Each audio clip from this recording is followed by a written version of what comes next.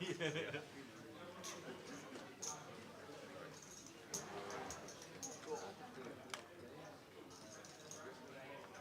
your name, bud? Oh,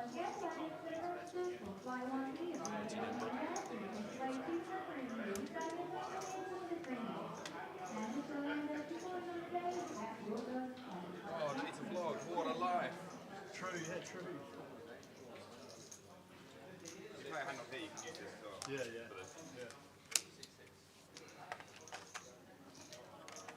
Absolutely love to see it.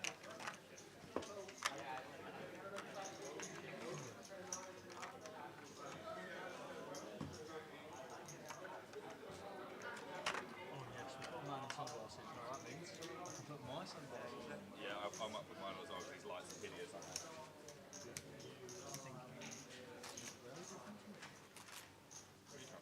What's your name, bud? Cover up. Oh, God. Sorry.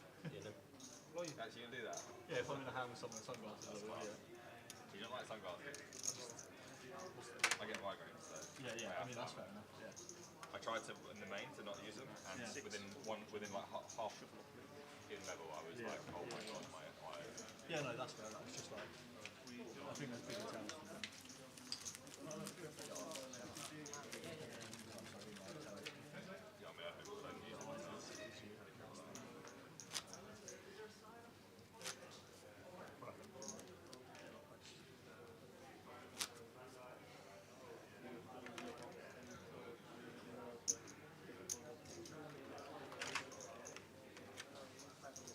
I thought the high rollers stream. They said the high rollers. I think they have to do a sit and go on here, so they wouldn't want to break off the high roller, so they're just going to let it finish over there. What, like, see it like later? Yeah, 4 o'clock. So they'll probably do 1, 6, 2 7.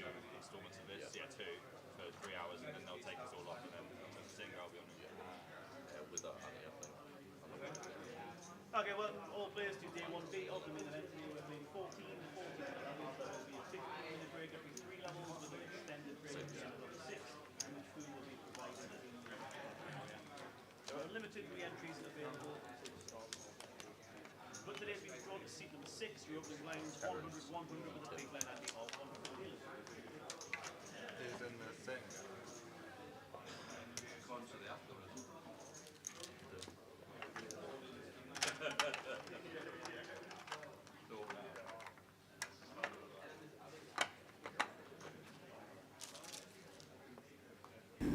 I like that. Look at this. Guess where we are? We're in Manchester. We are in Manchester. Hope everybody is good, ladies and gentlemen. Welcome back to the live stream. Welcome back to Team Cardroom Direct. After a couple of weeks off, with the great efforts of Goliath, just amazing. Really enjoyed Goliath. It was a fabulous event. It really was. T-Boy's on his way. Quickly just went out just to make sure that everything was good on the floor, which it is. I've got a square around my head. We get PK to sort that out because I've no idea. When I turn this off, the square will be gone. Welcome back to 888 Poker Live here in Manchester. This is the main event. We've got the main event, and then we've got a sit and go with all the ambassadors for 888. That's around about 4 o'clock, 4:30 on the stream, and then we'll be going back to the poker after that has finished. I think there's also one of those tomorrow as well, so there's plenty going on. We'll give you the full schedule of what's happening in Manchester and what is coming up regarding 888, because as you saw in the background there, Leeds is on its way as well very soon.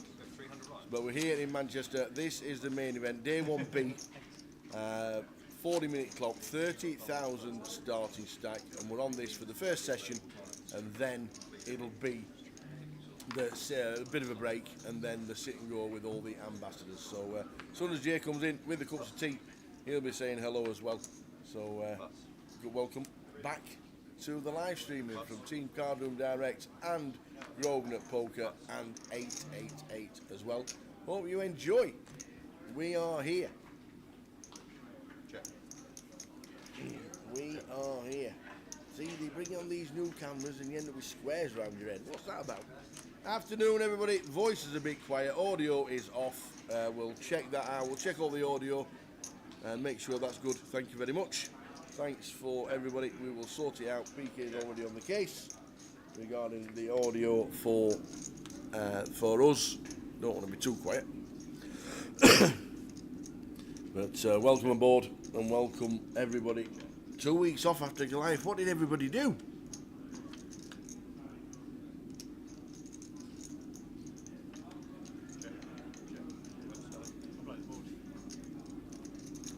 Jambo says it's already better. How are we doing, Jambo? Here comes the T-boy. Here he is, and he's got all his 888 goodies on. Here he comes. How are we doing, pal? Good. Thanks for the tea. There we go. So there we go. So there we go. He's here now. He's here. There he is. There. And we're going to get rid of the squares. We'll do that.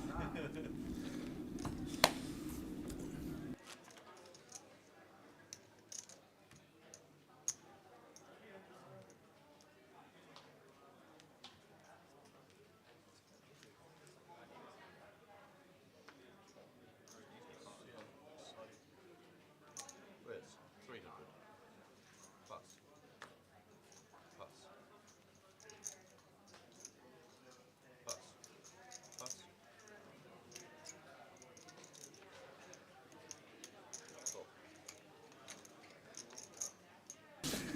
Cool. So we'll just quickly look. There we go. We've gone. And here he is. Good morning. The T-boy. Afternoon. Look at this, by the way. I keep forgetting mine. Yeah. It's in my locker, so I keep forgetting it. And it's great. I love the 888 down here. I think it's great. It's really nice. Got a blue one as well. How are you? Good. How did you spend your couple of weeks after Goliath? Don't tell me 10 days sleep. No, hammering the cash, to be fair. Been playing Did you? a lot of cash Oh, last right, couple nice of weeks. So, been doing all right. So, that's about it. Just two Excellent. cash games. And you've been doing good? Yeah, been doing well. And then Nice one. played the mystery. Because you calmed down a little bit first, like last year you smashed it. You were on the tables like work. I'm off for a cash game. Days off. I'm on my cash game. Then you slowed down a little bit. Was it just like one of them Just things? time off, probably. Yeah, That's absolutely. it. I love Yeah. it. Just it'll be same after Leeds. After we're back from Leeds, go away for a couple of weeks and. Yeah.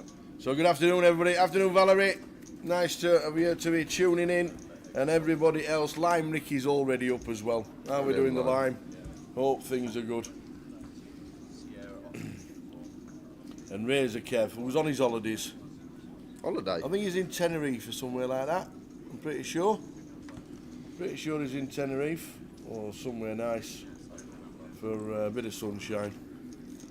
Thought holiday for Kev was an away day at the Britannia Stadium. That's usually one of Kev's holidays. The Britannia Stadium, Stoke City. Oh my word!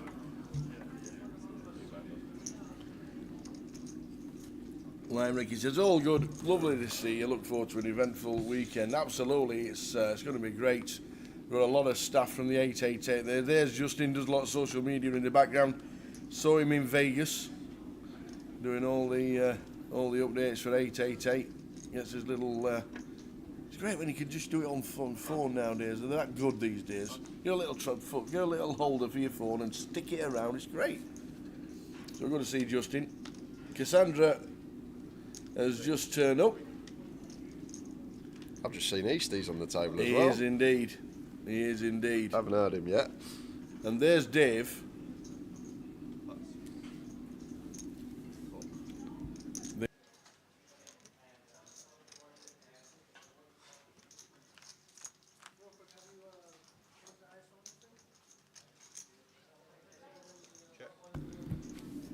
So Dave is a new member of the team. Worst Hands he's called. And I think we've seen him in the chat box I think we have, a few times. I think we have. And he says they just shorten it to Worst. So they all call you Worst. He says, yeah. He says, everybody just calls me Worst. I said, well, what they do, what's the next one? We'll just call you Wor. Like, Worst Hands Dave. So Cassandra Young is sat down. Oh, I'm moving already. On the feature table, moved after one hand. She had a good Vegas. Played 7 comps, cashed in 4. And she says, as I just saw her, she was walking to the feature table. She says, I'm on the feature table. I said, oh, great, we're good to see you. She says, what are you doing next? She says, I'm off to Barcelona next week for the EPT. Are you coming?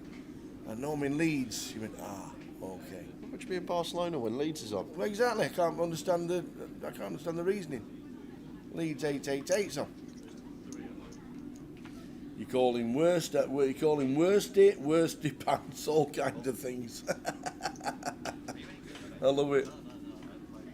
You know, Worst Hands introduced himself and said, hello, my name's Dave, but everybody just calls me Worst. I'm like, okay. That's interesting. I am the worst. How are we doing, Jambo? It's a 30k starting stack for this one. Super deep early levels as always. Yeah. One session of this, and then a break, and then the ambassadors sit and go, which is always a lot of fun.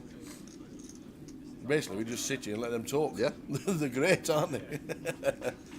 So we're looking forward to that. Any questions regarding anything 888 related? As we know, we've got 5 $109 tickets to give away. Have we? Today? Just today? I thought it was on Sunday. Is that every day? It's today. So the giveaways are going to be on Twitch, and if you are watching, our regular viewers obviously watch on YouTube and on Facebook on Grosvenor Poker, but also Twitch is on 888. So don't forget, if you want to watch it on Twitch, there's a lot of content on there. We always do the 888 on the 888 Twitch page, as well as Facebook and YouTube from the Grosvenor page. So you can choose your platform you want to play, want to watch it in. But all through the weekend, it's going to be Twitch on 888 and ours on GUKPT on Facebook and on YouTube. So whichever platform you're watching on, they are there for the coming 5 days. It's going to be an interesting week here in Manchester. Afternoon, the old ball bag. We are both well, and we're here for the duration. There will be a slight break in between this session and then the setup for the sit and go, but we'll obviously give you the countdown clock on that one. Got first tip of the weekend. Heaven's no Gate, way. 150 York, says Raymond. That's 10 minutes to go. Cheers, Raymond. You now know we've got to look, don't you? Yeah, You now know we've all got to look at it. But we did have a tip for Goliath. Yeah. At Goliath. And it was called Goliath. Yeah, and we all forgot about it until it won.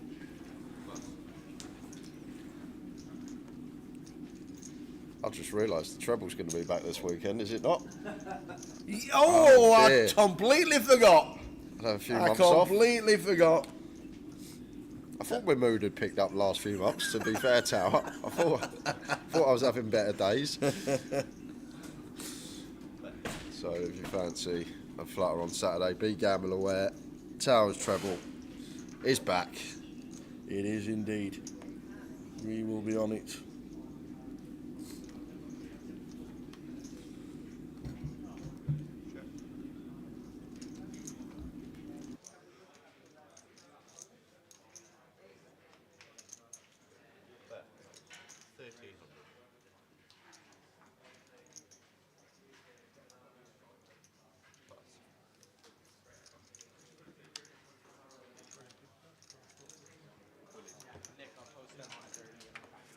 Thank you.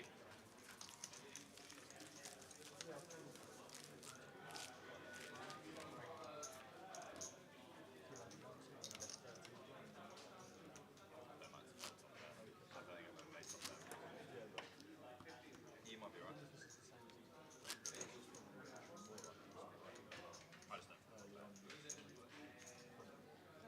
I don't want to put. So there's 5 $109 tickets on stream today. Get yourself into the little link that the Nightbot's stuck in and get yourself on. There's an 888 Poker TV special free roll tonight at 8 o'clock GMT, so I've no idea what time that is. I think that's I've no 7 p.m. Is it 7 p.m.? I don't know. It's either an hour in front or an hour behind. It's Or it up or could be down. level. Or it could be level. Is it level these days? I have no idea. And 40 minutes are late, Reg. Well, we'll get to that a little bit later. That'll keep flicking up in the chat. welcome everyone. Afternoon, Neil. Hope things are good. Mr. Neil Feenan watching.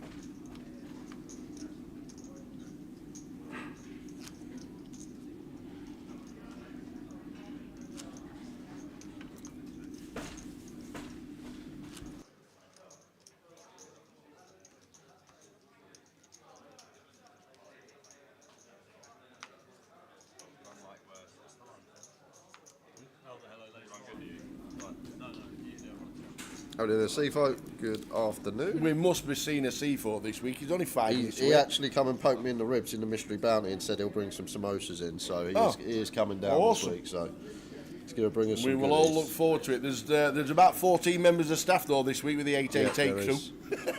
So if you bring your samosas to C4, there's plenty of people about. We always get a tip. We always get samosas delivered by a C4 when we work in Manchester. It's a great thing.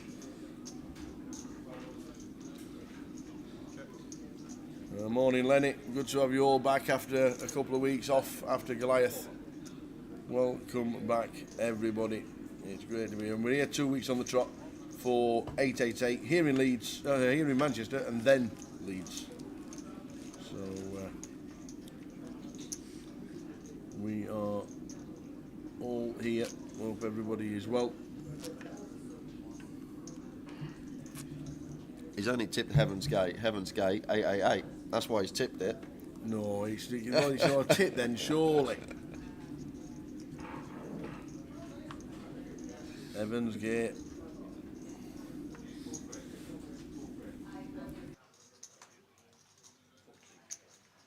Sorry, 403. 3 minutes holding so far. I'm going to be the tipster because I can tip favourites. Just checked it. 2-1 favourite it is.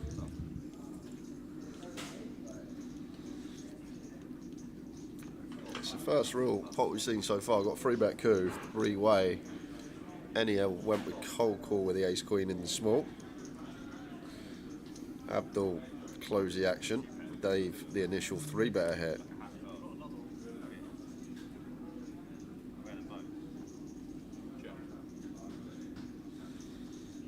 Goes to 2.5k and anywhere out the way. Unaware of Abdul's holding.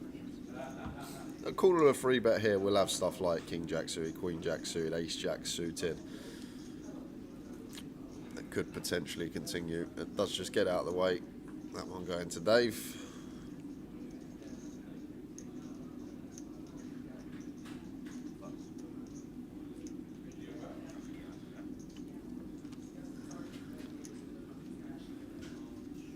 Have you seen Eastie's vlog from Vegas? I haven't yet. I haven't. PK was telling me I need to watch it, but I'll. He does some funny content. He does some funny content. He really does.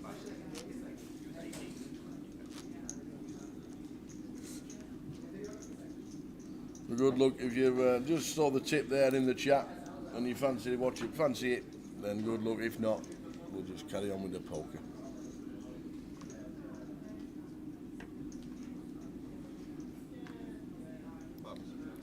Anyhow, Queen Jack suited makes it 400.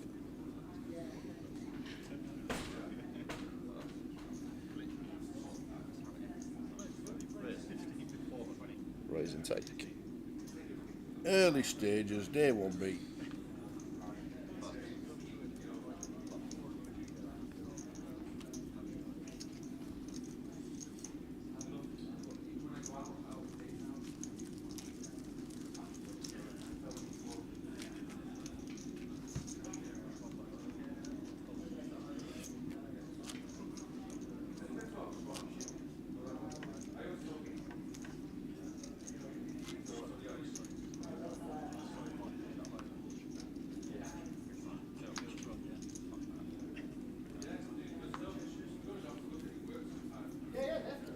Now we're doing Zild.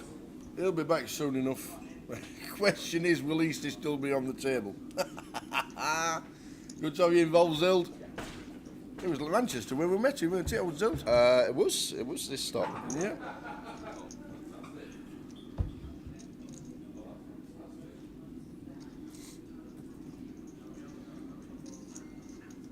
So we're Tower.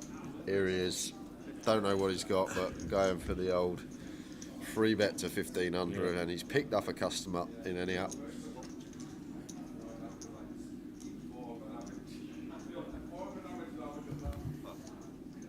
It's 4-5 Queen Rainbow.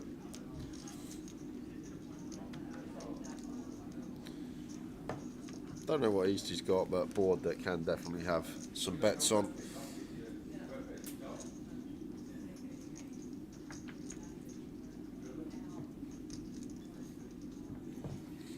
Goes for half, thereabouts. Quick call from Enya. Wonder how Nick reads into that. The snap call in position. No time to think. 7 of clubs on the turn.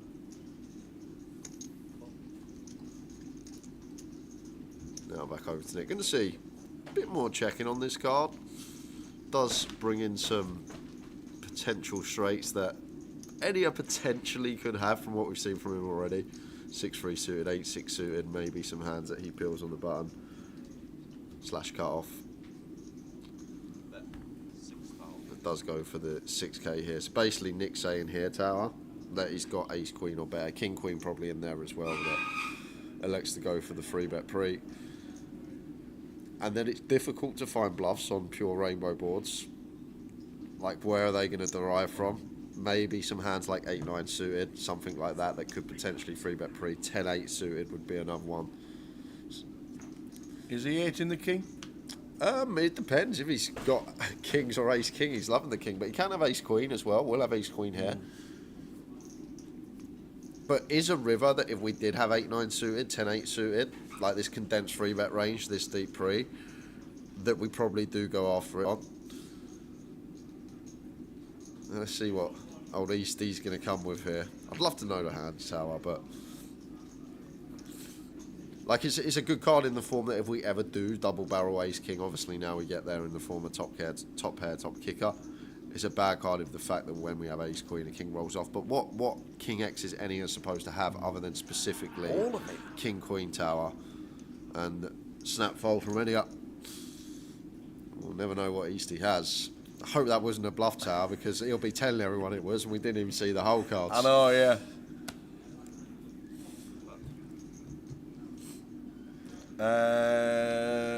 Who was that? That was Jambo saying, is this a 1k? Yes, it is. Total is 1100,000 plus the juice. And the high roller's going on as well. That is into day 2. 51 entries for the high roller. Well done to everybody who's in the high roller.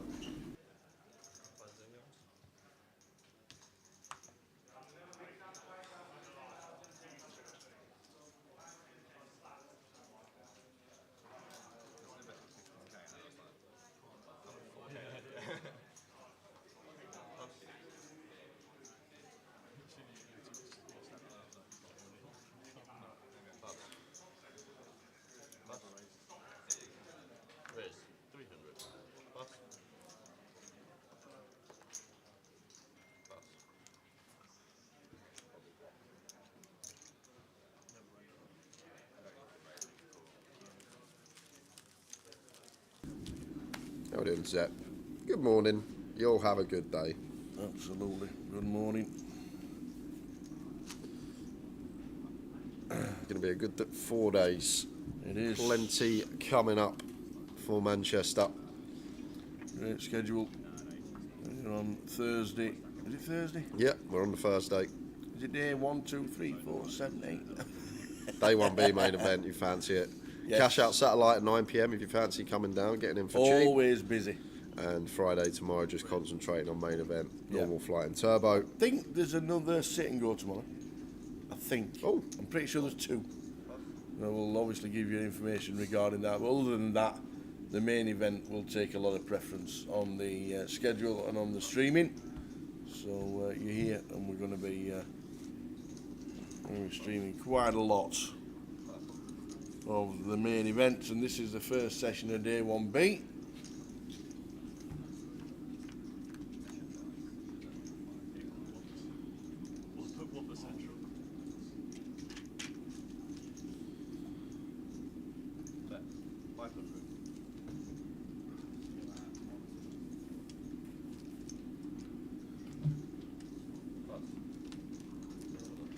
Good afternoon, Smiter.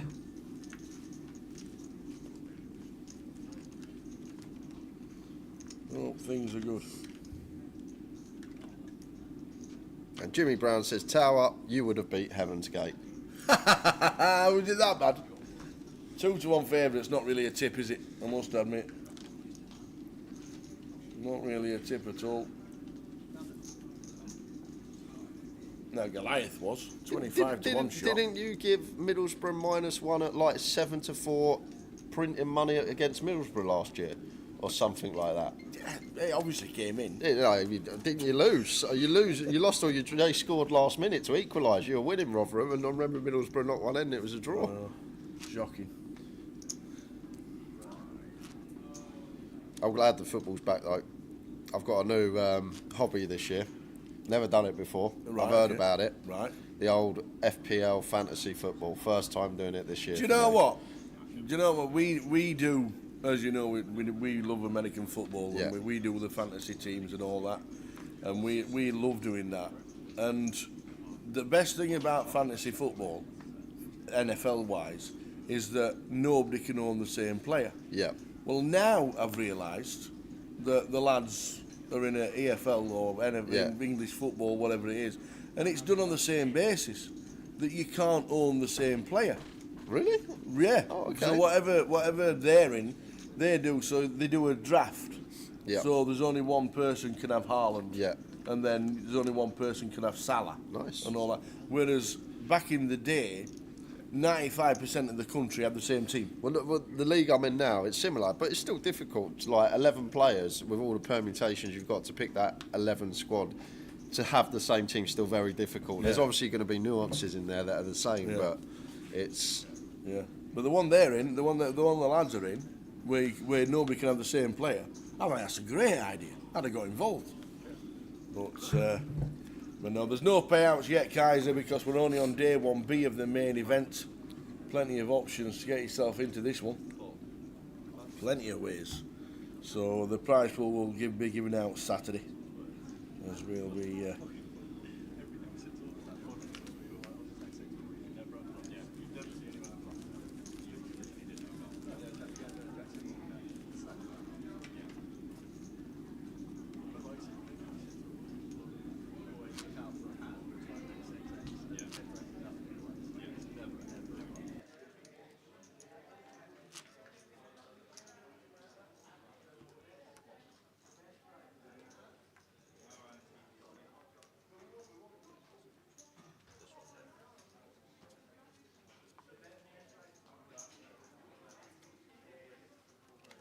So plenty going on regarding 888. We'll give you the schedule on a regular basis. There is plenty going on. Good to have Easty on there. I know Worst. We can't just call him Worst. What's his first name? The. But Dave Worstans is on his debut for 888. I got 76 first week, Kev. 76. Did you? I have no idea. But it just takes over your life, Tower. Like, You know the flop, don't you? it's got to be an 8. You know the flop. It has to be. Oh, it's not. Just as good, over pair for Dave. Not too much 3x out there. Terry shouldn't be defending too many offsuit 3x, only really the suited we're worried about. So happy to continue. Still could get some value. Terry's still going to have all this like 6-7 down to deuce 5 that going to be wanting to call once of the suited variety. Also some 4x as well to get some payment from.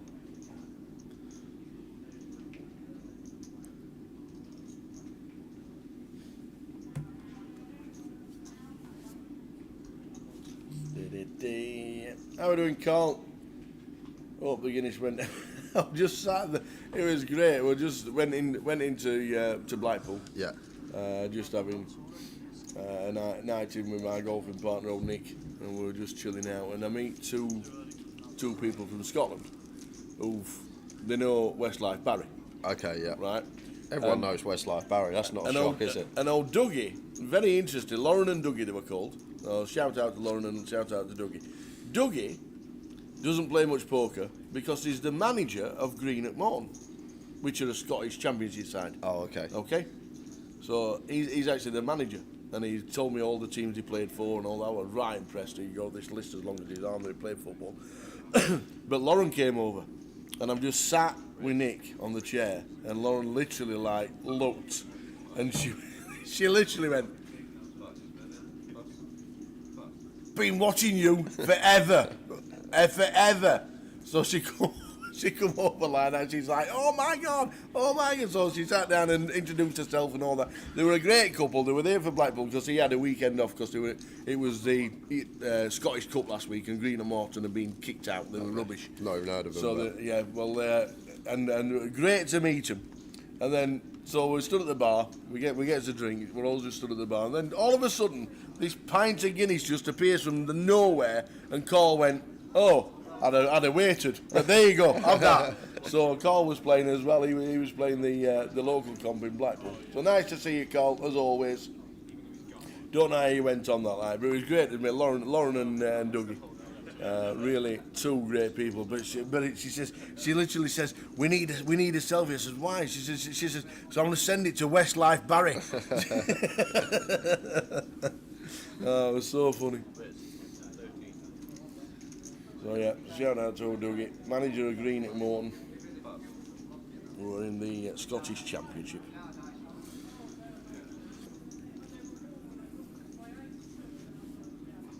You never know, might be delving into the Scottish Championship for Towers Treble this weekend. Oh. 3-bet pot here. Eastie defence. Unknown holding again. Is he knocking the box underneath with his knee, Tower, so he can't see his old cards? I don't actually know what's So he can't get into his head. See how he's playing and what he's up to, but we'll have to get a new deck on, guys. Had a couple of cards not showing, so that will quickly be rectified. But we're going to be sweating with Enya. This hand, unaware of Eastie's holding. Going to go for the delay. 16 into 28 here, about 55% on the turn. Eastie with the call.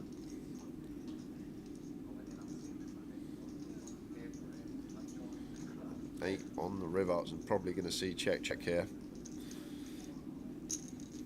And Eastie, I believe, announced 8, so maybe like 11, 8, 9 suited, something along those lines. Ace 8 of hearts could have been it as well.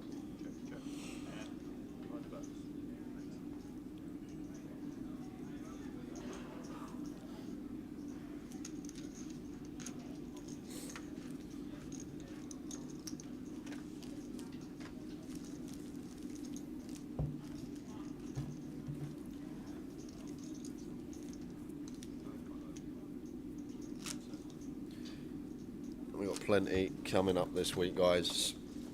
Lots to give away as well, I see. We have 5 109s to give away every day, Tower. How about that? Really? I love that. Up until the final day. So Thursday, Friday, Saturday. Love it. 5 109s to give away to the chat. They will be done via Twitch, as always, on 888. Yeah. Rest of the 888 schedule for the year. We're here now. Next week we're in Leeds. Back end of September, down to Reading. We are. That's straight after Luton. And then the grand finale at the CBS in Coventry in the middle of October. Check it all out. 888poker.com. Plenty going on. Plenty going on. We're on in the 888 team. And after this first session, there will be a small break, and then we'll be going with Ambassadors Sit and Go, which is always a lot of fun. Any live streaming Leeds? Yes, there will be, Michael.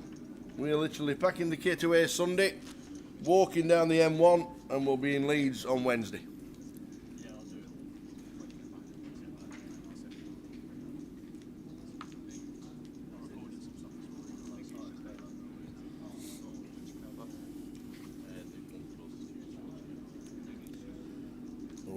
With the Kings.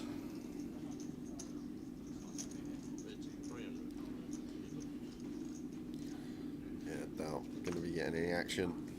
Jack 4 off straight into the muck. For Dave. I'm still calling him Dave. I'm not calling someone worst on stream, Tower. Worsty. Easty and Worsty. Good to see Terry Etting back. Terry in seat number 2.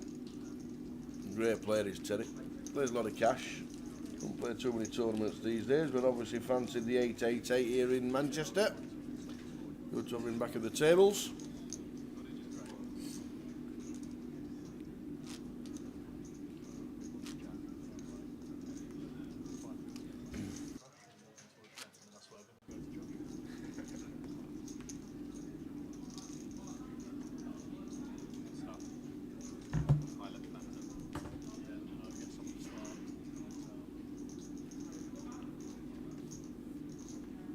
Andy Muldoon says Delahunt is on his way. It's about 5 minutes away. And yes, you're right, it's the M62, not the M1. Junction 27, M1, pull off, straight down the old bypass into Leeds.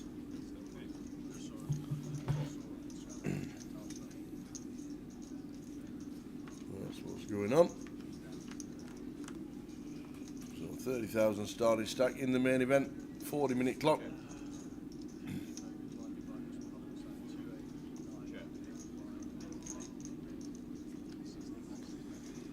Terry going to go for the delay here. And Callum with his flush draw, not going to be going, whoa, is he just going to let it go? Not flush draw, 3.5 to 1 on the call. Maybe a bit wary of the check back, facing EP. We'll have a lot of ace-X in there, but thought Callum would call once there for sure. That is disciplined.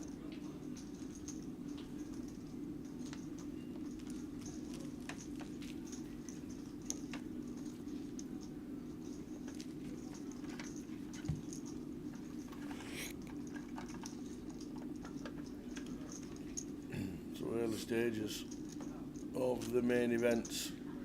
Ambassador sit and go later on this afternoon.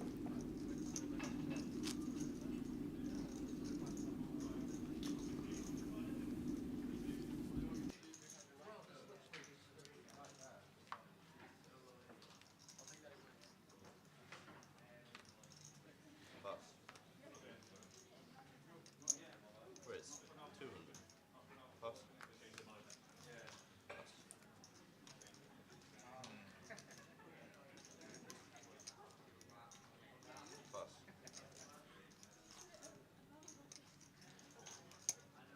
Call. Call.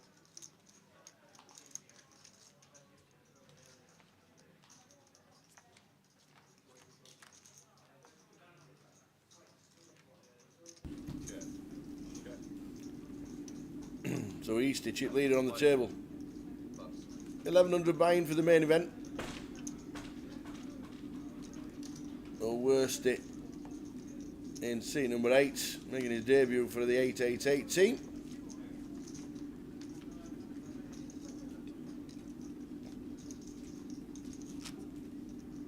Jamie White, howdy all. Now he's got something to watch for a while. Indeed you have. We're on for the first session of the main event. So 2 hours from 1:30, which will take us to 3:30, and then there'll be a small break until we get the ambassadors sat down for the sit and go, and you'll watch that live as it happens as well. Question. Is Easty playing in it? Oh, that's interesting. Should be. And Worsty should be as well. So the chips will be in play, but not won't be sat down. A new NPL leader. Yep. Brand new. First time this year. It is not Cal Morial. It's another Cal. It's Callum Gordon. Yeah. He's now the NPL leader. So it's going to be an interesting back end of the year for Callum and Matt Davenport, who's only 20 points behind as well. Great for the neutral. Absolutely. We're keeping an eye on those. So, new leader, Callum Gordon, who's already won events here in Manchester this week. Yeah, won the mystery. Saw him get the earliest of Christmas gifts you're ever going to get, Tower. 2 tables out, goes Callum open, 2 big blinds. Cool chip, Callum's second in chips. Cool chip leader on his direct left. Cool cut off with about 20 bigs. all in button, 8 big blinds. Comes back round to Callum. He's all in for about 60, 65 bigs. Chip leader's called him off. Chip leader's only got king queen off, hasn't he? King queen off. Callum's got queens. Yeah. The 8 big blind shove's got ace king, and then the ace 10 off overcalls for 20 bigs as well. And Callum just sweeps up 2 bounties, a quarter of the chips in the play. Thank you very much. Wow. And then obviously good enough to close it out after Callum's got a stack of that magnitude going to the FT. Wow. But I was watching it, I was on the table, I was sat there, I was watching it, and I'm like, just look on my phone, suddenly looked up, and you just see all these hands all in for like the biggest pot ever. I'm like, what's gone on here? and Callum just scoops a lot. Yeah, but will he hold on for the end of the year? Super solid, Callum is. He's one that if he gets chips, it's difficult to get them back off him. Real solid player. Won't be the type that sort of is like all guns blazing, big bluffs, this type of stuff. Just good, solid, fundamental poker, and deserved top of the leaderboard spot. Cow and Matt will be hunting him down, that's for sure. There's Terry here. Next 2 pair on the end. Comes for some value, 1,500 into 1,800. Just after turn goes check here. Eastie just going to be capped at a lot of 1 pair stuff. May river some ace 3, may river some pocket 3s, but yeah, again his cards aren't showing. Hello, Wobbert. Hello, Bob. yeah, you're going to see the bad news. I guess he thinks Terry's got a lot of 6-7 suited, 6-8 suited, 7-8 suited. From the small club draws, stuff like King Jack of clubs, Jack 10 of clubs. Guessing Eastie paid with an ace.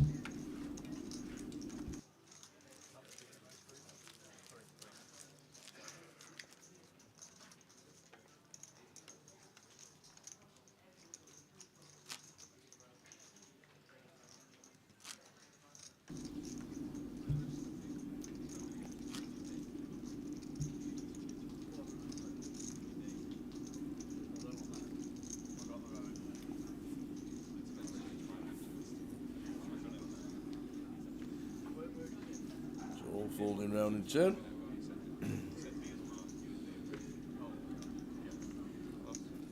On a 30-minute delay this week as well for 888.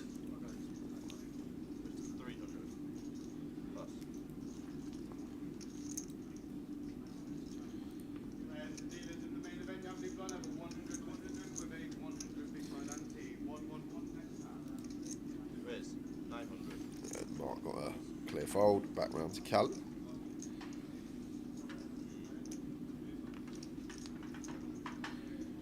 Just like every hand, we've got a Jack Links beef jerky wildcard hand tower.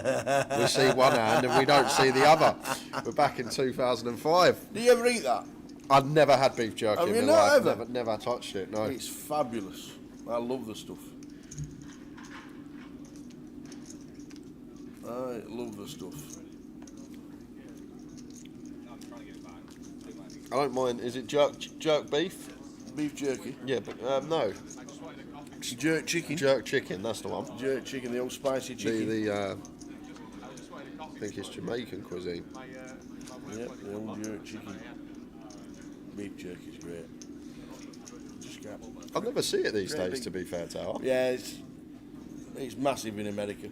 No, they have like half a kilogram bags of it. Over here, you get 25 grams for the same price. Here he is, the worst. His name has been His changed. name is the worst. Worsty. Mr. Chips in the small blind. You got Mr. Chips, Easty, and Worsty. Mr. Chips.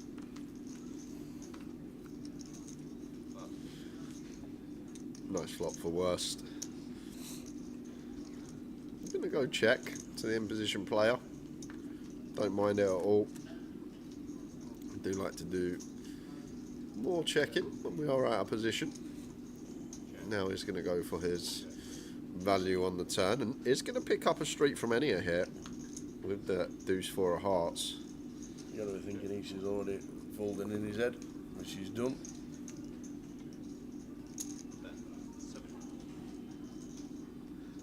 7 on the river. Yeah, we're going check. I'm going to deuce. No good for any yet. I wouldn't mind seeing a bit of value there from old Worsty. It's just a situation, Tower, one of them boards that we can comfortably bet fold, because once we check flop, we've still got a catalogue of 10x second pair that does like do a bit of checking. So once we do get raised, when we go for value on the river, like we're never getting bluffs, so we can comfortably fold, and then we can eke out some value from some potential suited king x and pocket pair non-believers. Even a deuce on this occasion from any up. Best jerky is the Costco Kirkland brand. Since I found it, I can't eat Jack Links. Well, now you're going to have to prove it right. Readily available. Well, you know where we are. We're in the comms box for the next 4 days in Manchester. If not, Leeds next week. We've got Luton, we've got Reading, we've got Blackpool to come.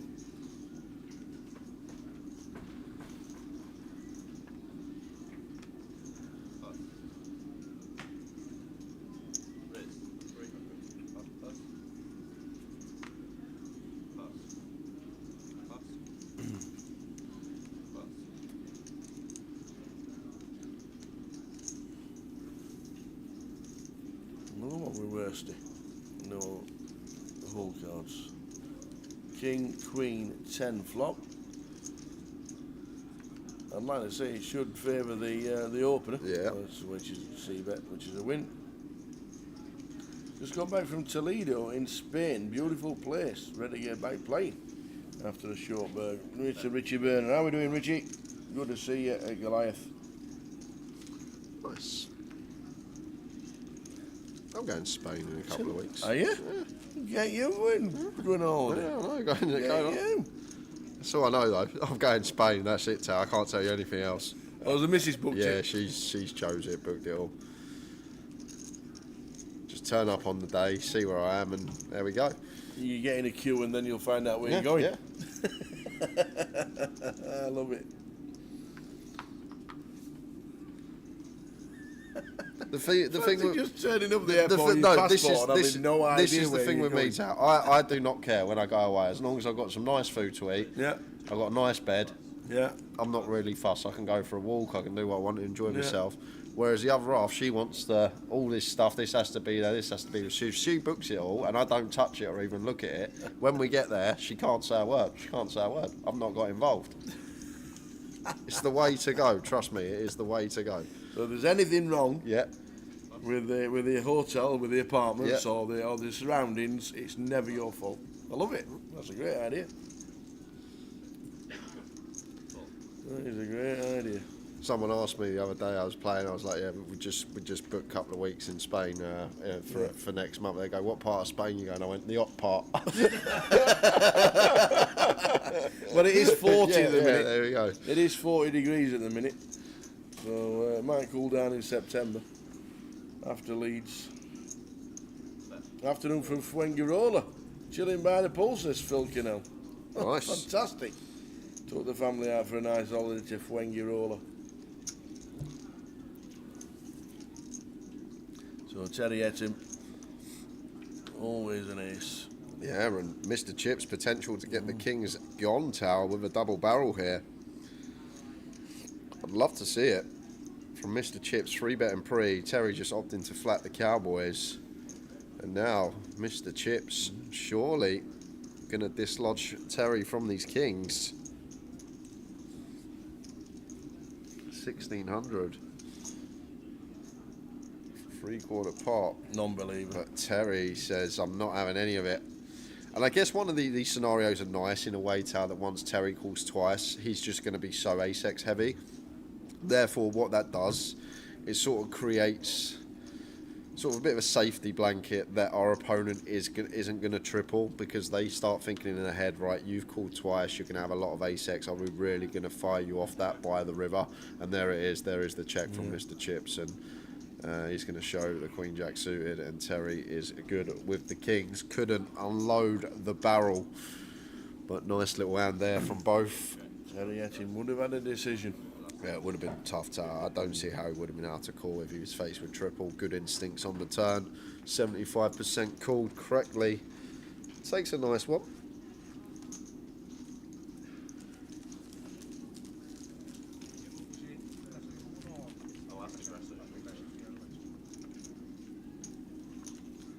Early stages of the main event. After the first session there'll be a break, and then the Ambassador sit and go will be on your stream round about 4:30, 5 o'clock.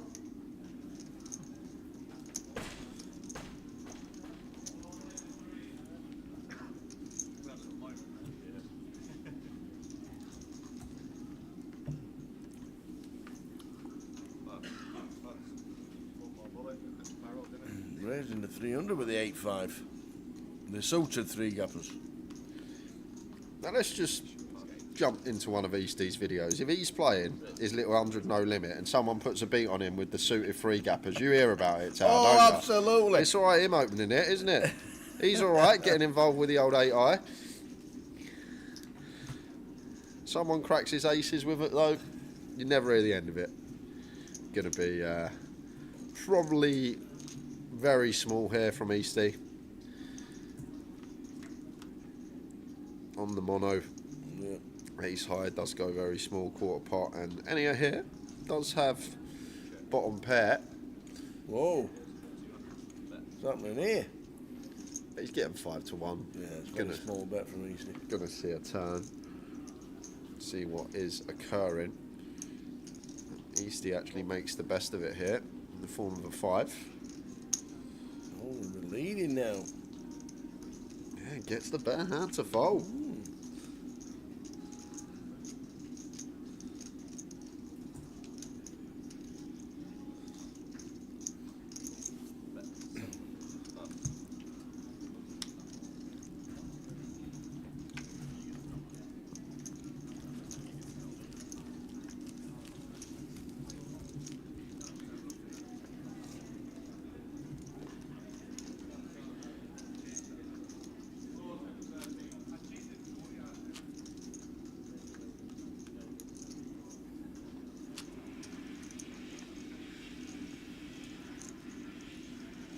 King 10 for Abdu. From gun, making it 300.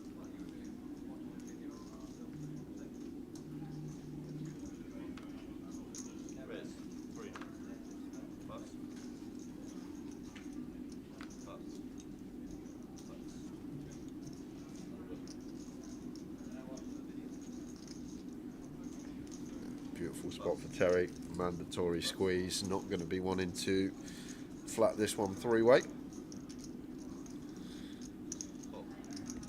Does come with squeeze.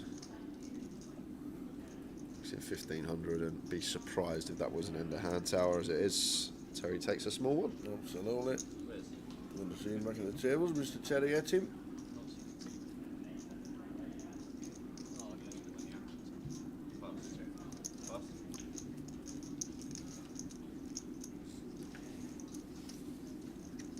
.40-minute blinds in the main event.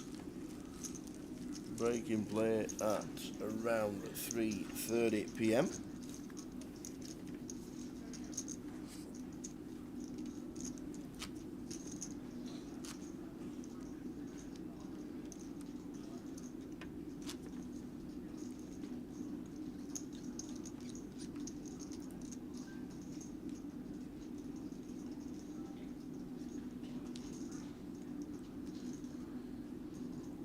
Legitimate one for Eastie.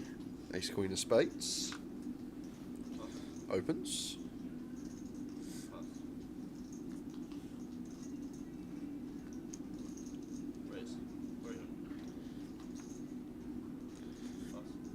Enya's in on the bottom of 10-9. Abdu defends option three-way. Queen 8 off. Nice spot for Eastie here. Indeed. Yes, Queen Seward. Jack 4, 6, checked all the way around, pairs the 4 on the turn. It may have been a spot we do like a little probe delay potentially as Nick here once his bottom card pairs and the big blind checks over to us. that way any has been playing, maybe expect him to just bet a lot of his any paired hands on the flop. Still sort of likely to have the best of it. Equity denial purposes, maybe turn probe could be a thing. Either way, pot going Eastie's way.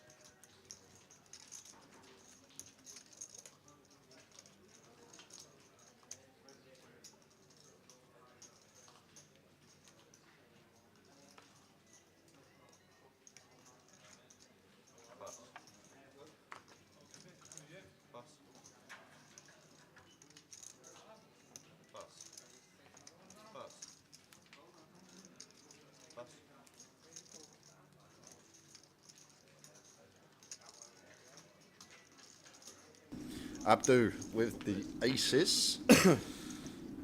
Yes, of hands in the first session. Yes, has shown. Kings shown. Queens. There's not much action this time. So if you want to get involved with the schedule for Manchester, here it is. Rest of the week. We're on the Thursday. High roller day 2. We'll give you information regarding that. I know we normally do the high roller, but the sit and go will take preference. Not sure what we're doing after the sit and go. I don't know if we're back to the main event. I'm not too sure. May even throw the last knock into the high roller on. It depends where they're at. Friday, main event day 1C starts at 12 in the club. So get yourself involved. Plenty going on. All kinds of side events. The Dragon, the Rumble, the Omaha Pot Limit Bounty. It's got no name. I need to come up with a name for the Omaha Pot Limit Bounty. The Closer, the Dragon, the Rumble, Omaha. There we are. High roller chip counts. If you're interested in how everyone's getting on for that one, those are the remaining players in the field. Gilberto Sancho, is that the guy that final tabled the main event? Did not find it was on it, wasn't it? It was like deep, last 2 or 3 tables. Went deep. Midi. There we go. George goes pop. Mitch Johnson. Mikey Clark on a bit of a tear at the minute. You know, Mikey Clark, he's won 2 or 3 events in the last week or so. And Jamie Walden, I hope he's fetched it. Oh, bracelet winner. Mr. Jamie Walden's in the building. Oh, I hope he's brought it. We'll wear it again. So they are the counts for the high roller. They're approaching the FT. We will be covering the main for the remainder of this session. There'll be a break to get ready for the Ambassador sit and go. Quick trip to the Dutch Fishman, get some cod bites. Back in the casino. How many times you having that while you're here for the next 4 days? Probably going to be the go-to, ain't it? It'll be half a dozen times. You'll be like, yeah, cod bites. Terry finds the free bet here. Ace-10, very nice one to use. Offsuit against the P.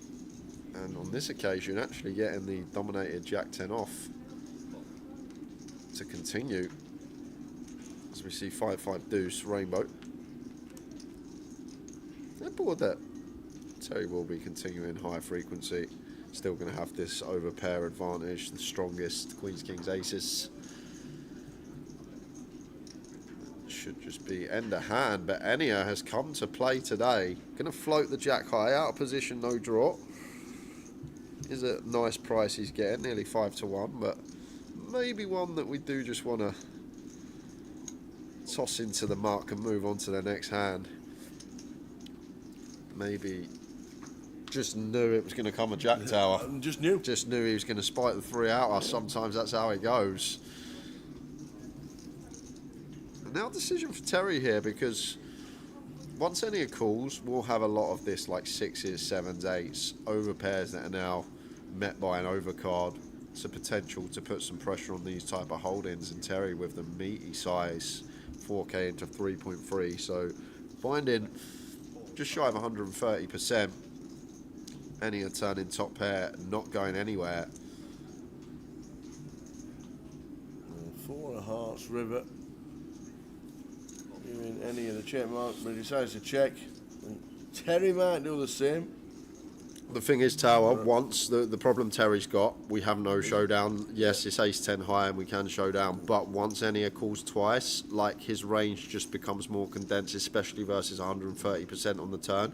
Like, he has no turn hands that call that are a draw, if that makes sense. Like, there's no flush draw, he's not calling any straight draw versus that size. So once Enia calls turn, like, ace high can never be good for Terry there, so potential maybe to try and dislodge him off of 6s, 7s, 8s, 9s. I doubt a jack's ever folding, but it's one of those scenarios that you're sort of sitting there and you just know if you knuckle back, you're never winning the hand. But maybe Terry just aware of custom up. Been involved a lot. Early doors, has any up. Been entertaining, to say the least, as we lose Easty from the feature table. He's been moved to an out up to balance.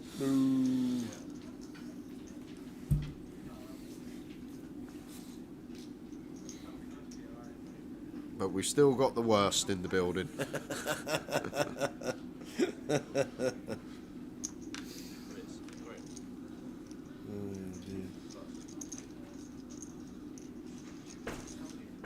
Abdu in with the raise, Callum calls small, and he had defends big, 3-way.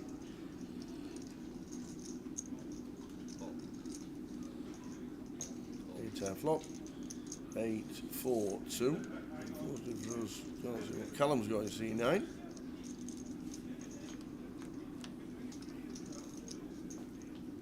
Abdu continues 70%.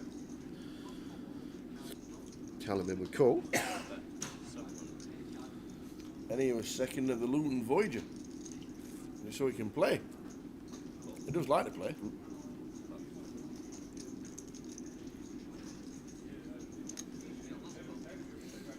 Double barrel incoming from Abdu here. We'll have a look at the most ace X, obviously, after bet and flop as the original opener. All these ace highs that just see bet that now snag top pair. So turn card that most of Callum's range is going to have a difficult time continuing on. Let's let it go.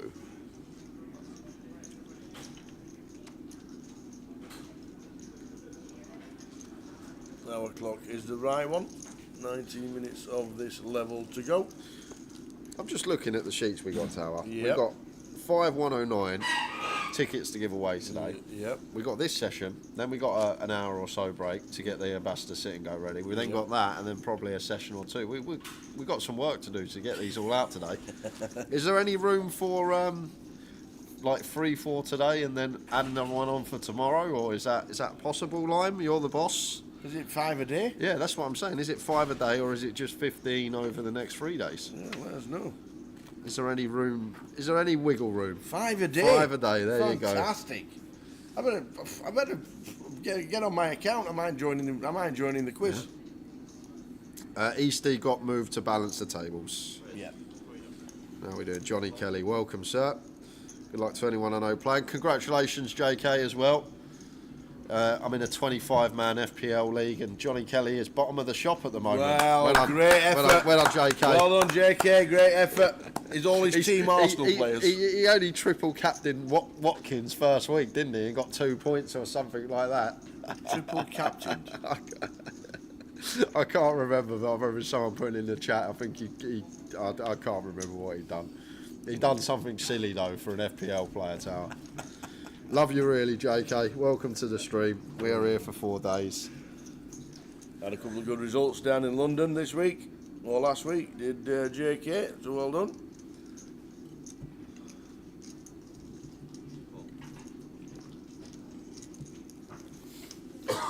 He donates every year. I love it. It's nice like that. You've got to give some back, Tower, haven't you? Absolutely. It gets us at the poker tables, we'll get him at the FPL. That's it. Can't just keep taking it off everybody. Give it back. How often do you check your team? Every day I'm looking now.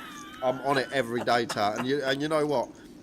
I'll come back to it because we're going to see what Ennia's cool with here. Hopefully, no, we're not. Nice bit of value there from Callum on the end near pot size. But usually with me, like my sort of spare time, I'm either watching poker, watching golf, watching football.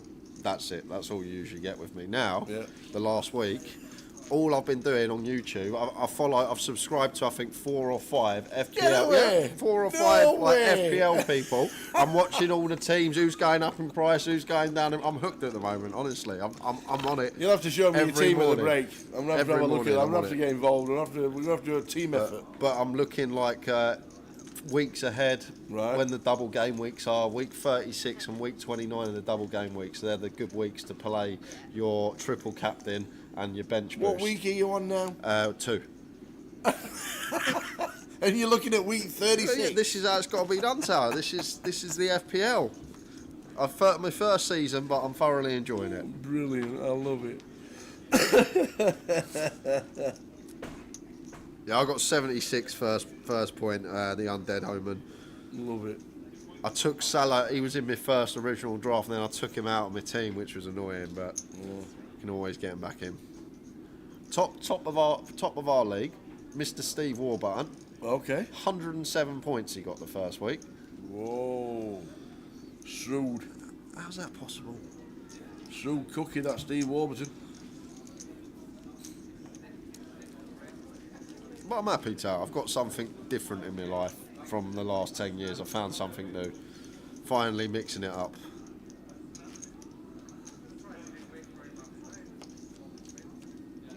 And you get all excited as well, like Friday night when the deadline closes for your team, like, oh, the games are on tomorrow, lovely, I get to sweat the games. I love it. Oh, dear.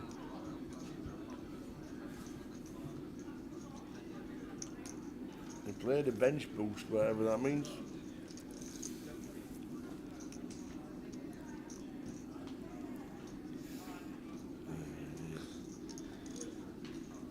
To be fair, once the American football starts, once the NFL starts, I'm the same. Yeah. Looking through the team, seeing what's happening. So anyhow, in the cutoff, opens ace 10. Abdu in with call in the small blind.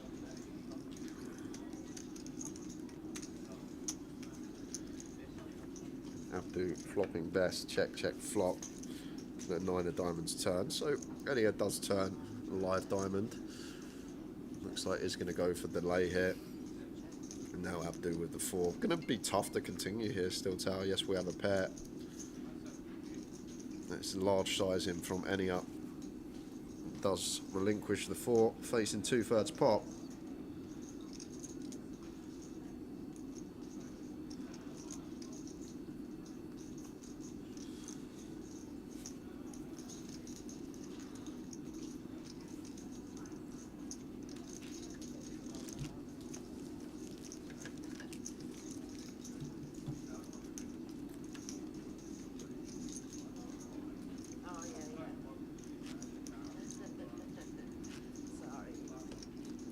I think Sonny kept saying, I thought Son would do the business this weekend. I don't think he's a good pick for FPL.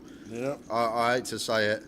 But Loved him over the years at Spurs, but I think he's past it. I think he's at his peak and going to be on that sort of downward trend over the next few years. Reckon we'll see him at someone like Norwich or West Brom in a get away. 3-4 seasons. No way.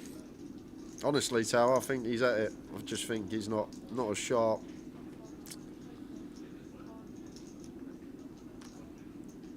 You think he misses Kane?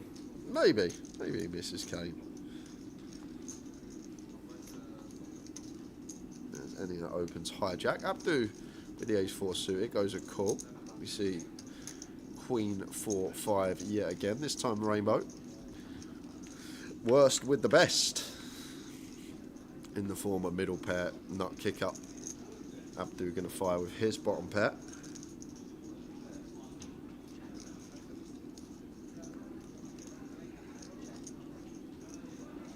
That's with a call, any up. Out the way.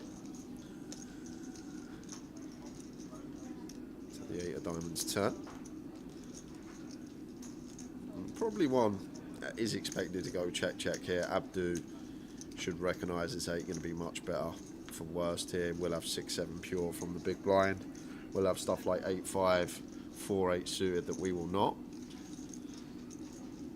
It's going to go small. 700 into 23. Giving our man worst over 4-1 on a call, and good instincts from worst. Just thinks that he's getting too good a price to let this hand go just yet. I'm going to get to a river that surely he's going to go check now. But is it a case that Abdu thinks that his 4's never going to be able to show down the best of it? I guess we beat some stuff like 4-6 and 4-7. Here it is, Tower Bluff coming in. Let's go, Abdu. There we go, Abdu. With the old triple barrel as a bluff. Nicely done. Mr. Chips moved to balance the tables. So did Easty. And we got Ian Simpson by the looks of that. I'm just looking at the shirt, thinking that's Ian, it's Ian Simpson. There he is. Yeah, Richard Milner says, I agree, Jay. As a Spurs fan, it hurts, but when you watch him, he's nowhere near his best anymore. Oh, dear. Oh, dear. Where's he going? He won't go to West Brom. I said in like 3 years' time, Tom. I'm not saying like this season. I'm not saying like West Brom are going to swoop in this transfer market and suddenly Sonny's playing in the Championship, but...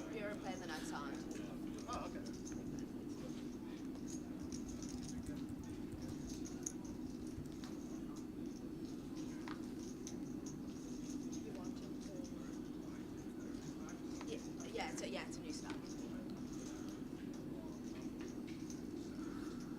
Yeah. Forward. 3 years. Forward.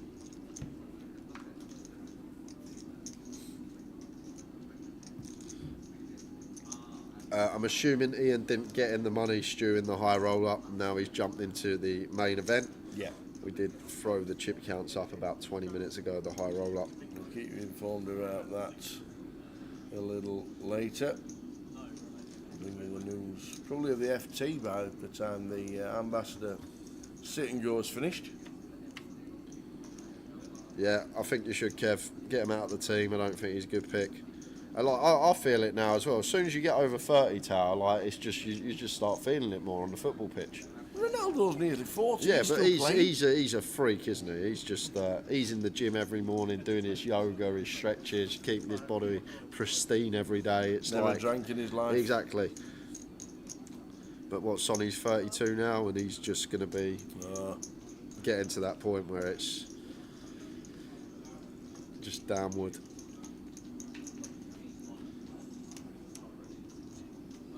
Don't get me wrong, it's just an opinion. I'd love him to come out and score 20 plus goals this season, but I just can't see it happening. Cannot see it happening. We're going to jump into this one as Abdu just ran a triple, and he's running it again, this time double barreling with the 7-8.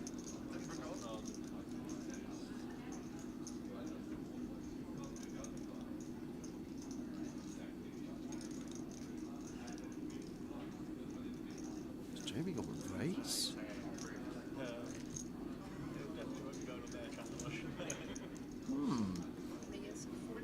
There's just a 4.5. I'm really trying to... Like, we don't really ever fold out better here, right? Like, the 6X are going to be like 6-5 stuff that's going to continue anyway. 10s never fold in. Really strange one from Jamie. I haven't really got much to say. He's going to get the 8. Nothing in the works. Maybe it is. Maybe it's just the old school play tower. I feel like you haven't got much. I'm going to find out where I am, and does get an okay bit of equity out of that. It's a fair play. Takes it with just a 4.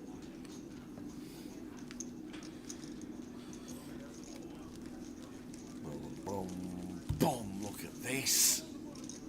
And don't forget, this event is for NPL points as well. So the full festival is for the NPL points, and that's the new leaderboard. And we have a new leader for the first time. Sat there. And he's in seat number 9. So there's plenty of packages, and maybe Cassandra Young, who's playing today, she's in 25th. I see the Mad Turk shot up the lead. One of the funniest things, Tara, honestly.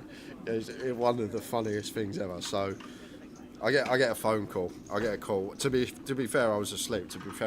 So like it's early afternoon. My phone's going. Bzz, bzz, bzz, bzz. I look. It's the Mad Turk. I'm thinking, what does he want? He never calls me. Hello, Jay.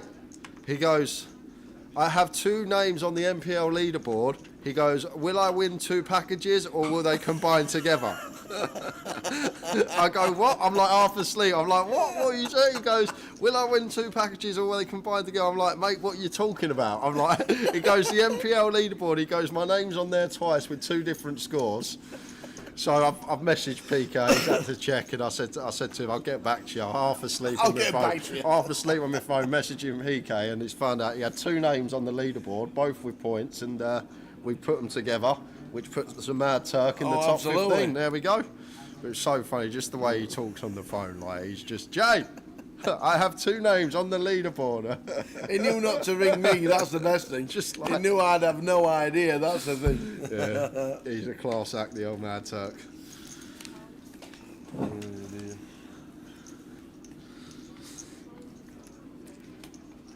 You must have had it, Tao, when you see someone's name on your phone that just never calls you ever, never ever like, calls what do you. they want? Yeah, like What's happened here?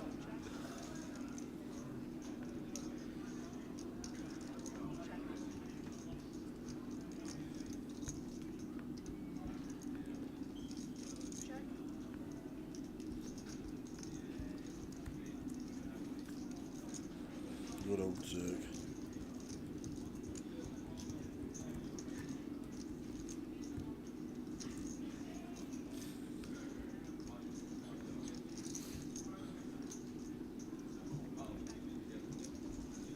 Here he is. So does it. Darren Delahunty. He was coming down the M62 and here he is.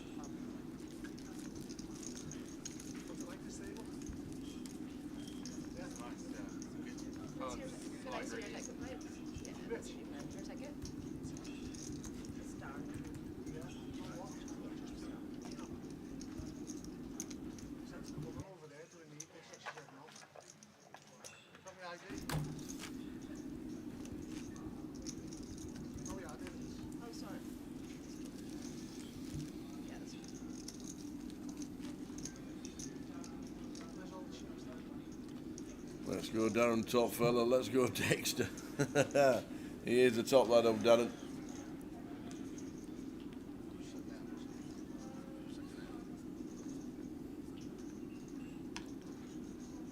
here he is. First hand sits down, raises up because he's got pocket 9s.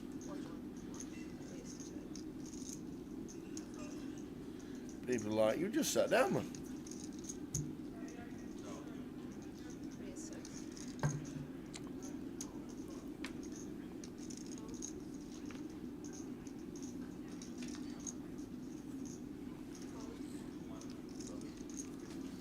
So I've done plenty of hands, calls. Sorry, initially raises, but they've got 3-bet from down. He calls the 400, check the flop. 80 diamonds turn. Yeah, no, Darren is going to go for the delay. Be surprised if it's anything but check, bet, fold. That should be exactly that. And Darren sits down, wins his first hand.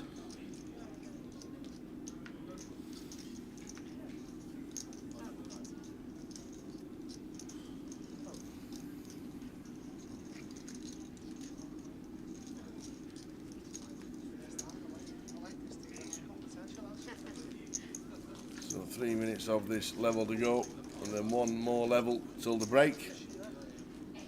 And then be swapping over to the ambassadors sit and go.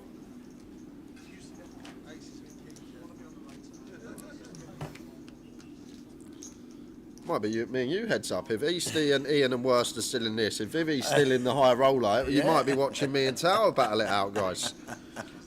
They are all playing. Actually, we probably better not. I remember how that ended up last time.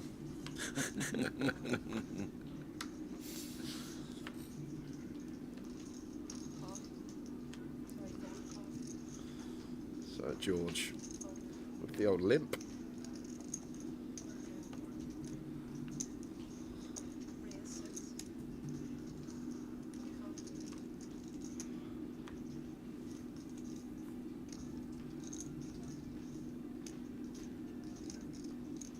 Yes, from Ian. Any a calling, so too does George.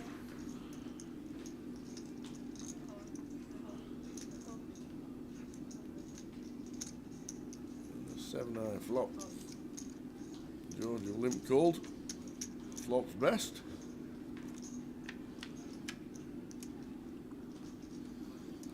Checked all the way around. 10 of spades. On the turn George leads, and That should be that. that should be that, and indeed it is.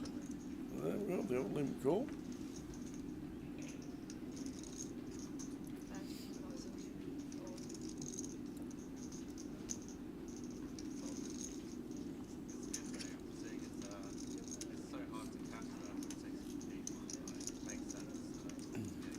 Last hand of this level is where the blinds will be going up. 40-minute clock in the main events. I like it when I was just if it was 10 or 11 2-hour session, and then the sit and go for the ambassadors. Should be a lot of fun. Wonder if there's a prize. There normally is. There normally is.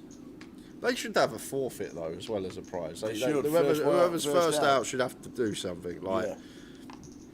Like walk on stage in a pink tutu, Yeah. something like that, you know. or run up Berry New Road 888 times. Oh heck. Yeah. You never see him again.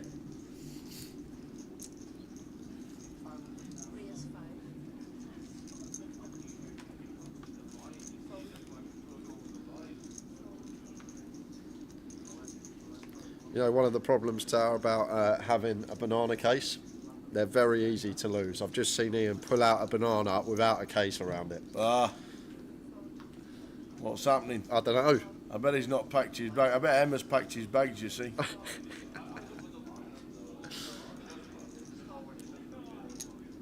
I saw Ian with the banana and thought, where's the case that goes with it?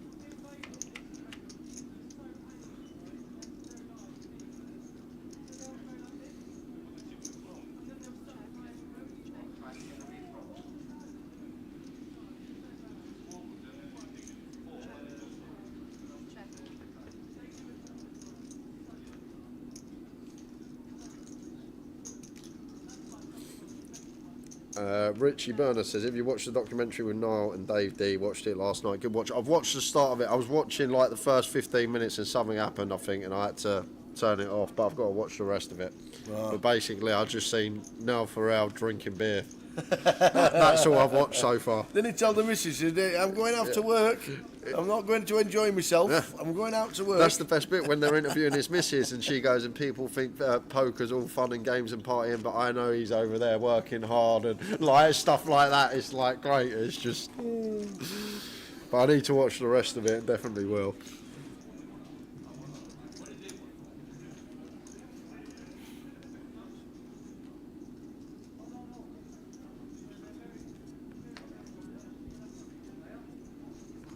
Peter K on the arena Friday and Saturday. There you go. Darren Della Hunter this time got jacks, razors. Ian Cole's a 700 with nines. Worsty out of the way. Terry Etten with ace queen.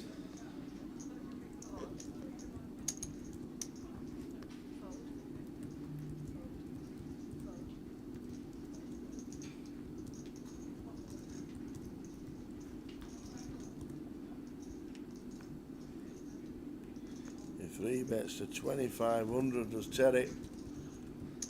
Jamie folding the same hand. Right round to Darren, who flicks in a call, which might bring Ian in with the nines. Should do. 1,800 to call. So we go three-handed. Ace queen folded.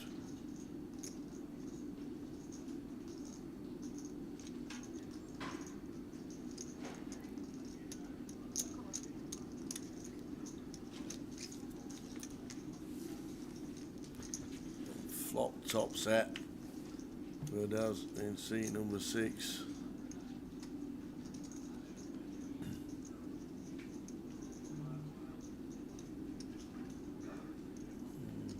What to do, he says. Is it always a check? Yeah, it should be tower. But looks like Darren is going to opt to lead. Top set here. Nine's insta-muck. Back round to Terry. Calls. As it should. Like, it looks a lot Yeah, like it's here. Darren's got like a jacks type hand tower and. Oh, the 9. Wow. Imagine that. Imagine if Ian's still in this pot. Wow, imagine if that had been checked. The grim thing is, Tower, if Darren just plays this hand, how we're probably supposed to, and just check, Terry probably doesn't 3-bet ace-queen, c-bet ace-queen three-way, and then we just get to call at Ian and probably stack him on this run-out, but just opt into donk the top set into the aggressor. Ian gets out the pot. And stays in the tournament. Yeah, obviously we get the value from the ace-queen on the flop, but imagine if we just find check over to Terry, checks through, Ian turns a set. And he's not going to see, he's going to show him. He is showing him, and Ian's like, wow, I've just got away with one there. Big time. Hey, product, good to see you streaming straight after Goliath. Indeedy, indeedy, nice one. We are back.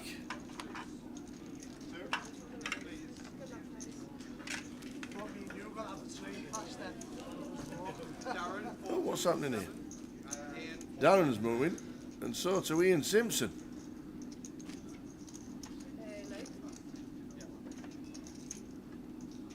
So Darren Delahunty started well on the feature and is now on his way. He's just been asked why he gave me the chips, why they got the trays, listening to Spice Girls or something in his ears.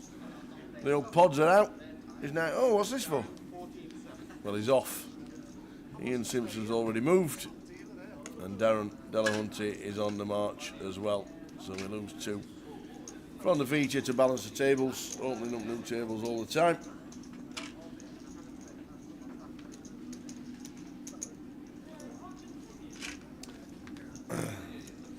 Ace 9 from any raising to 500.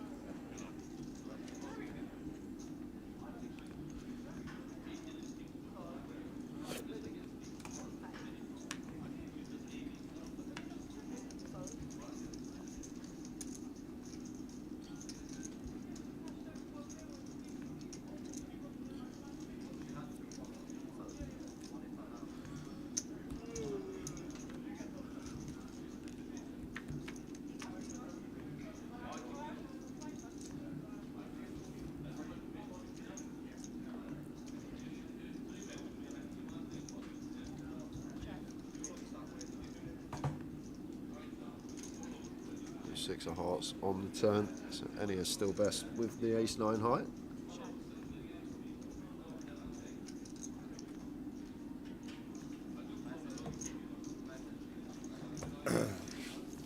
Product, am I a Rotherham fan? Yes, I am.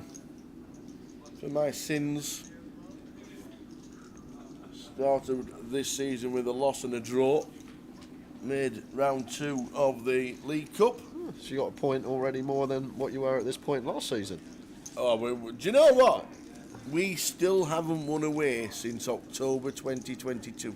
That's a long old time. That's nearly 2 years. That is nearly 2 years. That's a October 2022 is the last time Rotherham United won away from home. We still haven't won away. First game away at Exeter, lost 1-0. there you go. If we don't win away from home in League One, there'll be a new team for Towerton. I thought you got like a new good manager, I heard. Nah, I don't like going back to a manager we've had before. I don't like it. Fetched in 15 new players. Right, brand new team and everything. But yeah, no away win since October 2022. Crazy times. But we'll see how we go this season. Don't expect too much, to be fair, I must admit. Don't know that much. But we'll have to see what happens.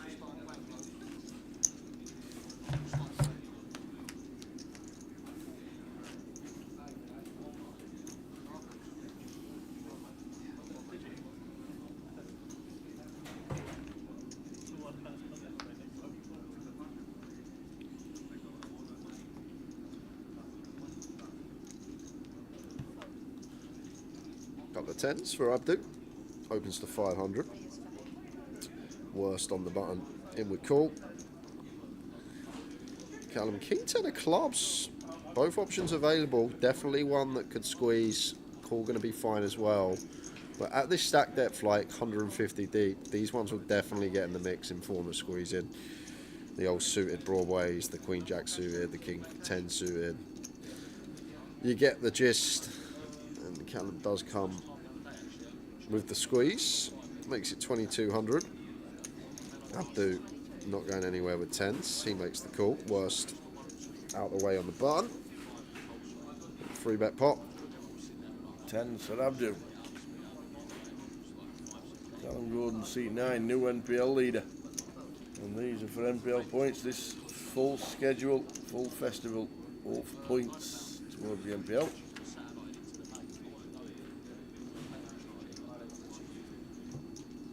Four, 7, 7 flop. 1700 into 53. Yeah, 30%. All-time check fold from Callum.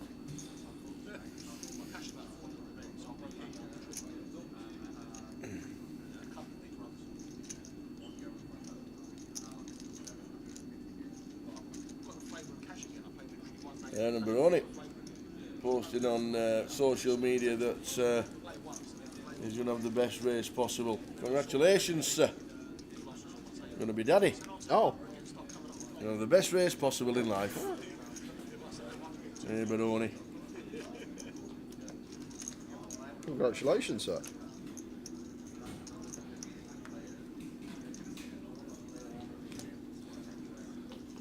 Into level number 3 of the day. Around about 30 minutes to go until the end of the session, and then a break until the guys get on for the ambassadors sit and go.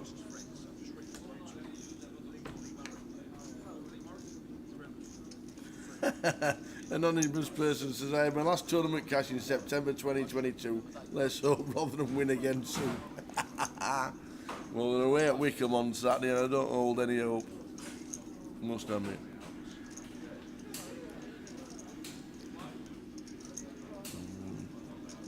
See what happens. Yes, I flop for George. Yeah, just bet range. Hand done.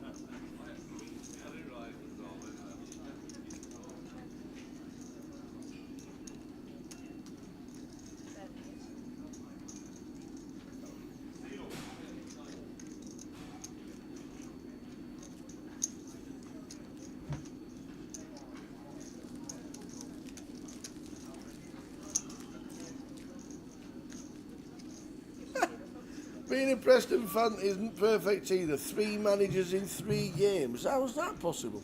They sacked is it Darren Lowe? They sacked him after game 1. So obviously somebody took charge for game 2, and they've just appointed a new manager for game 3. How weird is that? Blackpool have sacked the manager after 2 games. What's happening? I don't know. 2 games. You get 2 games. It makes no sense. You get 1 game at Preston. 1 game, sack. Blackpool, 2 games. World's gone mad.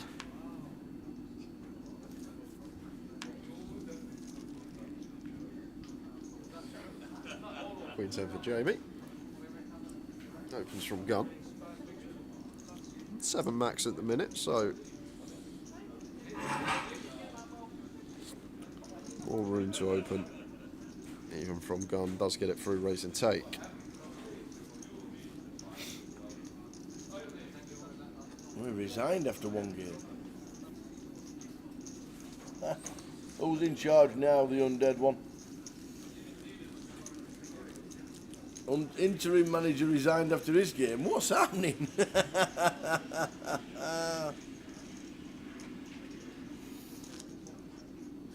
Oh, here we go. Razor Kev says QPR are going to win because they're playing Plymouth.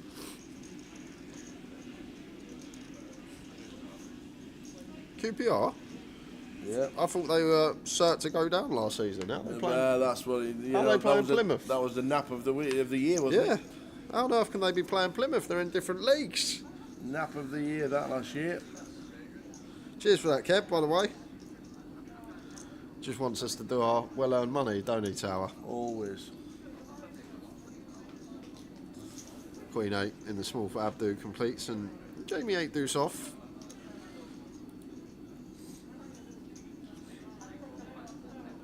Looks like he is going to go for the raise. Making it 900.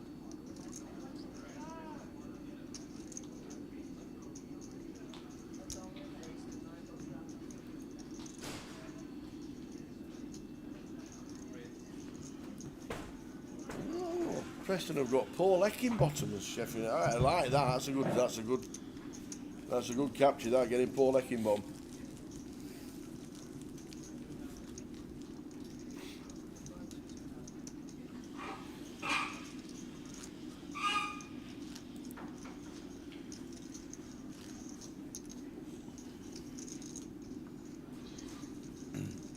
Third level of the day. Main event. 30,000 starting stack, 40-minute clock.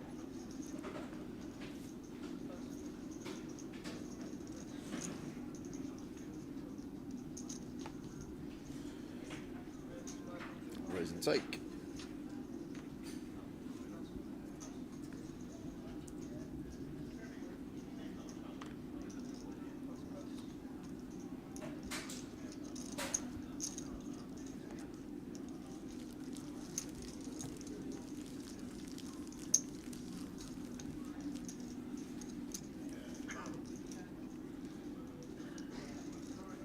Hey Dennis, no, we're not streaming the high roller today. We've got day one of the main. We've got a ambassadors sit and go from 4 o'clock on the stream or whenever they sit down and play.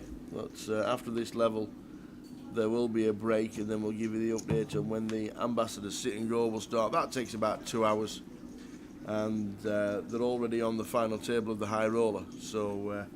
We'll be probably concentrating back for day 1B after the ambassadors sit and go, work it out on when they come back and when they get back onto the tables. Yeah, nice little spot to squeeze here for Jamie. Good to see him take it, especially Enya being the opener as well.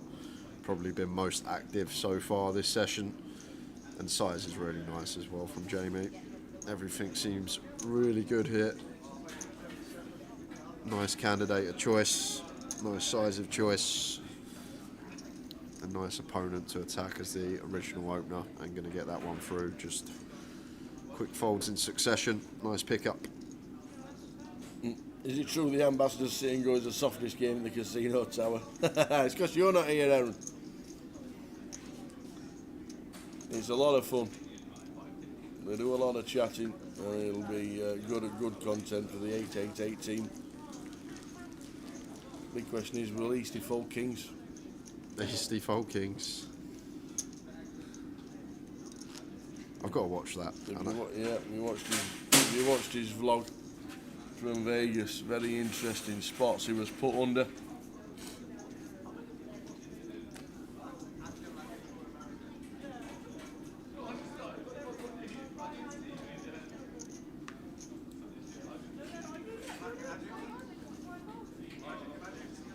And then Rich mad as a wasp afternoon. Yeah, he's still in Tenerife. Speaking of King's Tower, right on cue. Ennia's got one that we probably like to fold, but how Ennia's been playing, this is what you expect to see. Likes to see the flop. Usually say general rule of thumb, offsuit broadways, other than ace queen, open under the gun, and we get free bet, just let them go. Just play fold. Maybe once in a while go for the 4-bet, dependent on candidate, but I think that's sort of a general foundation to live by at the poker tables. So Abdu with the continue, and Enia does have 3-2 straight, 2 overcards, getting floaty with the king queen. 8 of spades turn. Check mark for Abdu. If we do get there, but Enia checks. We check calling this one. Probably not. I doubt it's out. Although I was surprised to see the flop flow out of position. Oh, we are. Absolute non-believer. Basically trying to say, I've got a jack here, sir. Yeah, I have a jack in my hand. Makes it 5,500. Problem with his size, though, look at the price we're giving Enia here. 3,300 to win 14.6. Over 4-1 on a call here. And the king's calling with position. We're going to have a decision on river here, Tav. Enia can unload. 7 of spades. Here we go. Potential. Can still have maybe some 10-9 of clubs, 10-9 of diamonds type stuff that complete by river.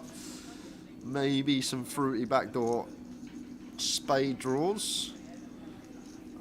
Always going to go for the non-committal sizing. I think all in would have had a much better chance of potentially working here. But it's a real grim spot for Abdu here, Tao, because we potentially aren't beating any, well, we don't beat any value. There's not a value hand that Enia takes this line with that we're ahead of. He's not going to have queens. He's not going to play 9s or 10s like this. So essentially, we only beat a bluff, but he's going to call it off. And Enia will see how bad his timing was right into the kings. I'm down to 8.9. He's got the moves. Not working on that occasion, Abdu. Surprised he didn't commit and jam the lot in. That's the thing, Tower. I think you find it a lot, especially in a live setting, these sort of river sizes, when someone's got less than a pot size bet back and they choose a sizing that is non-all in, a lot of the time it is more weighted towards like the bluff region of the range rather than the value, because if they got value, they're just happy to shove it all in anyway. Whereas if they got the bluff from a psychological standpoint, it's, if I get called here, I've still got chips back that I can potentially spin up and still be on this same bullet. 30-minute delay we are on today. Yep, 30.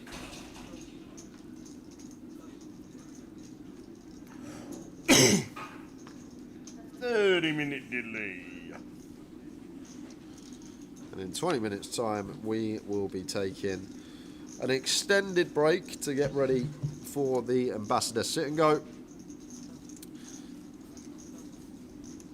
Easiest job of the week for Tower and I. We just sit in the booth and watch as all the pros do the chatting for us at the table. It is true. They love it.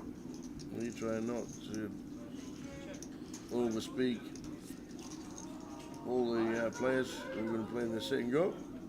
We don't want to spoil the viewing. We are here, obviously, to be really Easter, you know.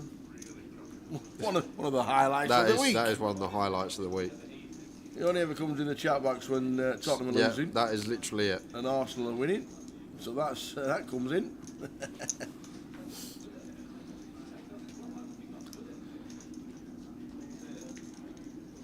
So George won't be having any of this. Any is going to be taking it down with 2 pair.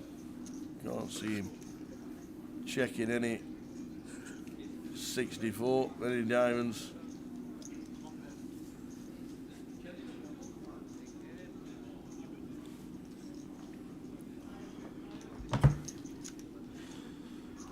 Slow start, what we expect first session of a main event day one. Super deep, 300 BBs to start the day. So rarity to see all the chips go in the middle. But Enia's put on a bit of a show for us. You can see that he likes to get after it, see lots of boards and play accordingly. Round to the worst in the cut-off.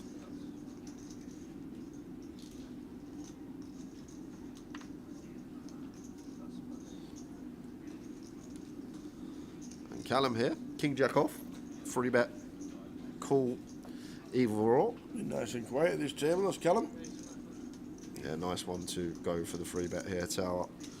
Cut off versus button here, King Jack off. Nice one to use, fold out like the offsuit ace-x that open that are ahead of us. Flush out like some stuff with 2 live cards, decent equity. And as well as that, we still get worse to continue as well. Stuff like the Queen Jack suited, Jack 10 suited, stuff that we dominate, which is nice. Really nice properties of this free bet. But Enia, in with a cold call, with the old 5s in the small. Over to Terry with the 3s. Is he thinking about going crab hunting? With potential to win a biggie, he is. Now worst getting ridiculous price, 5.5 to 1 on the call, but lets it go, closing the action. Would love to know what he had. So 3 to the flop. 4, we'll just flop quads. How did he know? Cold calls the 5s, 2 or 3 bet. Flops the fake 2 pair. Do we just keep checking? Yeah, I like check again here from Enia. Like if it come like a 3 or a 4, maybe like small turn probe's nice because the ace highs have to continue with their 2 overcards and will draw. But on this 8, I think it's kind of nice to just check again. Let Callum check back some ace king, ace queen, try and let him snag top pair on the river. And also thinking about Terry's range now, Terry's going to have some like 6s, 7s, 8s, 9s, 10s over pairs himself once he cold calls as well. Enia going for the raise right off the bat, making it 5k, loses his customer. And now shows quads. Oh no, he doesn't. He decides against it.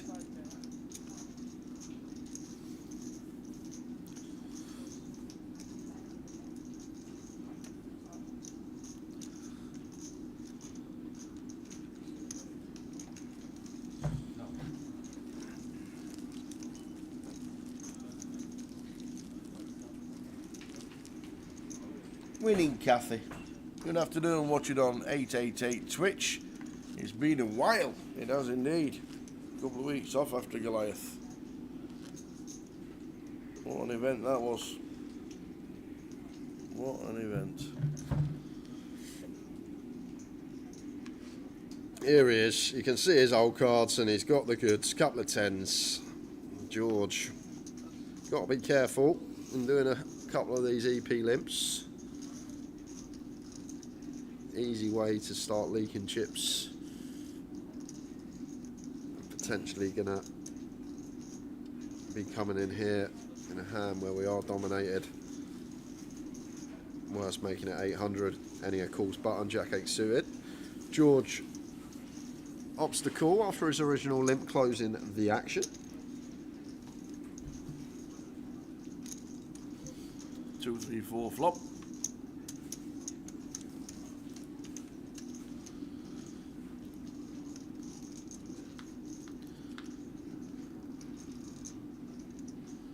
George rewarded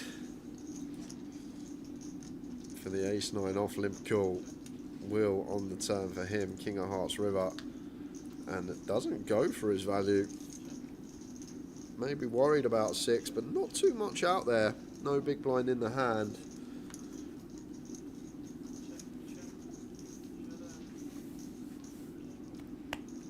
Under 15 minutes to go until the end of this session, then there'll be a break and we'll be back with the ambassador sit and go.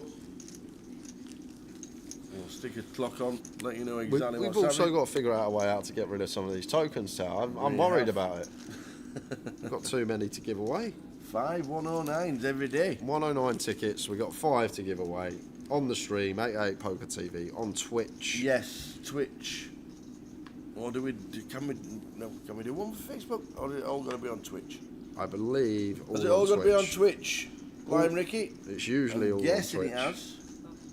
For the giveaways, let us know. Obviously, streaming on Grosvenor Poker on Facebook and YouTube as well. But whenever we give away on 888, it's usually on Twitch on their channel.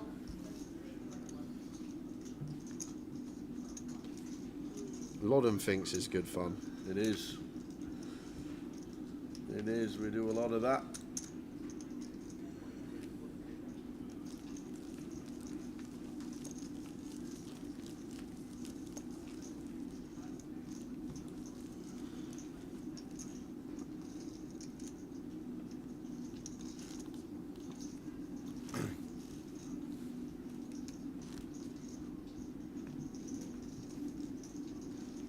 Who's Jamie Dale? Jamie Dale? Yeah. Oh, Ollie in the chat said Jamie Dale's online screen name Obafemi9. Yeah. Remember the rocket? I remember. I've got a rap about him as well. Obafemi Martins? Obafemi Martins as fast as Martians like Moses, making the defenders parting. There used to be some back in the day, Tower. There used to be some back in the day, I'll tell you that. Oh dear. What a player he was. He used to be overpowered on FIFA back in the day as well. People just used to hoard him for pace, I remember. What a player. 10 of clubs on the river, gives Callum the check mark.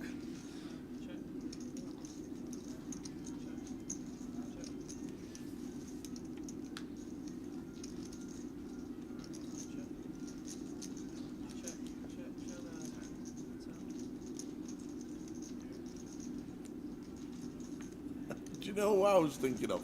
Who was you when thinking you were of? singing that, and it comes up in the Obafemi Martins. I was thinking of that Akin Fenwar who plays for Wickham. Akin And I'm Fenwar, thinking, he's never had 99 speed. Ever. 99 strength, maybe. Yeah, different player, Tower. That's what I was thinking. I was thinking 99 speed. He's never had speed at 99. Probably 29.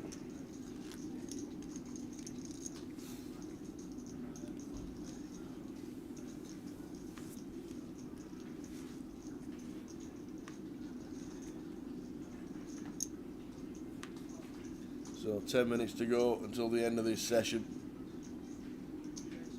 And then a break in play until we start the Ambassadors sit and go. We'll give you a lot of notice on that. We'll get the ticker going on the break clock as well.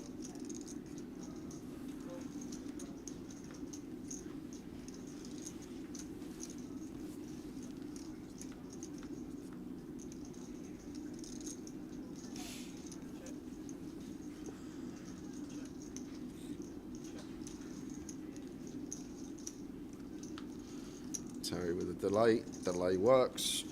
Small one goes his way.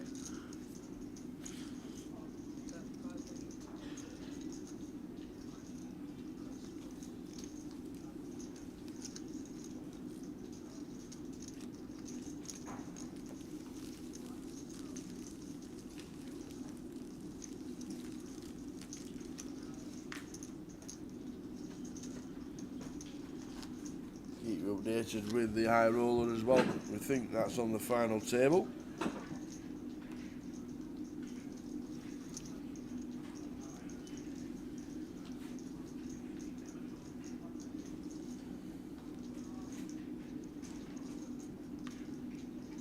And just 6 prizes for the high roller, at 24,300 to the winner. Another top end primo for Abdu. Aces in the hijack. George calls button. Callum defends big. 3-way. King high flop, King 7-2. So one of the driest. The textures, no draw out there. And does go for a sneaky little check here, Abdu. Mixing one in. Trying to make it look like he has some sort of ace high. Thinks that George going to start betting his King X as well. Goes for some value on this 10 of clubs turn, 1300 into 1800. So north for 2/3. And Callum correctly folds 7. We will be running the stream until Sunday evening when we crown a champion of the main event. Yeah, should finish sometime Sunday evening. You got us today, tomorrow, Saturday and Sunday.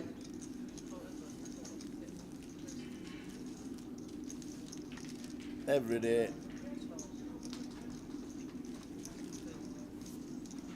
Starting tomorrow at 12:30 on the stream.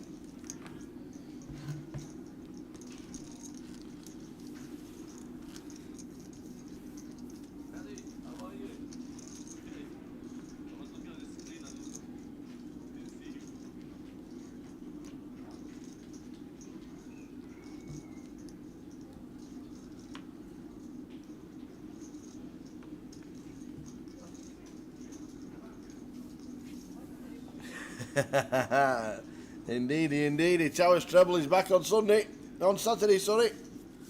Woohoo! 888 Sport for a bit of Towers Treble. Boom.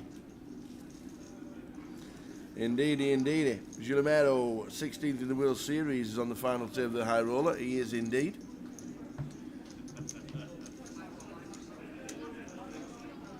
I was there, and they kept saying he was from Britain. And they kept saying he played down in Southampton. I'm like, don't recognise the name, but apparently he lives in Manchester. There's Giuliano, but cashed. I must have been on holiday or something like that. Cause I think he won a 25-25 down in Southampton or Portsmouth. So beautiful flop for Callum. Checks twice, doesn't get any action. Can he find the third check? That is the question. No, he cannot. So probably just going to get called from the ace-10 of Jamie. After Jamie chose to check back twice. Can't see how we ever get to fold here as Jamie. It's annoying. A lot of the time we do expect to be beat, but 2.5 to 1 price. Only need to be right around 29% of the time. It's just too good. Once we check back our top pair, have to pay. Sees the bad news.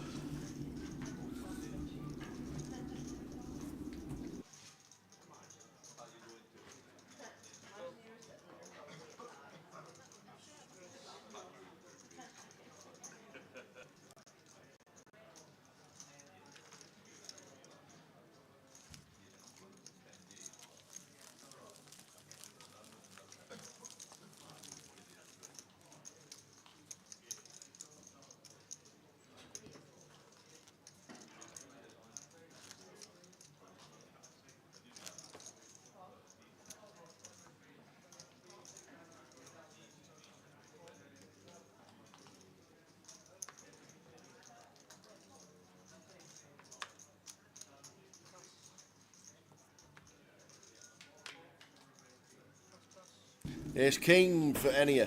He's had some good hands on Enya. He's played a lot of hands as well in this first session. Yeah, this is kind of interesting though, Tower. Like, he's been making it 500 with most hands. Now he just suddenly goes for the 4.5 XR. Maybe. Sorry, we're blind on blind. I've just looked up. Yeah. Just seeing we're actually blind on blind here, so that makes actually sense. Why he's gone so large out of position against Terry. It makes sense why Terry's called with the King 5 suited, as this is small versus big. Check, flop. Now can Enya find a little bit of value here, Tower?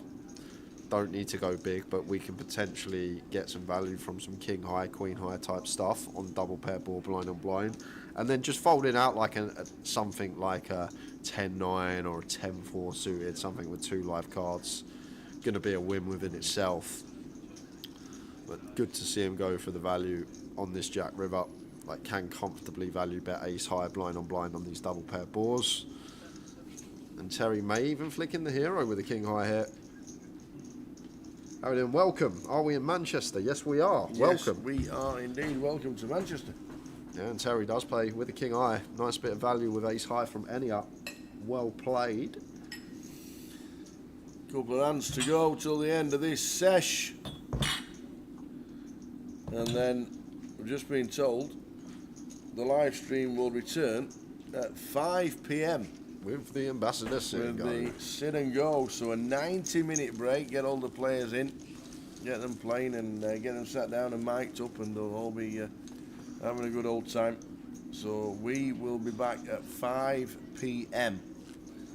with the sit and go, and once the sit and go finishes around about 7ish, then they'll work it out with the table and then back to the main event.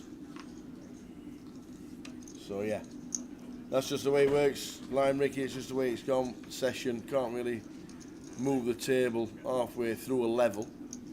Lime Ricky's not going to know what to do with herself for 90 minutes. 90 minutes, have a quick kip, Lime Ricky. Get yourself your eyes shut for 90 minutes and then we'll be back. You know it makes sense.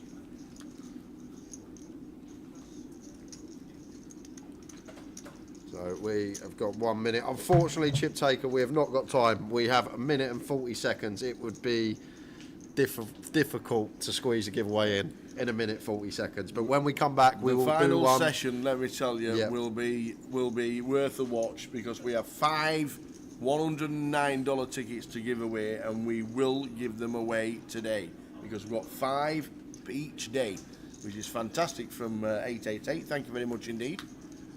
Chucking money at you. So the final session. Hiya Candy. No live stream the high roller because we've got the Ambassador sit and go starting very soon. I think they're down to 7. 6 get the money, which sounds like they're on the bubble.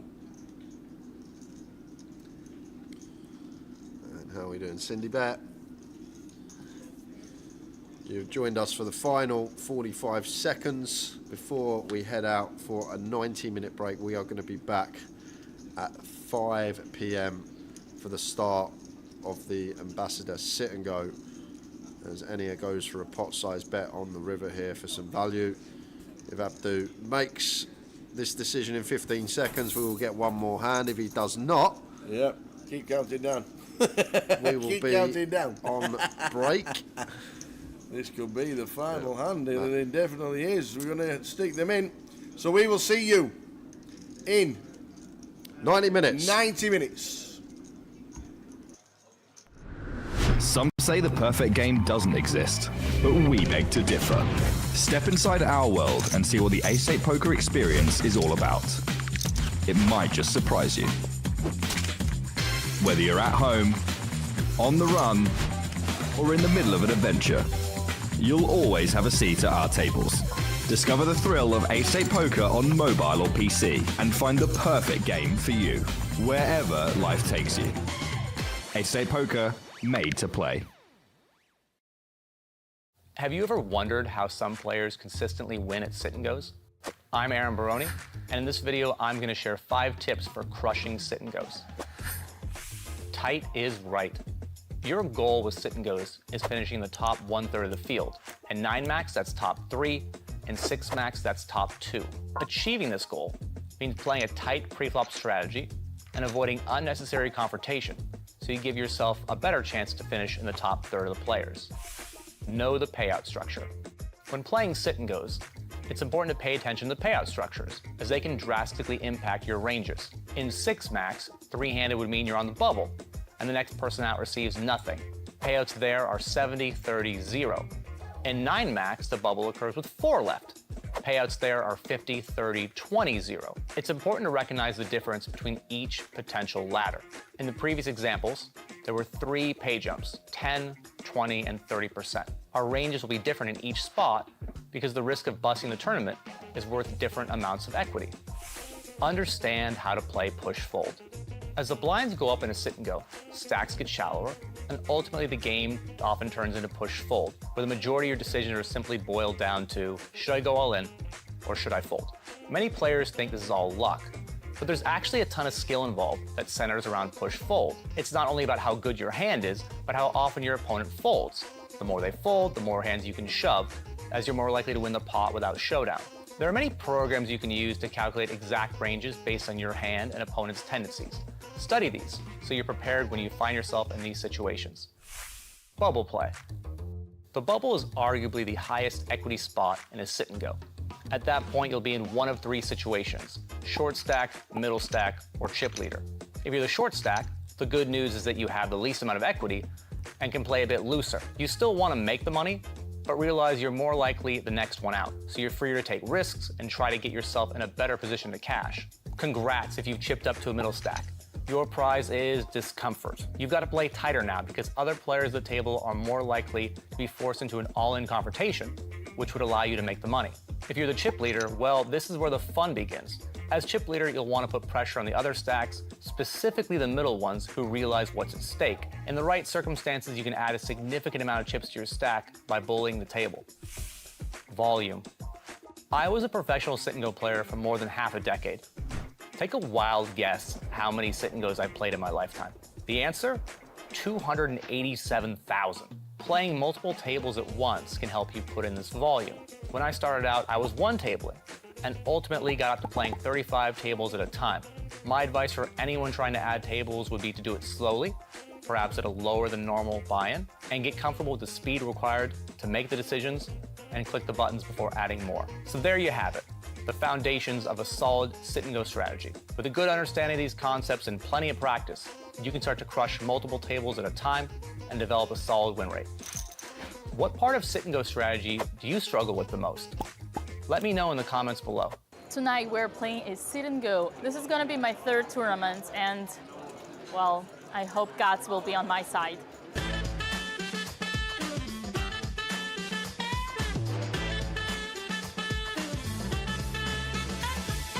Welcome to Barcelona for the 888 Poker Influencer Sit and Go. We've got an all-star cast. 4 poker pros take on 2 chess influencers, Dina and Alex. Let's go.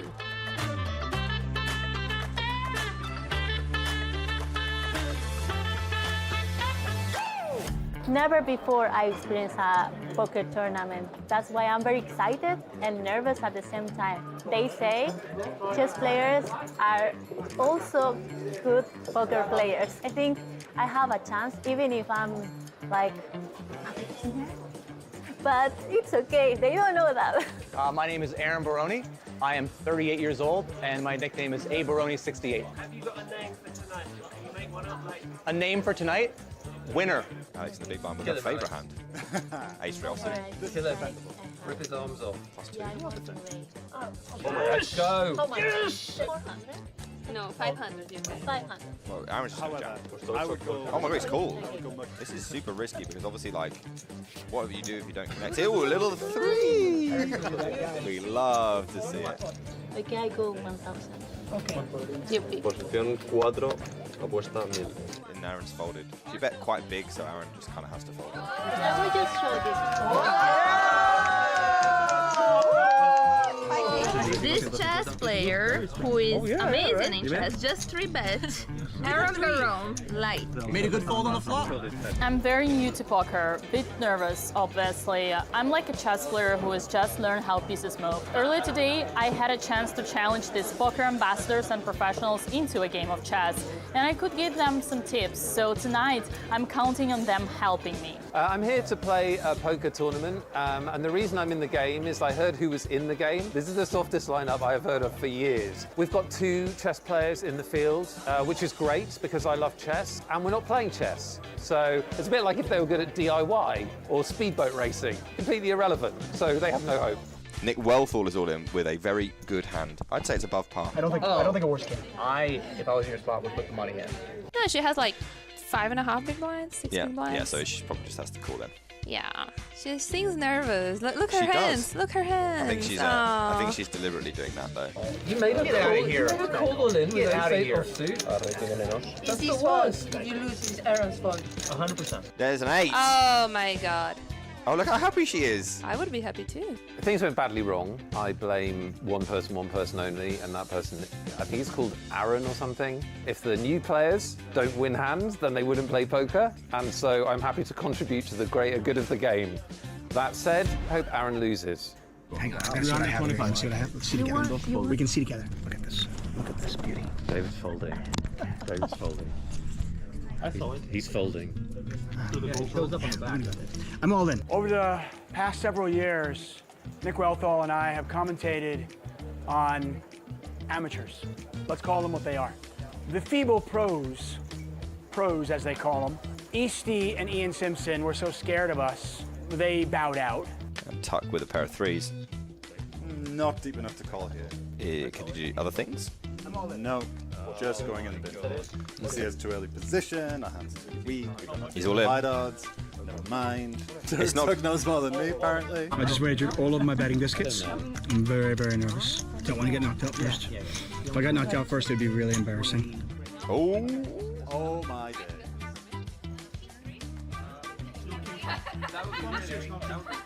That would be funny though. Dina playing very well so far, biding her time. Dina, aces, aces. Ooh. Good fold, well played. I can't get knocked out here then. She had like ace 5 off. I can't get knocked out? Oh my god. Threes are good. King 3. What? Mamacitas. How does that work? No three, but backdoor. We want to see the 4 of spades for the boys. Deuce of spades. Okay. 4 spades does, deuce of spades. Okay, 4 hearts. It's a 4, it's not a spade, but there is a little duck ski available now. Hey, do your thing. And Vivian will do your thing, okay? He just winked at me. Bink! Oh, it's not a dink. Dina into the final 3, Vivi. She might win it. I would love that. I'm gonna try to use my disadvantage into an advantage. Basically, I'm gonna be so nervous and my face is gonna be so expressive that I just wish good luck to my opponents on reading what that actually means. 10-9 offsuit here. We're going for a raise. Dina's got a king. She's getting some close decisions. She's just in pain. She's going with the king. It's fair. Oh, three-way. And this can end now. Lucia doesn't lose. Flips.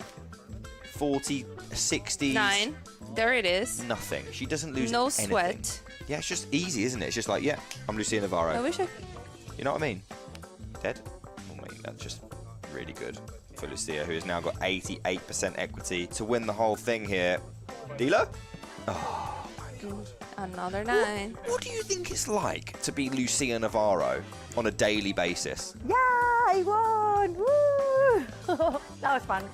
How was it playing against the chess pros? I mean, they played really good because they only been playing like 2-3 times, so they did very well.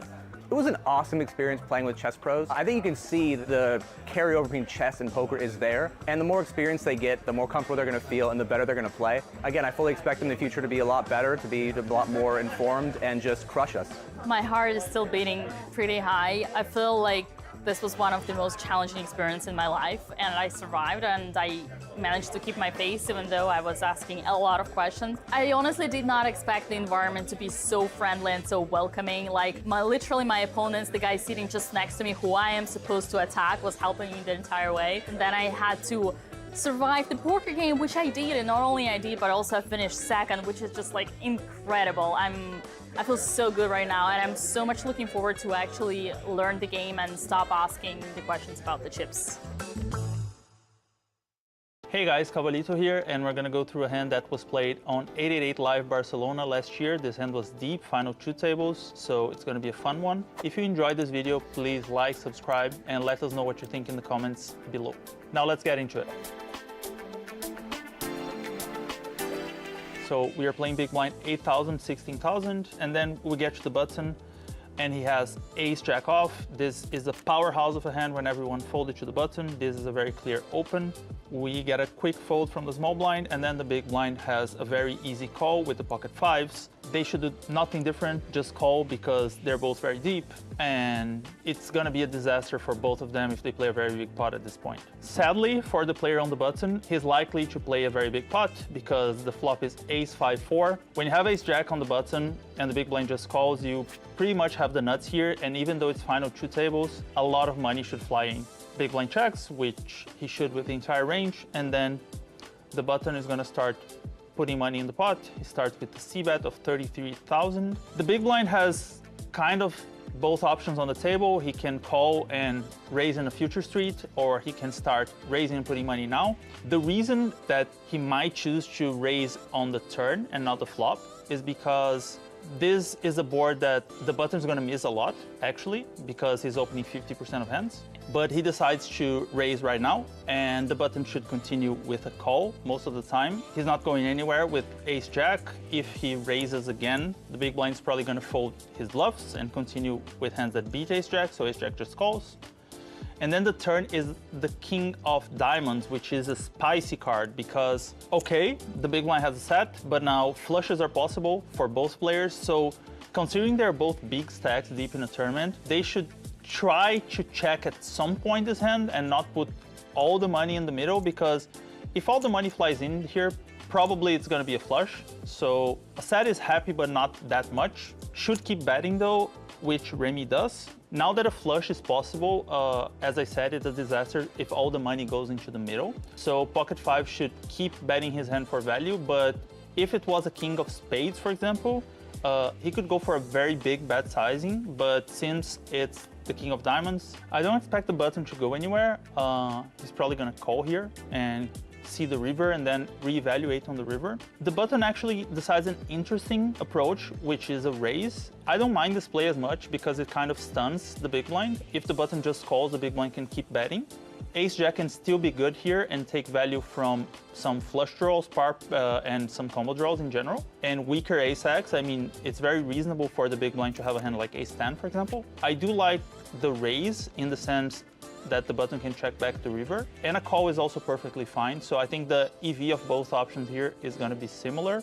It really depends on how you're gonna navigate on the rivers, if you're gonna have the discipline to fold, if you face another bet and that kind of stuff, if you are on the button. So I don't mind the raise here, and I think it's a perfectly reasonable play. The big blind checks on the river. The river is a deuce of diamonds, which is an awful card for both of them. I mean, it's a 4 flush board now. The big blind has more flushes than the button, but the button does have a lot of flushes himself. So both players have a lot of flushes here, and I would expect both of them to check and take their hands to showdown, but Laurila thinks different. He actually, wow, bets a very, very, very big bet. Wow, that is a very aggressive line. I mean, Laurila probably realized that his ace-jack didn't have showdown value. There was a 4 flush there, and I mean, these guys are playing together for a long time, and he decided to put the pressure, and he got the snap fold from the set, which is reasonable because this is not a spot that we expect big stack versus big stack to put a lot of money in with a lot of bluffs. The part of the range that is beat by pocket fives is likely checking back on the river on the 4 flush, 3 straight cards. So this was a very creative play from Laurila. I wouldn't personally do it, but I mean, this is a good show that when you're deep in tournaments and you have a good read on your opponent, you can just go with your read and win a very big pot. So Laurila ended up being very creative and aggressive, and if I'm not mistaken, he ended up winning the whole thing. So sometimes you can just be creative and aggressive and trust your read, and good things will happen. So let us know what you think in the comments below. Would you have just called the turn in position? Would you have found this bluff on the river? I think this is a very interesting hand, and I want to know your opinion. I'm Alexandre Mantovani with 888poker. See you guys on the next one.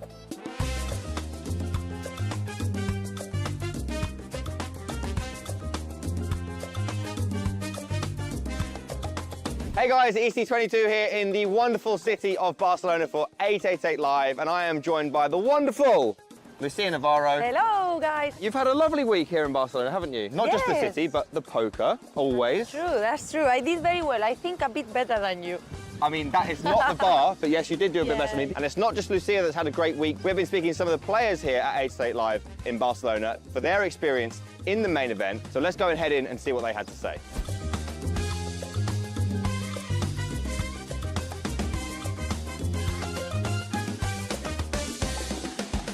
So this is Yanis.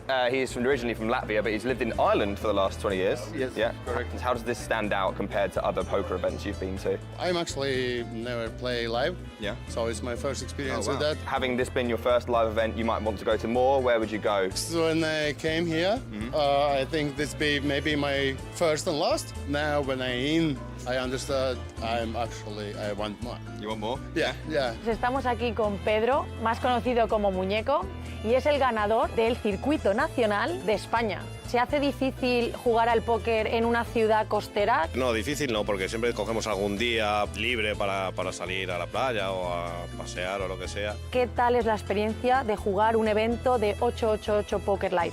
Hombre, la experiencia es muy buena, la verdad, y el ambiente que hay en el 888 Poker pues es maravilloso, la verdad. So obviously you're mainly here to play some poker. What is it specifically about 888 Barcelona? Because you've been here now 2 years in a row, is it? Yep, 2 years in a row. What makes you come back? The range of binds are really good. And you have the balance between like turbo and kind of like the longer structures depending on your game. And I think also for me the venue here in Barcelona is like the best in terms of any other poker tournament I've been to. You can just obviously tell your bad beat story and then just go take the shirt off. What's better than that?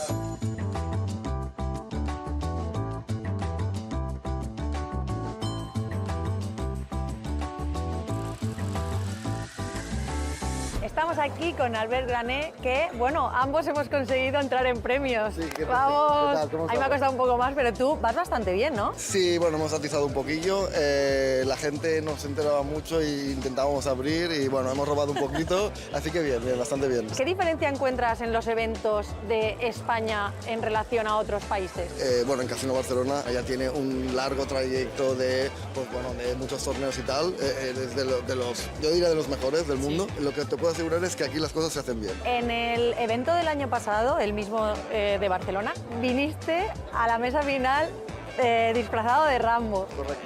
¿Este año tienes pensado algún disfraz en caso de llegar? Sí, es secreto y ya lo tengo. Una pista. No, porque si no será para otro evento. No. Entonces, prefiero no decirlo. Estamos aquí con Josep Valls. Sí. Y bueno, ¿qué te ha parecido el evento este año aquí de 888 Poker? Muy bien, la estructura está bien, el feel bueno también, viene mucha gente más profesionales y más recreacionales. Y nada, me ha gustado y además como han ido saliendo las cosas, pues aún lo he disfrutado más, ¿no? Y bueno, ¿recomiendas a la gente que venga a jugar el evento de 888 Poker? Sí, está muy bien, ¿Sí? Está muy bien. Buen buy-in, un buy-in que no es muy alto, no es muy bajo, se genera buen price pool y está muy bien el feel, la verdad. ¿Y qué te parece el ambiente? ¿Te ha gustado? Sí, también. Sí, lo pasamos Perfecto. bien por aquí. Sí, está divertido. Oh, José, ven. ¿Qué pasa? Oh, hemos tenido suerte. Tenemos aquí a José Criado, más conocido como JJ, que es otro finalista de la mesa final. Bueno, ¿qué tal te ha parecido el torneo? Bien, la verdad que no esperaba que hubiese tanta gente, o sea, bastantes buying y la verdad que me ha sorprendido. O sea, hay bastante on top y está bastante bien. Está muy bien. ¿La estructura te gusta también? Sí, una estructura buena, el día 3 una hora y está, la verdad que... Muy bien, ¿no? Muy jugable. Y bueno, ¿es el primer evento de 888 Poker que juegas o habías jugado en otros antes? El primero. De 888 Live, el primero. El primero. ¿Y qué, repites? Sí, sin duda. O sea, ya siguiéndolo a tope porque me gusta mucho la estructura. Como Muy digo, bien. muy buen ambiente, gente de toda Europa y bastante bien, la verdad.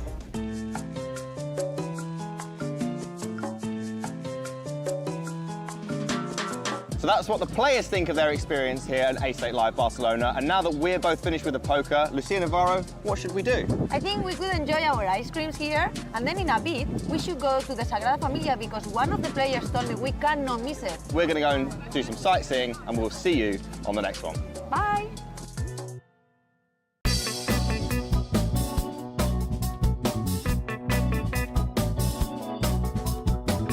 Okay, every once in a while here on 888 Ride, we get somebody really special. When I think of one of the legends of the game, online legends, the original GOATs, you think of Tom Dwan. Let's go get him.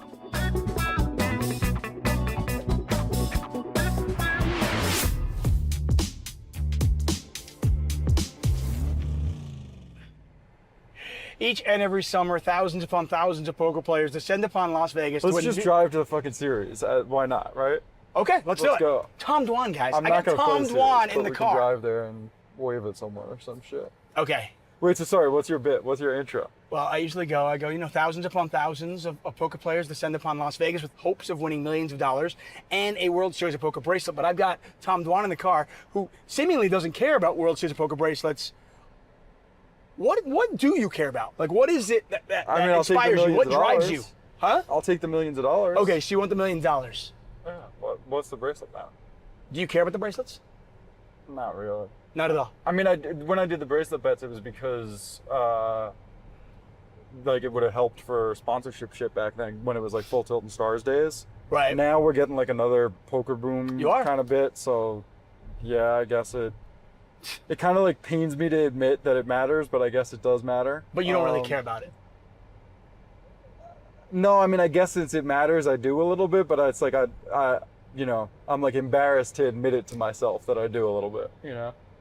Hey, talk about the evolution of you as, I want to go through a couple things. First, as a poker player, from the early days where you were just everybody's favorite online and where you are today. I mean, I commentated on you when you beat Phil Ivey. Yeah, you just told me that. I didn't remember that. Which, that was you at the time, by the way, was the biggest pot in the history of televised poker. $1.1 million, 4 clubs on the turn, and you got 6-7 versus Ace Deuce.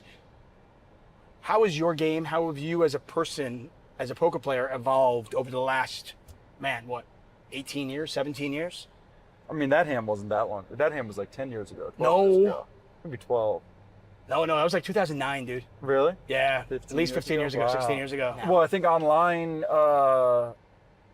was a lot more prevalent, and now a lot more of the high stakes games are live. Now, to be playing high stakes online is a lot more complicated. You know, I didn't see that coming. If you told me in 2009 I was going to be playing, like spending more and more time playing live poker than online, I never would have seen that coming. Right. But then again, I, didn't know that the sites were going to get shut down and shit, so. Hey, from a poker perspective, tournament perspective, we've seen Victor Blom, one of the online crushers from yesteryear, here at the World Series of Poker, playing some of the big high rollers and running pretty deep. Can you see yourself getting there? Can we see Tom Dwan playing for bracelets? Like Victor Blom? Yeah, I mean, I'll probably play the PLOs. I might day two the 10K. I'll probably play the 25 and the 50. You play the main? Yeah, I have some shit to do around then though, because the main's like it's like July 4th. 6th or 7th is like the last days. I got to be in LA like the 6th or 7th. Maybe I could come back. Do you just not have the I don't know. patience to do that many days, grinding that many players? I mean, if you knew you're going to run deep enough, obviously I'm happy to. But the reality is a lot of times it's like a few days set aside. Like, do you want to go Do you want to go 4 days and win $16,000? Yeah, that doesn't sound that great. I mean, it sounds good to me. I mean, there's a lot of cash games going. Right. No, I get it. Plus, there's the days off in between and shit too, right? Like, cash game scene right now. The landscape has changed. It's a lot of private games now. How have you found that? What do you think of it? Is it? I know some of the professional poker players are kind of against it and think it's it's not right. You got to know the right people and massage the right people to get in. What's your opinion of that? I mean, they might be against it, but that's like the old man shouts at cloud kind of shit, right? Like, this is happening, it's there, and part of why it's there is because a lot of the power structures for a long time listened to the most vocal people, which was often the pros, because the pros, are going to spend more effort and time trying to push rules in their favor, push structure in a way that's better for them. And imagine, for example, someone like Santosh, right? When Santosh first came last summer. How awesome is that, by the way? Santosh, $5.4 million. He won a bracelet. Awesome. That's true. When he first came last summer, everyone was trying to pill him 100 different directions, and he's really nice, so he just said yes to a lot of people, right? And then sure enough, at a certain point, he started getting a bit annoyed, right? And I think I don't even know if he said this, that's at least my read. Right. Right, but like, that kind of stuff happens, and then what you get is more and more private games, right? And I don't really like that, but that's kind of a consequence of, I don't think the predatory world that poker is sometimes. Is that what it is? I mean, I would put that, on the online sites and the World Series more than anyone. I think even Triton has some blame in that, and I think Triton is better than almost every other organization in poker with that. That we cater more to the VIPs, to the businessmen. We try to not let their voices get drowned out by the pros that are louder because they're, they care more about it or whatever.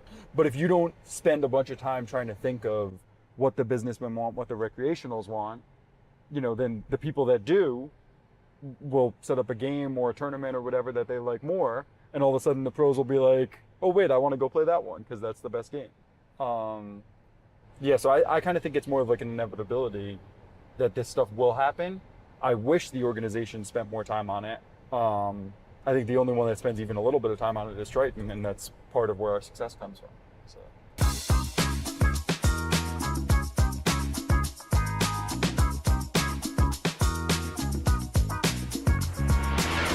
I want to talk about the two big hands that I was lucky enough to commentate on. The commission that you have yet to pay me. No, but this is the commission, buddy. This is it. Wow. So 1.1 million off Phil Ivey, and $3.1 million pot off Wesley on Hustler Casino Live.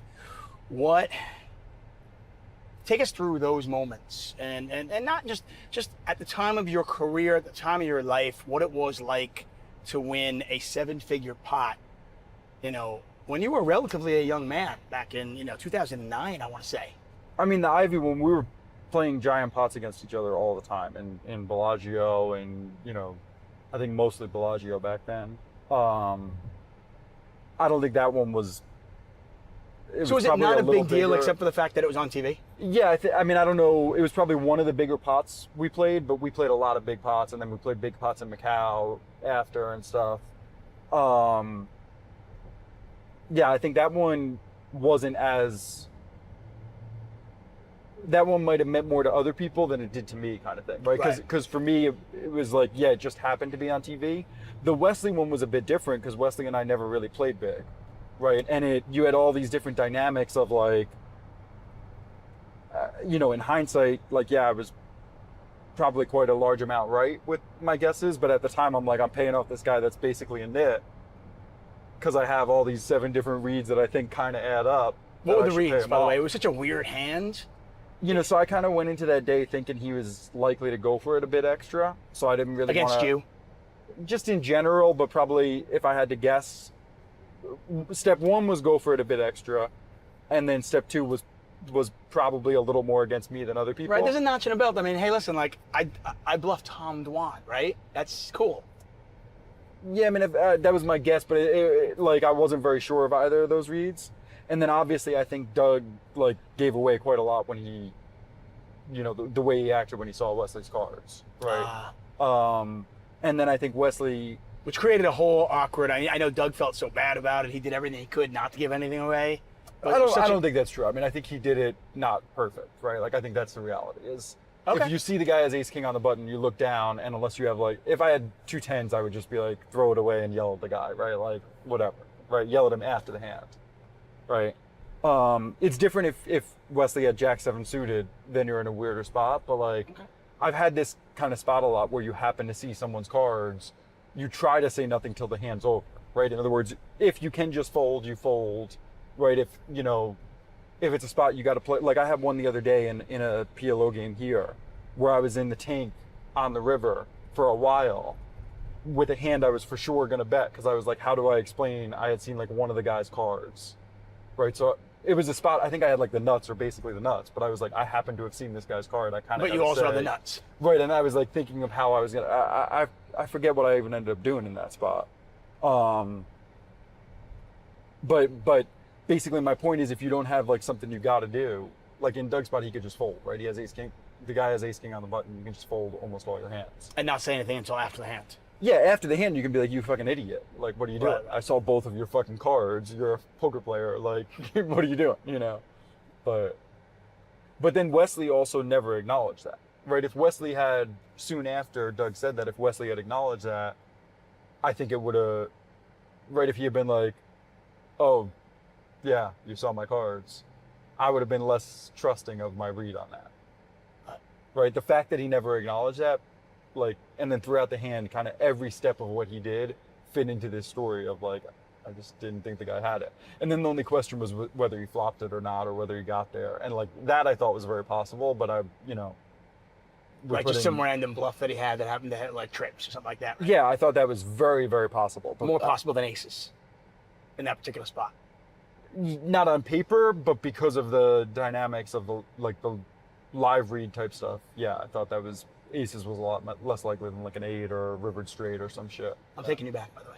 Really? I'm taking you back, see? All right. We're good. Hey, So you just mentioned that, you know, if I told you in 2009 that you'd be playing more live poker today, you'd never believed it. What's next for you? Like, what do the next 10 years look like? If I were to bump into you 15 years from now and convince you somehow to give me 9 minutes and do another one of these, what would you be doing? I mean, we're down from 20 to 9. All right. Yeah. I like this progress. What would you be doing? Would you still be playing poker? Or are you are you a businessman? What are you doing? I like poker. I think a lot of people say they love poker. I'm not sure whether all of them do or not. I definitely don't love poker. No. Did you used to? No, I don't know that I ever really did, right? I think there's some really interesting things about it. If I haven't played for a month, like, yeah, it's fun to go play for a few days. If I'm sitting there grinding, 12, 15 hours a day, every day for a week, I'm not looking forward to playing the 16th hour. I'm like, not to say I won't. If the game's good or whatever, I will, but... But is it more work for you? Well, I think I'm kind of describing, there was, like in the last year, there were, I think, 2 different times I didn't play for a month or 2. The first few days I played, it didn't feel like work at all, right? It's like fun, especially I'm around, like both of those games were around like people I liked. Good games, fun games, like everyone's splashy. It didn't feel like work, right? Now, yeah, 3 weeks in, if I've been playing every day, it starts feeling a little bit like work again, right? And I think in time, I would like to have more and more of my time spent playing only when I enjoy it and less of the work type. What do you do? What does Tom Dwan do when you're not playing poker? Well, so I've done a bunch of shit throughout the years, some random business stuff, whatever. But the last 2 or 3 years, I've spent a bunch more time on crypto, and I think there's a good chance that continues. I just think the opportunity there is pretty strong, and it's.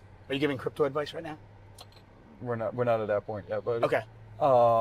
But I think it's like there's definitely some stuff I find a bit more rewarding with that, right? It's not zero sum, and it happens. There's a lot of overlap between poker and crypto, so. If I could have the same level of kind of access to AI deal flow that I did crypto, maybe I would spend time there, but I don't. It happens. A bunch of the people in crypto love poker, so it's a little easier to open doors and stuff there. And those are 2 of the industries I think are going to have the better returns in the next decade or so. So.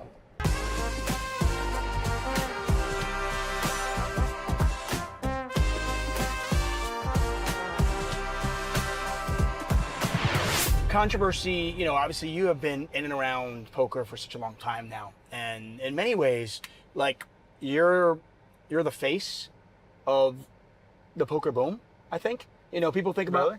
Yeah, I think so, because I think people look at Chris Moneymaker and they go, okay, we look at rounders. I feel like he's way more the face. He might be the face, but I just feel like when we look at online and we look at the boom and we think of the players that kind of came out of that, the young generation that came out of that, you and Phil Galfond and the Jason Koons of the world and all those players that kind of started playing online, many people looked up to you as just like the original, the original GOAT. Okay. I didn't really know that. No? Oh. How do you, well, if you didn't know it, it's going to be hard to answer the question, but I'll ask it anyway. How do you deal with that sometimes? Like fans coming up to you and just like, people that just absolutely like, Tom Dwan, oh my God, pictures and this and. I think I generally try to find time for fans. I think like if they're coming up often, it means, a minute of my time, maybe they'll remember for a while or whatever. 1 minute's fine, apparently. They asked for 20 though, forget it. No, I've definitely had times people like, I'm in the middle of something or people aren't respectful or whatever, or try to, and then I'll kind of like cut stuff a little short or whatever. But I think, 90% or whatever, the people that come up are like generally respectful. I think, anyone who's like thinking about that, I generally don't mind them doing it. The people that aren't thinking about that are the ones that I wish wouldn't, because I've definitely had a few of those, right? Where people are a little. You're having dinner with friends or something. Somebody comes up to them. Family's sad. I've had people like interrupt when like my mom's sad or or a girlfriend or ex or whatever is sad or something, and like this kind of moment and they come up to interrupt and it's like, yo, like, fuck off, I'm busy. Like, Right. I get that. That's got to be hard. I had one time at dinner with my mom and dad, and like 10 years ago or something here, and someone interrupted, and I was like too nice to him, and maybe it was 12 years ago, and they're like, my dad never got upset by anything like that. He always was, and it was like one time it slightly hurt his feelings, and it changed how I was a little. I was like, from then I was like a little sterner after, because the guy was like being an asshole, and I was like nice anyway. You've been in the limelight for a while. Controversy naturally follows you. There have been some instances. I don't know why that is the case, but I think there's been moments that has been, right? And I think it's kind of something that's not my favorite thing of the poker world. It's probably part of why I like stepped away from like a few eras. You know, I thought when like Full Tilt went down, I thought a lot of people gave me shit like really fucking unfairly. And then recently, like, I had, you know, a guy that used to be my friend that I thought was a complete asshole, and a bunch of people messaged me, and very few of them like said stuff, right? It's like, I don't know. I feel like people look at, like, poker world type people look at that stuff from like an equity perspective of like, oh, it's not that plus EV for them to speak up, so then they don't. And I don't know. I don't like how the poker world is PR wise. Okay, so some of the controversy that's followed you is maybe, you know, money you owe, debts you haven't paid back. I have no judgment on this because I don't know any of the stories, but I'm curious if you have any comment on those things. You know, I definitely haven't handled every situation perfect in my life. It happens that the stuff that people were talking about that were public were spots where I didn't do anything wrong, or at least at the most like a very small thing. And people who know the situations know those. But people tried to paint a certain story, and unfortunately, certain people in poker didn't mind adding to that fire when they, you know, should have known better or did know better. Including some of the poker sites, believe it or not. I'm sure. But luckily, we're arriving here, so I won't go shit on people that planted stories about me. That's fair. And tried to pretend it wasn't them. Okay, before I park and let you out, I'm going to ask you one last question.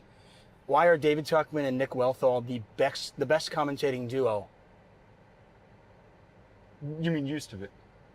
No. David Tuchman and Nick Wealthall. Why are we the best? Go ahead. The answer is very simple. Who is Nick Wealthall? Who's that? Right. Thank you. Hey, Tom. Thank you so much. I would say good luck in the World Series of Poker. But I might play tomorrow. The 10K. Go fucking get him, okay? I'm gonna try. Hey. That was a We really can't do good it. handshake. Hey, thank you very much. I appreciate it. That wasn't bad, right? It wasn't bad. You didn't extend it. It wasn't bad. Thank you. I appreciate it. Okay, the bags are packed, the journey starts here, we're leaving Norwich, heading to Heathrow, and then onwards to Viva Las Vegas. Once again, thank you 888poker for sending us on a trip of a lifetime, and we are ready to go.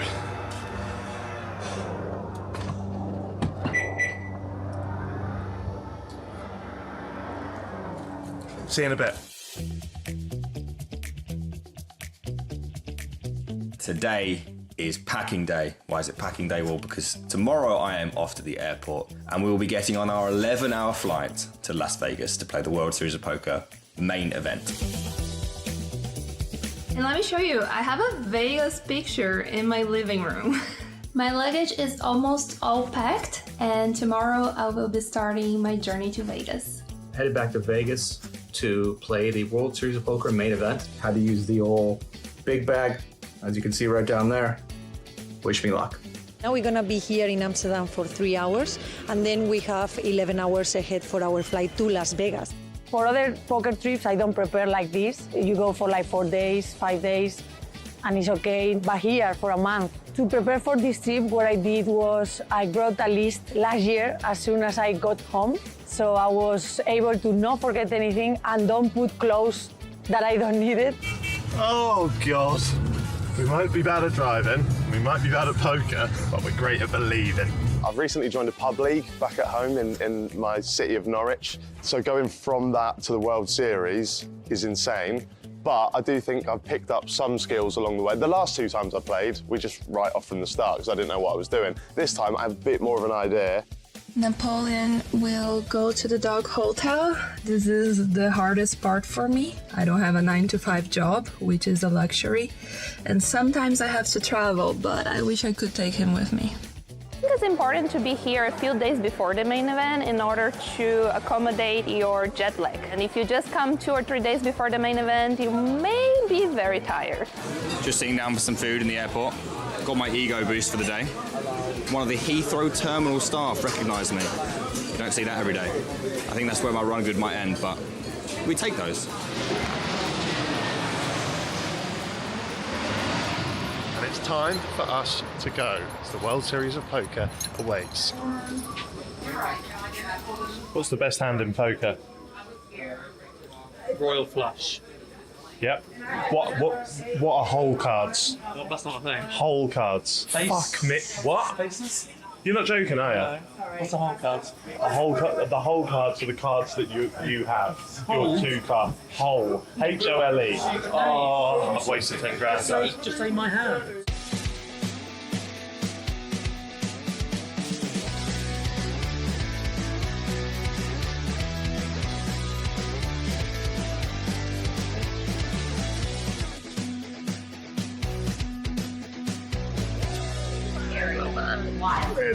We've been waiting for our bags for about half an hour. It's not what you want when you come through. How do you feel? I'm fine. You're fine? I'm absolutely fine. We've made it. 11 hours, or 11 episodes of Dexter later, and we're in Las Vegas. I'm absolutely shattered. Super relieved to be here. And my second worst enemy is out of the way, and now it's time for my worst enemy. 45-degree heat. One more day until the main event. Let's do this.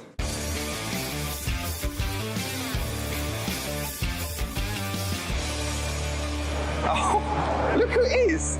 Hello, mate. Right. How you doing? So tired. I thought my day couldn't get any worse, but here you are. I got to Vegas about a week before I started playing poker, and I wanted to have a little bit of a vacation and not just a work trip. And so my fiance and my parents were here too. And it was really nice to get here early, get settled. You know what? If you want this bounty, you're gonna have to call all of it.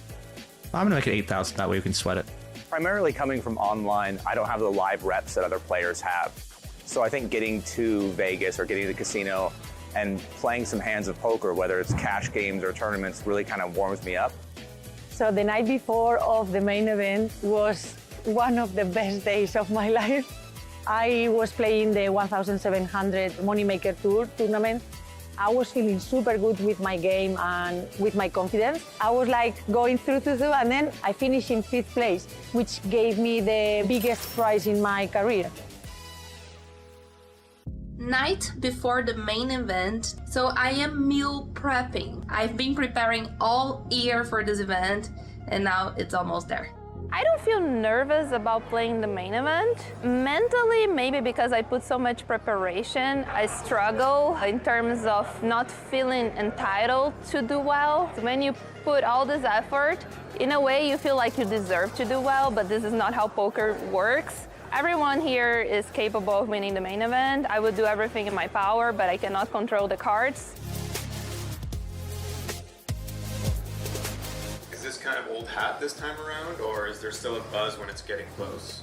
There's definitely still a buzz, obviously reduced. The first year was like completely insane after having won a competition to be here as well. This year just felt like completely down to business. I really wasn't phased, just really focused on playing my best poker. So I just told the people in the lift that I found a dead animal in my room.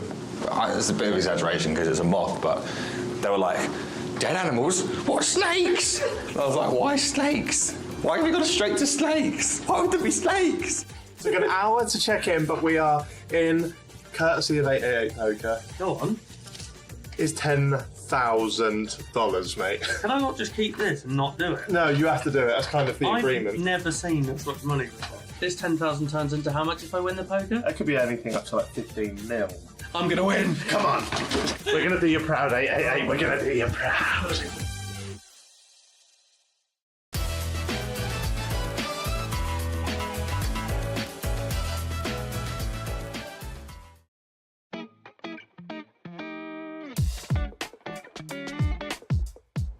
Oh, looks like we got a pickup for 888 ride.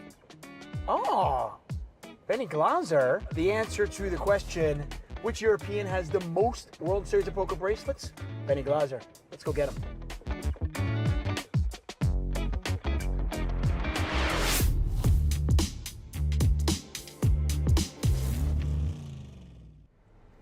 It's summer here in Las Vegas, which means three things. First, it's really hot. Second, the World Series of Poker here. And number three, 888 Ride is on board providing a service, bringing poker players to the World Series of Poker. Yeah. And, well, at this point, when I think of the World Series of Poker, Benny Glaser is just a name that comes really quickly to me. I didn't realize this. 5 bracelets. You have more bracelets than any other European. Yeah. That is crazy. That's a cool stat that I like having, yeah, for sure. That's amazing. Thank you, yeah. I'm quite proud of that one, I'm not going to lie. You've come a long way from being like a poker journalist, right? I remember the first time Yeah. you did commentary with me. Oh, yeah. I think it was like an 08 event because you had won a couple of bracelets, right? Yes, but I think the first time I did commentary with you was the 10K single draw final table when I bust out of it. Okay. And then came and commentated on it for a brief, and that was just before I won those 2 bracelets that year. It was, I think that was the start of the 2016. Black Booth Mojo, Yeah. right? You came in there and then you won a couple of bracelets. Yeah, I remember that as a thing, yeah. So when you started down this path of being in poker, Yeah. did you ever imagine a scenario where you would be here? I mean, you have the most coups, most scoops, most bracelets out of all European players. I mean, did you ever imagine that this would be a reality? Is this... Not realistically, no. When I was playing online back in the day for penny stakes, or even playing in a pub league with my housemates and stuff like 17 years ago, then no, realistically, I didn't really imagine being here. Yeah. Was there... So it seems like, I want to say, what, 2015, 2016 is where you kind of just like, you blew up. Yeah. Was there something that happened here at the World Series of Poker or online? Was there an epiphany? Something that kind of just clicked, the light went on, and you were like, I think I figured this out. There wasn't necessarily that like I figured this out, but like I was grinding online for a long time. Right. And hadn't really been playing live. Still, like the World Series was a big thing for me. I was still playing like relatively low stakes. And then the first year I came on to the World Series, decided to give it a shot back in 2014, and I actually bricked everything. I didn't play very much. It was like 8, 10 events or something. How much money did you come with, by the way? Just out of curiosity. Like, what was your thought? Like, okay, I'm going to come here, I'm going to give it a shot. It wasn't like exactly like that. It was like I had sort of planned. I had like a friend help me out as well with money. Like it wasn't, I'm, this kind of thing. So I bricked everything, but like I had the realization when I came is like, I'm actually, better than most of these guys that I've been watching on TV. And it's like, yeah, I can actually definitely compete here. So even though it's tough for me to come to the World Series and break, I was still like, okay, I'm planning to hopefully come next year and do better. So despite the fact that you bricked everything, it actually helped to build your confidence? I think so in a way, yeah. Wow, that's interesting. Because I just like the guys that I'm playing with that, I might have put on a pedestal kind of thing in a way of like being an online player. Just playing with them and, just feeling very like comfortable and like, it's like, oh, these guys are making mistakes or whatever. That built my confidence, yeah. That's amazing because in I think in life and in poker, people are so results oriented. Yeah. Where if you make a decision to go with a bluff in a certain spot and it doesn't work, sometimes people are like, well, that was stupid. I'm never going to do that again. Of course. Or if something works, even though it was a bad decision, you're like, well, it works. It was great. And a lot of people are just simply like, if you brick everything, I'm not good enough. That is one thing that hopefully poker teaches you in a good way, to be logical and rational and not be results oriented. You're like, okay, at the time I had all of this information, and based on that information, I made the best possible decisions. And then this is the result, the outcome, which might have gone not the way you hoped for, but at the time it's still a good decision. So you can just be happy with those decisions at the time and trying to not be results oriented. So generally poker hopefully teaches people in life to be able to separate that stuff. And Yeah, for sure. I think it's one of the things about poker that really does, it's a kind of a life skill. Yes. And for sure. It's pretty amazing that I've known you for almost 10 years now. We did commentary back then. I was cheering you on, you're winning bracelets. What an amazing journey you have been on, and the fact that, you think about it, 10 years ago you were here and you bricked all those tournaments, you built some confidence, and now 10 years later, all-time winningest scoop, coup, title holder, and 5 bracelets. Has the journey been as easy as it appeared? Definitely not. There's been a lot of misery and pain and that kind of stuff. Tell us about some of the misery and pain. I want to know, what was some of the low points? Because on the outside, the perspective just looks like, man, this guy just sun runs all the time, and he's so good. You're like the European version of Jeremy Ausmus. I'll take that. That's a compliment. I'm cool with that. There's been a lot of. I mean, even recently, actually right before this World Series, I was on the biggest downswing I've ever had, by quite a way. People don't necessarily see how hard I fire. I'm firing really hard. I was playing all the Win 10Ks in March, all that kind of stuff, and I was just sadly running very bad at the highest stakes this year. So there was 2 months where, for example, even though I won a scoop, I was still down a bunch on the series. And that's amazing. Tough. People don't realize that. No, they just see their wins and they think, oh, you're a success. Yeah, I ran terribly all the high stakes. So from a financial point of view, it was very tough. And yeah, those couple of months of playing live and just bricking a lot, it was pretty painful, I'm not gonna lie. That was just an example. That was the most recent one. It was for a lot of money, and yeah, it was just tough when I'm playing live, and it's often quite an isolated process, especially like Scoop. I was staying by myself, grinding online, so you hope when you make those sacrifices that it's going to go well. It can kind of make it more painful if it then doesn't. Another example, I used to grind heads up sit and goes online, for example. That was also a very insular process before I kind of was successful. There was a lot of times of pain during that time. When was this? There's so much variance. Was this earlier on in your career? Let's say 2013 or so, back in there. So those are, very high variance. So there's times online for sure when it was just a lot of pain.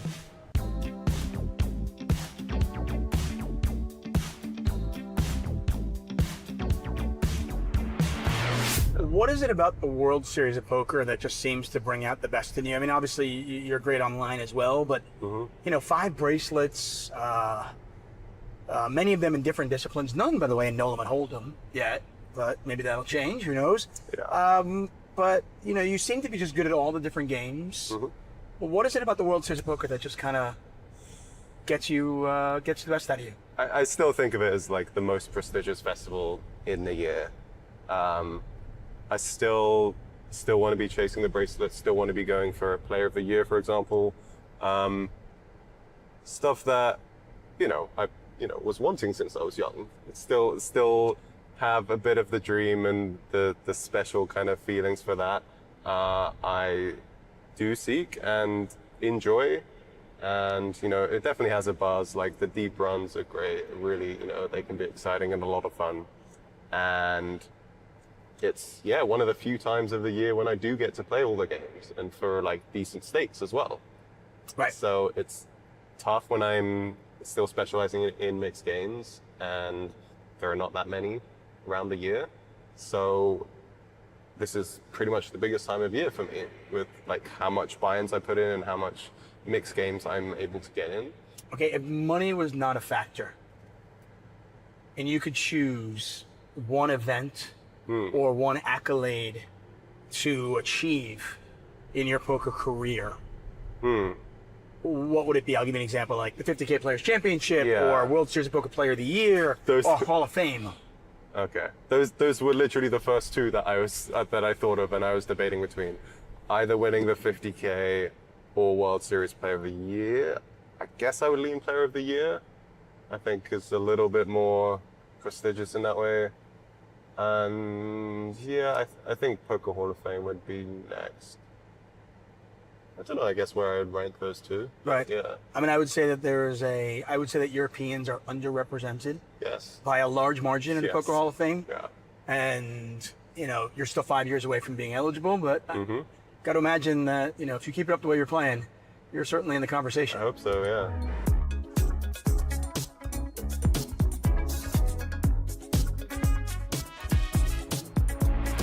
Hey, listen, this is, well, your summer home. Yes. We're on the Strip now, and we're at the Paris for the World Series of Poker. I would say good luck, but you barely ever need it. You are one of the toughest interviews to get, and one of the toughest people in the car to get, because you're always making day 2s and day 3s. So, it's frankly, it's really impressive. I don't know how you do it. Thanks. But hey, good luck to you, and thank you so much. Thank I you. really It's a appreciate it. pleasure. Okay, buddy? I get it. As always. Cool. Go get number 6. Hell yeah. Thanks, man. Appreciate it. 888 Ride. Benny Glauser, everybody. Thanks, guys. Welcome to the 888 Poker YouTube channel. What's going on here? I've never seen anything like it in my life. I mean, are you kidding me? This is going to be a 1,000,000 pot. These hands are just insane. This situation can have one of the biggest impacts in your win rate. We have a pretty good jack high, which you don't really hear very often. Each and every month, I'll be getting to know one of your favorite poker personalities. I had my first like 50K day and 6-figure month. I had spent 9 years traveling the tournament circuit full time. 888 Poker, I'm bringing it home for you. Welcome to the main event. How's everyone doing? Yeah, Not a cup, not a cup. He's very puzzled, and he makes a fold. I've just flopped the nuts and turned everyone dead. Will this be the 100K bounty? Oh, it is. It's an awesome turn. Subscribe now for the best poker content on YouTube. 888 Poker, made to play. You can't rest on your laurels and think, these kids, they don't know what they're doing. No. You have to learn from them. You need to take what they are doing, incorporate that into the wisdom that you have that they do not.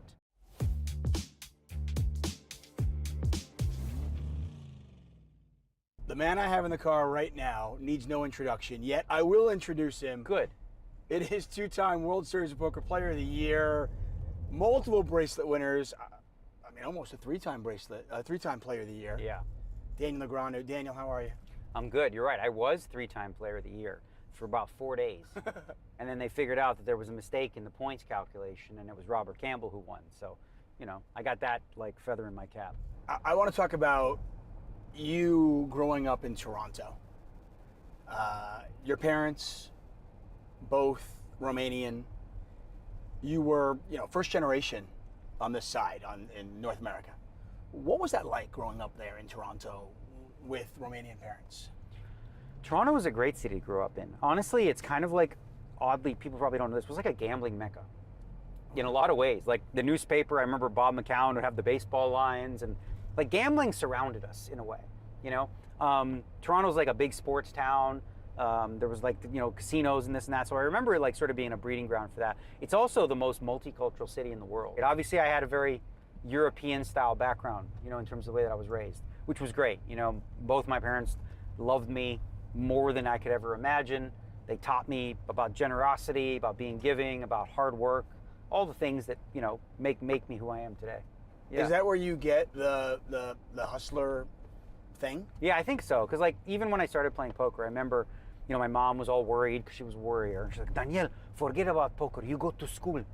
But my dad was like, he'll be all right. He'll figure it out. He's making some money here and there. He's making moves, So he got that aspect a lot more than my mother. My mother finally came around after, I bought her a house and a car, and she's like, oh yeah, poker's okay. She's like that. Everyone, you have that character of like what a European mom is.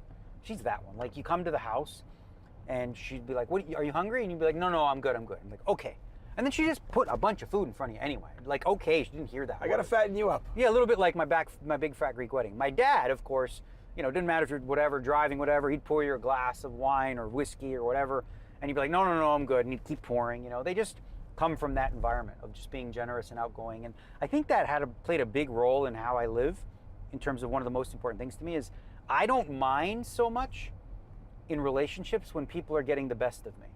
I prefer it that way to a certain degree. I don't want anyone to feel like I'm underpaying them, that are cheating them, and I'd much rather would take that bullet. Has that always been the case even when you didn't have money? Yes, always. Like the people who work for me, they make more money than they should. But I want that, because let's say I need them at 2 a.m. and they'll be like, he doesn't pay me enough for this shit, but I do. So I want them to feel as though they should be doing more, in a sense, right? So, I remember I talked to one of them therapist ladies, she's like, that's about control, isn't it? I'm like, so? Because like, I have the leverage, if you will, in relationships that way, and I don't mind paying for it a little bit if people I work with, or just in general. Like, I'm not a big, I don't haggle over $20, $100. Like these people that have a lot of money and they worry about, oh, that's $1,700. It should be $1,550. What's the difference to you, bro? It makes that $150 is no bearing to you. But like so many people live from that place of like, I should pay $1,550, not $1,700. I'm not that guy. I never will be. Going back to the streets of Toronto, you're there and you get involved in snooker. Yeah. First of all, how did you get involved in that? So like in Toronto and Canada, snooker's a big game. It's much more prevalent than 8-ball, 9-ball. And like, But you're young though, right? Yeah, How I was old young. Are you? 13 when I started doing that. But at that point, it was also an arcade, right? So there's video games there. Well, I always loved video games since I was a little kid. So I'm, when I was very little, you weren't allowed in the pool part. You could only play the video games. But I always remember like looking at it like, wow, right? And then, when I got a little older, 13, 14, someone's like, all right, let's play pool. And it was like $5 an hour. You just rent the table kind of thing and you could play. And then I fell in love with it. And then I realized that they had tournaments there. And now I was hooked. There's handicaps and tournaments, and I was always a numbers nerd and loved that sort of competition. And so, yeah, I got fully into snooker. And then through that, some of the guys who played pool, they're like, oh, let's go play some poker. I never played before. And I remember going that first night with $10 and a 6-pack of beer. And my $10 was gone, and so was the 6-pack. Was that it? You were just hooked? Yeah, it was like, and then it was interesting though, because I was intrigued, right? Because it was, I was like, I thought it was all luck. We're playing stupid games like Fiery Cross, Follow the Queen, all this kind of stuff. But then I'm like, how come the same guys seem to win? Like, and it's all luck, And then I started to think about it more deeply, and they were all older than me. But about a month or two in, I started to like actually win myself. That's okay. That's a pretty quick learning curve.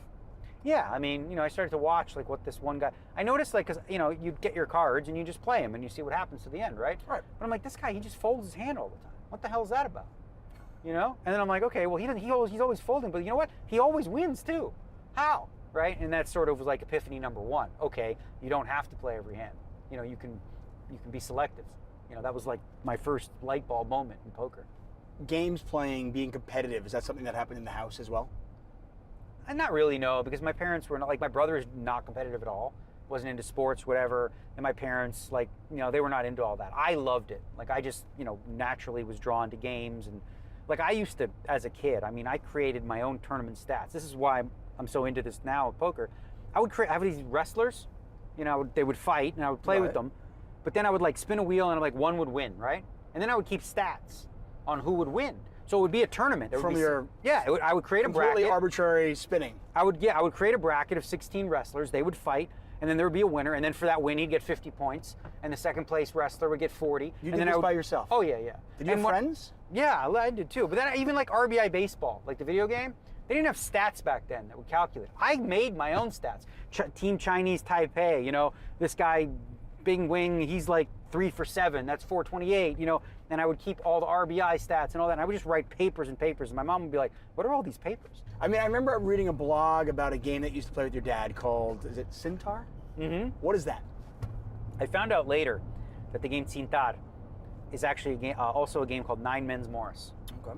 It's chess-ish. It's a very basic game. It's not all that in-depth. But I remember me and my dad, we'd sit by the pool and play it. And he had a very defensive style, which was frustrating and annoying. And I was much more aggro in the way that I played. And he would always beat me because he would lock me up, lock me up all the time. But then, I remember the first time I beat him, it was like a big moment, And I loved, that was some good times with my dad.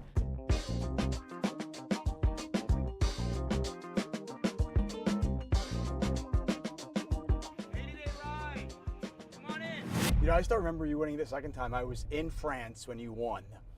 And I thought it was so cool because for you to win Player of the Year, you had to final table the high roller, I believe it was. The 25K, yeah. And I remember you holding on and just playing tight just to get to it. And in my mind's eye, I'm thinking, come on, that's a weak way to get Player of the Year, right? But you want to lock it up. But then, not only did you get there, you end up winning the event.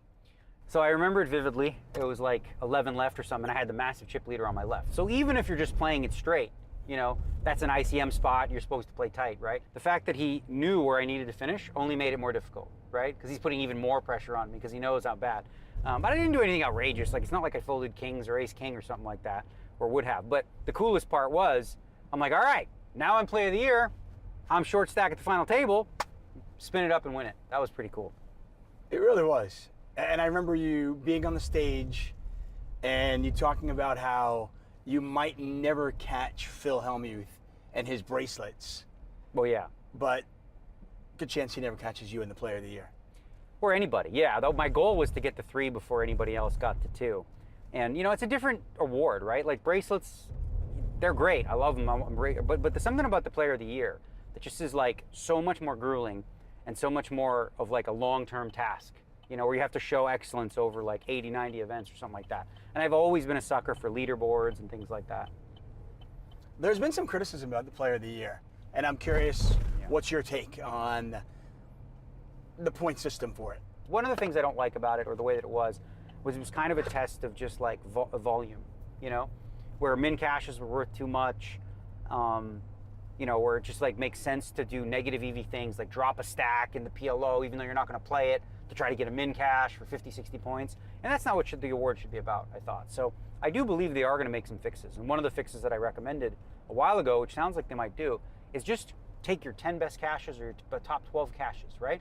So if you cache 25 times, congratulations, God bless. We're going to take the 10 best and compare those, which gives, you know, a wider group of people a chance if you have a really good run. And listen, what, 10 caches out of, you know, 90 events? That's not that big. Right. But it avoids the system. It avoids the situation where Chris Ferguson can min cache whatever. Well, what you don't want to have happen, right, is like what we had in Rosvedov when it was me, Robert Campbell, and Sean Deeb, where we were all incentivized to just go all in dark, you know, to try to build stacks because we were such a close race. You know, we were like 100 or 200 points.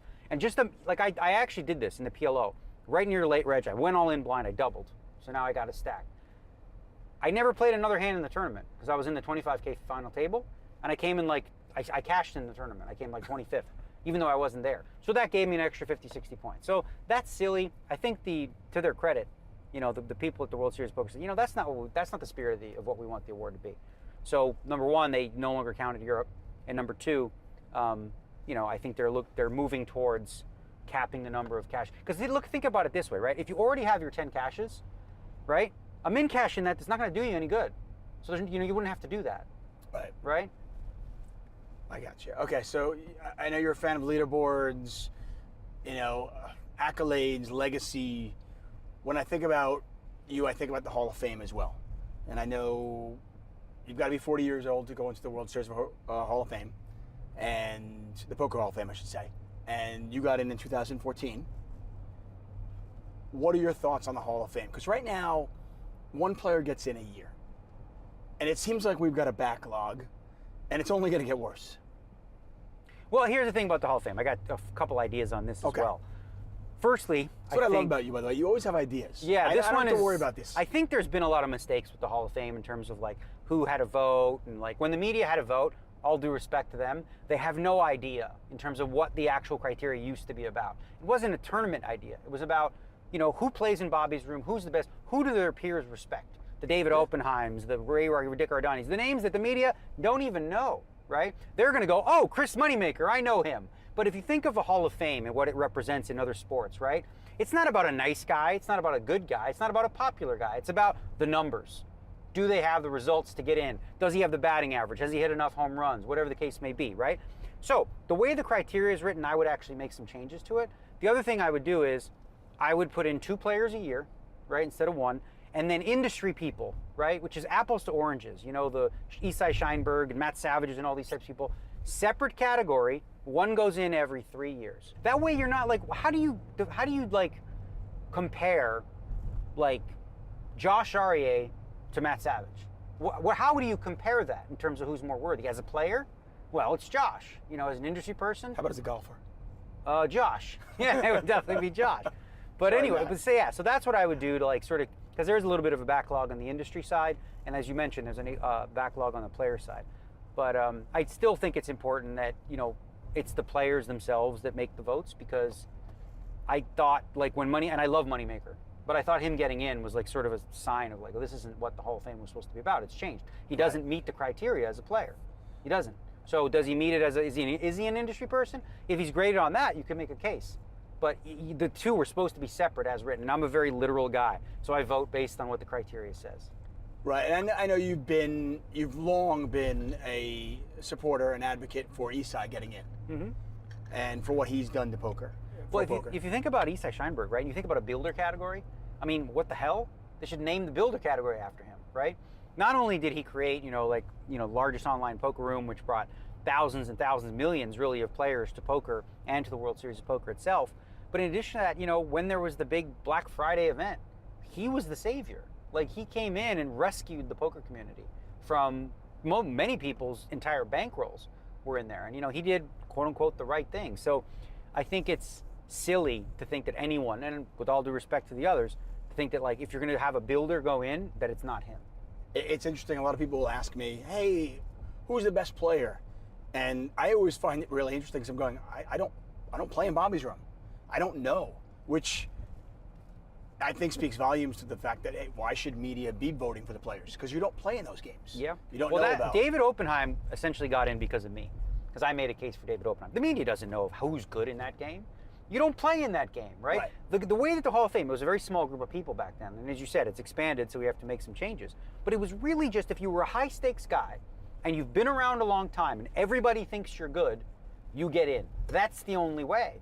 It wasn't like, oh, he won World Series bracelet. That didn't matter back then, right? Obviously, things have changed, and that's why I think we need to update the criteria. What do you think about Brian Rast's in the Hall of Fame list last year? Well, Brian Rast is one I voted. I gave him all my votes because, again, when you think about the criteria the way that I read it, right, he knocks everyone out of the park. Plays high stakes poker, mixed online tournaments as well. Plays against high stakes. They all respect his game. He's won over various different time periods. And I mean, I don't know. He was the perfect candidate. I think he was a home run pick there. Josh Aryeh was someone who I think also deserves to get in, but considering the year that, Rast had with the 50K Players Championships and stuff, it just felt like it was his year. It's only going to get more difficult now because you've got the online wizards coming up. You've got the Jason Koons of the world. You've got the Phil Galfons of the world, who are both going to turn 40 very soon. Yeah, part of that is good though, right? Because I think what you want, if you want an actual Hall of Fame, is you want it to be difficult. Right? Yeah. Not like everybody gets in. If everybody gets in, then it's not really that big of a deal, right? So that should be some very difficult decisions. Some players you go, oh my God, think about other sports. Like how many amazing, great hockey players who put up big numbers or whatever, they're not in the Hall of Fame, because they, the criteria is the bar is very, very high. So that, in that sense, the only thing I feel bad about is some of the older generation players that people don't know about today, the Miami John Cernudos, who was around during my time. A lot of these names are not, in the minds of the young people or the people who vote today.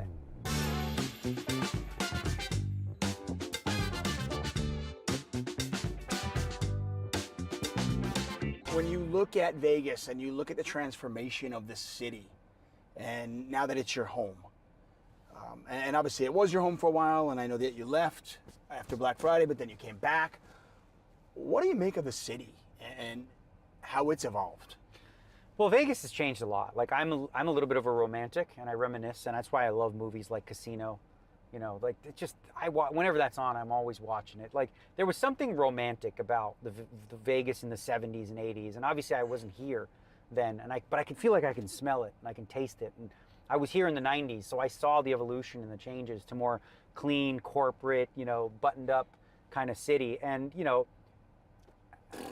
it's fine. No, it's different. It's just different. But this city has grown so much. It's just evolved, right?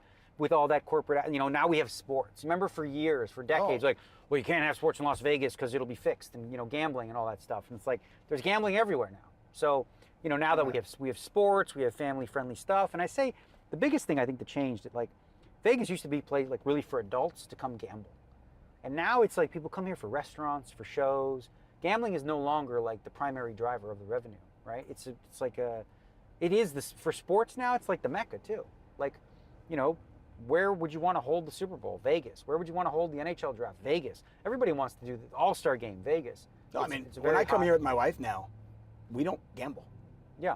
I mean, if we hit the craps table for a couple of minutes because it's fun to roll the dice and go, oh, Mama needs a new pair of shoes. Yeah, but it's go see a show, go to a great restaurant. That's why I always say to people, they're like, well, I wouldn't want to live in Vegas. There's nothing to do. I'm like, there's literally everything there is to do in the city that you live, plus we have all that, right? Like I live now in Lake Las Vegas. We got water sports. You can go hiking. You can go, you can do normal people stuff. and you can also, you know, have Vegas not too far away. When I decided where I wanted to take you for a drive, my first thought was, do I take you to Fremont? Do I take you to the old Binions and where that is? But I'm kind of excited to check out like old Vegas here on the Water Street district. Yeah, like I said, we just moved here recently, and just like driving down the street, it just feels a little bit like, you know, what I remember downtown Vegas being in like the 90s. You know, just very simple, old, and nostalgic. Like, I think of the times of like Stu Unger and all those guys with smoking at the table, and obviously I didn't like that, but I don't know, there was just a vibe about it. It was very, like all these people back then when they came into poker, they had unique stories.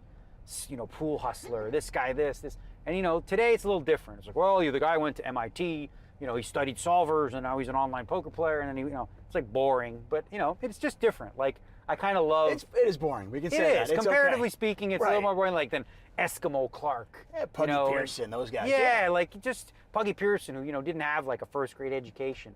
Like, this is a true story about Puggy. I just found this out, but like he couldn't count the pot. Like, he couldn't count it. Like, you'd have to ask people, like, you know, how many chips this is or whatever like that. And meanwhile, he was, you know, he was a winning poker player, but like, just a different vibe. But again, I like both. I just always will have nostalgia for the romanticism of like degen gambling. You know, there's something about it that's romantic. When was the first time that you gambled? Do you remember? First time I gambled, probably with my dad, playing Scene Todd. Yeah, $2 a game.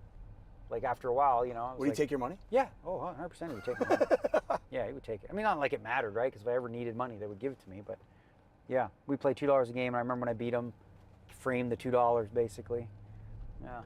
Do you remember, you brought up the big score, you know, 300,000, but do you remember your first big score? I mean, I remember playing a poker tournament at Hollywood Park in LA, and I came in second place. And I was playing Nooners at the time. I had just gotten really into poker, and I won $1,900. And I thought it was more money than I had.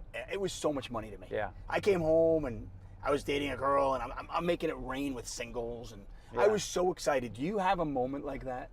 I have one for poker, and I have one for pool, actually.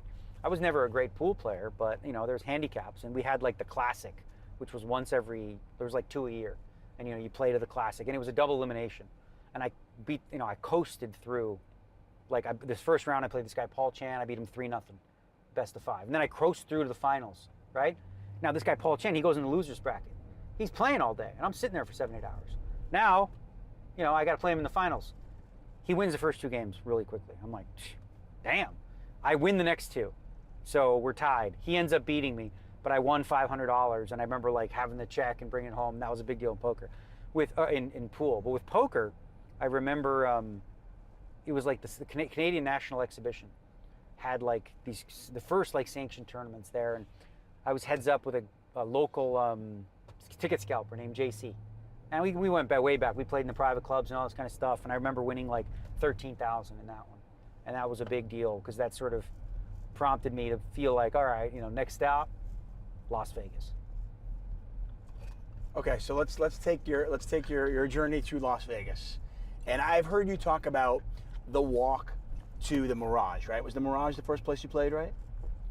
There was 2. So it was like when I first came to Vegas, the Mirage was where it was at. Binion's Horseshoe was where the tournaments were at. So we played a little bit of both. So talk about the early days of playing there and the relationships that you started to form with people that we think of as like the legends of the game now. Yeah, I mean, that was the cool time, right? Like, I remember Huckseed looking at him like, wow, this guy is, you know, he's a legend, right? And becoming friendly with him, you know, in the late 90s and stuff, and just sitting on the curb at the Horseshoe where there's like chewing gum and the smell of urine.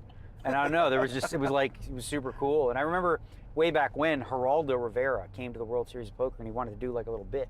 You know, he was interviewing players, and I thought, well, this is a good opportunity. Let's do this. Huck was not about it. He's like, nah, let's not do that. Right. I remember like, even before meeting Huckseed and stuff, there was just like a group of guys, you could tell we were all struggling. You know, we're all playing 10-20, 20-40, like in and out of money, and there's like sort of a bond that's brewed between these people that I just met, you know, that I like, they were semi-pros or whatever, and you know, I don't know, and then like when I started to make a little bit of money, some of those same guys, now they sort of, you know, depended upon, took advantage of me, if you will, wanted a little bit of help and stuff. And I remember learning pretty early on, like, that I need to take care of, it's like the airplane. I got to put my own mask on first. Because I remember going to Commerce on one trip, and I went to Commerce with like 40,000, and I won like 200,000, and I left with 35 because I was helping people. Were you staking and backing? Staking and helping everybody, loaning, all this kind of stuff, and realized, like... Did you feel a responsibility because you had kind of come up with them? A little bit I would say a little bit about how I was raised, right? To be generous, to help people out. Also to know what it feels like. I remember, there's a guy I'll never forget named Zvi Groisman. I just saw him when I went to Toronto recently, and I remember being in the Mirage, and I was broke. I just lost my money in 2040, and I asked him for $400, and he gave it to me. And that $400, by the end of the night, I was playing 400, 800, and I, really made a comeback. But if he hadn't given me that, like, who knows where I would have been in terms of like my poker career and stuff like that. Is this when you met Phil Ivey?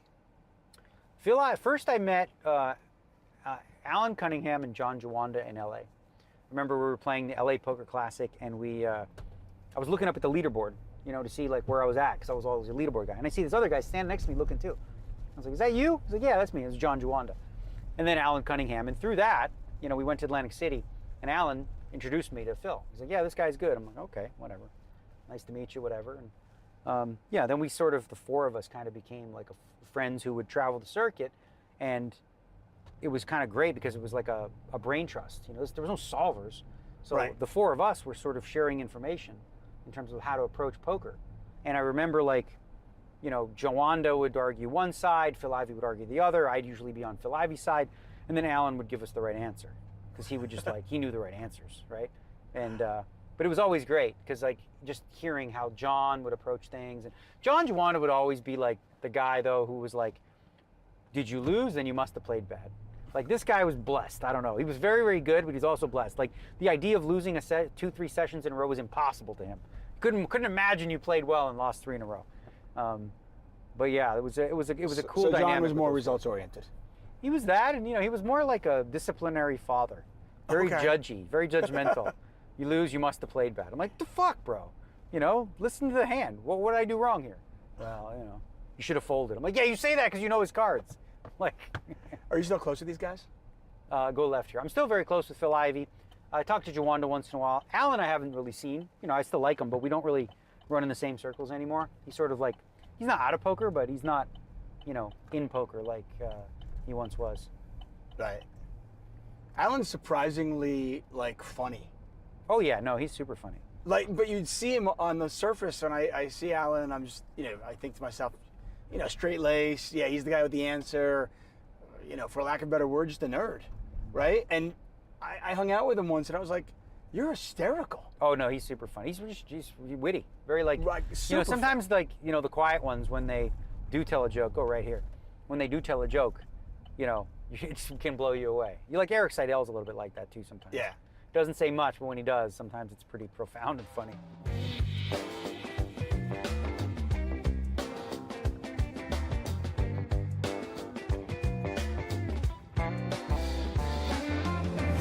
You brought up, just for a hot second, you brought up Geraldo coming to, Vegas, and doing a piece, and you thinking, okay, well, maybe this is an opportunity for me. Was that something that you always thought about? I know I read somewhere you were an actor when you were a kid, or you thought about possibly being an actor, and then you kind of went more of the snooker route, and then poker, obviously. So different road, but when we get to know you and the personality that is Daniel Negreanu, I don't think it's far-fetched to think that, you could have been, Michael J. Fox, right? Yeah.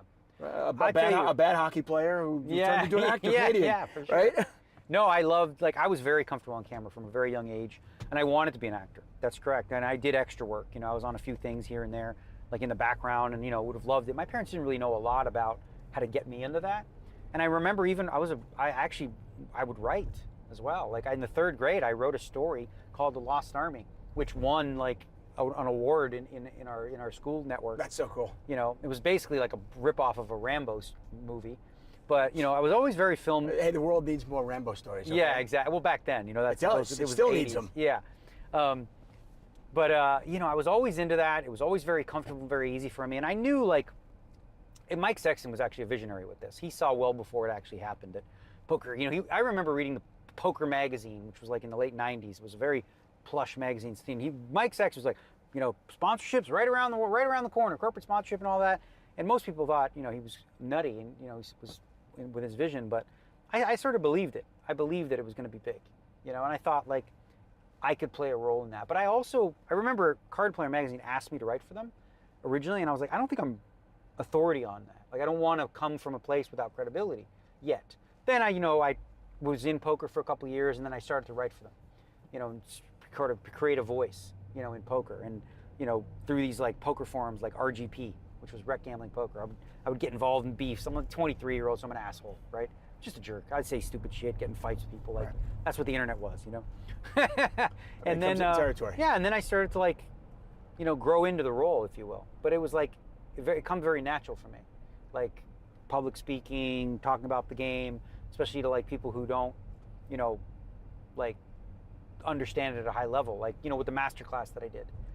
That one was like, I remember when they first came to me and I was like, well, do you guys want high end or do you want, like, more beginner stuff? And they said, no, we like high end. And I was like, all right. So I did some high end. They're like, maybe not that high end. I was like, Right. okay, I got you. Right? Because I think it's like, I think I'm uniquely qualified actually to be able to explain really nerdy, high end poker concepts to the average Joe in a way that they'll understand it. Because a lot of kids, when they I talk agree about, with that, by the way. When a lot of kids talk about poker, they're like, well, the SPR is 3.6. What the fuck's an SPR, bro? You know? I remember doing commentary, and I've been lucky enough to commentate with you a couple of times. And I remember doing commentary one night with Ryan LaPlante. My apologies, Ryan, if you're watching this. And I'm doing World Series, and this is when the black booth was there, and you know, I would just get randoms in there every night, and I'd have to find 5-6 people every night. Yeah. So it was on me to find people who weren't playing, by the way. Yeah, that's and tough. also wanted to be at the Rio at the time. Yeah. It wasn't easy, but anyway, I remember you text me afterwards, and you're like, "Okay, Tuckman, I've been in poker forever.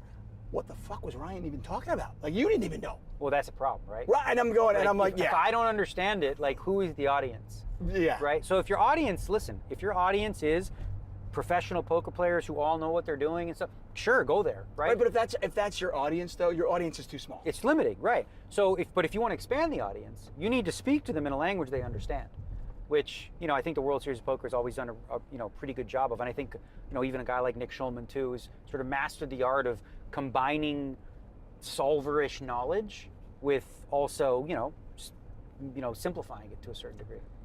Okay, so you've been under the bright lights for quite a while. Obviously, you relish it. You're good there. You're comfortable there, and many people are not. But with that comes haters, and come distractors and everything. What do you? Okay, I'm trying to think the best way to say it. Because on the outside looking in, sometimes it appears that you're looking for it, and I don't think that's true. But it appears that way sometimes. And I look at your fights, whether it be with, you know, Norman Chad, or whether it be with Chip Race, not Chip Race, sorry, the Chip Race guys, podcast guys, Darrow Carney and David Lappin.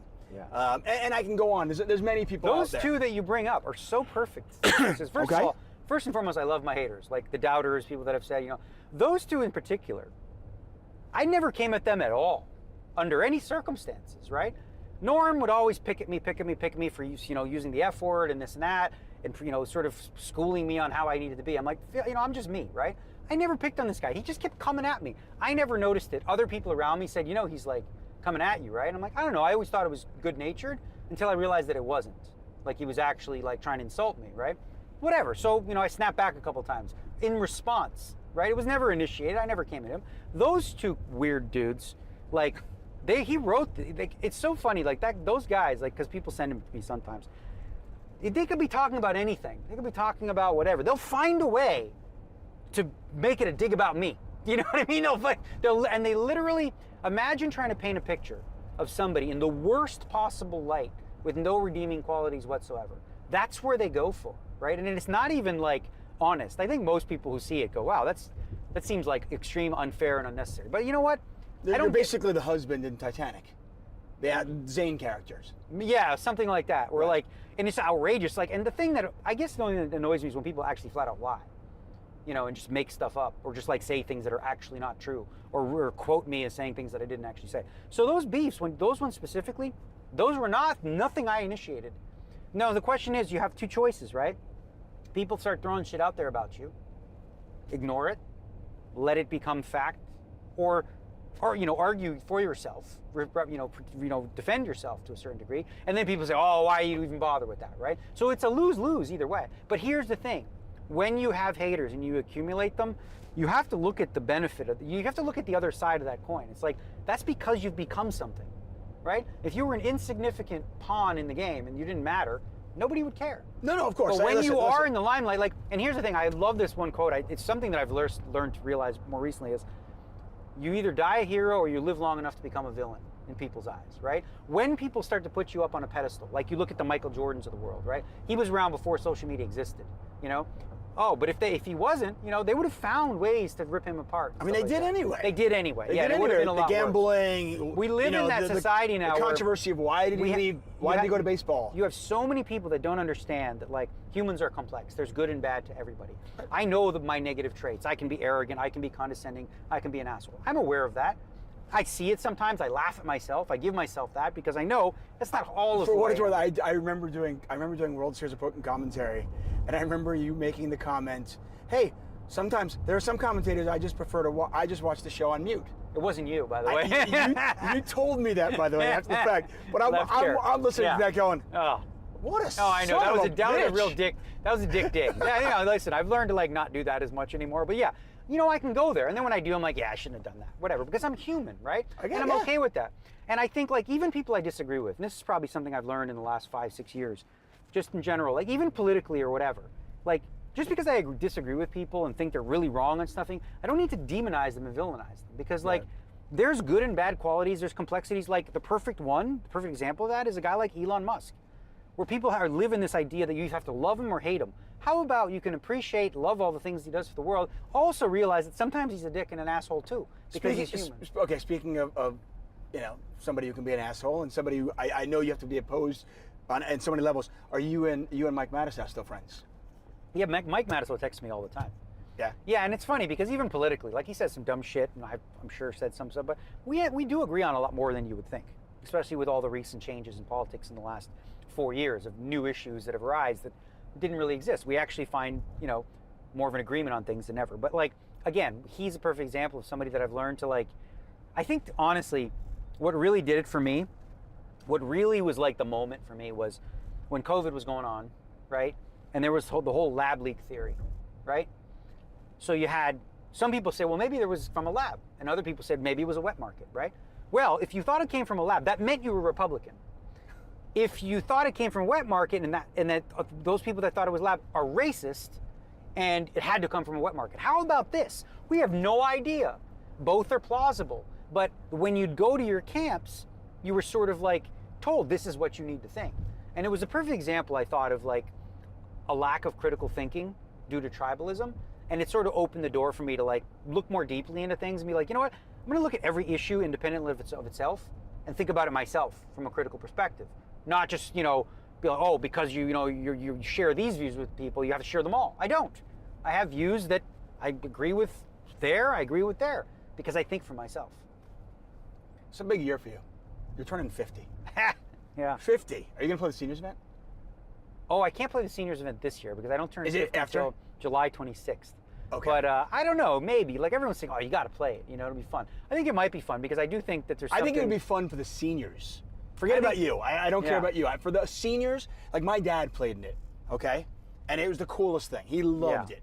And if he had a chance to sit next to you, you know? Yeah. That would be just, I think that would be the coolest thing. I think there's something, too, to be said about just like, you know, people in my age group, from my era, if you will, like having that common bond of like seeing the world probably, you know, a little more similarly than maybe the kids do today or whatever. I think there's something fun about that. You know, it's a little different. Like I imagine this, you're not going to have robots tanking for 45 seconds. You know what I mean? The pace of play will be good, be casual. Yeah, I think I might, just for the shits and giggles. Okay, now you're turning 50 this year. It's time to reflect on life.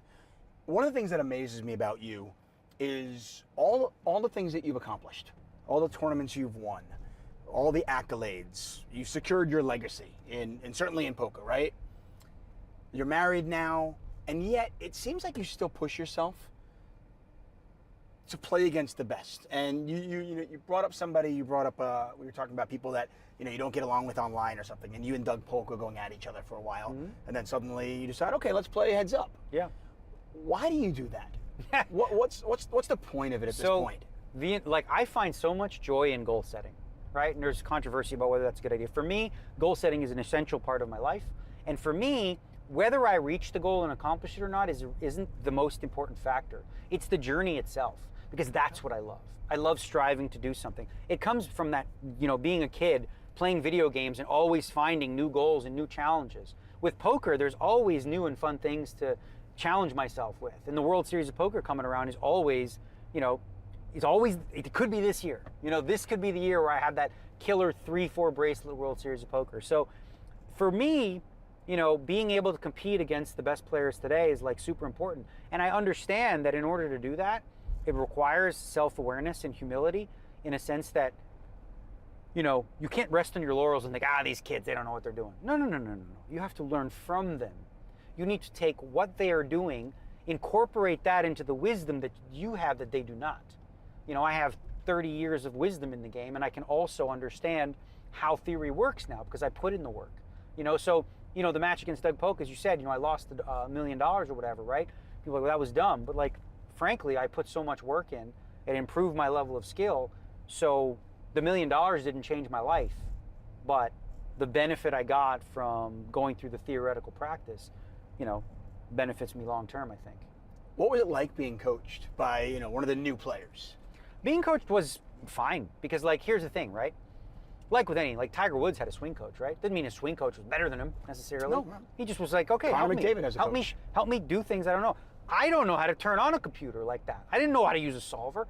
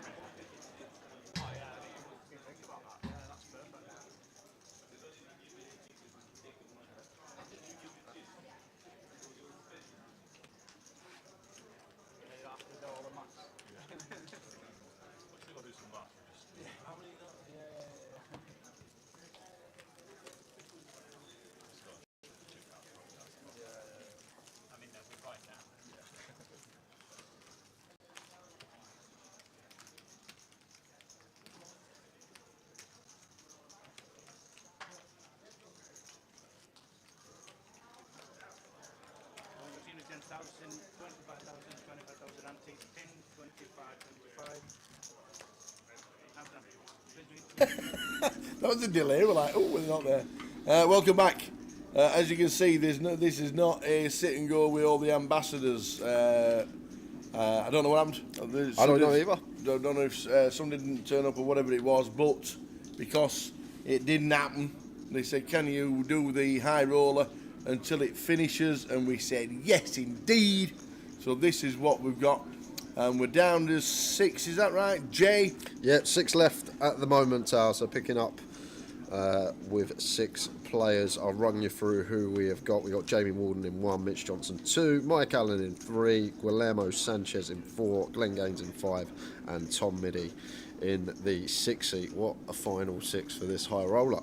Very nice indeed. And as latest addition to the World Series bracelet, winners sat in seat number 2, Jamie Walden, was there on the rail. in my nice dark coloured t-shirt. Yeah, lovely little pickup for Jamie. $313,000 he took back in the middle of July for that bracelet event. Yeah, brilliant. Nice to be on the rail for that. 1,124 entries in that one, Tower. That is some field to get through. Sure, many more to come for that man as well. Yeah, it was great to be there. Cracking heads up battle as well, because unfortunately it was a bit super shallow by the time they got heads up, but it was to and fro 3 or 4 times. It was really good watch. So well done to Jamie. Yeah, so Mitch kicking us off open with a King 9 from the cuff.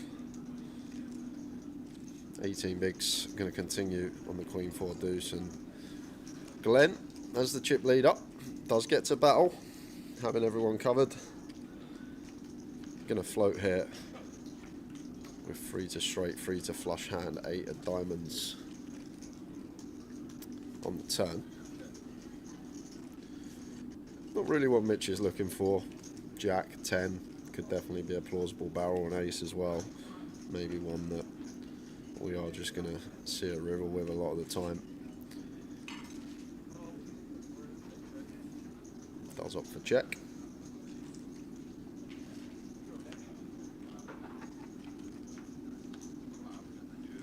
Two diamonds on the river. Now, decision for Glenn Tower, like one of the worst hands we get to the river with. We're going to have all this 5-6, 5-3 stuff as well, which I guess are going to be the mandatory bluffs. Does he want to bluff here with the jack high? He may feel like he has to.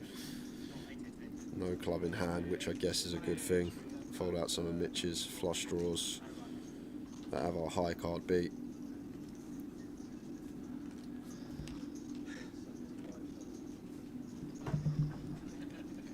Yeah, and well played, Glenn Gaines.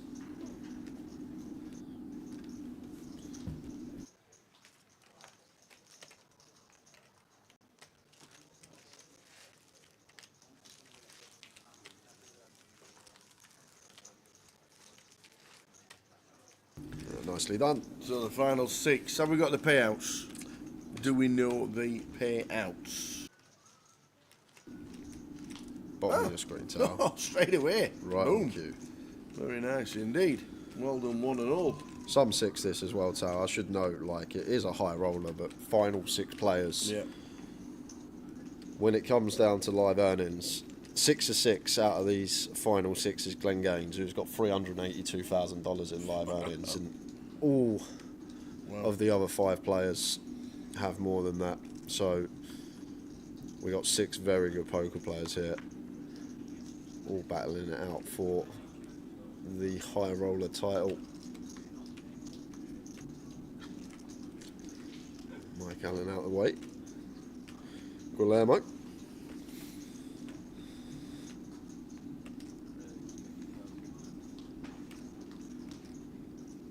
Makes it 50k on the bottom with the King 10. Another one. Offers some heat from Vegas, Tower. Mr. Gaines. Guillermo. Oh, Guillermo, absolutely. Final 2 tables in the WSOP main. 450k. Yeah. For not even making an FT. It's not bad, is it? Absolutely. Has he won a 25-25 in the UK? Well, he must different person. He has not. I can't remember who we were talking about, saying that he was Spanish, living in Britain.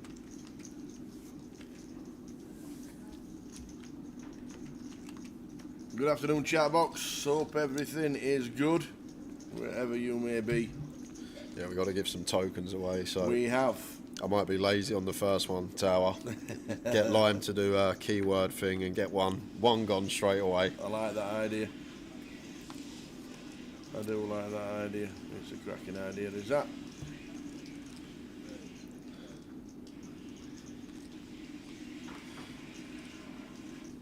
Open from Mitch. 2 bigs from Gun. And Glenn got one here, Tower. Ace 8. As chip leader, maybe not wanting to go after this stack size of Mitch once he opens off of what is 16 BBs. We'd have to make it like 4 BBs, 4.5 BBs as a bluff. just going to be raise and take.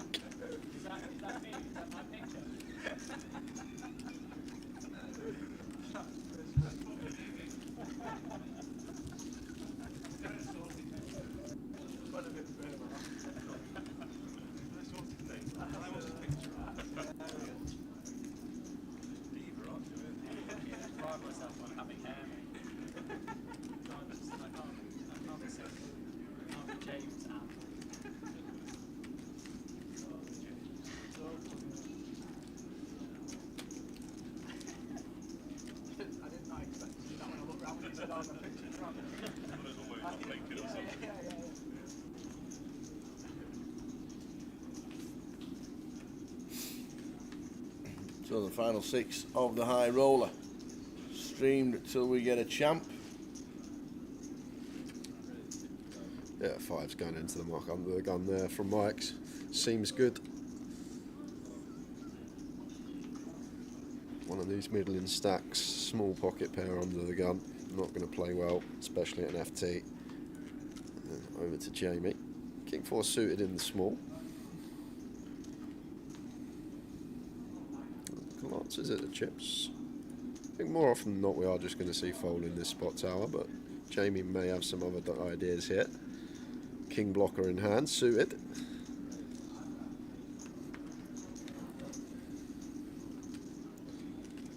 It does come with free bet. Making it 130. With just shy of 30 bigs effective. Fairly small size here from Jamie. Guillermo getting a nice price to pill, just under 3-1 in position. Unaware of his holding, but it's going to work. It is working for Jamie Walden in seat 2. Am I right in thinking you were in Blackpool a few weeks ago? Yeah, it depends what it were. Depends what. You live in Blackpool, don't you? Yeah, but what? I don't go in the casino very often. Oh, the casino. Okay, Yeah. I thought you just meant. Unless in you're Blackpool, wandering down the prom there you are. eating some candy floss and going on the roller coaster. But yeah, Blackpool Grosvenor is my local casino. I go in there, not very often nowadays, used to be in there like 5 nights a week watching the old NFL, but not as much as used to do. But I was in Blackpool. The old NFL, what's that? Is that American football? No, yeah, I knew it was NFL, but was there like old rules or something? Or No, the old okay. NFL. Yeah, the old footy and all stuff like that. So yeah. And we're going to Fleetwood away in the Carabao Cup. Yes. Local. 5 mile down the road. Midi in the cutoff. Opens to 55.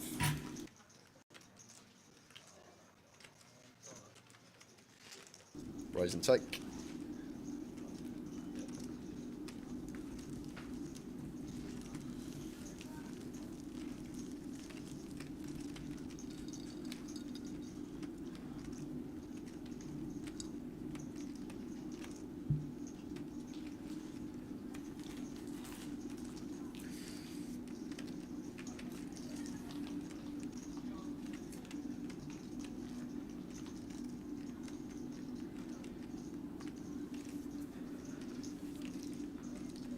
You never know if we beat Fleetwood away. You never know what we might get Tottenham Hotspur in third round. Been waiting for that for 6 years, haven't we? Yeah.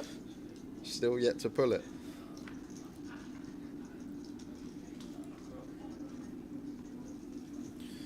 Midi King Queen in the hijack.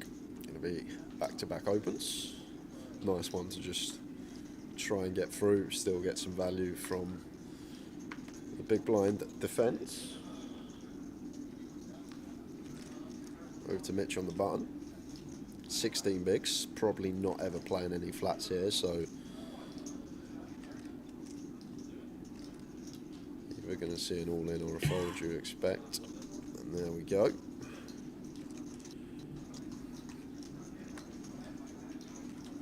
Midi not going to be able to call this one off, unfortunately.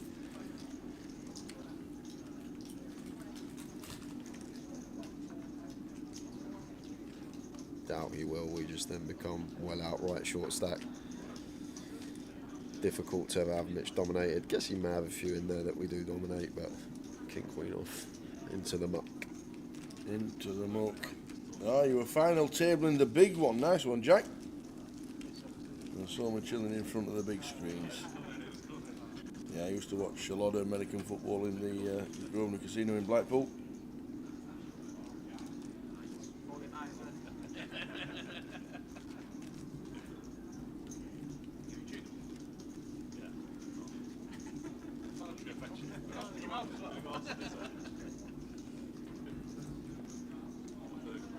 There you are. We'll likely do keyword shortly. That will get rid of one. And then in about 45 minutes, an hour. Yeah. Tower and I will do one. So from what's the booth. keyword? How does that work? You just type in keyword and luckiest person wins. What? That's it. You type in keyword and luckiest person wins. You can play. You type in keyword, that's it? Yeah, that's it.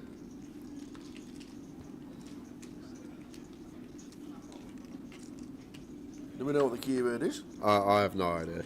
Who makes it up? Interesting one here for Guillermo. Kind of dicey to do anything other than that into the chip lead up. And Glenn's got one that I expect to see check with. Just disaster if we do get ripped on, if we make this like 3BB. So just beautiful hand, good playability with position. Check and see a flop. Off to the streets.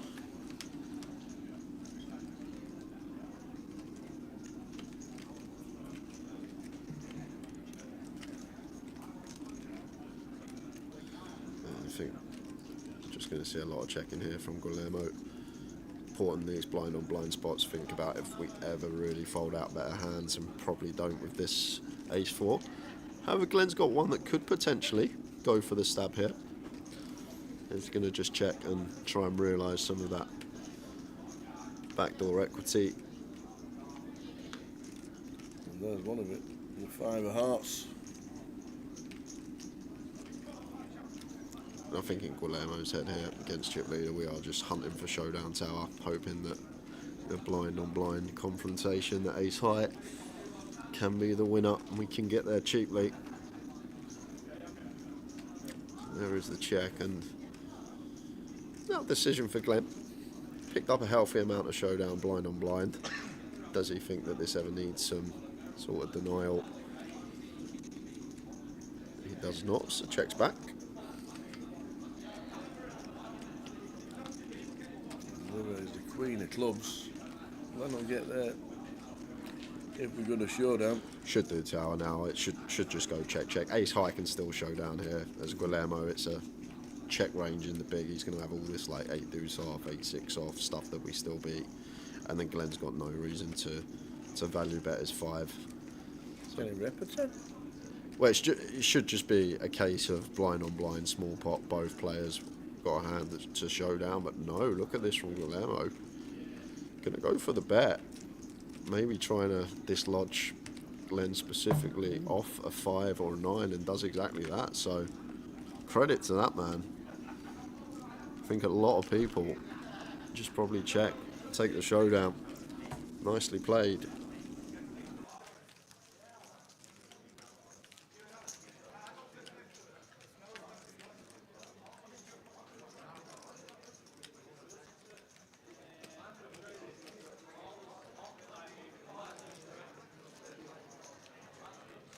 So the final 6 of the high roller. 6 great names. We are in the money. Unfortunately, the ambassador sit and go didn't run. I think it might be on rescheduled for tomorrow. So if it is, we'll let you know. But yeah, the streaming schedule is finishing the high roller and then finishing the rest of the main event today. I don't know what time the actual main event actually finishes. I think it's about 11. So we'll check that with the app, see what time the actual main event finishes.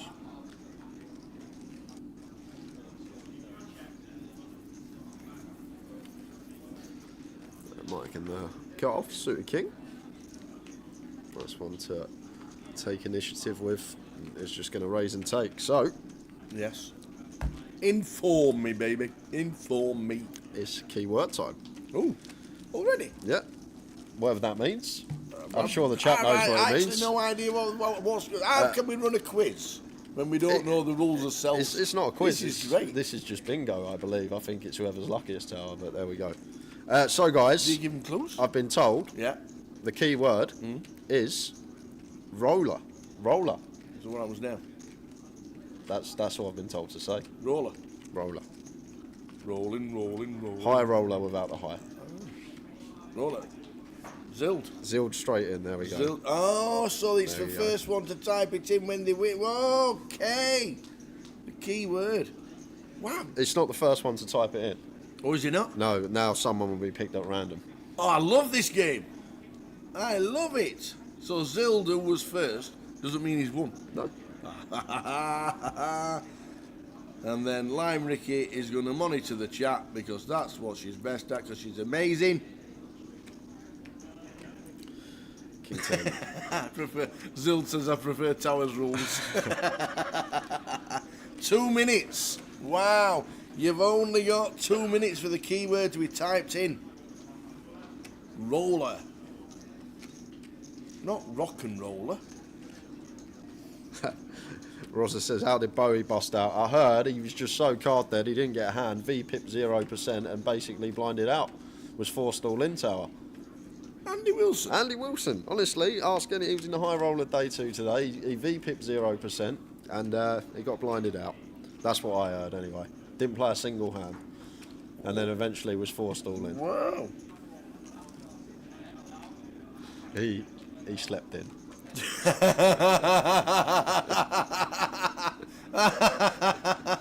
Oh, day. Who got him drunk at the bar last night? don't. Who was it? There you go. Oh. Does it work only on Twitch for the keyword? Yes, just on Twitch. Yes, it does. Because Lime Ricky is our moderator for 888, and all tokens to be given away will be on Twitch, because that is what 888 want us to do, which is what we do. So Twitch for all the giveaways today on 888 Poker TV. It's in the top right of your screen. 888 Poker TV on Twitch. If you want to change over and get yourself in, you've got about a minute. No, they haven't. The contest is closed. What? I've been told to close the comp. No more Already? guesses. Comp closed. The contest is now closed, so here we go. The last one. Yes, Lime Ricky says ready. Here we go. Anybody after Lime Ricky has said that, that is it. No more. And Axel Guy 888 has won the giveaway. There we go. Easy That's as that. picked up by Nightbot. Hey, we like this quiz. We didn't do anything. A lot less time consuming than our ones, isn't it? That's brilliant. Midi here. Ace Jack, chip leader, cut off open, going to be really wide. So yeah, there's the jam from Midi. Yeah, not behind the hand. Just a super strong hand versus Glenn's perceived cut off opening range and send him for 20. Just going to work a treat. So how does that work? How does what work? There's a million people typed in roller. Yeah. And Nightbot has already had a. We normally have to put names on wheels. Yep. We normally have to get PK back in the Yep. booth. We have to write them in. You have to take 20 minutes on Google to find a question. Can we have a Tower Thinks or a J Thinks for the next one? Yes, you can. And we'll do that at 6 p.m. Okay. Local time. Local time, okay. Because wherever you are watching, it could be at any other time, and I have no idea. So at 6 p.m. in 30 minutes' time, there will be a J or Tower Thinks, and we'll toss a coin to find out who's doing it. What we will do is in 15 minutes, we'll find out who's going to be doing it, and then at 6 o'clock, we'll do the first J or Tower Thinks of the day. We have another 4 tokens to give away. We might do another keyword later in the evening. That was good. What happened to Mikey Clark? I don't actually know, but not in.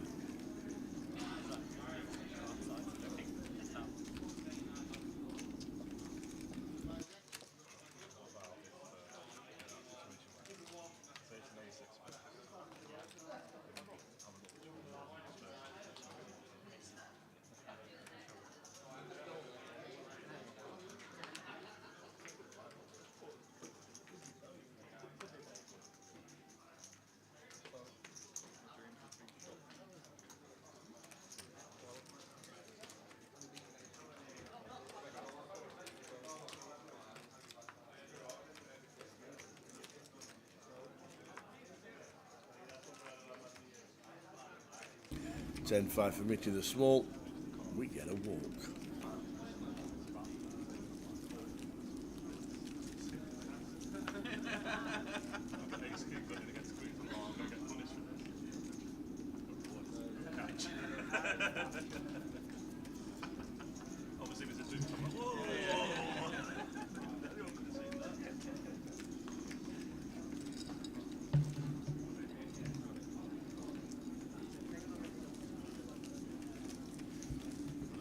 Yeah, we have another sit and go tomorrow.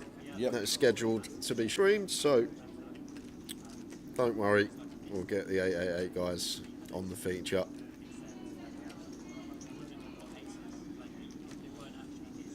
They've got a super stacked six-handed right here now at the FT. Real tough, this FT tower, just for these six. It is.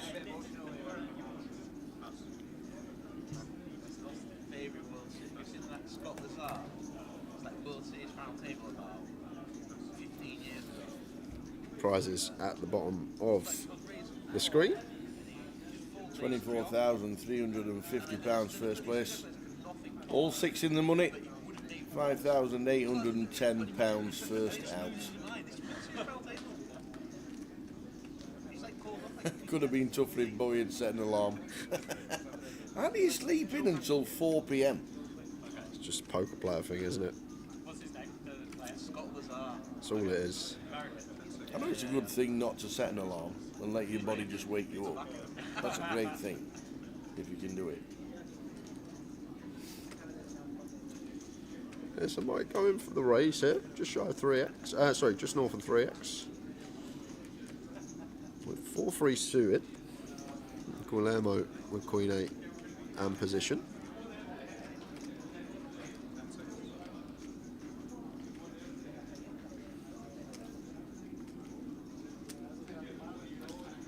Does make the call.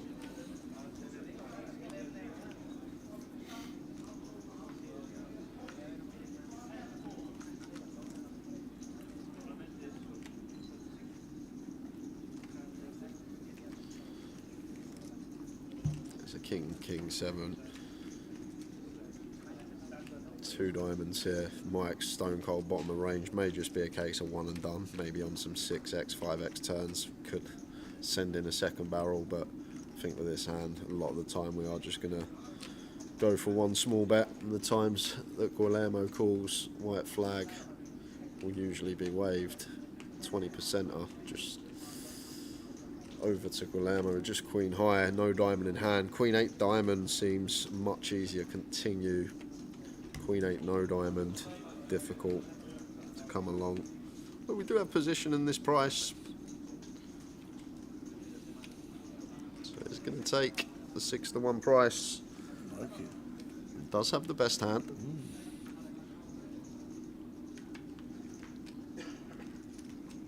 Jack of spades turn, picks up. Nobody picks up anything, but got to be expecting a check from Mike, haven't I? It's interesting, Tab, because once we do go this tiny size, the 20% on the flop, like Guillermo's range is going to be a lot wider. Like he's going to call stuff like 8-9 backdoor, flush draw, 10-8 backdoor, flush draw, all this free to flush, free to straight hands. Even a hand like Queen 10 with a diamond would be in there as well. So he's going to have a fair amount that we could still fold out with a double barrel, but then you flip that and he can still also have all this King X, 7X, which we're not going to dislodge. So it's difficult for Mike to fire another barrel, but once we get to this river now, after turn goes check, check, are we obliged to fire because we have the nut low and we're always folding out better, or do we have to just knuckle 4 high and lose the pot always? So maybe now we get here, Tower, we're inclined to bet. It makes it like 175 is checked. It's tough. I'm just thinking round about 60%, 70% man of. It's just what are we supposed to have once we bet flop, check turn? Like we're just going to continue betting our King X a lot of the time. We might even go for some value with Jack X. So it's difficult to try and say what we're meant to have as Mike, and the Queen Eye is going to be good for Guillermo. But it's annoying once we get to that river because we know as soon as we check Mike, we lose the pot, whatever happens. Either goes check, check, we lose, or check, bet, fold, we lose. But maybe thinking a 7's never folding, which I agree. A king's obviously never folding. Do we even fold out some ace highs once we take that line? Tricky one.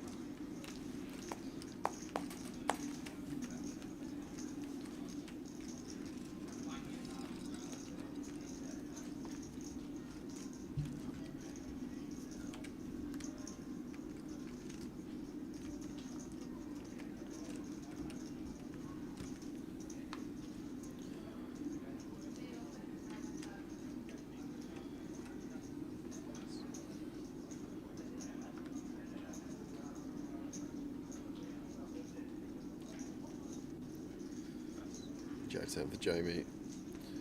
Out the way. Mitch in the cutoff will do the same. Mike. King 7 off. Raising into chip leaders, big blind. We are on the button, but may just have to go into the muck and does go with fold. And it's a walk for Glenn.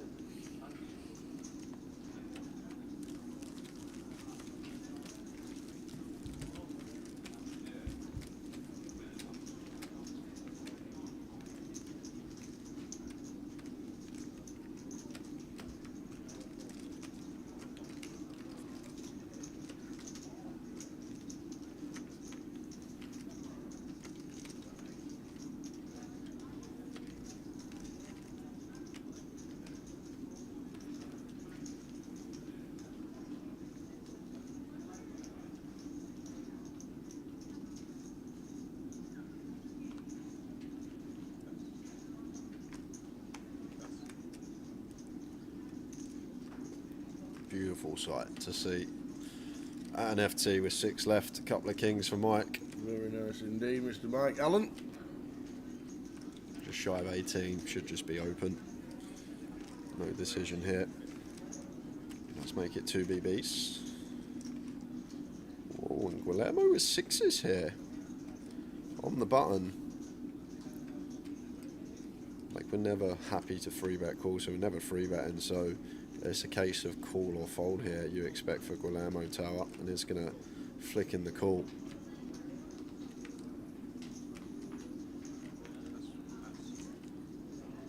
So heads up, cut off versus button. Kings for Mike Allen.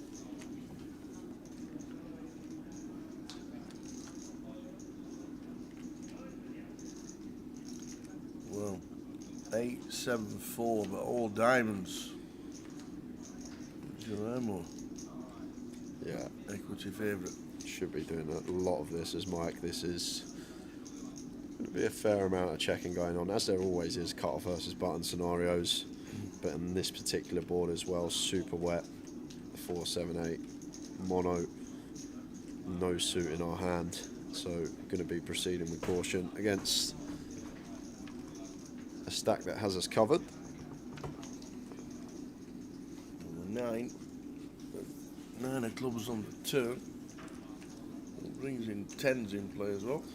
Yeah, it's kind of interesting for Mike here, Tao, because we don't really expect Guillermo to have hands like Queen Jack off, Jack 10 off, King Jack off, King Queen off. Like these, probably the offsuit stuff are just going to fold pre, maybe 3-bet rather than play flat.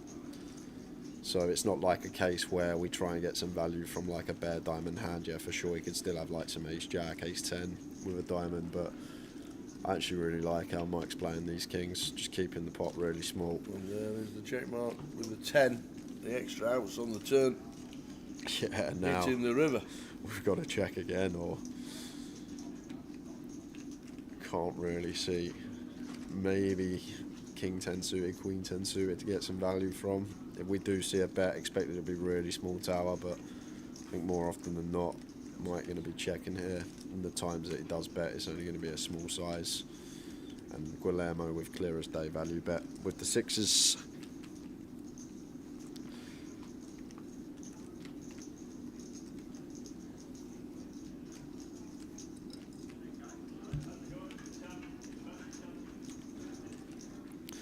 And interesting because he has a decision here, Guillermo, and decision is what size to go, because got to think about Mike's range and what hands Mike is going to play. in this manner that check 3 times that we can get value from, because like the ace high stuff's just always folding regardless of size tower, so it doesn't look like Mike is going to have too much in this spot. 1 pair at best, which he has. It still goes for 60%, and credit to Mike Allen, doesn't pay it off with the Cowboys. Just the unfortunate run out, if you like. Yep, was always getting called on the turn. That board was just not good for the offsuit Kings. No diamond. So the final 6 of the high roller, 51 runners in the high roller, and they're all in the money. So well done, 1 and all.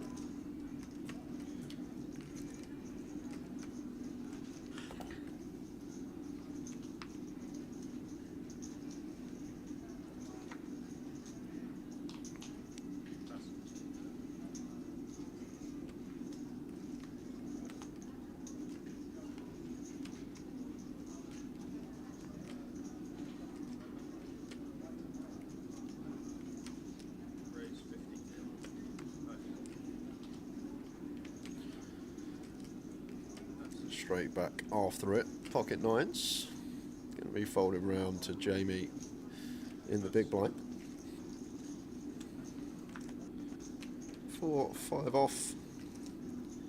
Getting 4.5 to 1 on a call. Fairly close one, but wouldn't be surprised to see Jamie defend, getting this price, covering stack. Just having a little look around the table. Other stack sizes. This going to take the disciplined approach. Couple of chips back for Mike. Indeed it. So Glenn Gaines, chip leader, 52 bigs. Guillermo Sanchez in second.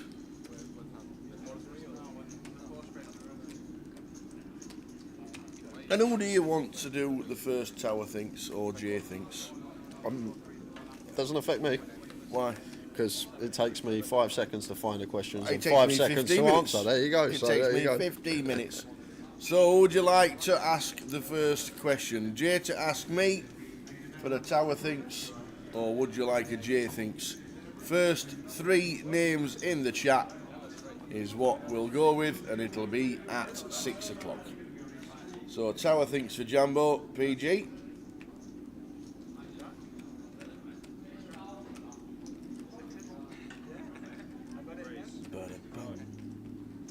The second of the 109 tickets to be given away at 6 o'clock. So who do you want? Yep, tower thinks, that's 2.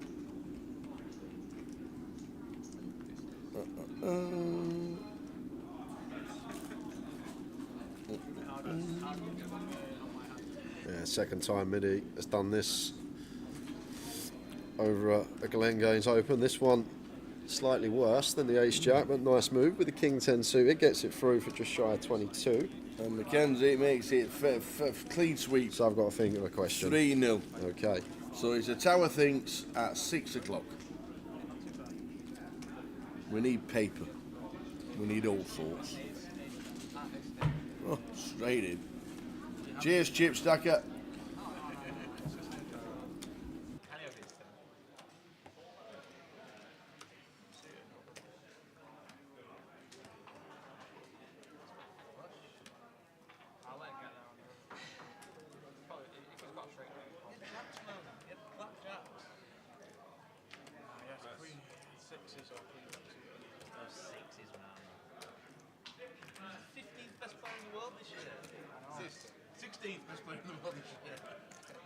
So Tower thinks at 6 o'clock we'll do that, and we'll get the $109 token into one of your accounts. And it's on all platforms. Is it going to be on all platforms? No, it's just on Twitch. You need to get yourself over to 888poker TV for the giveaways. Okay. The giveaways are on 888poker TV on Twitch. So if you are watching on YouTube or Facebook, you will need to move yourself over. Dennis is already preempting what I'm going to say.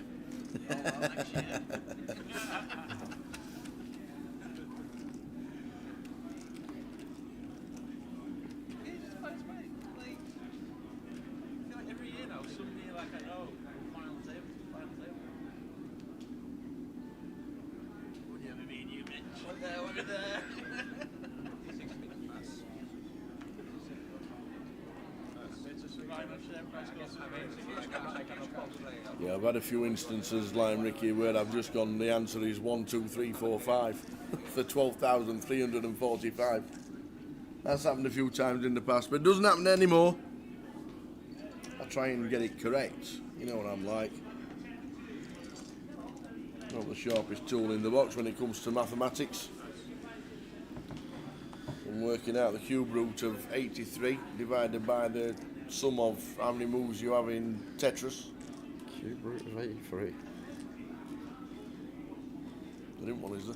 Well, not a proper number. Be like 4.3, I'd say, around there, something like that. So, we've got some action flops with these two hands. Can the dealer find one for us? Mitch with Jack 10, Guillermo 8-9 suited defends big. And here we go. Ask and you shall receive. Double gutter backdoor flush draw facing top pair.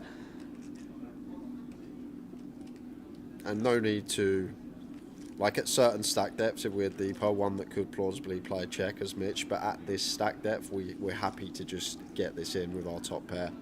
Happy to stack off with top pair in this scenario, button versus big. So just want to do exactly what he's doing, get some chips in the pot.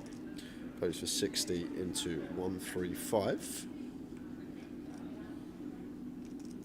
So around 45%. Guillermo never fold in here, just a question of if we ever did go for the shove, do we fold out hands of Mitch? Like the ace highs, the king highs, this type of stuff, or are we just going to take our price and see a turn, exactly what he does do. 10 would be disaster for Mitch Johnson.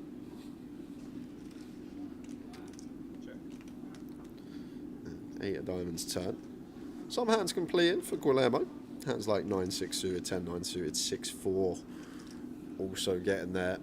Mitch now picking up a gut shot to go alongside his top pair. 120% back tower. We'll be aware Guillermo will have a lot of this 6-7, 5-6, 5-9 suited, 8-9, 8-10, like stuff that is a pair and straight draw now that is going to have difficulty folding. Mitch's option.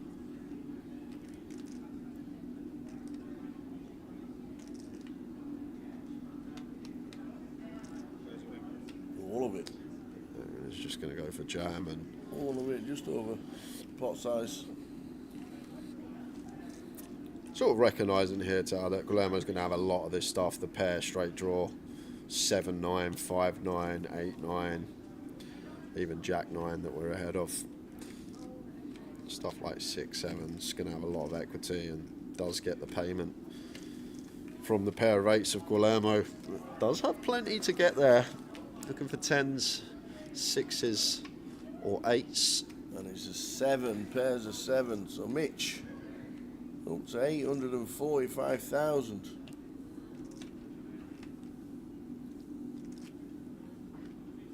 So Guillermo drops down to 26 bigs. Does this percentage take into consideration for muck cards? Yes, it does. Did you catch the question Martin gave to Sam when we were in Joker's Wild? Yeah, Martin asked Sam how many light fittings were in the CBS arena. And he says, I don't know, what's the correct answer? He went, I don't know. I don't really know.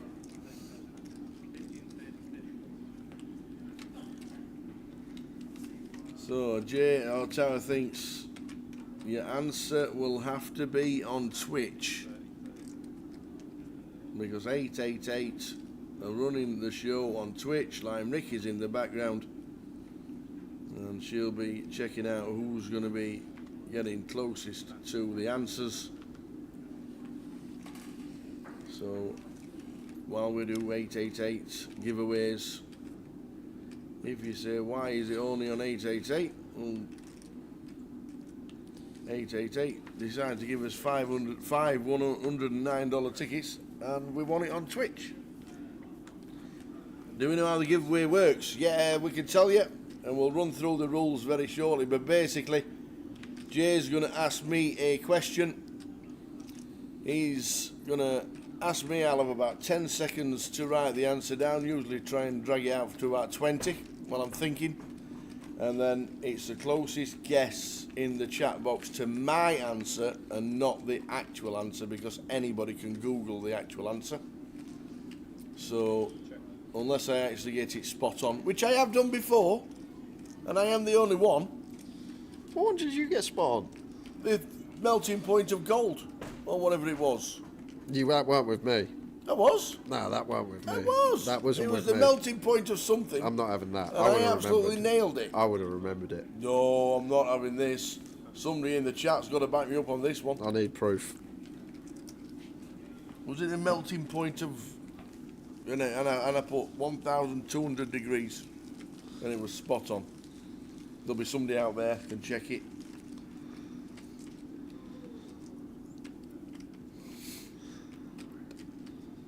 So £24,350 to the winner, but yes, that's how it works. So you can't Google the answer, because my answer's never that close.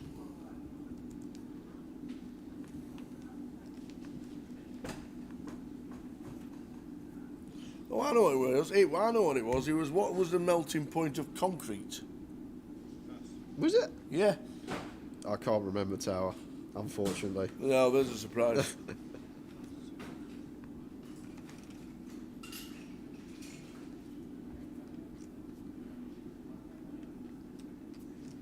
In fact, PK filmed it. We were in Leeds.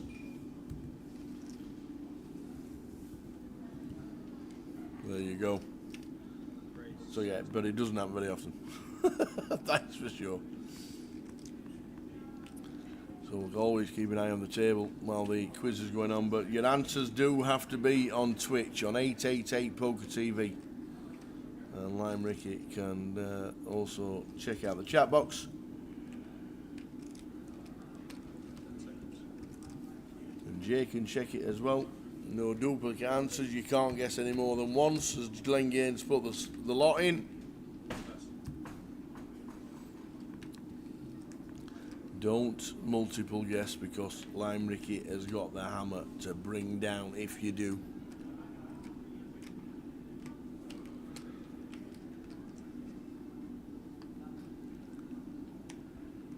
Can't be calling with an offsuit ace, surely.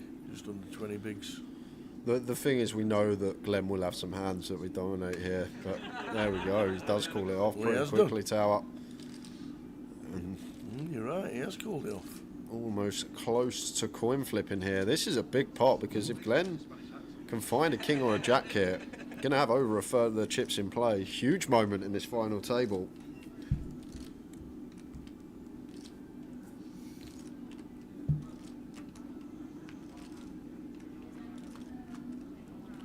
Here we go. Wow. Still flipping pre, flipping post.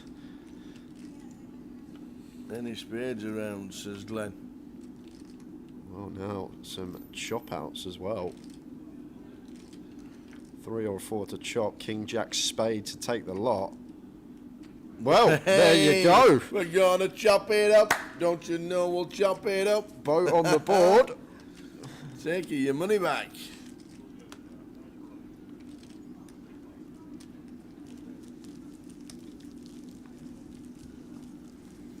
Lines down 15,000, 30,000 as we chop it.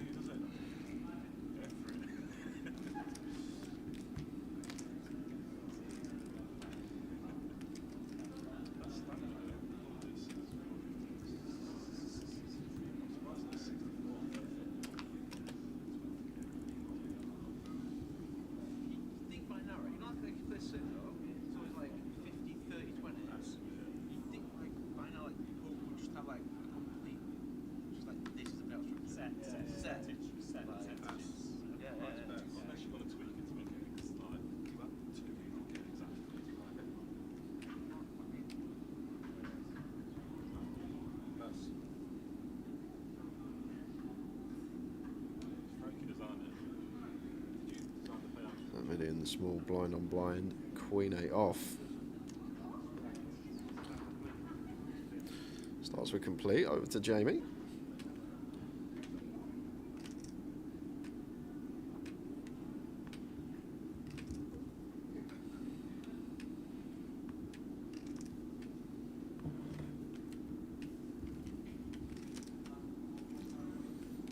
Round to Jamie Walden.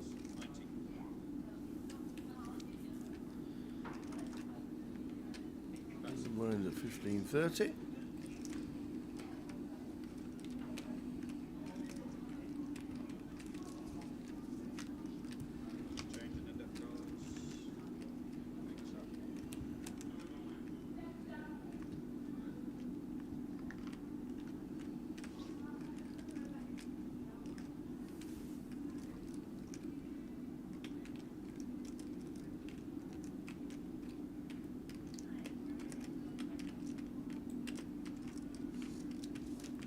So one more hand, guys, then we are going to go to another giveaway. I'll quickly run you down the rules off this hand if you've not played before. And I've got a nice easy start for your tower. Yes.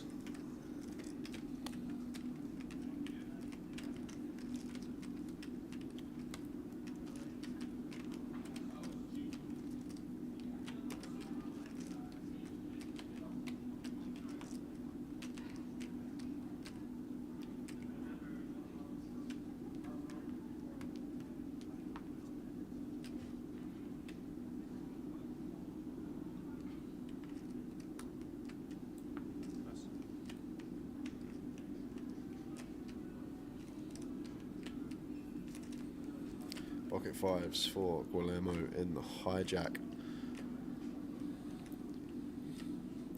I might let this one go.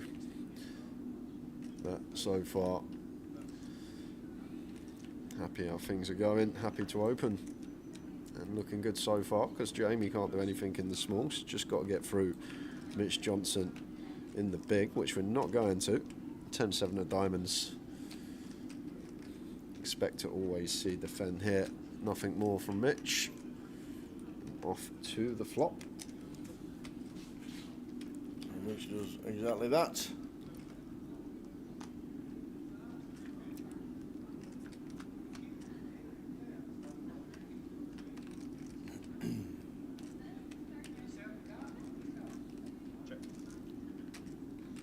Oh, there is a flop out there. Somewhere. Flop lag. I reckon there's paint on that flop. King of spades, 9 of hearts, king of clubs, 60 clubs.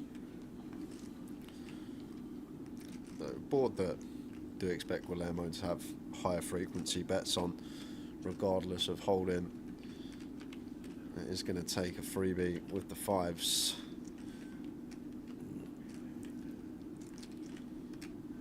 Oh, and Mitch at the light to see. Beautiful. Check mark on the turn. Just pings off the gut shot. Now, question for Mitch, whether to start leading. Do we think that Guillermo is going to have many delay C-bets? Mitch thinks not, just trying to get some value himself. Will be some hands in there for Guillermo, stuff like Queens, Jacks, 10s, Ace-9 suited, 10-9 suited, that will make plausible checks that can easily call this turn bet from Mitch. 90 into 165.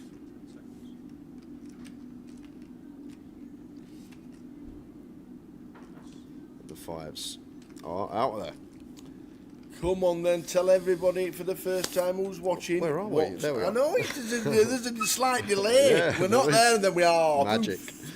So guys, it's giveaway time. This is for a 109 ticket on 888 Poker. You need to be watching on Twitch and comment in the Twitch right chat up there. box. Look at that, right up there. 888 Poker TV. There we are. Got Perfect. to be there. Got to be there. Rules are as simple as this. I'm going to ask Tower a question. He will write down on that piece of paper. Closest to Tower's answer is going to win themselves a 109 ticket for 888 Poker. You get one guess per account. Any multiple guesses, you will be disqualified. Can you check that? We do check, so do not multi-guess, otherwise you will be DQ'd. And please do not guess until we say go. Don't be giving Tower any clues. So a bit of a random one, Tower, but I thought I'd start off with something nice and easy. Yeah. All I would like to know, yeah, how many people with the first name Michael cashed the WSOP main event this year? How many people with the first name Michael cashed the WSOP main event this year? Work that out. Go on, you got 10 seconds. No guesses yet. Don't look at the chat box. Towers guesses in. Good luck, everyone. Good luck, everybody. Where did that come from? How many people with the first name Michael cashed the WSOP main event this year? Exactly. What a question that is. The randomest random question in random land I've ever heard. That's amazing. Mitch getting a lovely little jam fruit. That's brilliant. That's a great question. So for a 109 ticket. 109 ticket. How many Michaels cashed in the main event?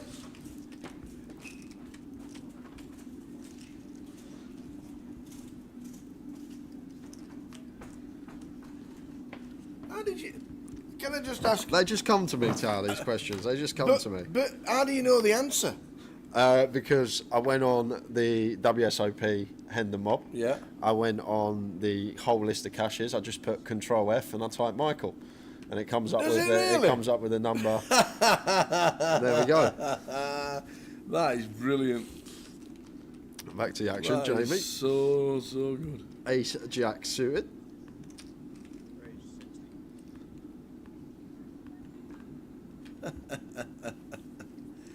If you do have the same guess as somebody else, it doesn't really matter. I don't think. Yeah, we just then flip for... Yeah, I don't know what Lime Ricky has come up with regarding tiebreakers, but what we normally do is if there's the same guess, which there usually is, we would normally do a red or black flop, or if there's multiple, which very rarely happens, we'll do it a couple of times. That's what we normally do if there's a tie-break situation, if somebody's got the same guess as the closest to my answer. We just normally do a red or black flop on the next flop, and that'll determine who the winner is. Apart from that, it's if somebody's already guessed. I don't know what Lime Ricky has said we do if we do get... She says same guess, it's the first person that guessed it. All right, okay. So same guess. Cheers, Lime Ricky. Just looking up here, nice little move from Mitch, like the old offsuit ace-X. Works a treat. Gets Jamie to fold ace-jack suited there. How many Michaels does Tower think, cashed in the main event of the World Series? I know how many runners there were. I would just have no idea. How many Michaels? Well, that's great. I like it. It's a good question. Different, isn't it? It absolutely is. I like it a lot. Was proper random, was that?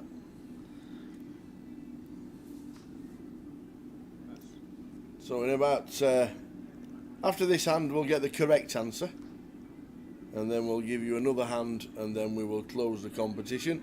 How many Michaels does Tower thinks cashed in the main event of the World Series of Poker this year?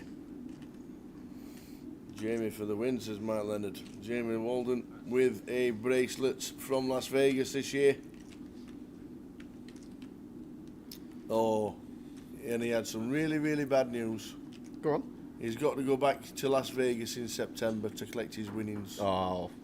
He's had to make the effort to go back to Las Vegas to pick up his $300,000. It's a long flight though, ain't it? It is a long flight. I'll tell you what I would be doing. I'll be going first class. Yep, you would be, wouldn't you? Yeah. He has to go because obviously he's ITIN, but luckily now the ITIN is taking a month or 6 weeks, whereas straight after COVID it was 9 months to 12 months.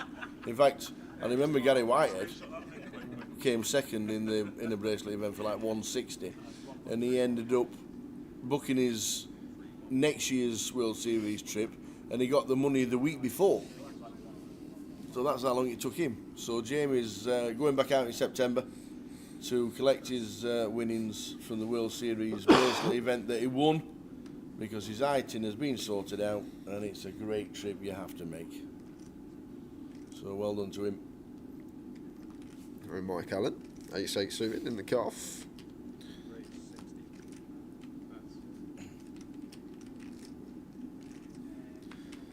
Making it 60. 10 deuce can't do anything for Glenn. Mini, same with the 9-4, out the way. So guys, it's not over yet. If you haven't guessed, you can still guess. I'm going to give you the correct answer though, see if you get any live tells from this man. Yep, if you've not guessed, there's normally a clue.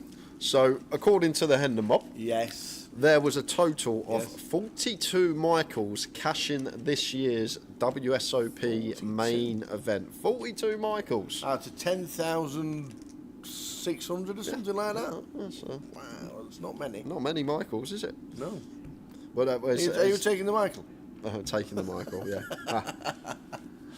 So we'll give you a couple more minutes, guys, then we will close this comp. We've got plenty to give away today, so if you miss out on this one, you will have plenty more opportunity. Yeah. This will be ticket number 2 of 5. So I'm here, Tower. I'll show you. Yeah. So main event. Yeah. Control F. Control F. Michael at the top, and it comes up with you at 42. Wow, like it. Like it a lot.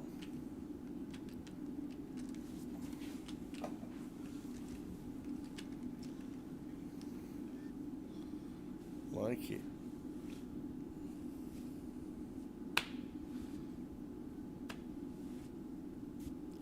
$42. Brilliant stuff. 42 Michaels cashed in the main event of the World Series of Poker. First or surname? What? First or surname? They can't, like George Michael or something like that. There was 3 with the surname Michael, so it's technically 39, but that doesn't matter because it's Tower's answer. Technically 39. And there are 3 surnames of Michael. This is very frustrating for Glenn here. Finds a nice little free bet as a bluff and just gets ripped on by Midi. Again. Annoying stuff. Again.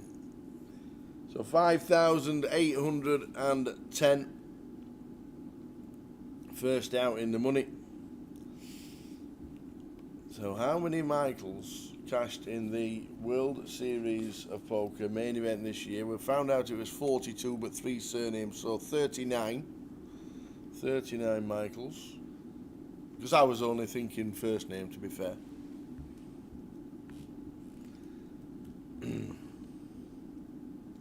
And the 109 ticket, I'm guessing, will be...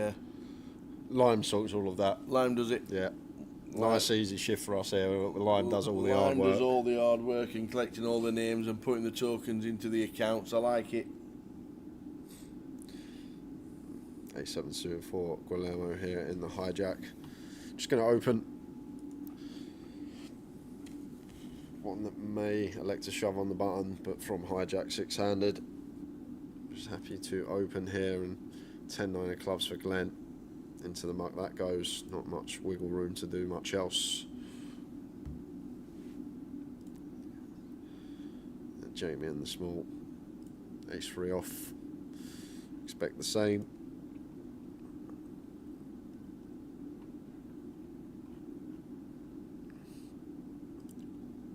Just awkward when Guillermo's playing at this stack depth too. Like if we 3-bet bluff here, we're gonna have to make it like 140, absolutely tiny out of position. So just going to let Guillermo get it through him, but still with Mitch to get through in the big. 9-7 off here. It's dominated, but as covering stack, wouldn't be surprised to see call, but well time laid out.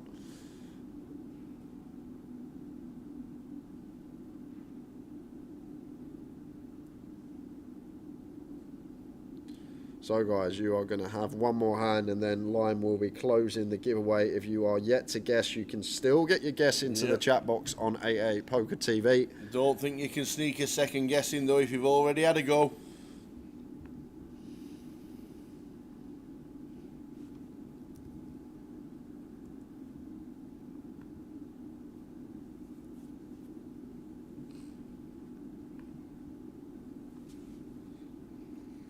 Straight after this hand, we'll give you my answer.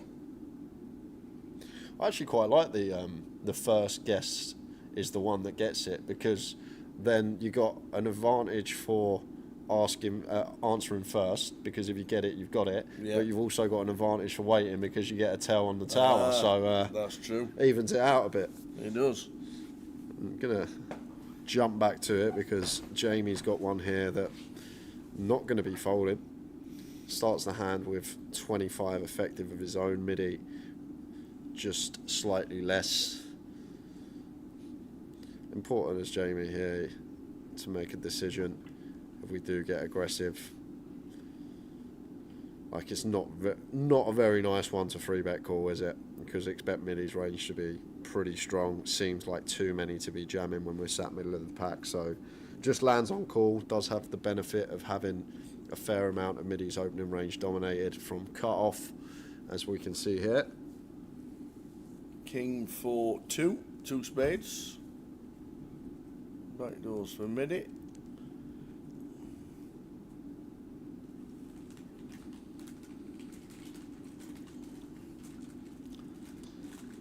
As he goes check, check.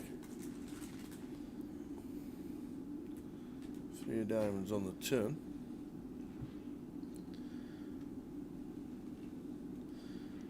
Yeah, I like the check on the flop from the midi. I'm gonna, as I say, always cut off versus button. Gonna be doing a lot of checking in these scenarios, but may fancy a delay.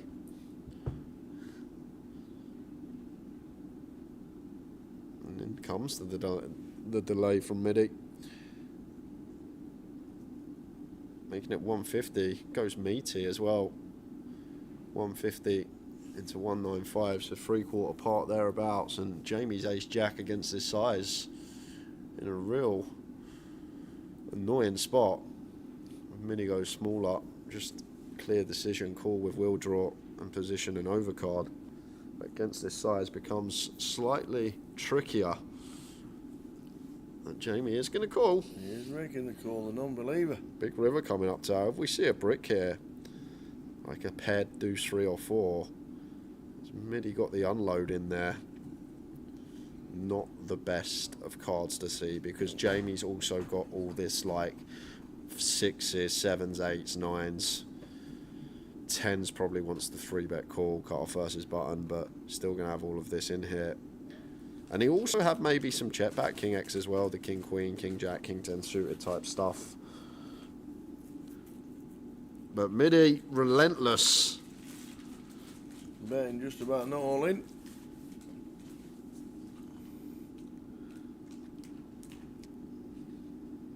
And midi will still have a king here himself, Tal, which is important. Like when we are playing these cut-off versus button spots, and we're meant to do a lot of check-in. Like we check some King Queen, King Jack, King 10 suited, these type of hands. So it's not a situation of because we check flop we can't have some strong King X. We can definitely still have some strong King X here as midi. Once we get to this scenario on the flop, we are just going to be playing a high frequency check to the in-position player. So real difficult one for Jamie to find a hero with, in my opinion. Just for that little factor that midi can still have all this King 10, King Jack, King Queen, King 9, King 8 suited in there as well. This type of stuff that would open from cut-off potentially. And like, where are the bluffs going to derive from as well, Tower? I guess the stuff like Queen Jack, Jack 10, Queen 10, kind of nice. I'm not sure if midi would bluff spades though, that's the thing.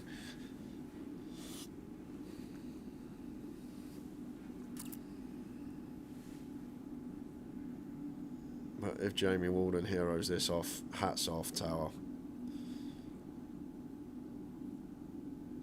But the fact that he's even thinking about it.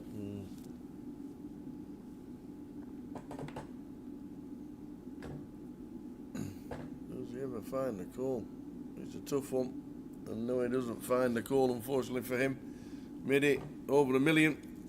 And the blind's at 30k. Very well done. So about 20 seconds to go, and then Lime Ricky will close the competition. One last chance on Twitch if you want to guess. How many Michaels does Tower thinks cashed in the main event of the World Series of Poker? Don't know where that question came from at all. Right? Pretty random. But you've got about 10 seconds. You've got about 10 seconds to have a quick guess. Don't multi-guess, because you'll get barred.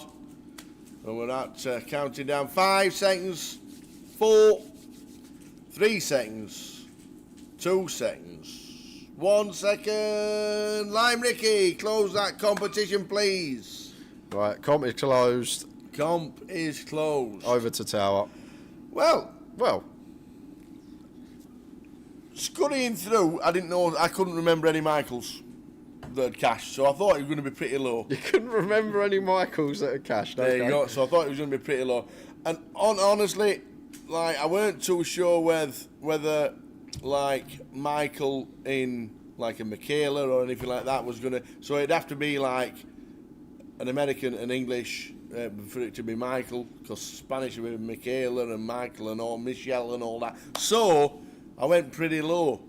So if you're close to the correct answer, which was 39, because there were 3 surnames of Michael, which meant 42, so you wouldn't be due to being too far away, because I guessed a whopping 27. 27. I went for 27 Michaels cashing in the main event. I got pretty close. And to be honest, yes, one of the first guesses in as well, first minute, was Cipollo Frito. I don't know if I've said that right, but Cipollo Frito, 27, on the nail. Spot on. Spot on. You are the winner of the 109. Straight inside there, me and you. Me and you, 27. There you are. Good shout. So Lime's going to sort you out in the chat, and we will continue to cover this FT as Jamie in the cut-off, Jack 10 suited, making it 60k.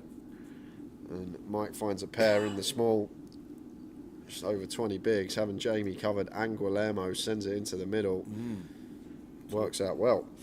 So, Cipollo Frito, is that not like chicken chips? Chicken and chips? Yes, chicken and chips. Frito. Could be, nearly. Polo's normally chicken, isn't it? C means yes. And Frito, I'd have thought might have been chips. I thought... No, you might be right. You might be right. If I'm not, I'm having it.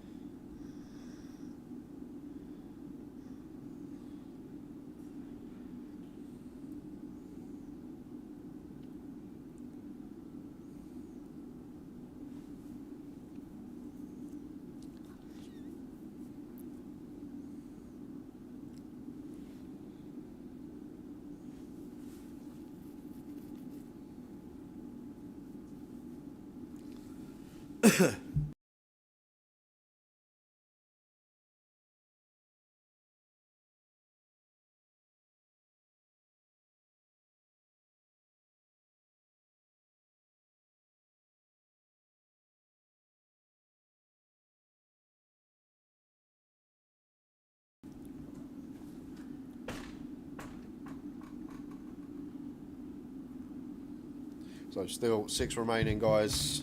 We come back at 5 p.m. with 6. And what a 6 we got. If you have just joined us, I noted at the start of this final table, 6 really big names, all with hundreds of thousands of pounds in earnings. Glenn Gaines, who is a phenomenal player, is actually the lowest in earnings on this table with $382,000. So that sort of gives you an idea of how stacked off of a final 2 table in the WSOP main event. Mike Allen also victorious in Las Vegas this year. Won the Venetian deep stack for $104,000. As he wakes up with the big slick suited, makes it 60k. And Guillermo with the Queen 10 suited here, Appetising looking prospect. Cut off versus Button, 15 BBs. Could this be his time?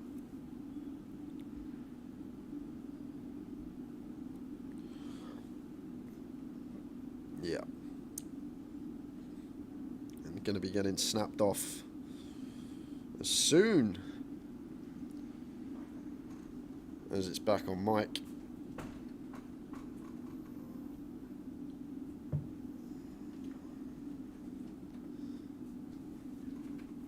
Mike, asking for a count. Am I missing something here? Is he just asking for a count? With ace king? 400 to call? Is this not snap? Unless a card, unless there's, we'll have to check it back whether a card has gone into the wrong box. I'm looking now. We're just checking. If it happens and it's flicked into the wrong box or it's flicked another box, then that's the only reason the cards are wrong. But kind of ace king suited tower. I'd put your house on it, not mine, but I'll put yours. Yeah. Just in case he has got ace king. Oh yeah, it looked like it bashed into the button, didn't it? So it might have read onto Mitch's cards. Maybe he's flicked it into Mitch's cards and it's not ace king. It could be something like ace 9, ace 10, ace jack. I reckon makes a call. Ace 10 could be spot on tower. Is it ace king? Is it ace king? Is it correct? And it is ace king. You thought about it for such a long time. It's not really, the only time the cards are read wrong is when it does hit another box by mistake, and it did flick off the button. But that actually did look like ace king.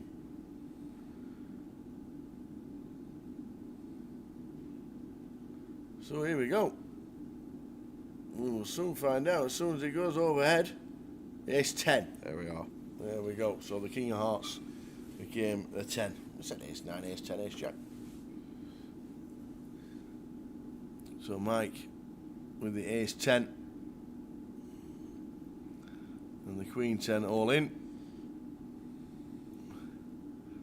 And it's a 3. So the queen 10, Guillermo, out in 6th. And Mike taking the pots. Guillermo busting out 5,100. And what was it? £5,810. 5,810. There he is. Guillermo Sanchez. 5,810. Well done. Means we're down to 5.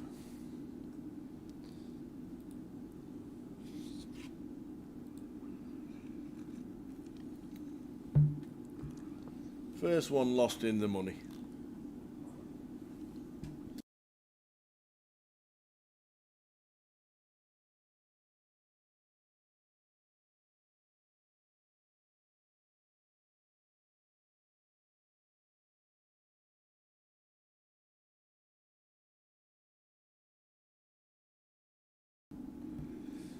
So Mike Allen taking out Guillermo.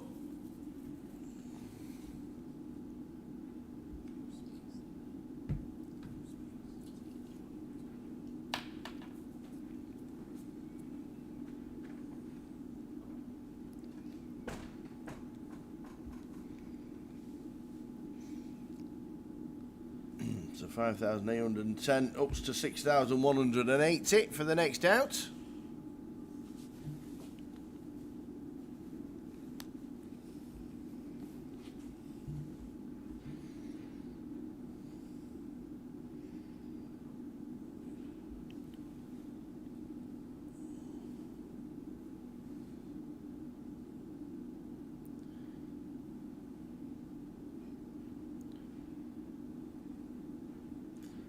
Blind's going to be increasing in 3 minutes. It'll be another 40, taking us up to the first break of the FT. Guillermo, first player in the money, 6 paid for this one, £5,810. He will take.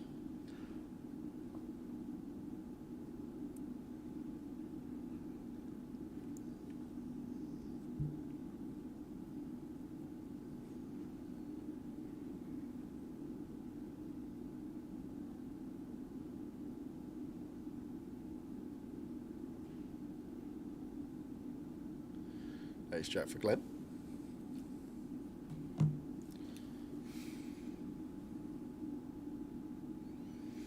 Mr. Gaines raised into 60, the blinds at 30.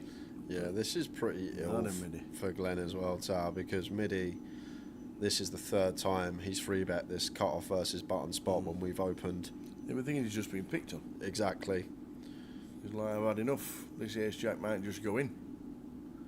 And then Midi, sat with the best of it, he'll be snapping. And that'll be in his head as well. Yeah. Got an aggressive player to my left, but he just keeps bullying me. But this time, Midi has the goods.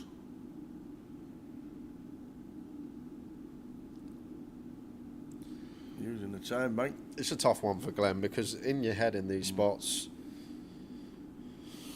like you say to yourself, Midi's been doing this a lot since we've been on the stream, and this is the third time in a cut-off button situation we've opened. He's gone with free bet, but that is discipline from Glenn. Yeah, very good. Great Just fold. not leveling himself, not thinking, right, I'm going to 4-bet rip this one. I'm too high up, Ace Jack. Midi's been getting after it too much. This is the hand to stick in his face, but just takes a step back.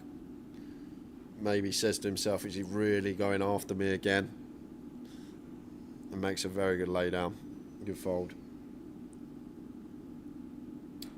Delay on the stream is 30 minutes.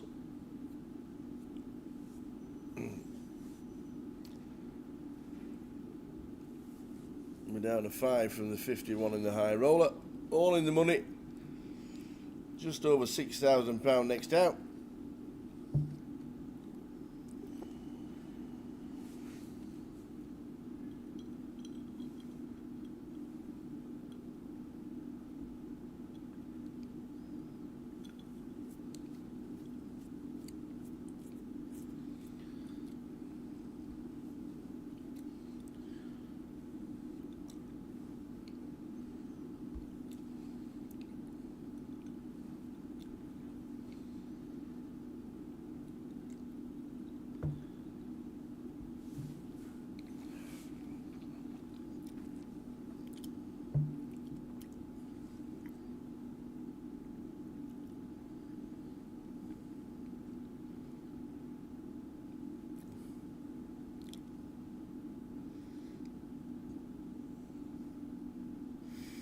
Midi with the sixes. Evening, Brad. Brad Simpson watching on Facebook. Yeah, Glenn's had a good year. One that Jamie may fancy for 15, just shy off. Suited ace, cut off versus button. And he does go with it. And as Midi here with a pair for shy of 15, 2 invested. Be surprised if this hit the muck tower. Like Jamie's going to shove deuces through fives 100% of the time, and then he will have some stuff that we do dominate in the form of the ace highs, the ace deuce through ace 5 suited.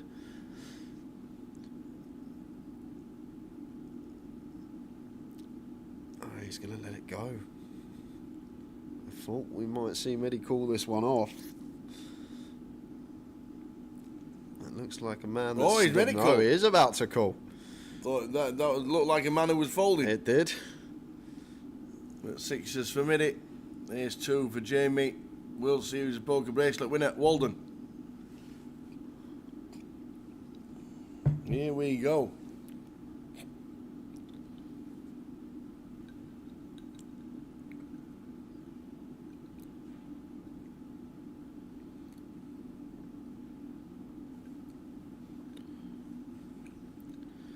Jamie on the hunt for an ace, but does pick up this wheel draw. Well, it does indeed. Any threes available. And all threes alive. All aces alive. 7 outs. Wow. Now loses the 3. It does pick up the deuce. So ace or deuce needed to survive. It's not. It's a 10 of diamonds. So Jamie Walden next out in 5th. Well played, Jamie. Cashed in the high roller for just over 6,000. £6,180 going Jamie's way. Nice little score. It does leave us with 4 players, losing 2 in the last 10 minutes.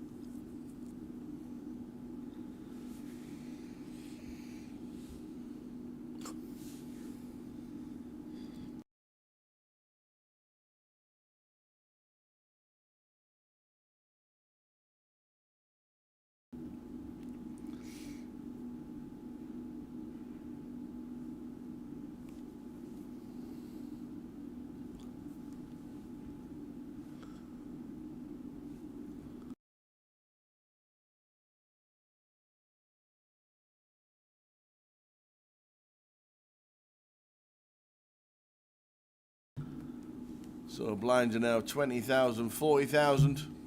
Blinds are up. Evening, Curtis, the Toysinator. How many are sitting putting past Ipswich at the weekend? 5 or 6. Where's it at? If it's at where do they play? Ipswich, Portman Road. If it's at Portman Road, it'll be 2. It's at Etihad, I believe. If it's at the Etihad, it'll be 3 then.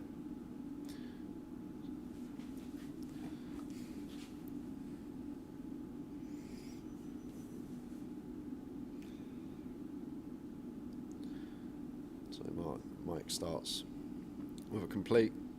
Glenn getting to check his option.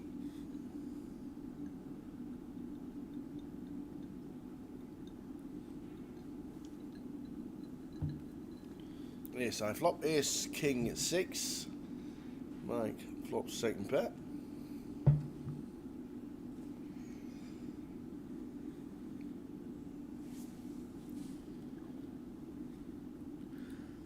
Looks like it's just going to come out firing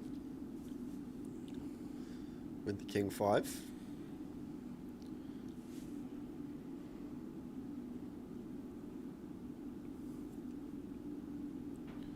Unaware of what Glenn's got here.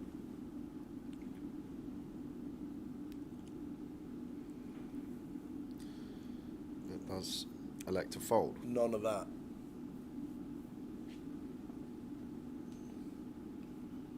So we're down to 4. 6 got the money.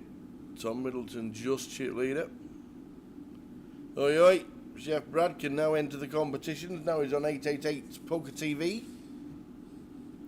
And if you are watching, guys, wherever you're watching for, make sure you hit the follow, the subscribe, the like. You can also set notifications on so you are made aware when we go live streaming.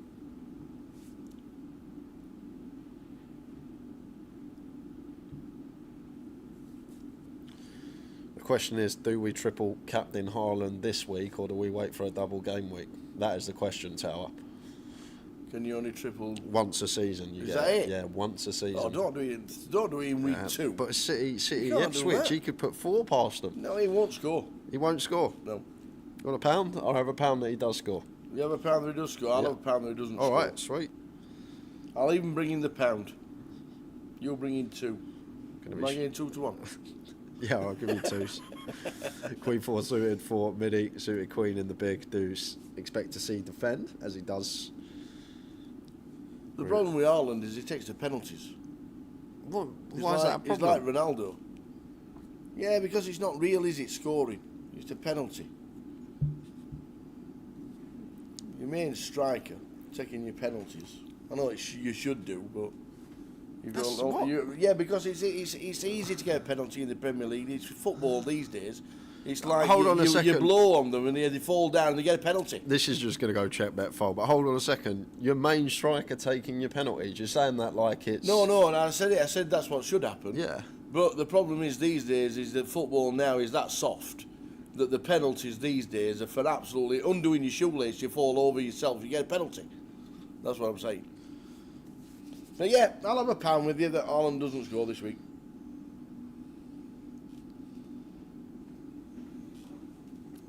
No, don't spoil it, Razor Kev. I'm not funding your holiday.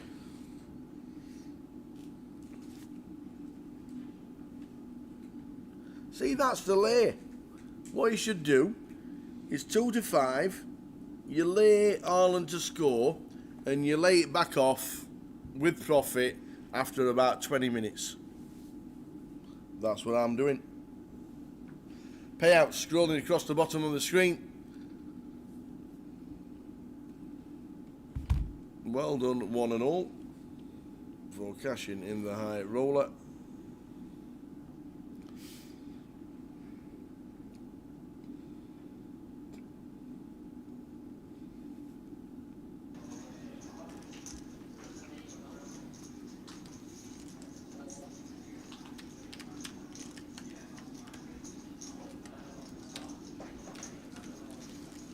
There's the payouts. We've just seen Jamie Walden busted out for 6,180. 8,000 dead for fourth. 11,630 for third. 16,710. And the winner, £24,350. When is the Blackpool schedule out, says Evan Doherty. We don't know just yet, but our next event is next week, so we might have more news on that by then. Definitely by September.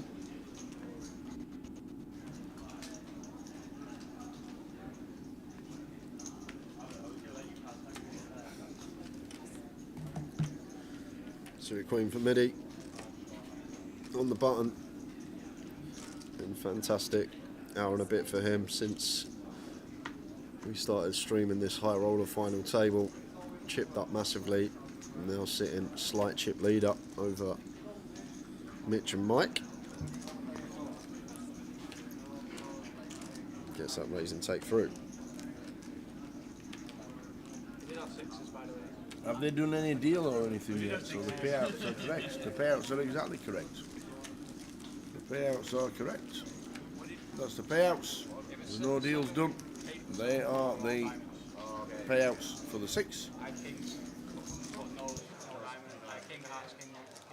When will the Vic be open for GUKPT events, and will there be more than usual on the reopening? Don't know just yet. Mid to late spring is what we got told was the plan. Fingers crossed that will still be the plan. So I would say any time after April, then we will start advertising that the Vic will be ready for tournaments. That's what I reckon.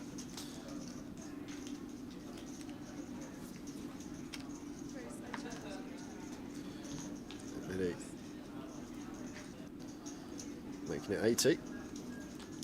The King 10 suited. Over to Glenn.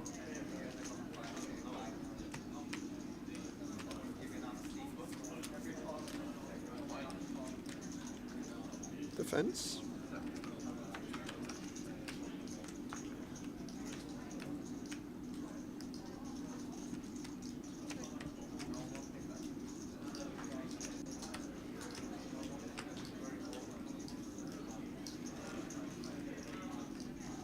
King 9 flop, King 9-8, top pair minute.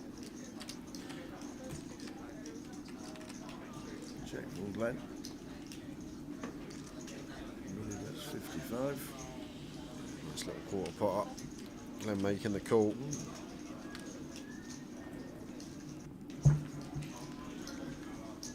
There's the 8 on the turn.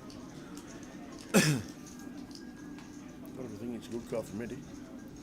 Yeah, like once we go quarter pot tower, like Glenn is going to have like all the 8x, but he's not going to defend. Like offsuit 8x, probably 8-6 off downwards he's going to fold. May even fold like the Queen 8 off, this type of stuff.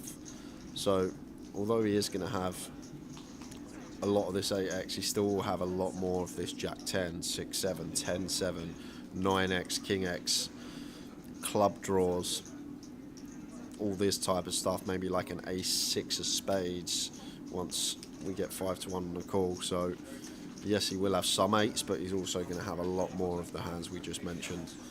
So Midi with the call and off to the river. Which is a 7 of diamonds. Really good river for Midi here. Yeah. With 10 in hand. Got to be expecting Midi to have the best of it. Like some of Glenn's bluffs as leads will be like maybe some Jack 10 on the turn. So very nice to have a 10 in hand here as Midi.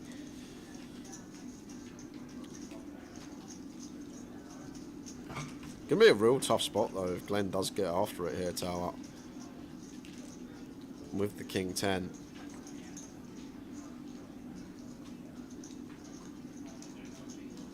What she's done.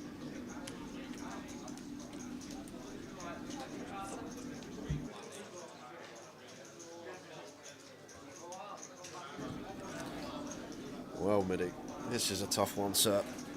I just think King 10 seems like a very nice catch. King 10 no club tower and does Bomb it. Literally. just set Glenn all in for his final 75k. I'm surprised to see that. I thought he was just going to be call or fold and Glenn's obviously going to call off and Midi. Cards in the middle, please.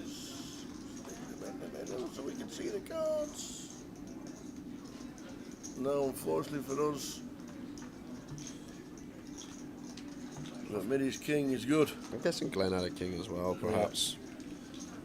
But Midi now, nice healthy chip lead, 2-1 chip lead. Surprised that he jammed there, Tao, to be fair. I thought he'd just call. But set him in for the extra 75k. Yeah, if the dealer had put the cards in the middle so it goes to the overhead camera, we would have seen, but unfortunately it didn't happen. And we're guessing he had a king. We'll try and find out if he had the king. Reading UKPL is not in the app just yet, is it not? We'll send a message and find out why. Maybe because it's going on to the next month, but it should be there, I must admit. Nice shout, Mr. Scratcher, and we'll send a message.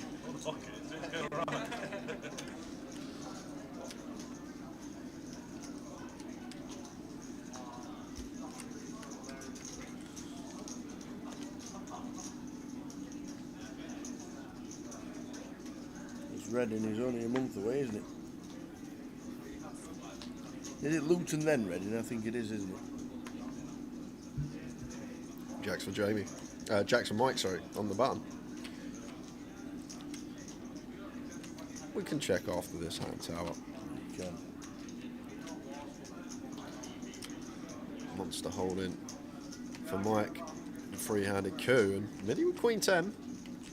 It's not going to be going anywhere. Mike actually opted in for the limp here with the jacks, mixing one in.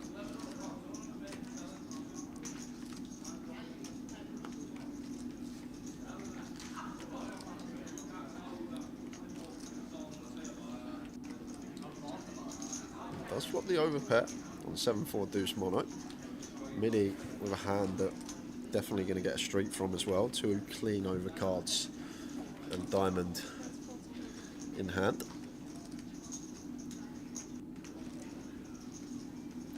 And 40k from Mike, little third pot up, Midi with a call.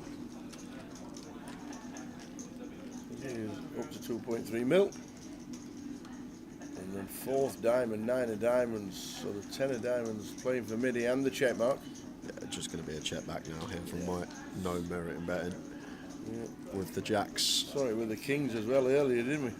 Then he just had no option with the kings to be betting with 4 diamonds on the board. And now it's happened again with the jacks. Does he think we're chopping it up? Midi, got to go for value here. Free-handed coup, bottom versus big blind only. Unlikely that we're going to have the worst of it.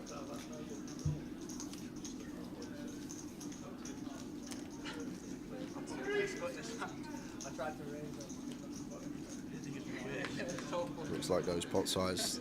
I think these spots are just so annoying, Tao, because you have to do exactly that as Mike.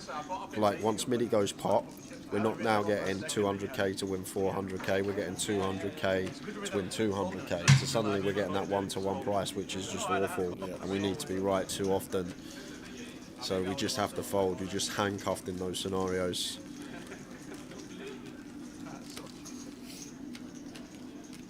Evening, Nathan. Nathan Slater. I'm not going to try my Scottish accent because I'm the worst person ever to try and do accents. I'm awful at them.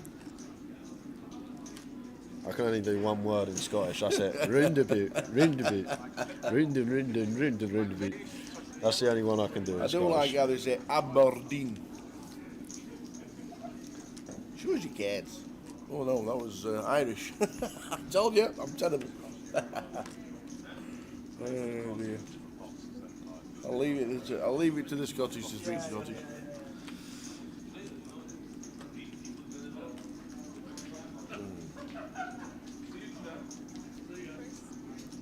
Even though, to be fair, last week I was up at the Fringe Festival in Edinburgh.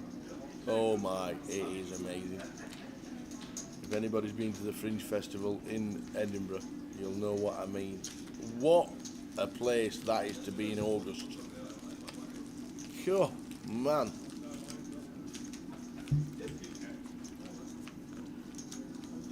Jackie Chan has just realised that he's now live after guessing in the how many Michaels cashed in the World Series. It was 39 correct answer, and I guessed 27. That was pretty good, actually. I'm quite happy with myself. Not much room for error, though, was there?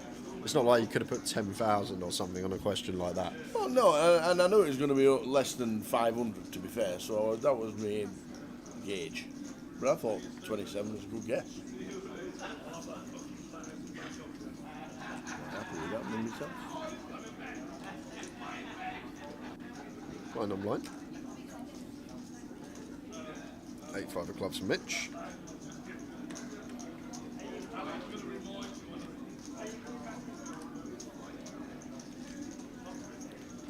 Mike 6 deuce of hearts. Surprisingly, didn't see check. As he does.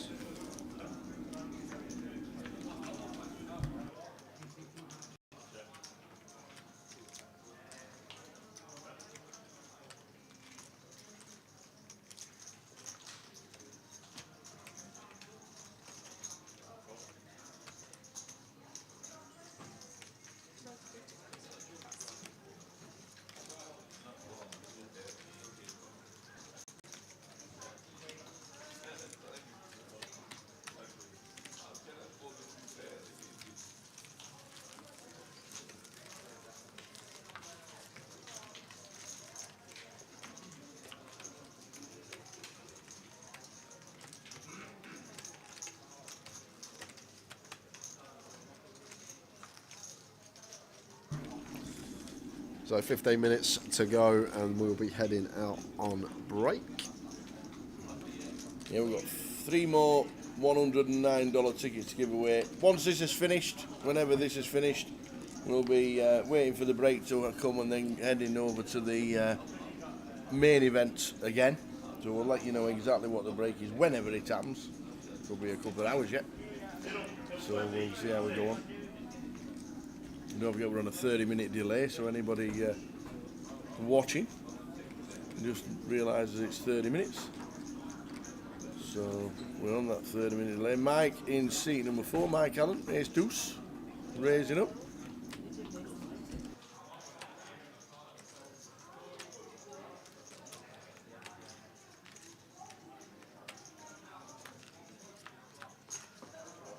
Flop time 9-6-4.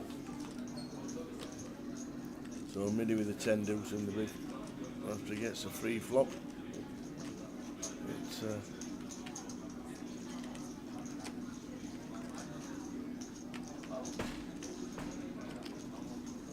bet from Middy. Playing well, old Middy. Took his time to start with when we came to the opening 6. Just sometimes at FT's tout, it's momentum as well. Just getting a couple of those early reshoves through when we've got like 20 bigs. Yeah. Just stack going in the right direction, and then sometimes things just can fall into place. Yeah, a couple of times he was raising on Glen Gaines, and then he had the goods. Playing well. There's the Middy. Evening, Roy. How are we doing, Mr. Syfe? Are we on holiday again this week? What's happening? He used to have more holidays than the king. Does all right. You can talk. Whoa. Where are we this week, Roy? How many cups of coffee does Frankie have in 24 hours? He's never without a cup of coffee in his hand. He once told me he's had 17 coffees in one day. Rumour has it he actually sleeps with a cup of coffee in his hand. Probably would. Well, I bet he spilt a few down his top, down his chest when he's fell asleep with a coffee in his hand. He probably has. And here we go. We got Midi here, legitimate hand, and just going to send the lot in with a King-Jack suited power poker. And there's a king going into the muck. It's going to be getting called, as it does from Mike Allen. But Midi's going to like what he sees. Couple of live cards working for him. Mike just needing to find a hold. Mike will be over 2 mil if he can hold. And 50 bigs.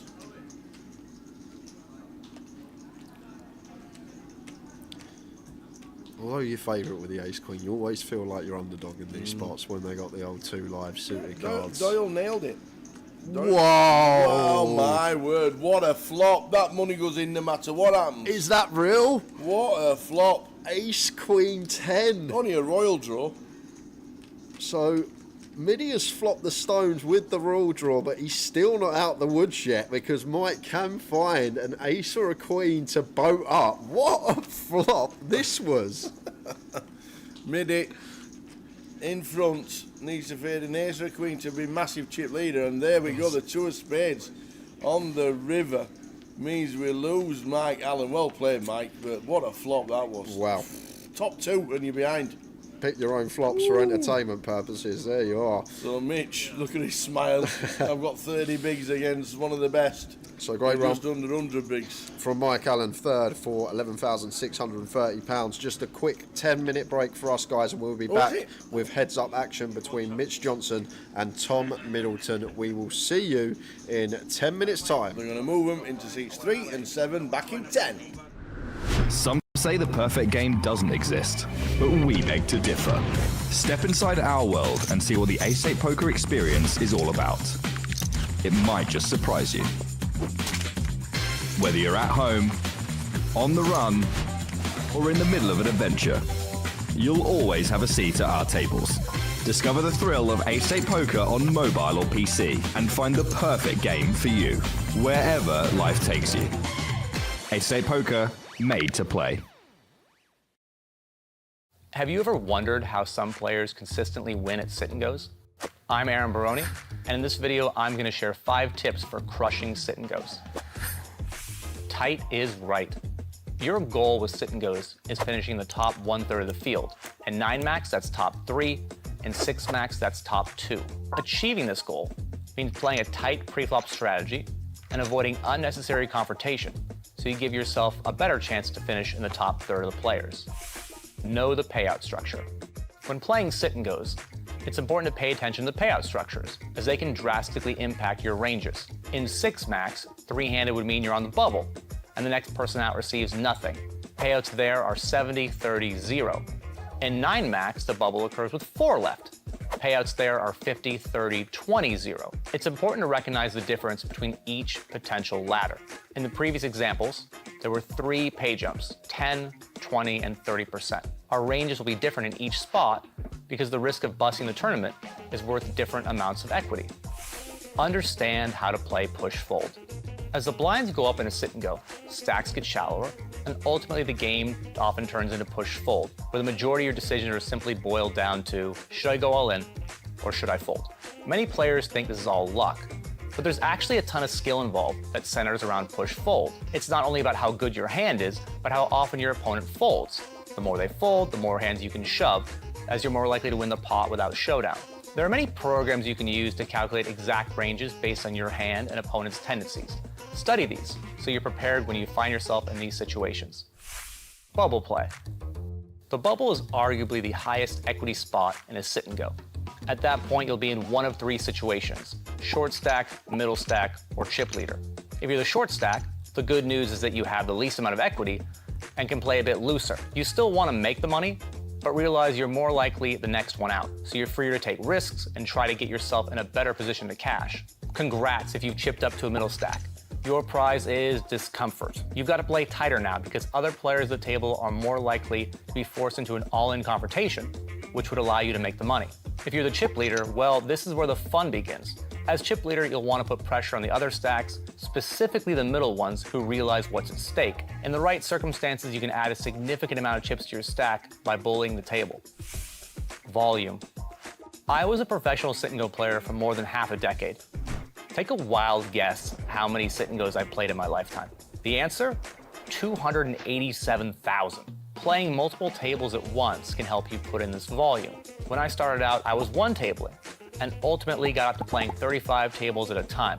My advice for anyone trying to add tables would be to do it slowly, perhaps at a lower than normal buy-in, and get comfortable with the speed required to make the decisions and click the buttons before adding more. So there you have it, the foundations of a solid sit-and-go strategy. With a good understanding of these concepts and plenty of practice, you can start to crush multiple tables at a time and develop a solid win rate. What part of sit-and-go strategy do you struggle with the most? Let me know in the comments below. Tonight we're playing a sit and go. This is gonna be my third tournament and, well, I hope gods will be on my side.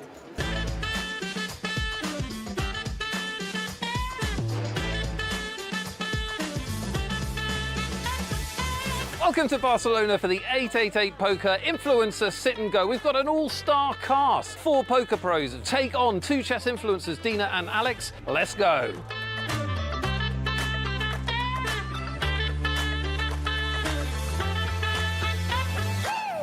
Never before I experienced a poker tournament. That's why I'm very excited and nervous at the same time. They say chess players are also good poker players. I think I have a chance, even if I'm like a beginner. But it's okay, they don't know that. My name is Aaron Baroni. I am 38 years old, and my nickname is Baroni68. Have you got a name for tonight? Can you make one up, mate? A name for tonight? Winner. Alex in the big blind with a favourite hand. Ace real soon. Rip his arms off. Let's go. How much? Yes! No, 500. You can. 500. Well, Aaron's just a jam. I would go. Oh my god, it's cool. This is super risky because obviously, like, what do you do if you don't connect? Ooh, a little 3! We love to see it. Okay, I go 1,000. Okay. You pick. Posición 4, apuesta 1000. And Aaron's folded. You bet quite big, so Aaron just kind of has to fold. I will just show This chess player, who is amazing in chess, just 3-bet. Aaron Barone, light. Made a good fold on the flop. I'm very new to poker, a bit nervous, obviously. I'm like a chess player who has just learned how pieces move. Earlier today, I had a chance to challenge these poker ambassadors and professionals into a game of chess, and I could give them some tips. So tonight, I'm counting on them helping me. I'm here to play a poker tournament, and the reason I'm in the game is I heard who was in the game. This is the softest lineup I have heard of for years. We've got 2 chess players in the field, which is great because I love chess, and we're not playing chess. So it's a bit like if they were good at DIY or speedboat racing, completely irrelevant. So they have no hope. Nick Wellfall is all in with a very good hand. I'd say it's above par. I don't think a worse game. If I was in your spot, would put the money in. No, she has like 5.5 big blinds, 6 big blinds. Yeah, so she probably just has to call them. Yeah, she seems nervous. Look her She hands. does. Look her hands. I think she's deliberately doing that though. You made a Get out of here. You never called all in with Get out of a here. suit. It's his fault. If you lose, it's Aaron's fault. 100%. There's an 8. Oh my god. Oh, look how happy she is. I would be happy too. Things went badly wrong. I blame one person only, and that person, I think it's called Aaron or something. If the new players don't win hands, then they wouldn't play poker, and so I'm happy to contribute to the greater good of the game. That said, I hope Aaron loses. Hang on, that's what I have. Let's see what I have. Let's see together. We can see together. Look at this. Look at this beauty. David's folding. David's folding. He's folding. I'm all in. Over the past several years, Nick Wellthal and I have commentated on amateurs. Let's call them what they are. The feeble pros as they call them. Easty and Ian Simpson were so scared of us, they bowed out. And Tuck with a pair of 3s. Not deep enough to call here. Can you do other things? No, just going in the bin. Lucy has too early position, our hands are too weak. He's all in. Wide odds. Never mind. It's not- Doug knows more than me, apparently. I just wagered all of my betting biscuits. I'm very, very nervous. Don't want to get knocked out first. If I got knocked out first, it'd be really embarrassing. Oh my day. That would be funny though. Dina playing very well so far, biding her time. Dina aces, aces. Good fold, well played. I can't get knocked out here then. She had like ace-5 off. I can't get knocked out? Oh my god. Threes are good. King 3. What? Mamacitas. How does that work? No 3, but backdoor. We want to see the 4 of spades for the boys. Deuce of spades. Okay. 4 spades does, deuce of spades.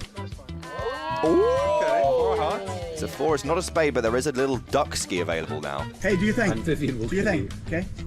He just winked at me. Bink! Oh, That's not a Vivian dink. doubles up. Dina into the final 3, Vivi. She might win it. I would love that. I'm gonna try to use my disadvantage into an advantage. Basically, I'm gonna be so nervous and my face is gonna be so expressive that I just wish good luck to my opponents on reading what that actually means. 10-9 offsuit here. We're going for a raise. Dina's got a king. She's getting some close decisions. She's just in pain. She's going with the king. It's fair. Oh, three-way. Three-way. And this can end now. Lucia doesn't lose. Flips. 40, 60s. 9. There it is. Nothing. She doesn't lose No anything. sweat. Yeah, it's just easy, isn't it? It's just like, yeah, I'm Lucia Navarro. I wish I... You know what I mean? Dead? Oh, wait, that's just really good for Lucia, who has now got 88% equity to win the whole thing here. Dealer? Oh, my God. Another 9. What do you think it's like to be Lucia Navarro on a daily basis? Yeah, I won. Here we go again. We are back. 2 players. Right over there, Mitch Johnson. Right down here, Midi. Tom Middleton. Final 2. Heads up. Prizes at the bottom. What we are playing for. We're deep, Tower. In terms of chips in play, if Mitch gets a double, could be a battle here. Midi with the chip lead as we go into heads up, battling it out for the high roller title. Oh, what's happened? Oh, okay.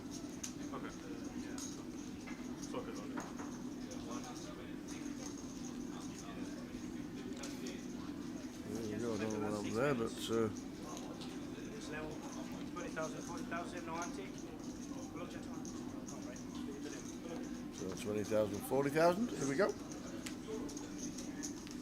Blinds just up the last time before we had a 10-minute break. No running ante, heads up. Jack 10 on the button for Mitch.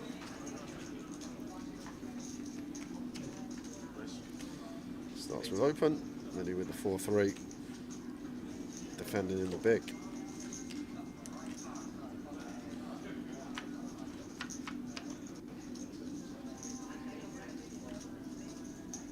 Quick check from Midi over to Mitch. Bit of flop lag.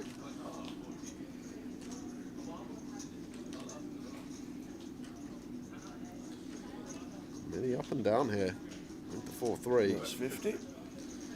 Two of the red chips. Yeah, face with third pot, not going to be going anywhere. Proceeds with check call to kick things off.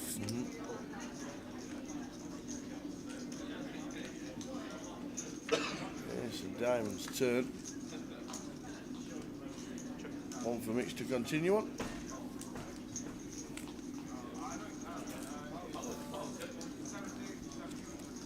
Yeah, it seems like a good card, Tower.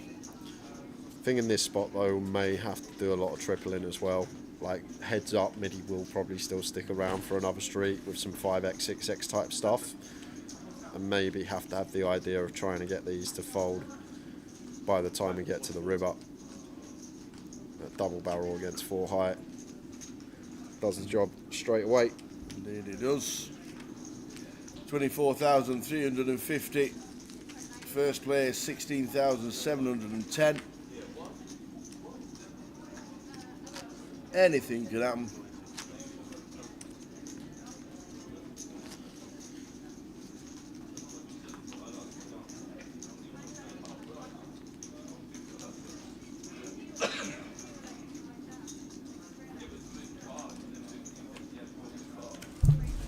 To be honest with you, we got to give out a live stream free roll password, haven't we?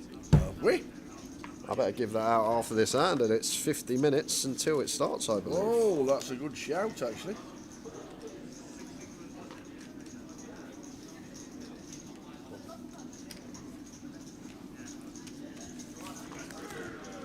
So, at the ready line, so you can put it as a command in the chat for the password for the free roll. At the ready, Mrs. Lime. We'll be giving that out after this hand.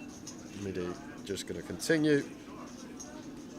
And Mitch will fold. So, where are we? Manchester. That's it. That's it. Easy as that. What? Manchester. Hey! None of this cryptic Richie Nailed Cunningham on it. the 888 streams.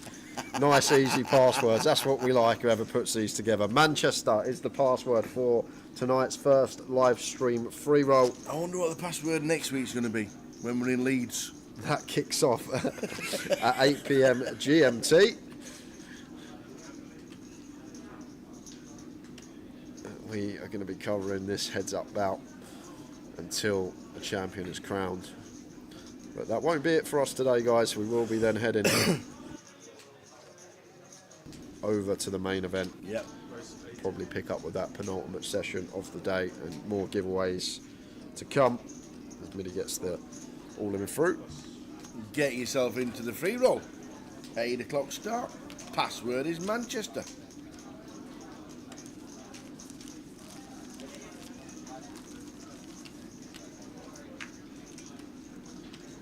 The free roll is in an hour and 50 minutes, of course it is. It's GMT time, 8 p.m. I never Oh, know, is it? Tao. We're the same as you said. We're an hour behind and we're an hour in front. I have no idea.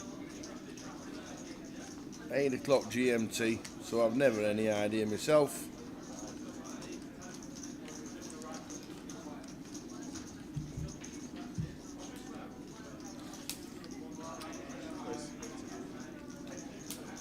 Looks like Midi's opting for the 100% raise first in strat. Bottom of the barrel hand, 9 deuce off, decides to open. Mitch with suited jack, in with call.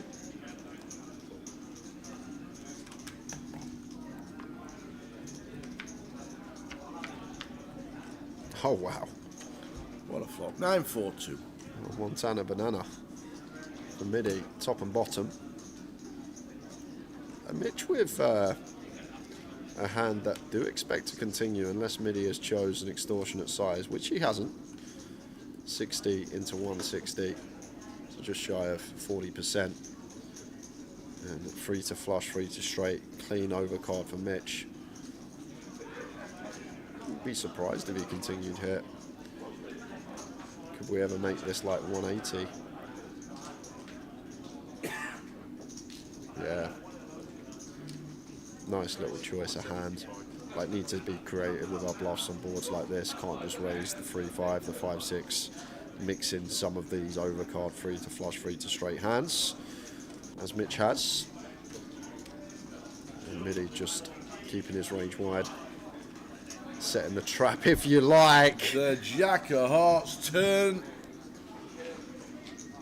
Mitch is like, well, I've just turned the Jack. This has got to be leading. Yeah, when ranges are as wide as they should be, heads up tower, we're loving our hand still here as Mitch. Midi can have a deuce, a 4 and 9, an ace high that calls in position. Something like 5-6 suited with the back door. So Mitch just going for what now is value on this jack turn. 280 into 510. So around 55-60%. Midi gonna call once more. Big river coming up here, Tower, because Mitch will be playing some value jams, I'm guessing, on certain river cards. And there is one. That could be one of them, just a low card. Because always say in these situations, as Mitch, we're never check folding our hand, right? So we don't want to give Midi a chance to check back a 9, to check back a 4. So in these scenarios, just better to jam ourselves. Like if he's got us beat, we're going to pay his all in anyway. So it's better here to just do it ourselves as Mitch as he does, and he's going to hate the snap And the call. Montana Banana wins the tournament for Midi. Hey, the Montana Banana, you're not supposed to play that. 9 deuce. That was unbelievable. Quick. So guys, we are going on a 30-minute break, I'm guessing, and thereabouts. 35 minutes. 35-minute break. And then we will be back with main event coverage, more giveaways, more fun. We'll get some of the 888 team on the feature, we're hoping as well, so you can sweat the guys as we go along. We'll be back at 7:45. Well done, Midi. There's Keno with the congratulations. Well done, Midi. We will see you guys in 35 minutes' time. We'll stick on a ticker, and we'll also get Lime Ricky telling everybody in the chat. We're back at 7:45 with main event day 1B. Midi, Tom Middleton, champion of the high roller. Well done, Midi. We will see you in 35. See you then, guys. How was it playing against the chess pros? I mean, they played really good because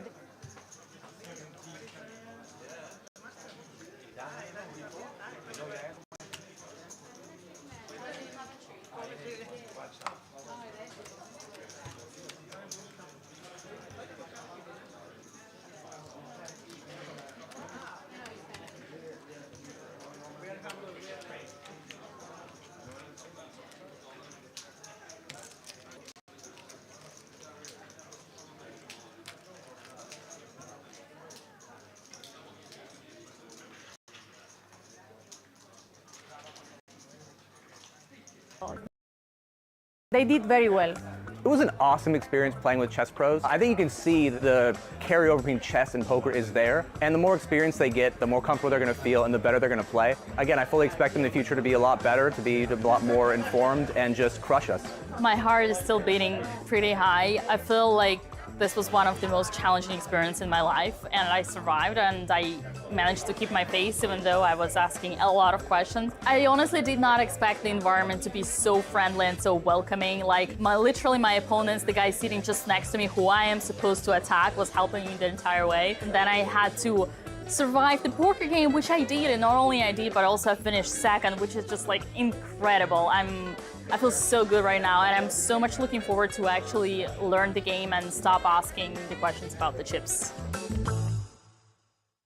Hey guys, Cavalito here, and we're gonna go through a hand that was played on 888 Live Barcelona last year. This hand was deep, final 2 tables, so it's gonna be a fun one. If you enjoyed this video, please like, subscribe, and let us know what you think in the comments below. Now let's get into it. So we are playing big blind 8,000, 16,000, and then we get to the button, and he has ace jack off. This is a powerhouse of a hand when everyone folded to the button. This is a very clear open. We get a quick fold from the small blind, and then the big blind has a very easy call with the pocket fives. They should do nothing different, just call, because they're both very deep, and it's gonna be a disaster for both of them if they play a very big pot at this point. Sadly, for the player on the button, he's likely to play a very big pot because the flop is ace 5-4. When you have ace jack on the button and the big blind just calls, you pretty much have the nuts here, and even though it's final 2 tables, a lot of money should fly in. Big blind checks, which he should with the entire range, and then the button is gonna start putting money in the pot. He starts with the c-bet of 33,000. The big blind has kind of both options on the table. He can call and raise in a future street, or he can start raising and putting money now.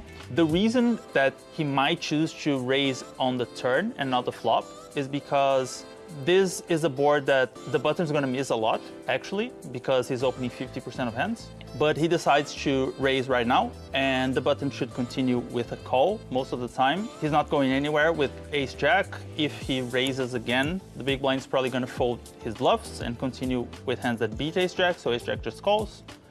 And then the turn is the king of diamonds, which is a spicy card because, okay, the big blind has a set, but now flushes are possible for both players. So considering they're both big stacks deep in a tournament, they should try to check at some point this hand and not put all the money in the middle, because if all the money flies in here, probably it's gonna be a flush. So a set is happy, but not that much. Should keep betting though, which Remy does. Now that a flush is possible, as I said, it's a disaster if all the money goes into the middle. So pocket 5 should keep betting his hand for value, but if it was a king of spades, for example, he could go for a very big bet sizing, but since it's the king of diamonds, I don't expect the button to go anywhere. He's probably gonna call here and see the river and then reevaluate on the river. The button actually decides an interesting approach, which is a raise. I don't mind this play as much because it kind of stuns the big blind. If the button just calls, the big blind can keep betting.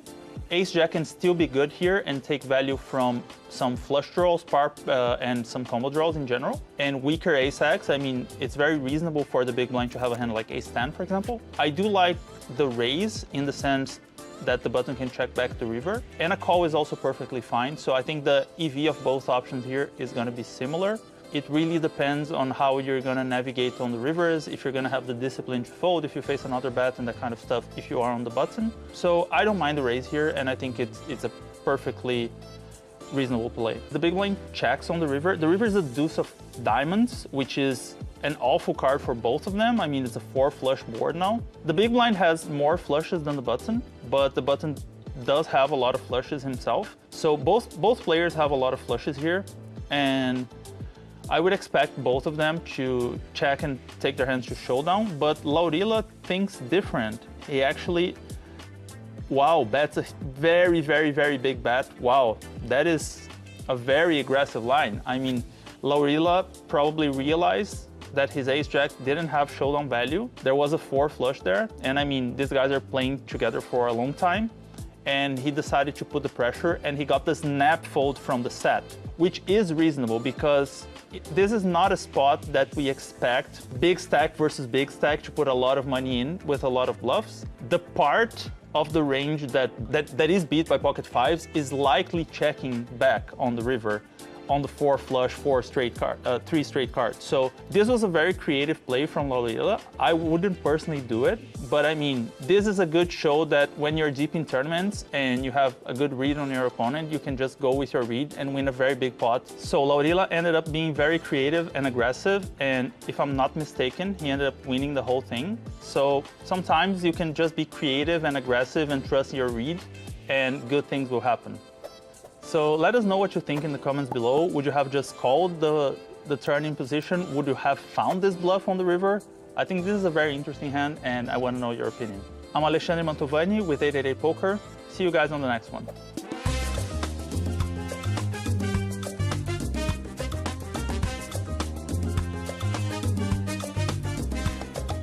Hey guys, EC22 here in the wonderful city of Barcelona for 888 Live, and I am joined by the wonderful Lucia Navarro. Hello, guys. You've had a lovely week here in Barcelona, haven't you? Not just the city, but the poker, always. That's true. I did very well. I think a bit better than you. I mean, that is not the bar, but yes, you did do a bit better than me. And it's not just Lucia that's had a great week. We've been speaking to some of the players here at 888 Live in Barcelona for their experience in the main event. So let's go and head in and see what they had to say.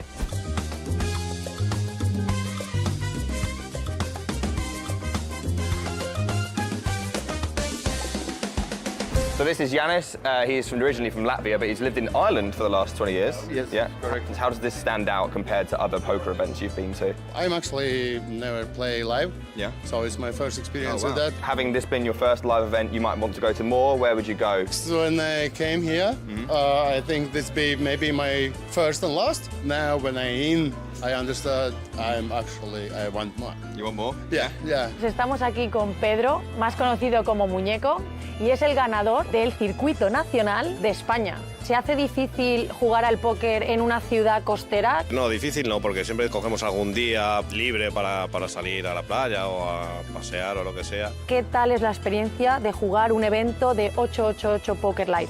Hombre, la experiencia es muy buena, la verdad, y el ambiente que hay en el 888 Poker, pues es maravilloso, la verdad. So obviously you're mainly here to play some poker. What is it specifically about 888 Barcelona? Because you've been here now 2 years in a row, is it? Yep, 2 years in a row. What makes you come back? The range of binds are really good, and you have the balance between like turbo and kind of like the longer structures, depending on your game. And I think also for me, the venue here in Barcelona is like the best in terms of any other poker tournament I've been to. You can just obviously tell your bad beat story and then just go take the shirt off. What's better than that?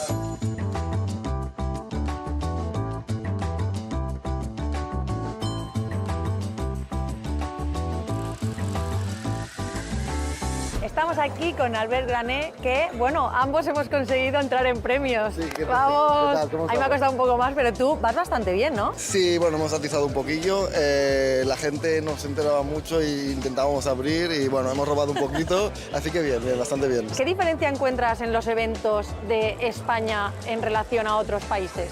Bueno, en Casino Barcelona ya tiene un largo trayecto de, pues, bueno, de muchos torneos y tal. Es de los, yo diría de los mejores del mundo. Lo que te puedo asegurar es que aquí las cosas se hacen bien. En el evento del año pasado, el mismo de Barcelona, viniste a la mesa final disfrazado de Rambo. Correcto. ¿Este año tienes pensado algún disfraz en caso de llegar? Sí, es secreto y ya lo tengo. Una pista. No, porque si no será para otro evento. No. Entonces, prefiero no decirlo.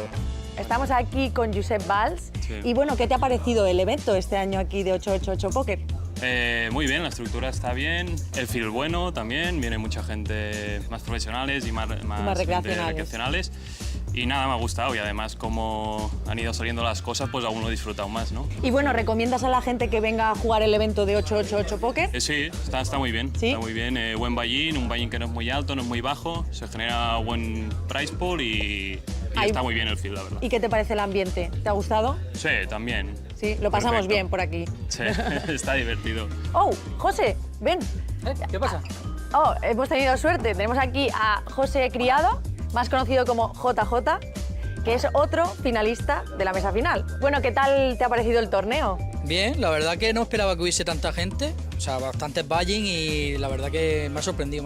O sea, hay bastante on top y está bastante Está bien. muy bien. ¿La estructura te gusta también? Sí, una estructura buena, el día 3 es 1 hora y está, la verdad que... Muy bien, ¿no? Muy jugable. Y bueno, ¿es el primer evento de 888 Poker que juegas o habías jugado en otros antes? El primero. De 888 Live, el primero. El primero. ¿Y qué, repites? Sí, ¿Repetirás? sin duda. O sea, ya siguiéndolo a tope porque me gusta mucho la estructura. Como Muy digo, bien. muy buen ambiente, gente de toda Europa y bastante bien, la verdad.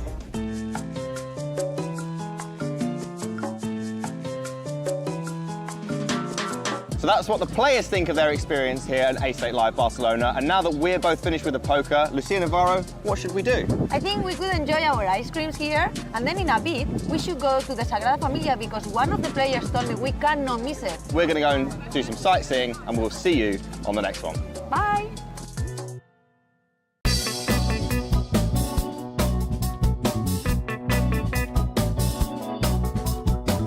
Okay, every once in a while here on 888 Ride, we get somebody really special. When I think of one of the legends of the game, online legends, the original GOATs, you think of Tom Dwan. Let's go get him.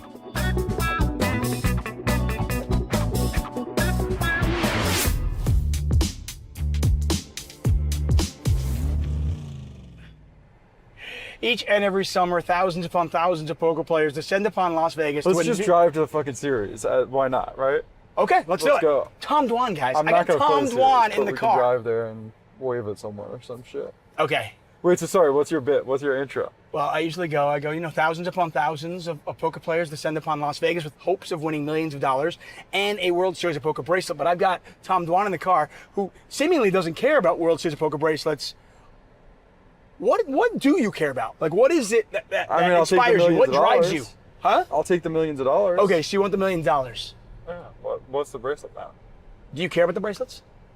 Not really. Not at all. I mean, when I did the bracelet bets, it was because like it would have helped for sponsorship shit back then when it was like Full Tilt and Stars days. Right. Now we're getting like another poker boom You are. kind of bit, so yeah, I guess it kind of like pains me to admit that it matters, but I guess it does matter. But you don't really care about it. No, I mean, I guess since it matters, I do a little bit, but it's like I'm like embarrassed to admit it to myself that I do a little bit, you know? Hey, talk about the evolution of you as, I want to go through a couple things. First, as a poker player, from the early days where you were just everybody's favorite online and where you are today. I mean, I commentated on you when you beat Phil Ivey. Yeah, you just told me that. I didn't remember that. Which, that was at the time, by the way, was the biggest pot in the history of televised poker. $1.1 million for clubs on the turn, and you got 6-7 versus ace deuce. How has your game, how have you as a person, as a poker player, evolved over the last, 18 years, 17 years? I mean, that hand wasn't that long. That hand was like 10 years ago. 12 No. years ago. Maybe 12. No, that was like 2009, dude. Really? Yeah, at least 15 years ago, Wow. 16 years ago. Well, I think online was a lot more prevalent, and now a lot more of the high stakes games are live. Now to be playing high stakes online is a lot more complicated. You know, I didn't see that coming. If you told me in 2009 I was going to be playing, like spending more and more time playing live poker than online, I never would have seen that coming. Yeah. But then again, I, didn't know that the sites were going to get shut down and shit, so. Hey, from a poker perspective, tournament perspective, we have seen Victor Blom, one of the online crushers from yesteryear, here at the World Series of Poker, playing some of the big high rollers and running pretty deep. Can you see yourself getting there? Can we see Tom Dwan playing for bracelets? Like Victor Blom? Yeah, I mean, I'll probably play the PLOs. I might day two the 10K. I'll probably play the 25 and the 50. You play the main? Yeah, I have some shit to do around then though, because the main's like it's like July 4th, 6th or 7th is like the last days. I got to be in LA like the 6th or 7th. Maybe I could come back. Do you just not have I the don't know. patience to do that many days, grinding that many players? I mean, if you knew you're going to run deep enough, obviously I'm Right. happy to. But the reality is a lot of times it's like a few days set aside. Do you want to go Do you want to go 4 days and win $16,000? Yeah, that doesn't sound that great. But it sounds good to me. I mean, there's a lot of cash games going. Right. No, I get it. Plus, there's the days off in between and shit too, right? Right. Like, cash game scene right now. The landscape has changed. It's a lot of private games now. How have you found that? What do you think of it? Is it? I know some of the professional poker players are kind of against it and think it's it's not right. You got to know the right people and massage the right people to get in.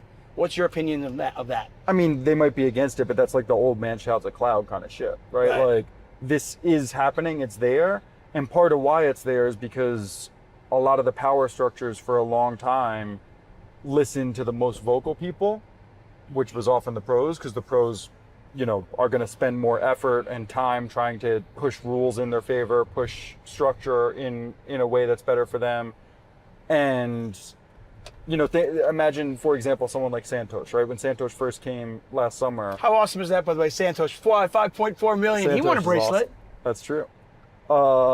When he first came last summer, everyone was trying to pill him 100 different directions. And he's really nice, so he just said yes to a lot of people. Right. And then sure enough, at a certain point, he started getting a bit annoyed. Right. And I think I don't even know if he said this. That's at least my read. Right. Right. But like, that kind of stuff happens. And then what you get is more and more private games. Right. And I don't really like that. But that's kind of a consequence of, I don't think the predatory world that poker is sometimes. Is that what it is? I mean, I would put that, on the online sites and the World Series more than anyone. I think even Triton has some blame in that, and I think Triton is better than almost every other organization in poker with that. That we cater more to the VIPs, to the businessmen. We try to not let their voices get drowned out by the pros that are louder because they're, they care more about it or whatever. But if you don't spend a bunch of time trying to think of what the businessmen want, what the recreationals want, then the people that do will set up a game or a tournament or whatever that they like more, and all of a sudden the pros will be like, oh wait, I want to go play that one because that's the best game. So I kind of think it's more of like an inevitability that this stuff will happen. I wish the organization spent more time on it. I think the only one that spends even a little bit of time on it is Triton, and that's part of where our success comes from. So.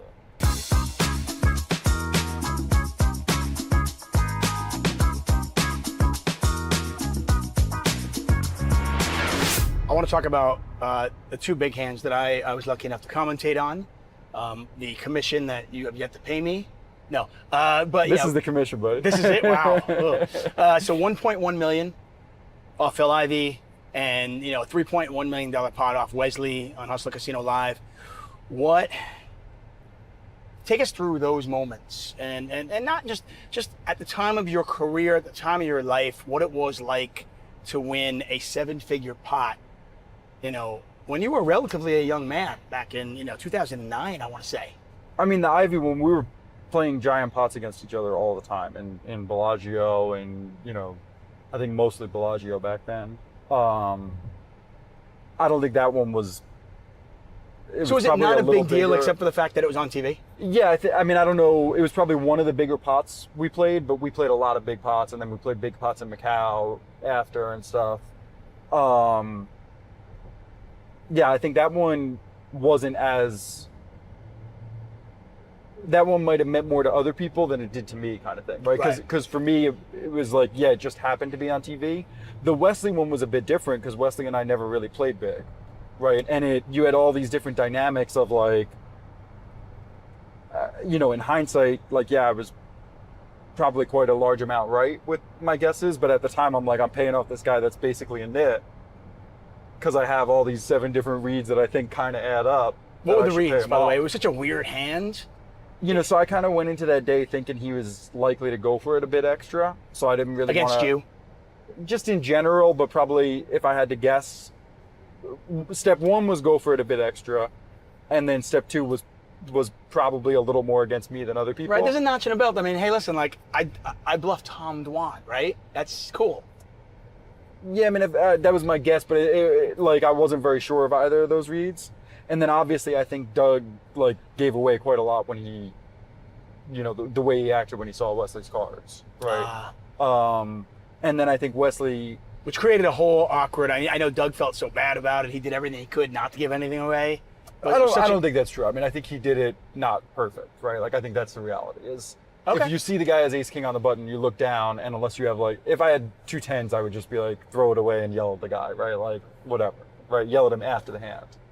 Right. It's different if Wesley had Jack 7 suited, then you're in a weirder spot. But like, I've had this kind of spot a lot where you happen to see someone's cards, you try to say nothing till the hand's over, right? In other words, if you can just fold, you fold, right? If it's a spot you got to play. Like, I had one the other day in a PLO game here, where I was in the tank on the river for a while with a hand I was for sure gonna bet because I was like, how do I explain? I had seen like one of the guy's cards.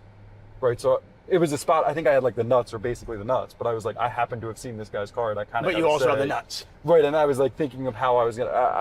I forget what I even ended up doing in that spot. But basically, my point is, if you don't have like something you got to do, like in Doug's spot, he could just fold. Right, he has ace king. The guy has ace king on the button. You can just fold almost all your hands and not say anything until after the hand. Yeah, after the hand, you can be like, you fucking idiot. Like, what are you doing? Right. I saw both of your fucking cards. You're a poker player. Like, what are you doing? But then Wesley also never acknowledged that, right? If Wesley had, soon after Doug said that, if Wesley had acknowledged that, I think it would have, right, if he had been like, oh, yeah, you saw my cards, I would have been less trusting of my read on that.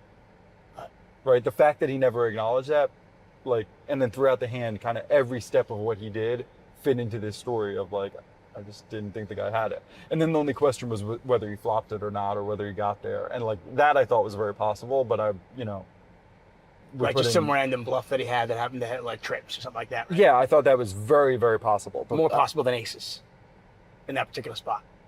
Not on paper, but because of the dynamics of the live read type stuff. Yeah, I thought that was, aces was a lot less likely than like an 8 or a rivered straight or some shit. I'm taking you back, by the way. Really? I'm taking you back, see? All right. We're good. Hey, so you just mentioned that, if I told you in 2009 that you'd be playing more live poker today, you would never believed it.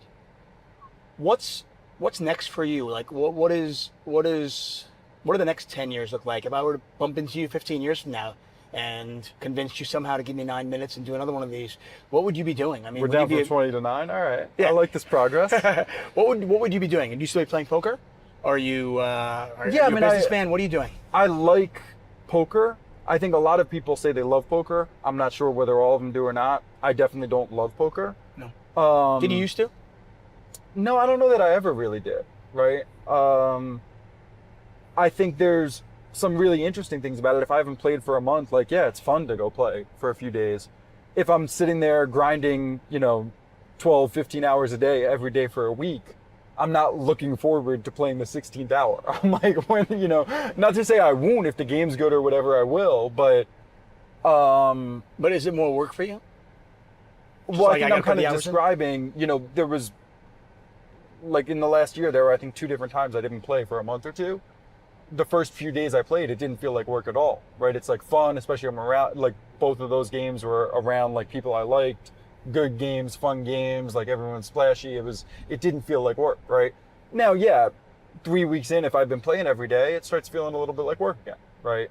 And I think in time, I would like to have more and more of my time spent playing only when I enjoy it and less of the work type. What do you do? What does Tom Dwan do when you're not playing poker? Well, so I've done a bunch of shit throughout the years, some random business stuff, whatever. But the last 2 or 3 years, I've spent a bunch more time on crypto, and I think there's a good chance that continues. I just think the opportunity there is pretty strong, and it's. Are you giving crypto advice right now? We're not at that point yet, but okay. But I think it's like. There's definitely some stuff I find a bit more rewarding with that, right? It's not zero sum. And it happens, there's a lot of overlap between poker and crypto. So, if I could have the same level of kind of access to AI deal flow that I did crypto, maybe I would spend time there, but I don't. It happens, a bunch of the people in crypto love poker. So, it's a little easier to open doors and stuff there. And those are two of the industries I think are going to have the better returns in the next decade or so. So.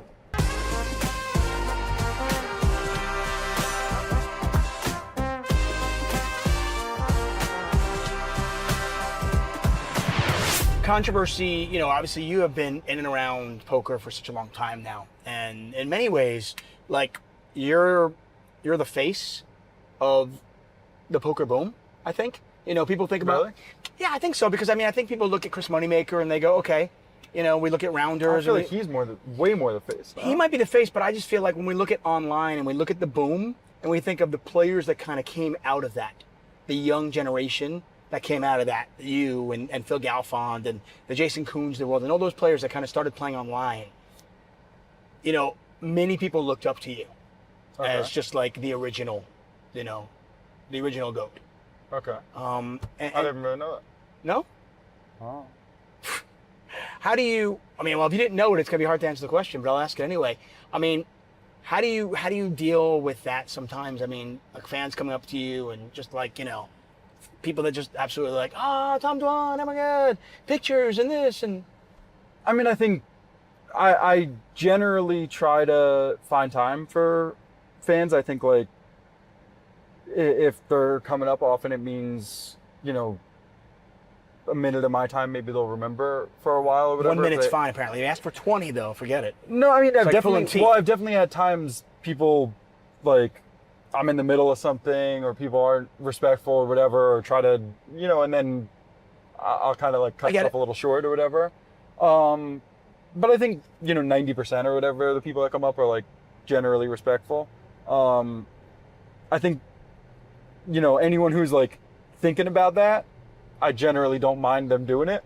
The people that aren't thinking about that are the ones that I wish wouldn't, because I've definitely had a few of those, right? Where people are a little. You're having dinner with friends or something. Somebody comes up to them. Family's sad. I've had people like interrupt when like my mom's sad or or girlfriend or ex or whatever is sad or something, and like this kind of moment, and they come up to interrupt, and it's like, yo, like, fuck off, I'm busy. Like, right. I get that. That's got to be. I had one time at dinner with my mom and dad, and like 10 years ago or something here, and someone interrupted it, and I was like too nice to him, and maybe it was 12 years ago, and they're like, my dad never got upset by anything like that. He always was, and it was like one time it slightly hurt his feelings, and it changed how I was a little. I was like, then I was like a little sterner after, because the guy was like being an asshole, and I was like nice anyway. You've been in the limelight for a while. Controversy naturally follows you. There have been some instances. I don't know why that is the case, but I think there's been moments that has been, right? And I think it's kind of something that's not my favorite thing of the poker world. It's probably part of why I like stepped away from like a few eras. I thought when like Full Tilt went down, I thought a lot of people gave me shit like really fucking unfairly. And then recently, like, I had, a guy that used to be my friend that I thought was a complete asshole. And a bunch of people messaged me and very few of them, like, said stuff, right? It's like, I don't know. I feel like people look at like poker world type people look at that stuff from like an equity perspective of like, oh, it's not that plus EV for them to speak up, so then they don't. And I don't know. I don't like how the poker world is PR wise. Okay, so some of the controversy that's followed you is maybe, you know, money you owe, debts you haven't paid back. I have no judgment on this because I don't know any of the stories, but I'm curious if you have any comments on those things. You know, I definitely haven't handled every situation perfect in my life. It happens that the stuff that people were talking about that were public were spots where I didn't do anything wrong. Or at least at the most like a very small thing. And people who know the situations know those. But people tried to paint a certain story, and unfortunately certain people in poker didn't mind adding to that fire when they, you know, should have known better or did know better. Including some of the poker sites, believe it or not. I'm sure. But luckily we're arriving here, so I won't go shit on people that planted stories about me. That's fair. And tried to pretend it wasn't them. Okay, before I park and let you out, I'm going to ask you one last question. Why are David Tuchman and Nick Wealthall the best commentating duo? You mean used to be? No. David Tuchman and Nick Wealthall. Why are we the best? Go ahead. The answer is very simple. Who is Nick Wealthall? Who's that? Right, thank you. Hey, Tom, thank you so much. I would say good luck in the World Series of Poker, but I might play tomorrow, the 10K. Go fucking get him, okay? I'm going to try. Hey. That was a we really can't do good it. handshake. Hey, thank you very much. I appreciate it. That wasn't bad, right? It wasn't bad. You didn't extend it. It wasn't bad. Thank you. I appreciate it. Okay, the bags are packed, the journey starts here, we're leaving Norwich, heading to Heathrow, and then onwards to Viva Las Vegas. And once again, thank you 888poker for sending us on a trip of a lifetime, and we are ready to go.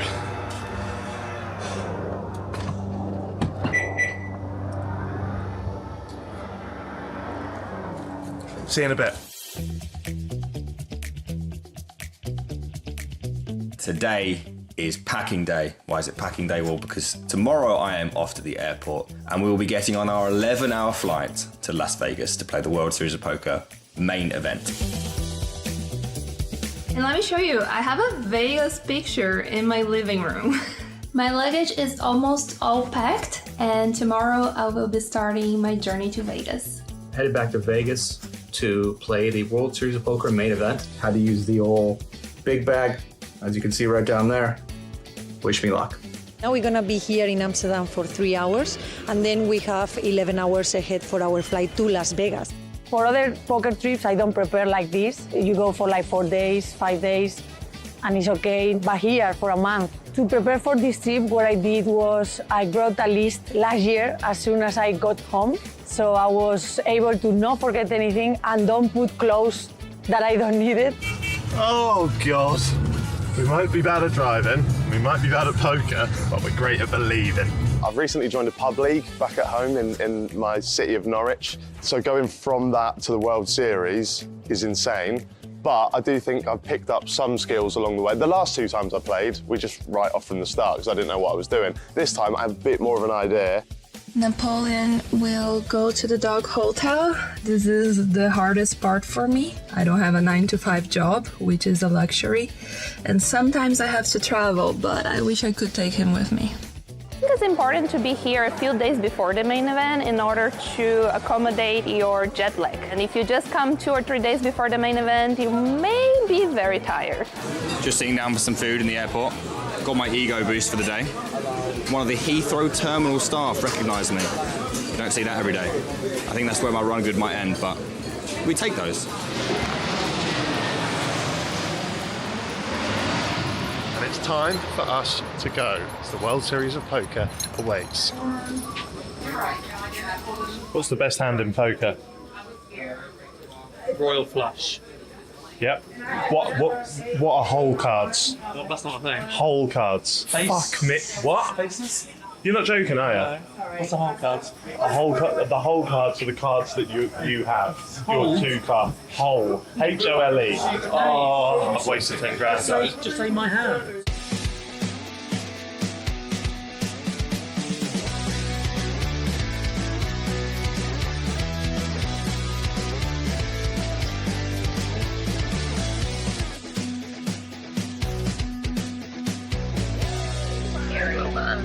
tired, well I've been waiting for our bags for about half an hour. It's not what you want when you come through. How do you feel? I'm fine. You're fine? I'm absolutely fine. We've made it. 11 hours, or 11 episodes of Dexter later, and we're in Las Vegas. I'm absolutely shattered. Super relieved to be here. And my second worst enemy is out of the way, and now it's time for my worst enemy. 45-degree heat. One more day until the main event. Let's do this.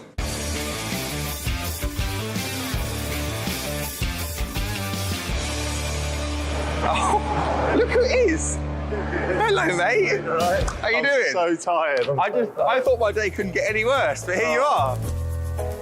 I got to Vegas about a week before I started playing poker, and I wanted to have a little bit of a vacation and not just a work trip. And so my fiance and my parents were here too, and it was really nice to get.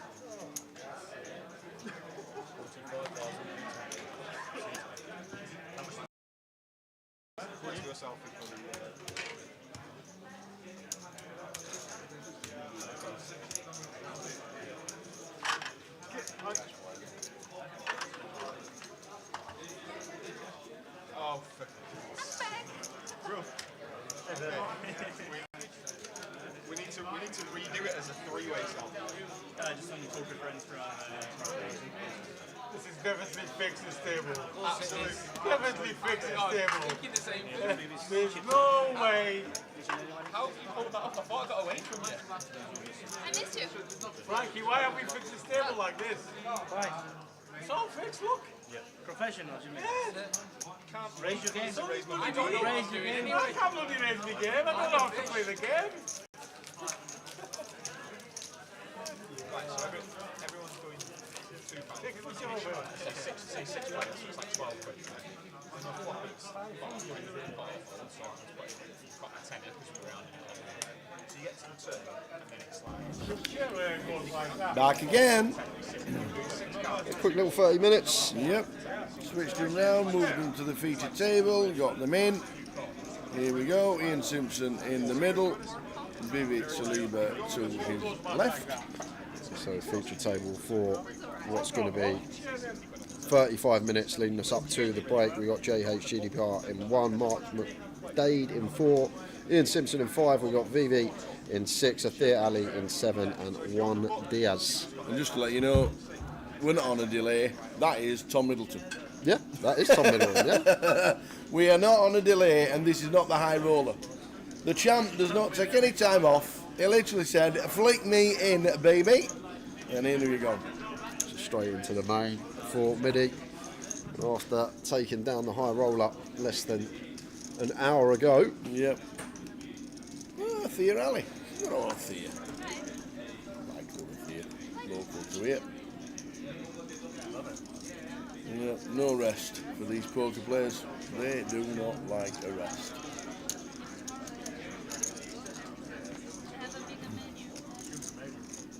So, nice hand from Mark. A couple of ladies. Met with one over Carter. Yeah, right up and down.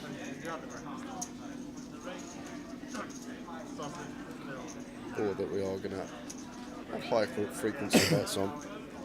This particular hand though, wouldn't be surprised if we did see some checking.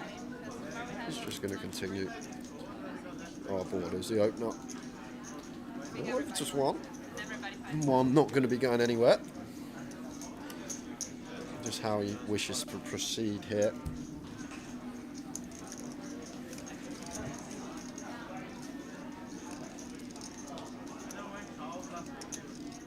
He starts with check call. Turn time.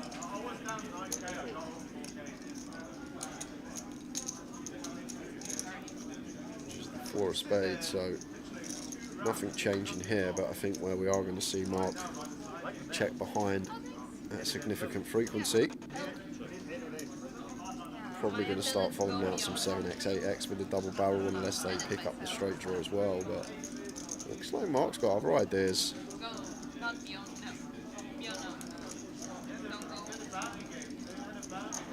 This is 6k to 10.9.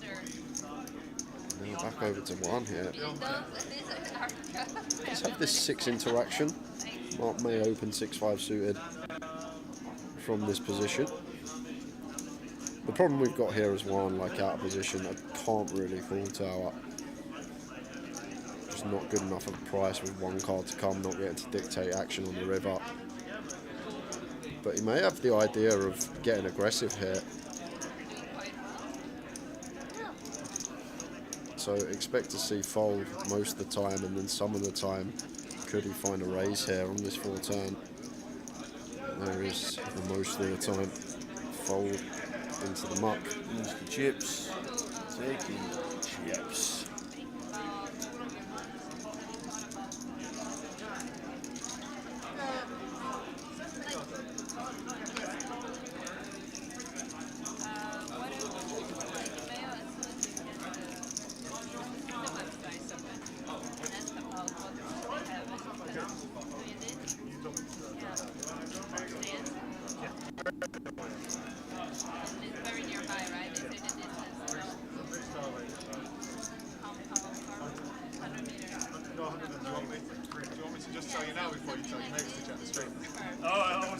Because I was just about to tell my mate to tell me what you had. I had a good hand, but I don't know. I was just about to text my mate and say, can you tell me what this guy had? Is there a big delay? Half an hour. No? Yeah, close.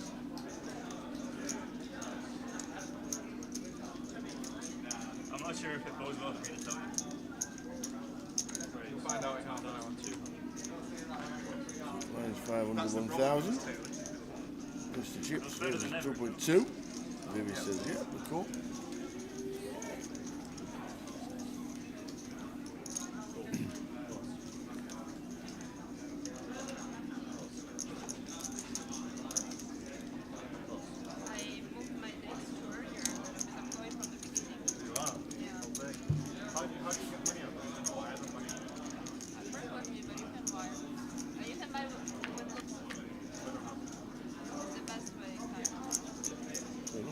Flop 8, 10, 7. Certainly not the best for Vivi. Yeah, Mark with 2 overcards, gut shot, backdoor clubs.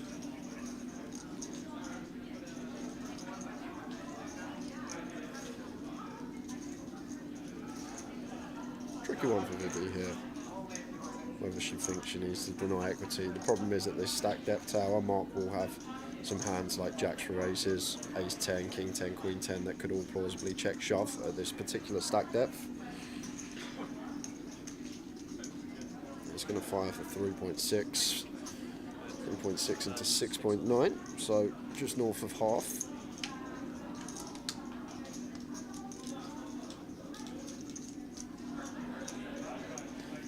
With the call, as he should continue here. Absolutely. Too strong a hand.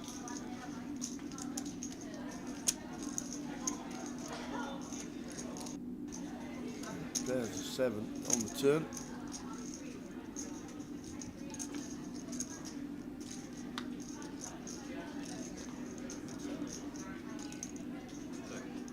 Yep. Expecting check. Well, pot size back here from Vivi. Yeah, she does check.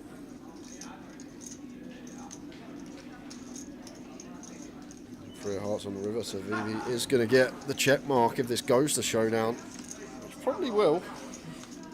Not sure Mark's going to turn this one into a bluff. Still will beat some stuff here with the ace jack. King 9 suited, king jack, queen jack still ahead of. But Vivi could take this line with, and the pocket fours are going to be best.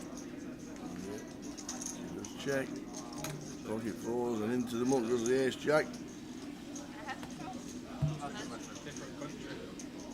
Ian Simpson, chip leader, 87,000. I was having that conversation with Andre the other day. Apparently in other countries it would be me to show first. It depends. Depends on the place, yeah. I mean, like in Austria, it's like here.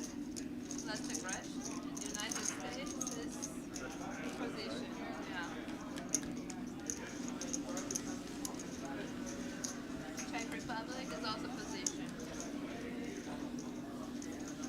And don't forget the first free roll starting in a couple of minutes with the, oh no, is it 9 o'clock? It's not, I think it's an hour, I believe. Another hour to go yet. But the password is Manchester. That's for clubs for Mark. So Mr. Chips raises to 2200. A Thea there, tight laydown, Jack 10 suited, 50 effective with Mark. That's kind of snug. More interested in whatever's going on this device there. It's Jack 10 suited, snap folds, and one. Going to do the same.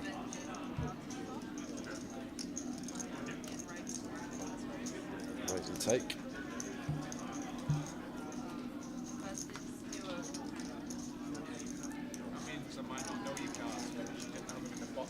Ian Simpson, 88,000 chip leader.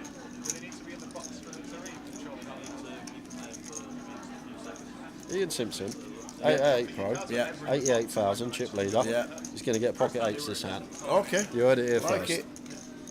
It's a shame he's not inside C8. Yeah. I didn't have a lot of options. Oi, oi. Simon coming to deal on the feature. We've got a cushion, bless him. Were you happy to get it? Good old Simon. You were happy to get it in, were you? Floor on the Goliath. I was dealing this event. I was 2 barrels. Check that room. I did not. But I'm probably. Oh, it's a hand he can open, so it's not quite pocket eights, but King Jack off will do for now. Makes it 2200. Midi with the 10s in the small here, 27 effective. Does go with the jam. And gets it through. Just winning 24k and change in the high roller midi, straight into the main event. Why wouldn't you? Try and get that Friday off tomorrow.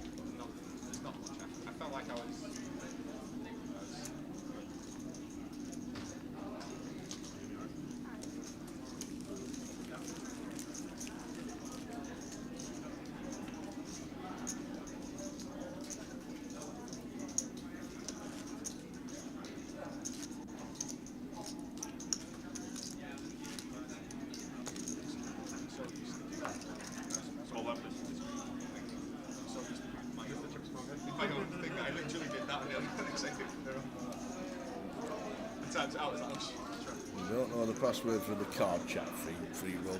We just know Manchester for our free roll at 9 o'clock, our time. Maybe with the 5s this time, gets out of the way. UTG, don't mind that. And then the 5s could open, I suppose. More to do with stack depth tower, I think, off at 25 to 30 from guns specifically. It's a much preferred avenue. Just letting them go. We all know removal to strong hands. The removal of the trash that we want to fold behind. And over to Mark. Midi's past the 10s, one seat to the left, and just going to be a free bet with the intention to call here for Mark. Makes it 5.5.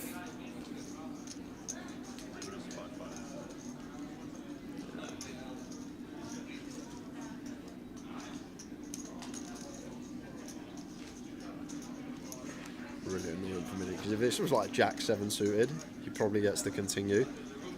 But he's still going to continue Jack 6 suited, okay. And this is just down to price tower. Always say out of position. Extra juice onto our 3-bets. Wow. What a flop. And here we go. What a flop. 7, 8, 9 flop, 2 diamonds. Midi, Jack 6 of diamonds. Open-ended flush draw. And Mark with the overpair. Yeah, so this And is an open-ender. going to be a fun one, Tower. I like decision for Mark to check once we get here. 4.5k from MIDI to 13.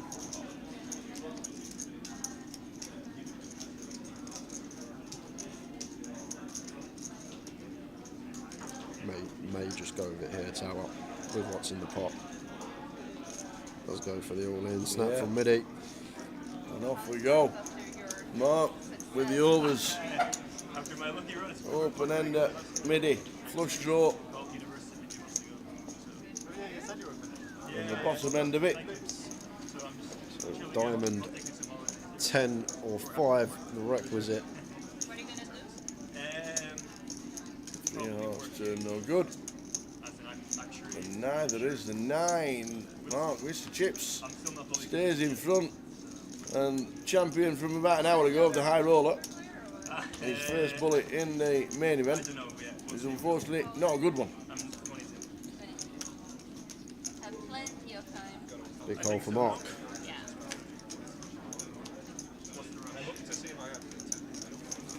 Getting MIDI to continue with the small free bet size out of position.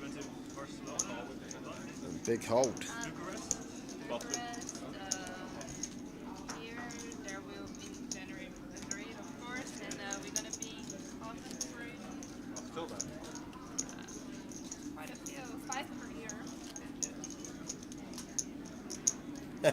Fen Fox says he just worked out why Mr. Chips Poker is not streaming tonight. I like both. He is here. I like both, but My cat's on here. That's a big downfall for me. Where are you living again? Newcastle. Just so. We're going to be getting involved again. Ace on the button once folded to. Any ace should qualify. most of us are.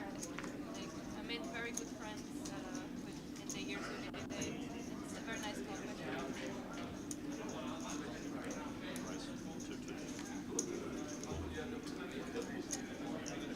To VV, Jack 7 off in the big blind.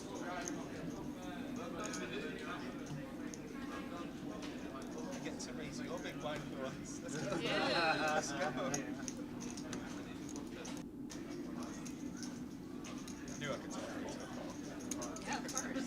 10-3 deuce, 2 spades here. One we will have some big bets on. The 10-3 deuce as the opener. Mark just going to go small, opts for third, same result.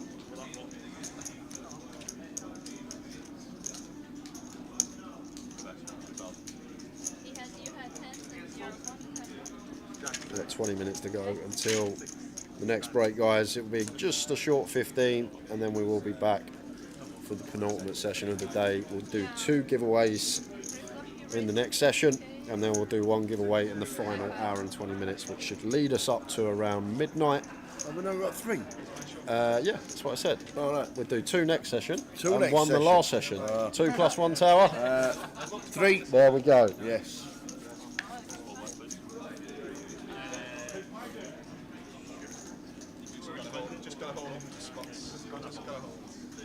We could even do one of them quizzes where we just sit back and somebody else does it. Yeah, it's a keyword. And have one of each. That's what we do.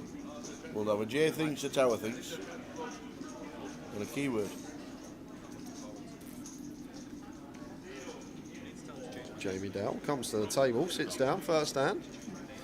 Feels a hand we can open, but Well, Jack's got the boots. yeah, just free bet, not all in the car. 5,500, 6k around there.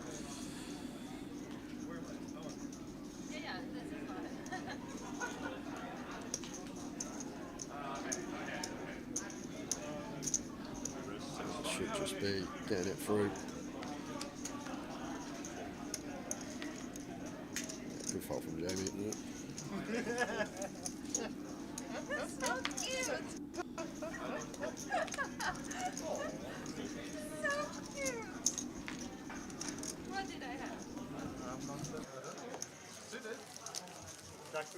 Queen 10 of hearts. Queen 10 of hearts. So 17 minutes to go of this session. I know we just swapped over tables, but there is the break at the end of this level. Just the way it haven't felt with the midi winning the high roller.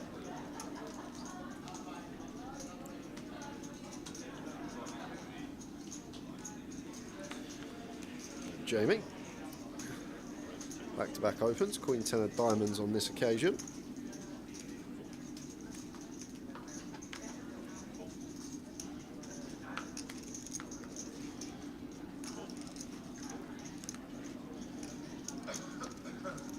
And one with one tower that potentially at a small frequency, like facing the gun open, like from the big blind, we can't just 3-bet our ace king, our ace queen. He's going to find it. Oh, what a guy. Love this from one. I never thought he'd find this in a million years. Credit where it's due. You were just about to say the ace deuce can 3-bet. The ace deuce off specifically, tower. Facing gun, and he's actually found the right stack depth as well. Like 35 bigs is a nice stack depth to choose. And nice little move here from one. Jamie gonna take his price and position though with the Queen 10 of diamonds. Big fan of this find though. King Jack 7 flop. Open ender for Jamie. It's the new ace 5 suited tower. Oh, okay. Who would have thought that 2 years ago? Who would have thunk it? I've only just started playing ace 5 suited. Now I'm going to think about ace 2 off. Yeah. Just from the big, it's one that we like to 3-bet at around 30 odd bigs is a good stack choice, and it like at a certain frequency as well. Going to continue 47 into 14.5. Around third pot. Jamie, do expect to just see call here tower. Board where one's still going to have all this ace king, jacks, kings, aces. There is the call. My happiness makes me very happy. They can have that. So the life expectancy is shorter. Change, please.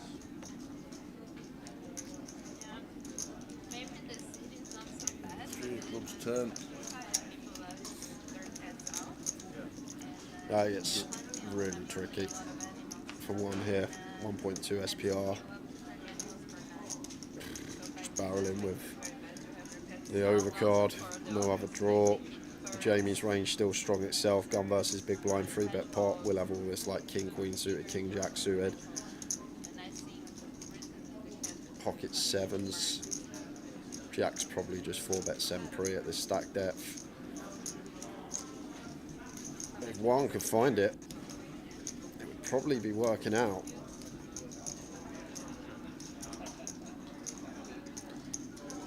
Looks like he is going to find it here. Is it 13k? 8.5k. So 8.5 gives Jamie just under 4-1 on a call here. And does have position.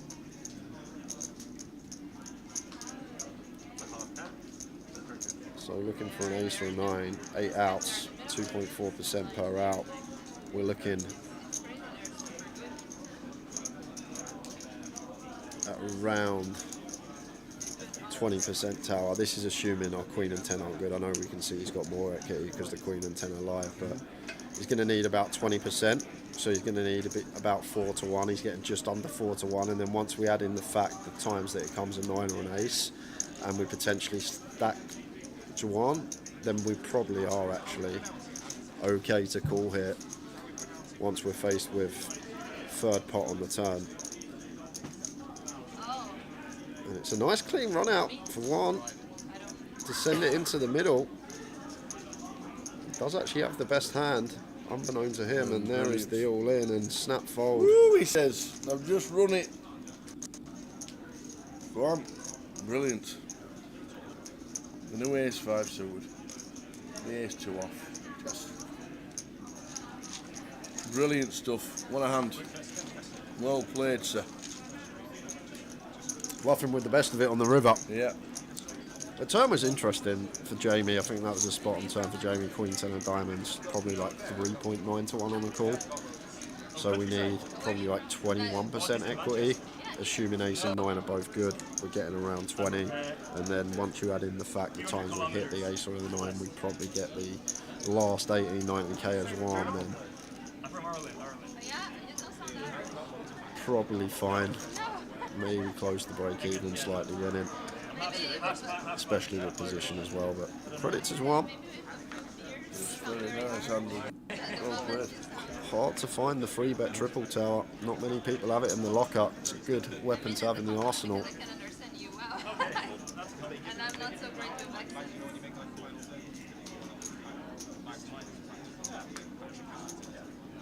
My dad lives in America.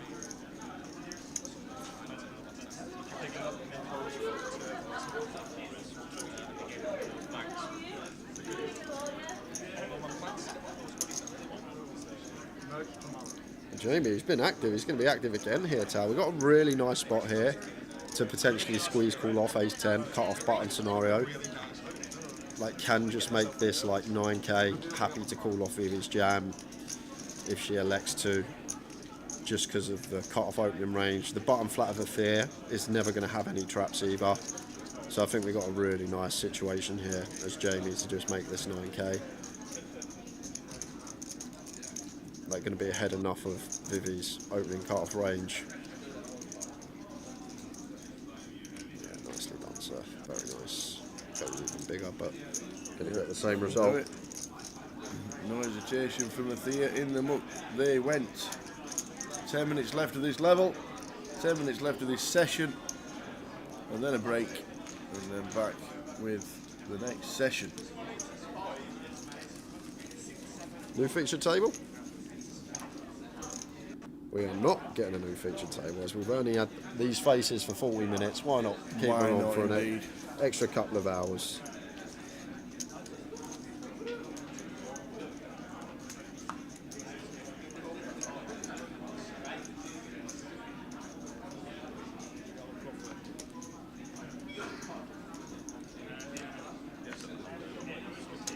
I don't know, maybe not. I probably didn't. Vivi's turn to get the ace 10. There's it up. 2.2. I didn't flop a set. I'll say that much.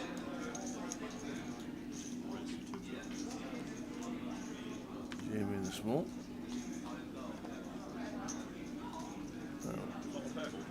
And Jack on the big. Yeah, says no. I've got none of that. Well, we go. I don't know, I think so. Looks like a pair.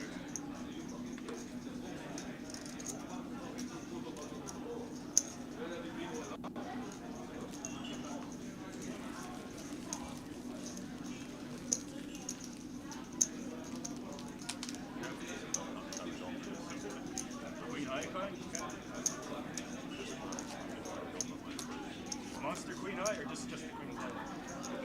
Well, not the plus two.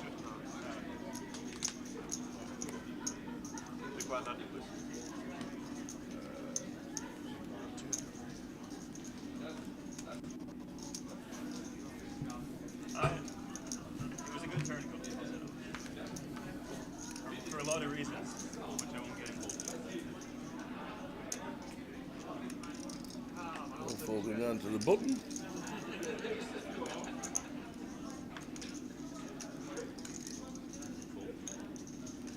And even the small blind Jack gets himself out of the way. And Mr. Chip says, yep, we'll have a walk. Doesn't happen very often. Wow, hero folds, hero folds.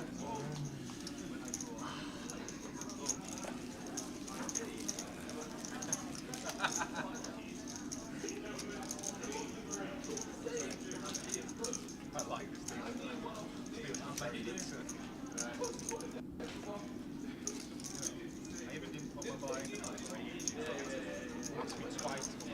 40 minutes to go until the free roll starts on 888.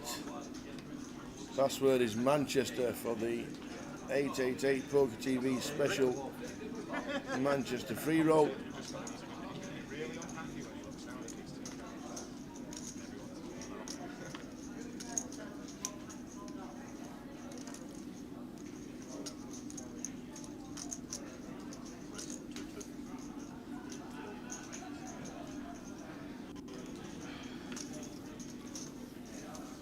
Jamie raises 2.2. Mr. Chips with the best of it. Calls.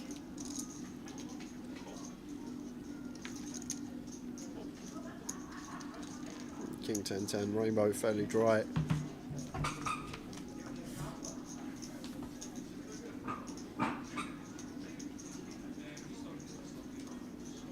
Let's see if he checks back here, Jamie, or whether he's going to c-bet.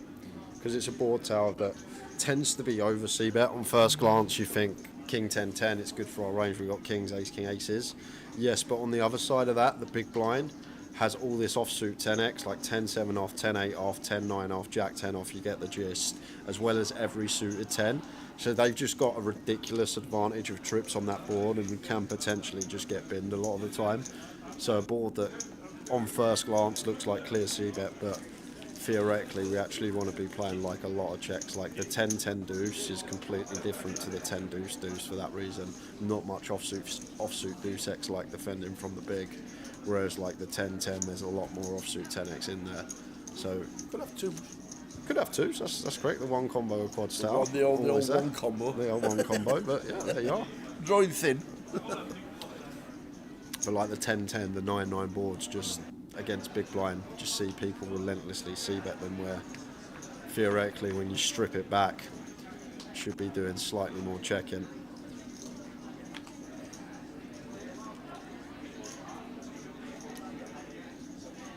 Well, this is going to be fun. We've got pro on pro action, blind on blind. Mix it up. The offsuit one gappers and gives us a free flop with the offsuit. Holds a little bit of shit.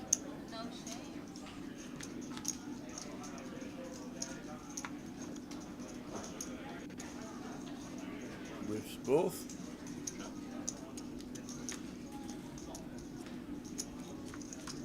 Scenario of first sign of aggression, going to take it. Yeah, there we go. Show him the 8-3, BB. Show the 3. Show the 3. Midi won the high roller, Mitch Johnson second, 16k for Mitch, 24 for Midi.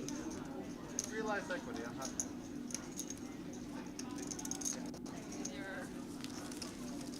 Red cards. 3 offsuit and 9. Let you get there.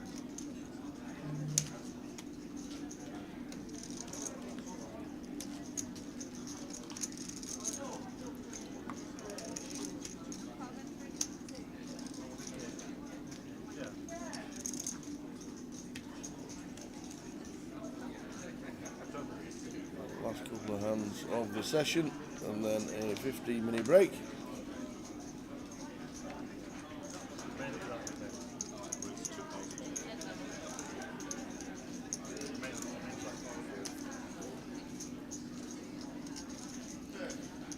Fear going to defend in the big.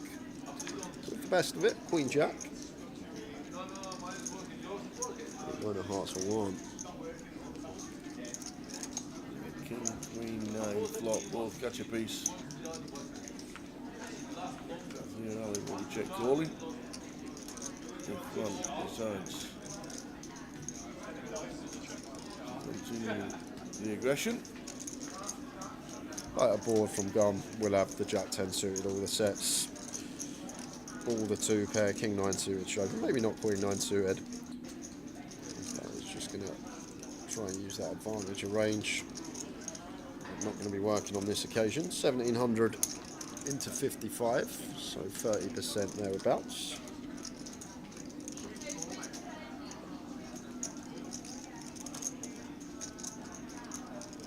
5 of clubs turn, and it's check calls with you.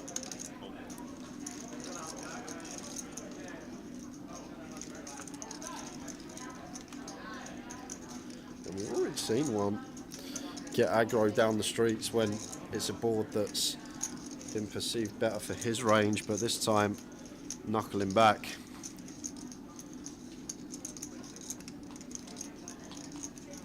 Jack on the river. Does one feel like he needs to turn this 9 into a bluff? All this king do suited, queen do suited type stuff, potentially one pair to fold out in a Fear's range, or does he think we still beat enough? Some ace-x of diamonds, some 6-7 diamonds type stuff. It's not much really that we beat Tower.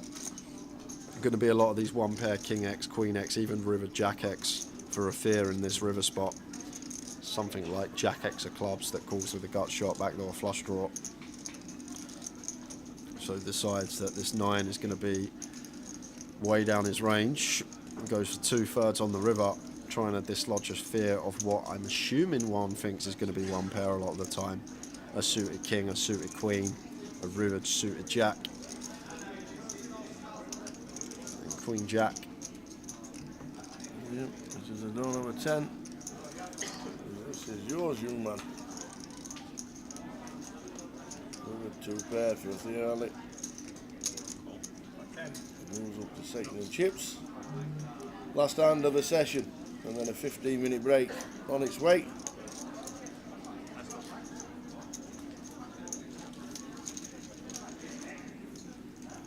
You might have a queen. I know now. You know what? I know what you had. Yeah. That's why it was a good bit. I did have a queen. Oh, no, you have a lot more than a queen. Yeah, I had a queen. I remember the second bird. Yeah. It was a bad river for me, though. I should have checked. It was a bad river because it's straight to one side. One, the 10s into the gun, raise it up to 2. They're going to be returning with the same featured table, guys, so make sure you come back. We will have 2 giveaways as well. Yep. 2 109 tickets to give away. Is it going to be raise and take last hand of the session? Yes, it is. We will be returning in 15 minutes time, 20 to 9. We will see you in 15 minutes. If you want this bounty, you're going to have to call all of it. I'm going to make it 8,000, that way we can sweat it. Primarily coming from online, I don't have the live reps that other players have. So I think getting to Vegas or getting to the casino and playing some hands of poker, whether it's cash games or tournaments, really kind of warms me up. So the night before of the main event was one of the best days of my life. I was playing the 1,700 Moneymaker Tour tournament. I was feeling super good with my game and with my confidence. I was like going through, and then I finished in 5th place, which gave me the biggest prize in my career. Night before the main event, so I am meal prepping. I've been preparing all year for this event, and now it's almost there. I don't feel nervous about playing the main event. Mentally, maybe because I put so much preparation, I struggle in terms of not feeling entitled to do well. When you put all this effort, in a way you feel like you deserve to do well, but this is not how poker works. Everyone here is capable of winning the main event. I would do everything in my power, but I cannot control the cards. Is this kind of old hat this time around, or is there still a buzz when it's getting close? There's definitely still a buzz, obviously reduced. The first year was like completely insane after having won a competition to be here as well. This year just felt like completely down to business. I really wasn't phased, just really focused on playing my best poker. So I just told the people in the lift that I found a dead animal in my room. It's a bit of exaggeration because it's a moth, but they were like, dead animals? What, snakes? And I was like, why snakes? Why have we gone straight to snakes? Why would there be snakes? It's like an hour to check in, but we are in, courtesy of 888 Poker. Go on. It's $10,000, mate. Can I not just keep this and not do it? No, you have to do it. That's kind of the agreement. I've never seen this much money before. This 10,000 turns into how much if I win the poker? It could be anything up to like 15 mil. I'm gonna win. Come on. We're gonna do you proud, 888. We're gonna do you proud.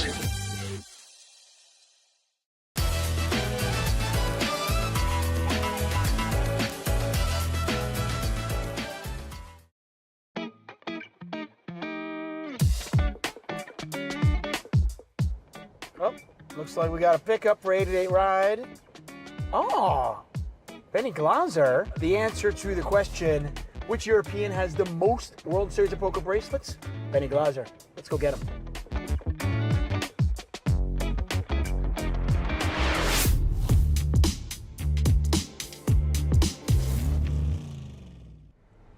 It's summer here in Las Vegas, which means three things. First, it's really hot. Second, the World Series of Poker here. And number three, 888 Ride is on board providing a service, bringing poker players to the World Series of Poker. Yeah. And, well, at this point, when I think of the World Series of Poker, Benny Glaser is just a name that comes really quickly to me. I didn't realize this. 5 bracelets. You have more bracelets than any other European. Yeah. That is crazy. That's a cool stat that I like having, yeah, for sure. That's amazing. Thank you, yeah. I'm quite proud of that one, I'm not going to lie. You've come a long way from being like a poker journalist, right? I remember the first time Yeah. you did commentary with me. Oh, yeah, yeah. I think it was like an 08 event because you had won a couple of bracelets, right? Yes, but I think the first time I did commentary with you was the 10K single draw final table when I bust out of it. Okay. And then came and commentated on it for a brief, and that was just before I won those 2 bracelets that year. It was, I think that was the start of the 2016. Black Booth Mojo, Yeah. right? I You came in I there and then remember you won a that couple being of bracelets. Thing, yeah, I remember that as a thing, yeah. So when you started down this path of being in poker, Yeah. did you ever imagine a scenario where you would be here? I mean, you have the most coups, most scoops, most bracelets out of all European players. I mean, did you ever imagine that this would be a reality? Is this... Not realistically, no. When I was playing online back in the day for penny stakes, or even playing in a pub league with my housemates and stuff like 17 years ago, then no, realistically, I didn't really imagine being here. Yeah. Was there... So it seems like, I want to say, what, 2015, 2016 is where you kind of just like, you blew up. Yeah. Was there something that happened here at the World Series of Poker or online? Was there an epiphany? Something that kind of just clicked, the light went on, and you were like, I think I figured this out. There wasn't necessarily that like I figured this out, but like I was grinding online for a long time. Right. And hadn't really been playing live. Still, like the World Series was a big thing for me. I was still playing like relatively low stakes. And then the first year I came on to the World Series, decided to give it a shot back in 2014, and I actually bricked everything. I didn't play very much. It was like 8, 10 events or something. How much money did you come with, by the way? Just out of curiosity. Like, what was your thought? Like, okay, I'm going to come here. I'm going to give it a shot.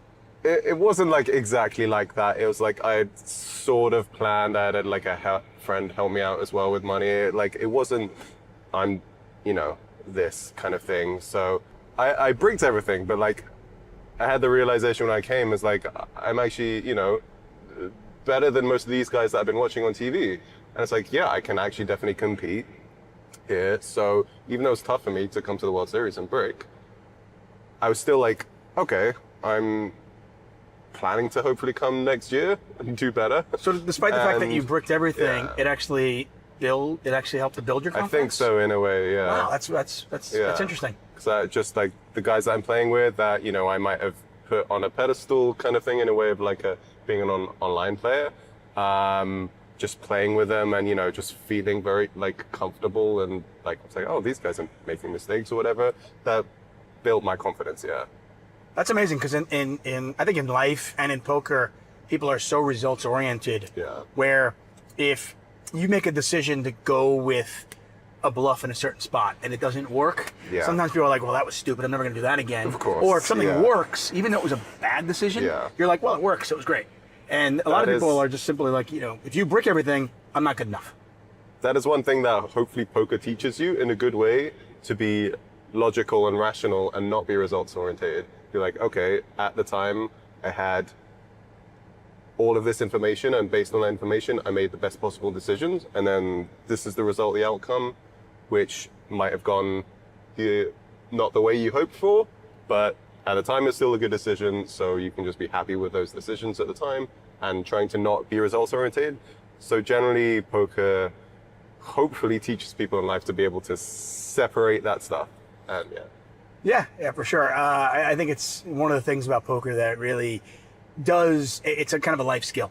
Yes. And for sure. It's pretty amazing that I've known you for almost 10 years now. We did commentary back then. I was cheering you on. You're winning bracelets. What an amazing journey you have been on, in the fact that, you think about it, 10 years ago you were here and you bricked all those tournaments, you built some confidence, and now 10 years later, all-time winningest scoop, coup, title holder, and 5 bracelets. Has the journey been as easy as it appeared? Definitely not. There's been a lot of like, misery and pain and that kind of stuff. Tell us about some of the misery and pain. I want to know, like, what was some of the low points? Because on the outside, the perspective just looks like, man, this guy just sun runs all the time, and he's so good. You're the European version of Jeremy Austin. I'll take that as a compliment. I'm cool with that. There's been a lot of. I mean, even recently, like, actually, right before this World Series, I was on the biggest downswing that I've ever had, by quite a way. Like, people don't necessarily see how hard I fire. Like, I'm firing really hard. I was playing all the Win 10Ks in March, all that kind of stuff, and I was just sadly running very bad at the highest stakes this year.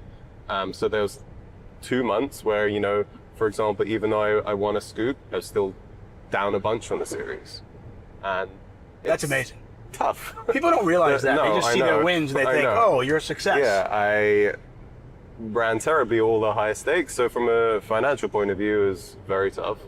And yeah, those couple of months of playing live and just bricking a lot was pretty painful, I'm not gonna lie. That was just an example. That was the most recent one. It was for a lot of money, and yeah, it was just tough when I'm playing live, and it's often quite an isolated process, especially like Scoop. I was staying by myself, grinding online, so you hope when you make those sacrifices that it's going to go well. Right. You can kind of make it more painful if it then doesn't. Another example, like I used to grind heads up sit and goes online, for example. That was also a very insular process before I kind of was successful.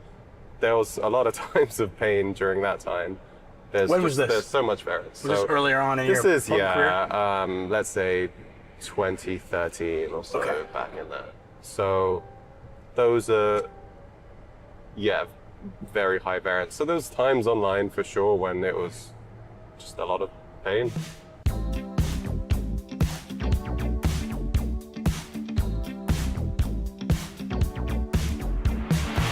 What is it about the World Series of Poker that just seems to bring out the best in you? I mean, obviously you're great online as well, but 5 bracelets, many of them in different disciplines. None, by the way, in No Limit Hold'em yet, but maybe that'll change. Who knows? Yeah. But you seem to be just good at all the different games. Well, what is it about the World Series of Poker that just kind of gets the best out of you? I still think of it as like the most prestigious festival in the year.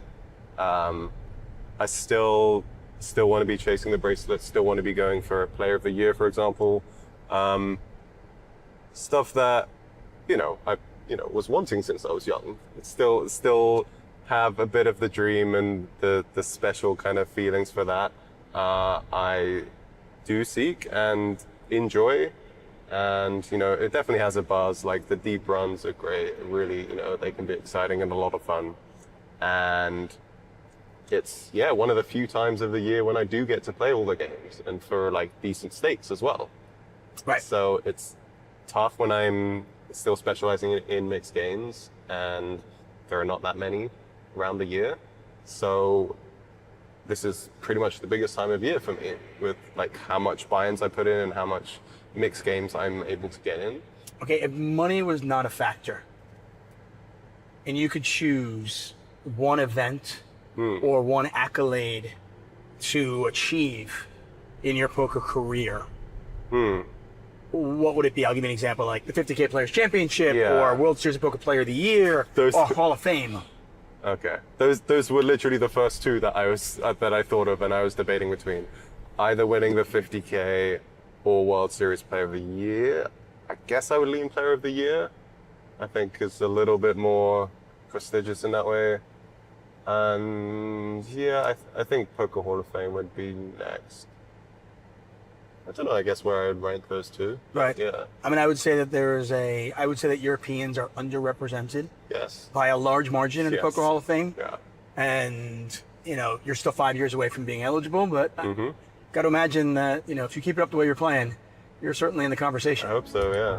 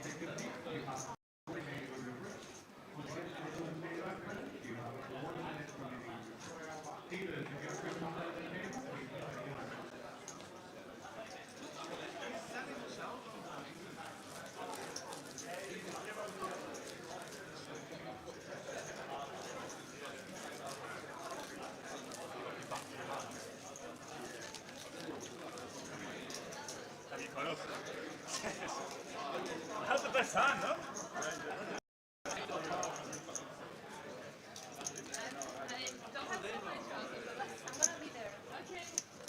Just a one and done. One and done. I think I'll wait. We'll see. If it's just now, maybe today.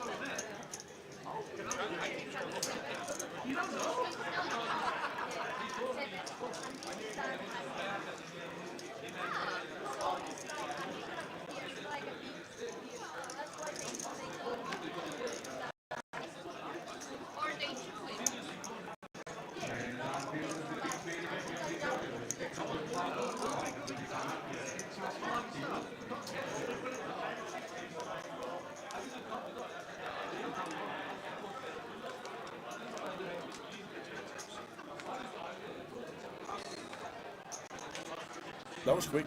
That was quick, nice quick 15. Back for more. We've got 2 giveaways coming up this session. We have. Tal's going to ask me a question in about half hour's time, maybe less. Yeah. And then I'm going to do it at 9. I'll give myself 20 minutes. 9's good. 20 minutes sounds good. I'll give myself 20 minutes to get a question thought of, and it'll be a Jay Thinks.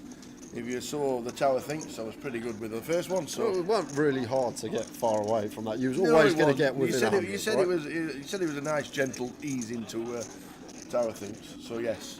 So this is the next session. So the next session runs for 2 hours, and then there's a 15-minute break, and then 80 minutes to finish off the night, which means we reckon we finish at bang on midnight. Bang on? Yeah. Because the last 4, 5 or 6 hands always run over. Yeah. So they'll run over 4 minutes and they'll finish at bang on midnight. Right. There we go. Pound? Again? I'm going to be a millionaire by the time the end of this year. What was my first bet? Oh, Haaland against Ipswich. That's my pound.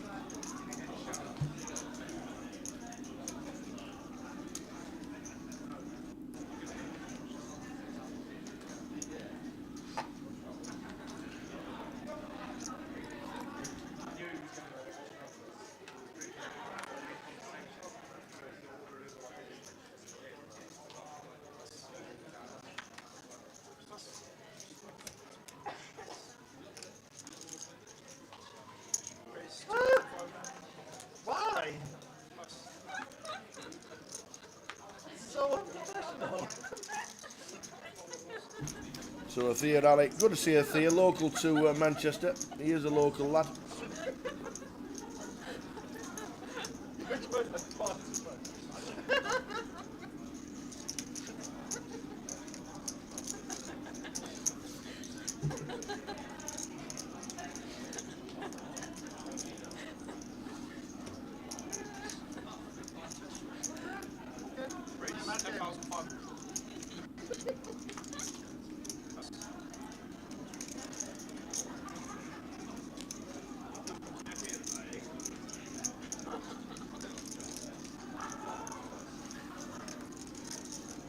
So good to see him on the feast table, Thea.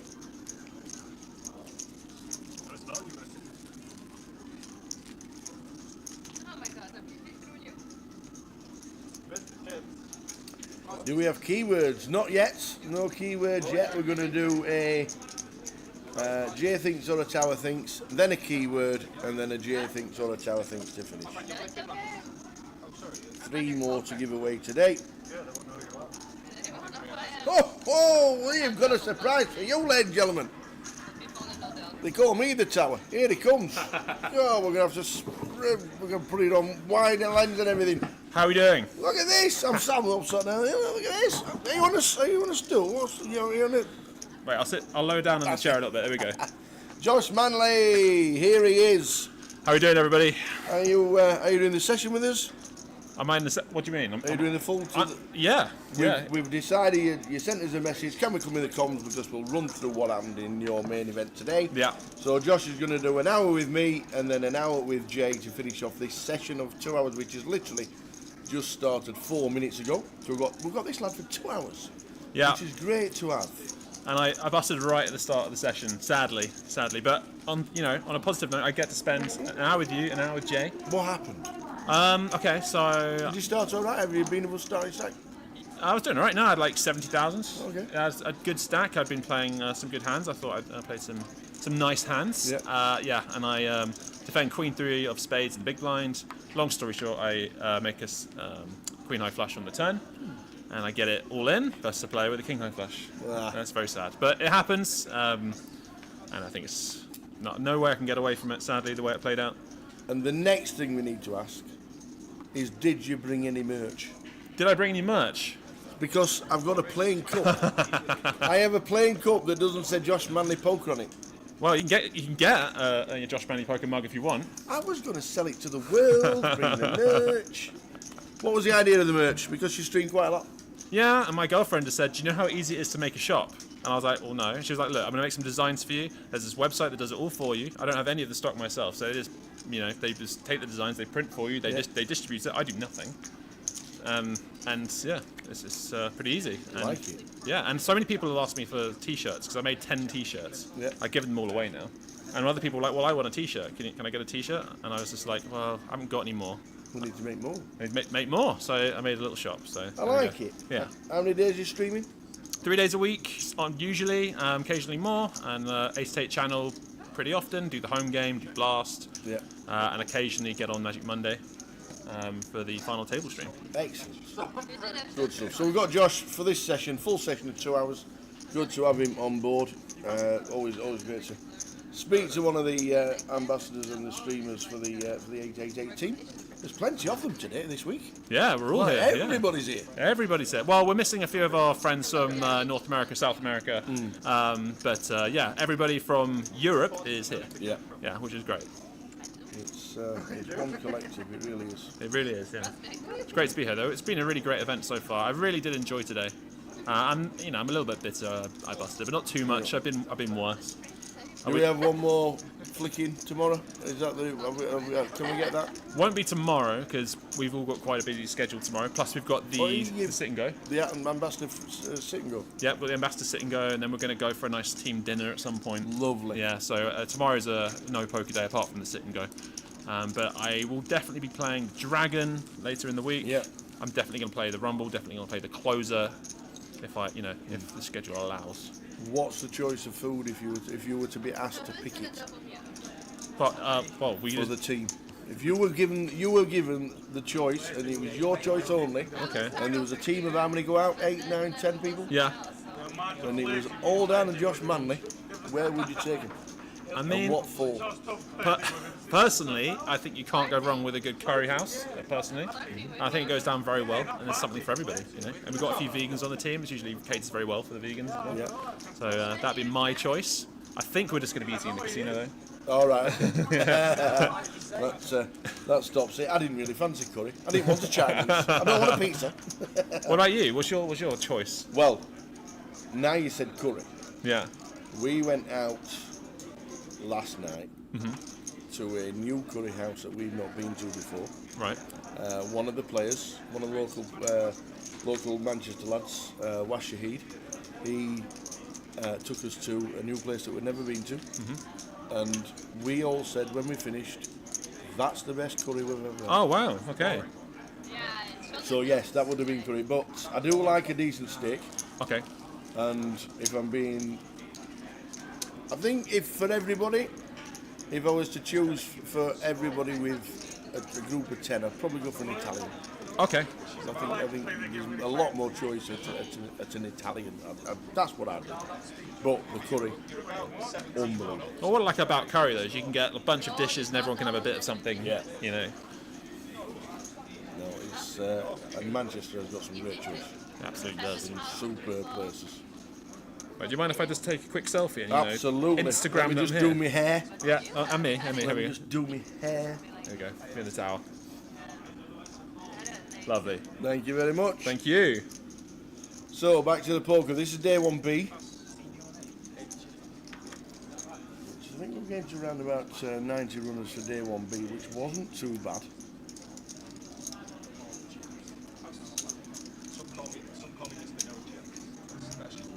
Yeah, 82 for day 1B. We're playing 14 levels. End of the day is at the end of level 14, which we now work out around about a midnight finish. Good to have Ian Simpson and Vivi Saliba on the feature table. Mr. Chips as well. How does Mr. Chips get his name? He's a streamer on Twitch. He Excellent. was involved in the Stream On competition. And he put in a very good effort, everyone thought, and he sort of became a part of the community even strong. Well, he was already a part of the community, Yeah. but he definitely sort of integrated himself a lot more, and he's showing up to all these events. Yeah, and everyone likes Mr. Chips. He's a good lad. Excellent. Very good lad. Old Mark. He's a nice lad. So go check him out. It's, I think it's twitch.tv/Mr. Chips Poker, I think. Yeah. Oh, there we go, in the chat. Thank you very much, Limey. Yep. Been here all day. Wow. So you'll never misses a beat. And you know what we've got to do as well in this session? Yeah. Which now, because you're now here, and we've already done a Tower Thinks. Right. You do realise now it's a Josh Manley Thinks. Josh Manley Thinks. So we have to think of a question. We've said we're going to do it at 9 o'clock. So what we'll do is we'll do it at 9:15 to get Josh ready for the giveaway. We've been, luckily enough, Lime Ricky and 888 has given us 5 $109 tickets every day. So Thursday, Friday, Saturday and Sunday. Wow. To give away. So we've already done 2. So the third one at 9:15 local time, so in 25 minutes time, it will be a Josh Manley Thinks.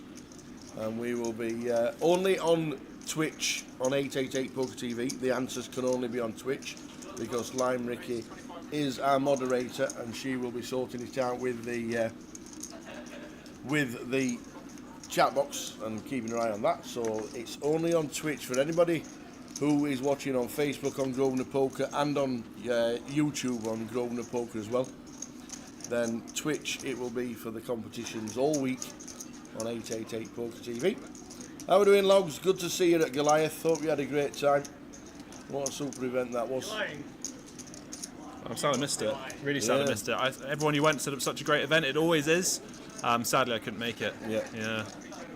It was a cracker and it was super well run. It's great that you got a lot more staff this year and a lot more dealers than we had last year, and it just made it so much better for all the team involved. When they play, when all the staff say they're turning up when they do, it's great. There we go. How was the high roller final table, by the way? It was good. We only joined it with 6 left because we were going to do the other sit and go that didn't materialise. So we put on the high roller. They were in the money at 6, and it was 6-handed when we joined it. But cagey for an hour, and then all of a sudden lost one, then lost another, and within half an hour it was over. It was kind of like Murderer's Row, though, wasn't it? Everyone was a crusher. But Midi came into the final day of 26 with 83,000, so less than starting stack, and ended up winning it. Wow. So it was a great effort. I've heard he's a bit good as well. He certainly is. Yeah. EPT champ, he's a super lad. Yeah. Wow. GUKPT winner. Oh wait. He has got the game. I think our friend Ian here has got himself a bit of a spot. Picking up the Jackson hijack. Queens in the small blind, almost certainly 3-betting. Here it is. And I think Ian is just going to be pure jamming this spot, I expect. I don't know. Yeah, maybe. How will he navigate it?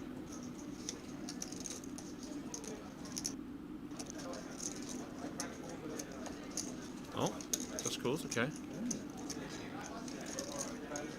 Ian's better than me, so there we go.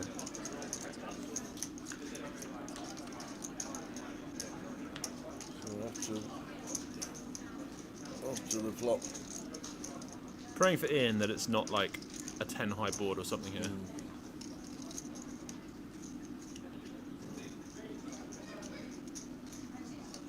I'm guessing we do have a board. I don't know what's happened to the Crown Science, seat number 8. It does better. We haven't got a board, unfortunately. It was King 9-7. Might just save Ian. He does have the Jack of Clubs backdoor opportunities as well, so it's a good bet size from Dwan, and Ian won't be going away to this sizing.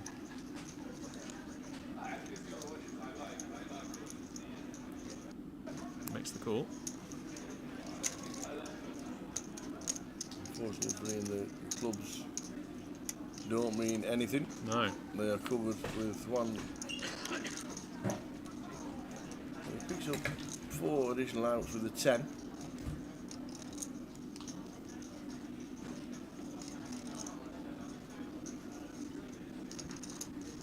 He's up the stairs one as well. He does. Yeah, I think we're going to see a free river here. Super check.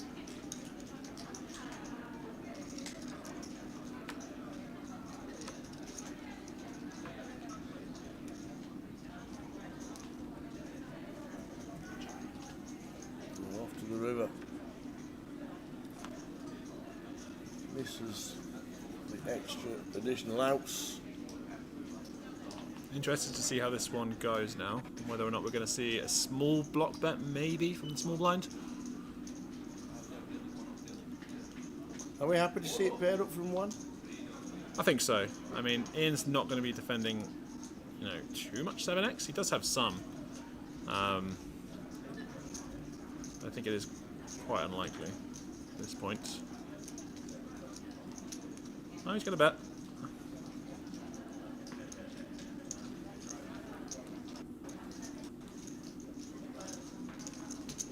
Or is he going to bet?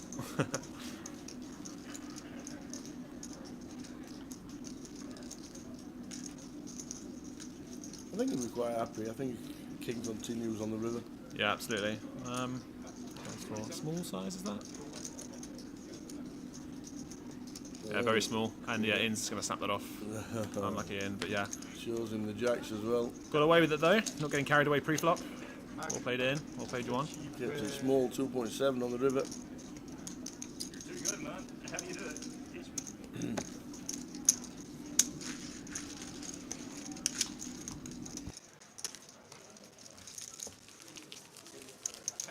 Would it be nice for you, would it? Twitch have a crop screen? No, I don't think we do. Ah, then this is my mistake. Is it okay? Yeah, it is okay. It's all good. Lots of regulars in chat. Good to see everybody. Yes, you'll know quite a few of the guys on the Twitch stream, I'm sure. Quite a few watching you. I do know a fair few. Good to see you all. Get them on us. Daisy Duke. Oh, one of the best characters on TV ever. Who's that? Daisy Duke. Oh, I'm sorry. Daisy Duke. Is that Duke's? Yeah. Okay, okay. You're probably not old enough. No, maybe not. How you doing, Cindy? Good to see you. Hey, Cindy Bear. Kathy as well. Nettie. All the legends.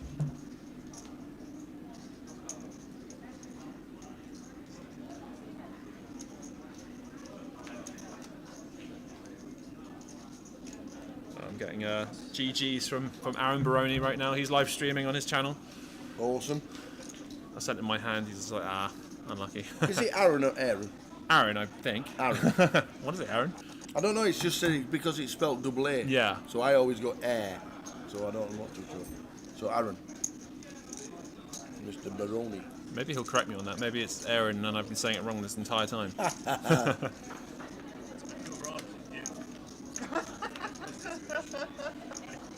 So we see a Jack's raise from the cutoff and a flat from the small blind from Jamie. Makes a pair, couple of backdoors.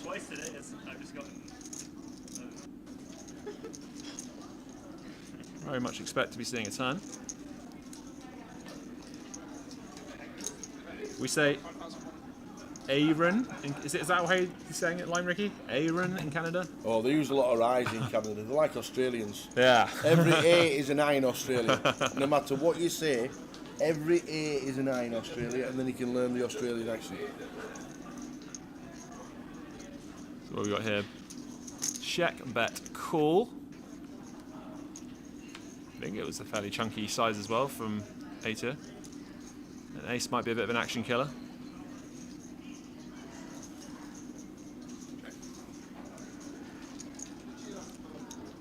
How was Goliath then for you in the commentary for the week? It was superb. Yeah. Really enjoy it. It's just such a good week.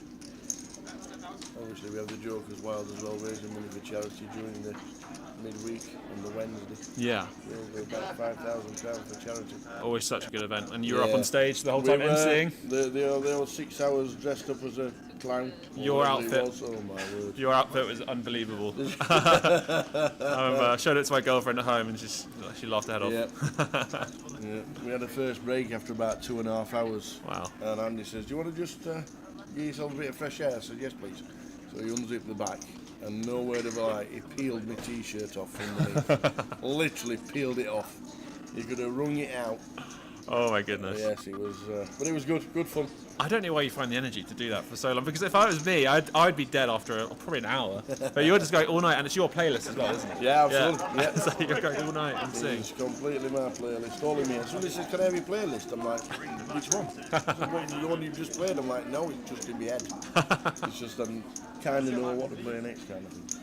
No, it's a great event, and obviously because a couple of things were new and more dealers and more floor staff and more tables and everything, it just seemed to come together this year.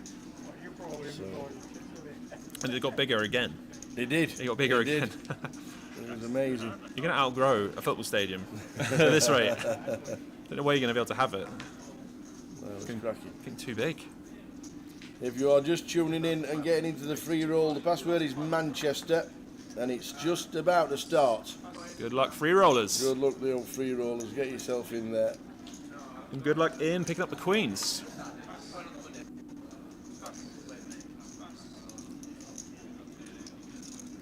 It's just going to get through, isn't it? Or is it? So there's the 2.5 with the queens this time. Mr. Chips, does he want to see a flop?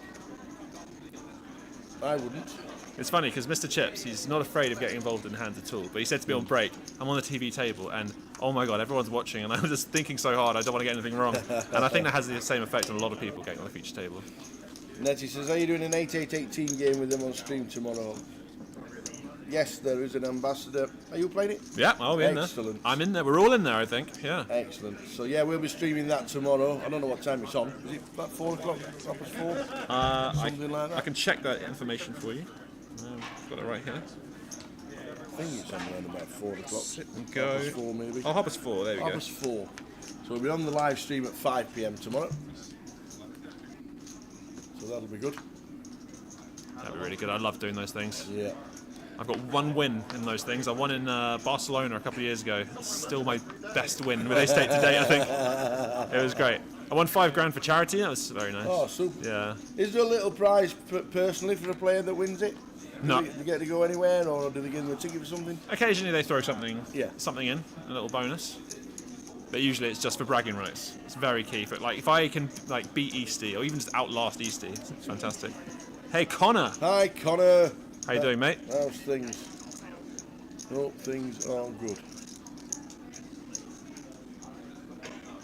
Didn't fancy a trip to Manchester, Connor? Only around the corner. And you're on the corner from London.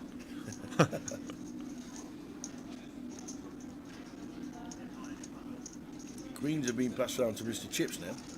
Oh yes. After a raise in the hijack from Dwan with the 5-4. See one just calling with the ace jack. Well, this should be a race. Thinking about 9. You reckon 9? It's gone for a flat 10. Flat 10. Oh, and in kings in the big. Whoa! Boys, happening here. Oh, this is Ian Simpson poker for you, everybody. Wow. Finds the kings. We can never flat. No. We can never fold.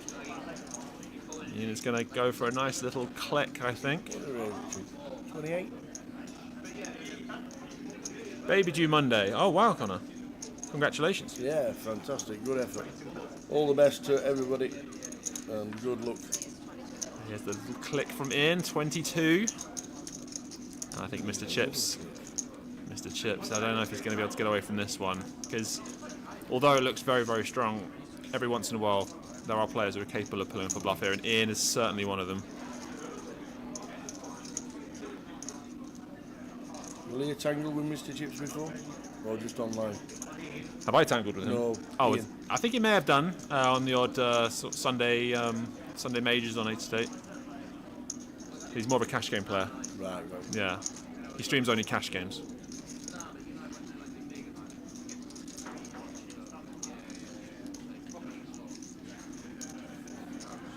with the queens. 12,000 to call. Oh, he just calls. Just calls. Okay. There we go.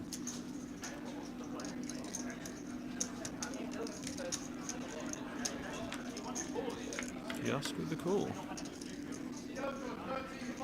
Oh dear.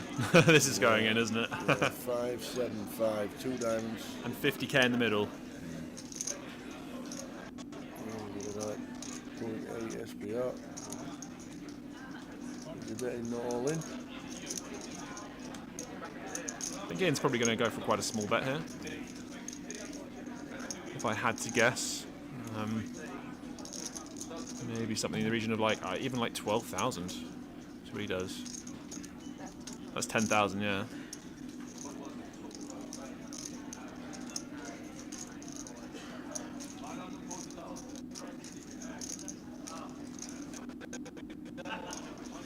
What do you reckon here? What do you reckon you're doing? He's all in, yeah. Yeah, and a snap. Understandable. Kings versus queens. 2 queens in the deck. And they are live. Mr. Chips says I'm all in. Insta snap, and he went. I feel for him. You just know. So Ian Simpson with the kings. No diamonds in play. So same scenario. 2 queens. They are both live. That doesn't get there. Ian with a big pot there. Dangerous player to have 130k. Mr. Chips left with fumes by the looks of it. Oh, 20,000 actually. Not too bad.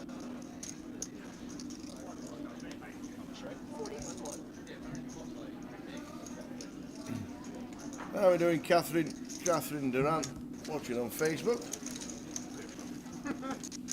As Ian Simpson takes his stack to 132 and 110 big blinds at this stage of the game. That's unfortunate for Mr. Chips. What Yeah, can you do? absolutely. What can you do? Cooler for him. Absolutely.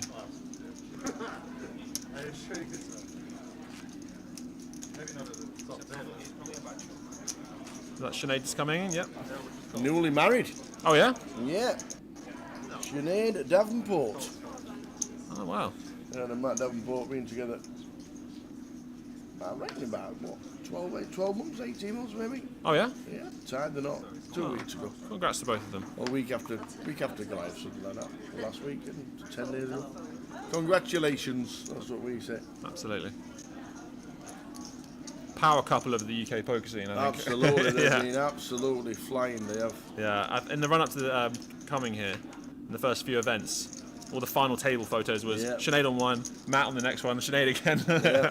Remember up in Edinburgh early this year. Oh yeah. Matt was on the final table of the main event, and Sinead wins the cup. And the big side event. And it's like, wow. Unbelievable.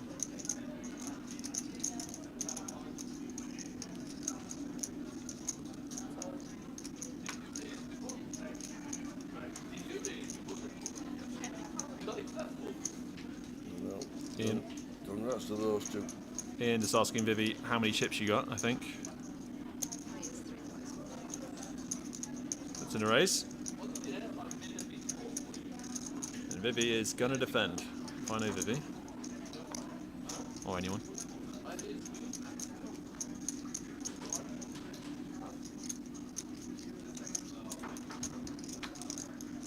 See what Ian's got here.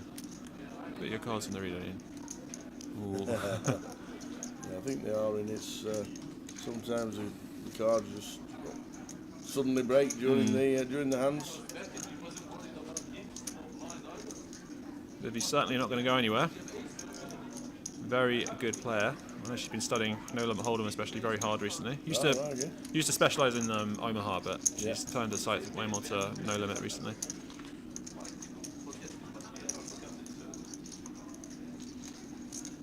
She was telling me at breakfast anyway.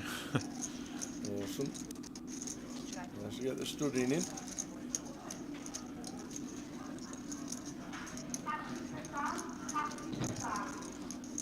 Ian checks.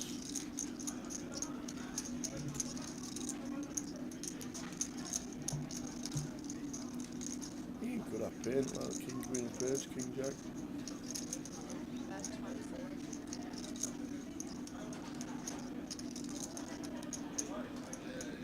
Good well, and he's not going away. No. He's got a little something.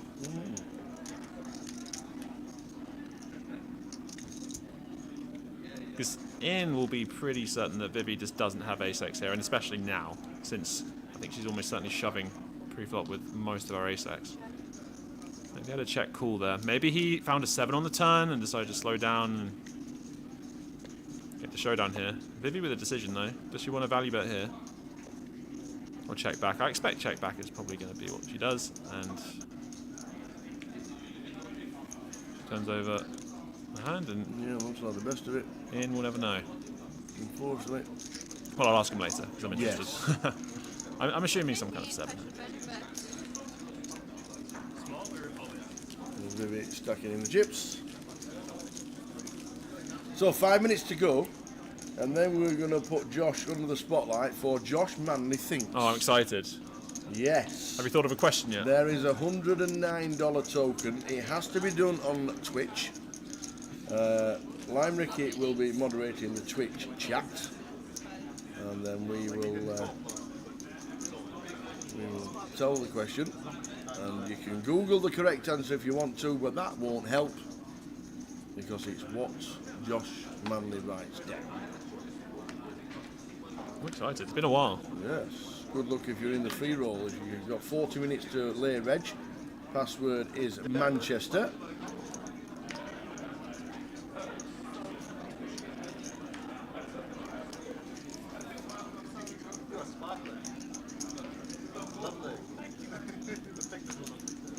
So football season's back now. It is. Does that mean on Saturday we get a tower treble? We do indeed. We do indeed. We do indeed. Oh, We'll be on 888 Sport on Saturday. We will indeed. Okay, I'm in for the tower treble. Whatever it is, I'm in. We will have a treble. It will be all 3 o'clock kickoffs. Because now a lot of footballers now separated to 12:30 and Saturday and Sunday and 5:30 and all that. But we will be doing the 3 o'clock kickoffs on Saturday. Premier League only? No. No? No. I delve into everything. You do, don't you? League 1, League 2, that's me. I'm into it all. So we will be going into the lab over the weekend, and Saturday, around about 2 p.m, we'll be giving away the Towers treble. Yeah, a bit of fun.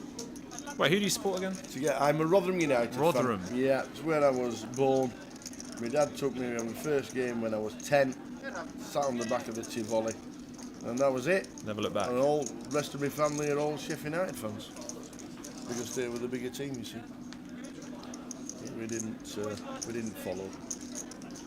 Where are Rotherham now? We're in League 1. League 1. And we are nearly propping up the League 1 table.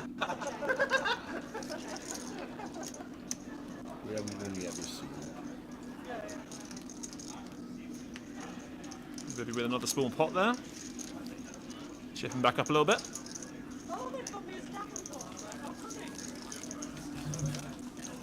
So I'm going to hand you some paper very short. Okay. And then I've got the pens, don't we? Okay. We've got everything for you. We've got everything sorted out for you. Get ready, folks. There's another $109 token on its way. Somebody will win it, which is always good news. That's the best thing about it.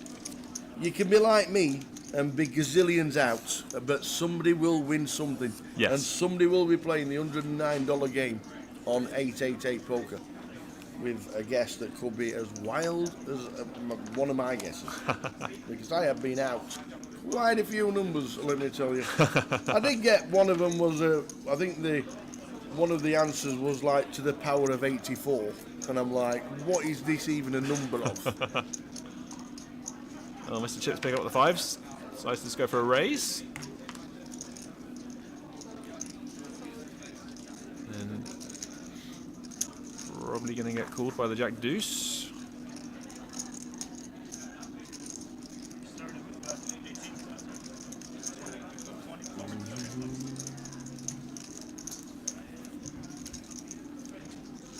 So on the Josh Thinks, it's going to be a testament to who knows me the best in chat, I think.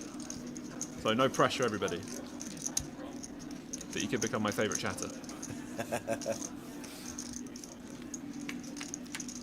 So there's 2.5 from Mr. Chips. Sees a Queen 8, Queen flop.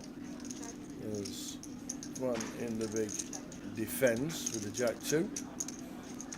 Jay'll tell me that's the right thing to do. I'm putting the jack deuce in the muck and on to the next hand, but Jay'll tell me it's the correct thing to do.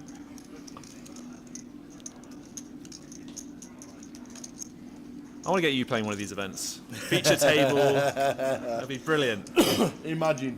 It'd be amazing. Gotta make it happen one day.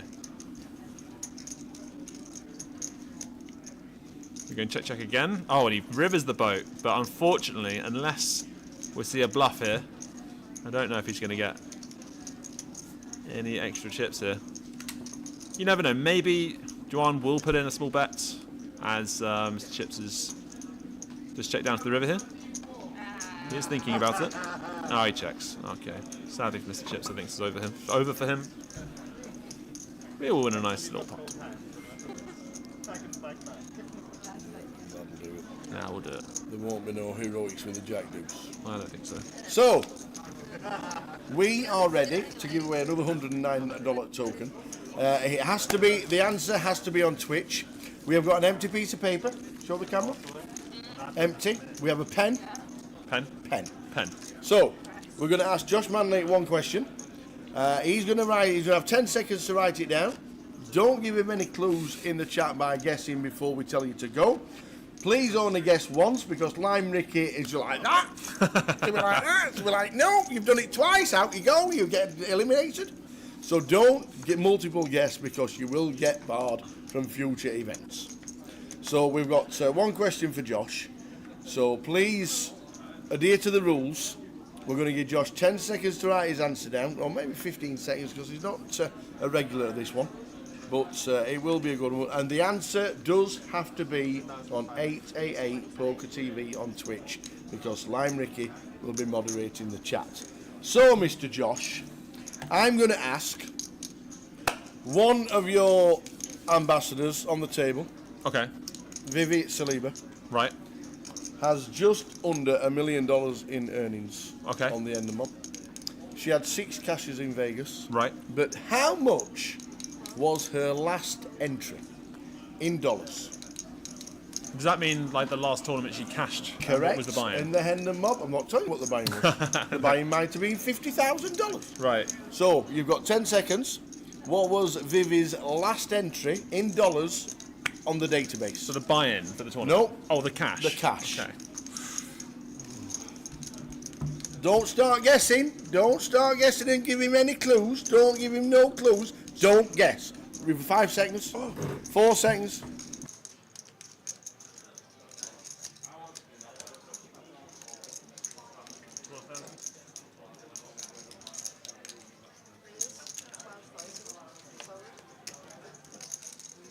Have we done it?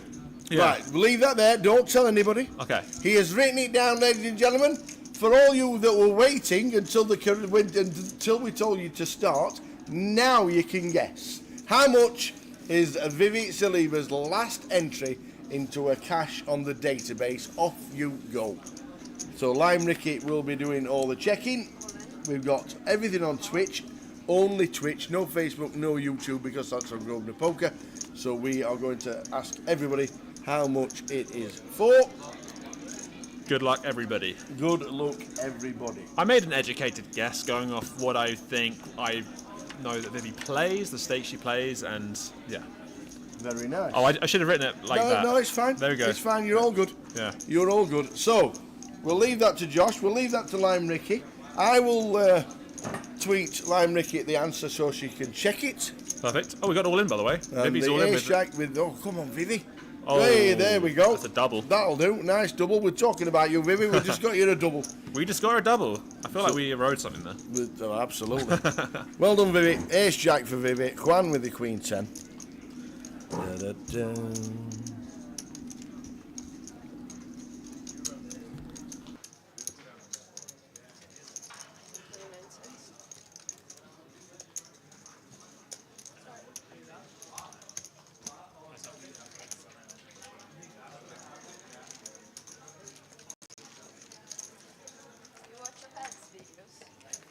Pods?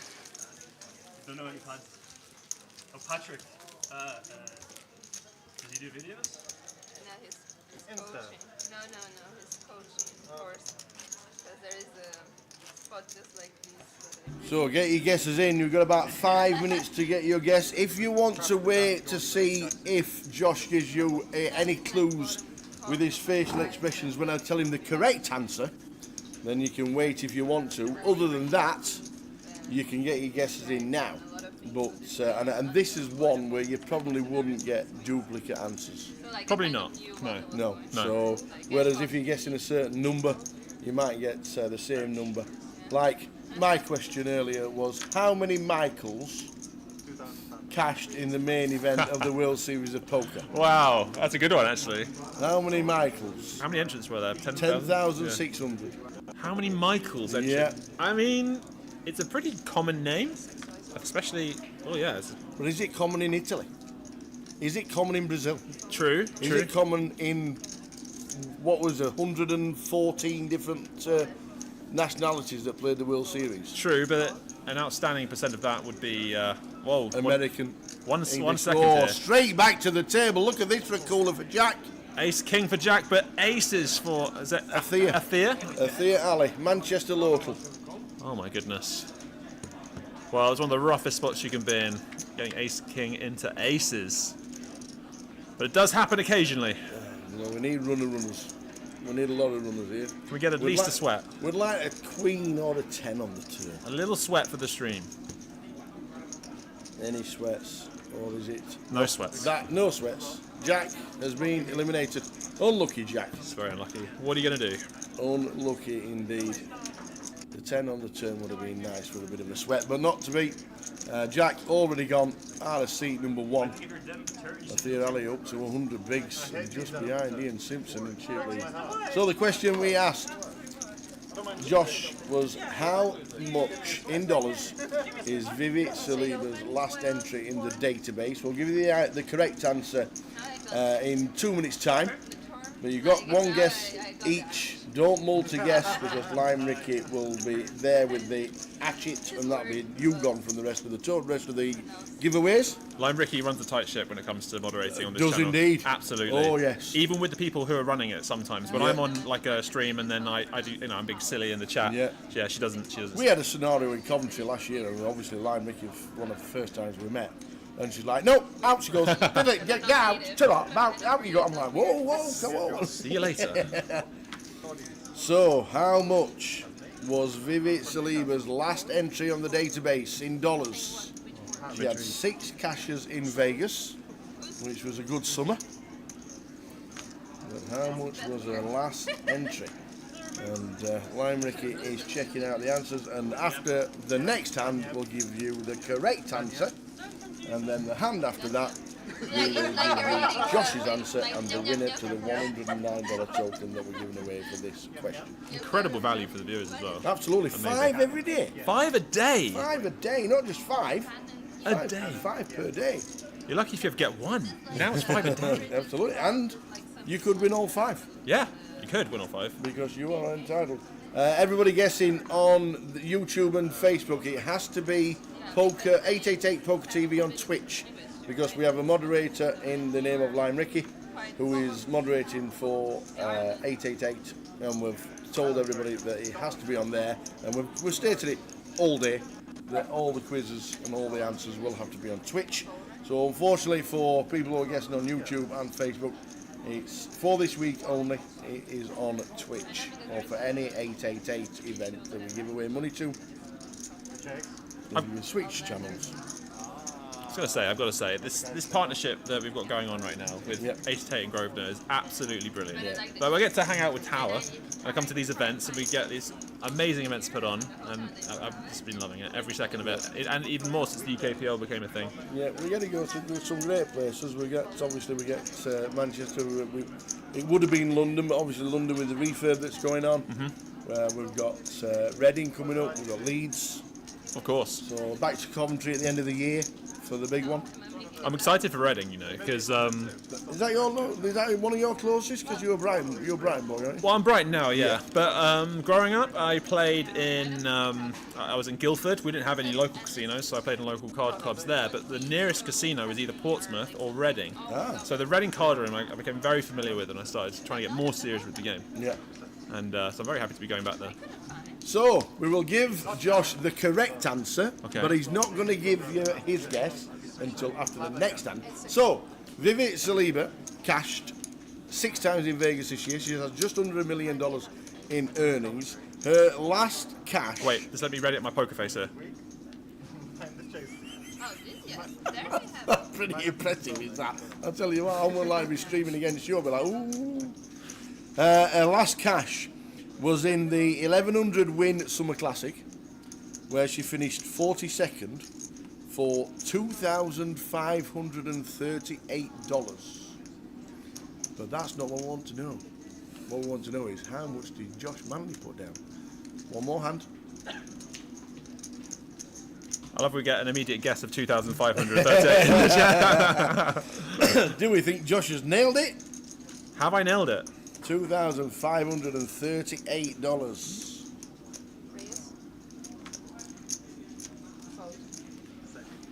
Mr. Chips, the small blind with the ace 10, shoves it all in an easy fold. It's hard to stay focused on the poker. You know? No, absolutely. We're just frivolously giving away money. Yeah. It's great. It's great when it's somebody else's money. It is great. So yes. So literally straight after this hand, we will get Josh's answer, and we will get Lime Ricky to close the comp. But we'll give you 30 seconds notice if you've not had a guess or you got some kind of clue out of Josh's mush on whether he was giving you any information on what he guessed. You did say you kind of knew what kind of games Vivi would play in Vegas. So Yeah. is that a clue?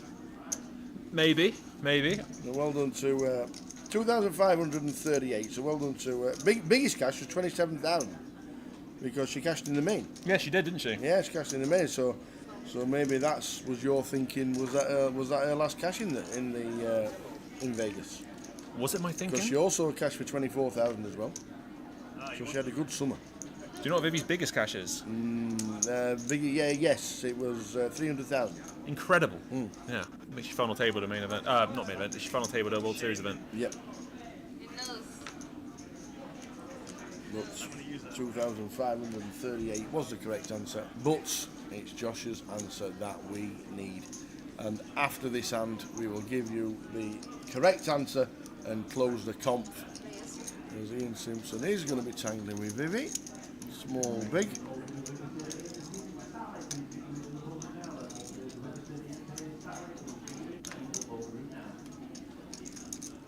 Pulls that Josh, you seem to have forgotten Casino Nightclub in Guildford. I'm sure that was your local social event. It absolutely was not. This got voted the second most depressing nightclub in the UK. No way. It did. Did it really? Yeah, How can you have a depressing nightclub? What does the DJ do, poor lad? Oh, I don't know, but it was not great. It's not there anymore. It's actually Well, no surprise. Come out there depressed and crying all night. They came back with another name, and now that got raided and closed down, I believe. So that's no longer running. Yeah, not the best place for Guildford. Lime Ricky, we'll give everybody 10 seconds and then you can close the comp if you've not had a guess. How much does Josh Manley thinks that Vivi Saliba's last entry into the database was? As we said, she cashed 6 times in Vegas. Her last entry, we know, was $2,538. She also cashed for $27,500. But what was his guess? We'll still tell you. 4. I like the countdown. Oh, this is great. Is she closing it? 3, 2, 1. No more guesses. I love this.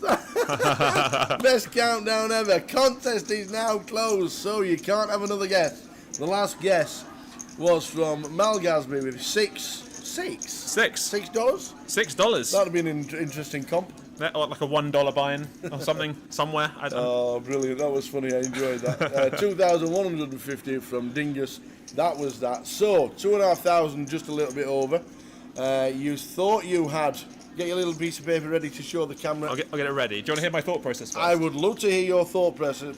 You said that you'd already thought that you knew what Vivi's buy-ins were like. Yeah. But as we know, she cashed for 27.5 and 24. So what was you thinking? Well, I knew that Vivi had cashed the main event. I knew that she cashed, I didn't know exactly how much for. I thought it was around 30, so yeah. I thought about that. However, I know that when Vivi does go to Las Vegas during the series, she grinds a lot of 1K buy-ins and 2K buy-ins for the duration of the entire series. And she goes to all the casinos because they all run their various events throughout. And I knew that she did pay the main, but then carried on. And it's not past Vivi to just go and cash another 1K somewhere. So I thought maybe she'd gone and played a 1K and had a reasonable, small cash, maybe just above the min cash. And I guessed right up close, 3,600. Good guess. $3,600. So not too bad. Not too bad at all. So we will get the winner very shortly from Lime Ricky. 3,600. Not too bad. Not too bad. Good effort with that. So well done everybody who had a guess. Lime Ricky will tell us who was the closest. We had a few guesses that were pretty close, as I was noticing myself. So well done to everybody who had a guess. Hopefully nobody multi-guessed and got themselves barred, especially the winner, whoever the winner will be. So we'll get that sorted out. Some very good guesses though. Yes, Some very well good done. guesses. I saw a couple very, very close ones. Well done, one and all. It's a guess 3,500. We'll get Lime Ricky on it very, very short. Yeah, very close, Isty. Indeed. Is it good enough? Is it good enough? So we'll get that sorted out, but we think...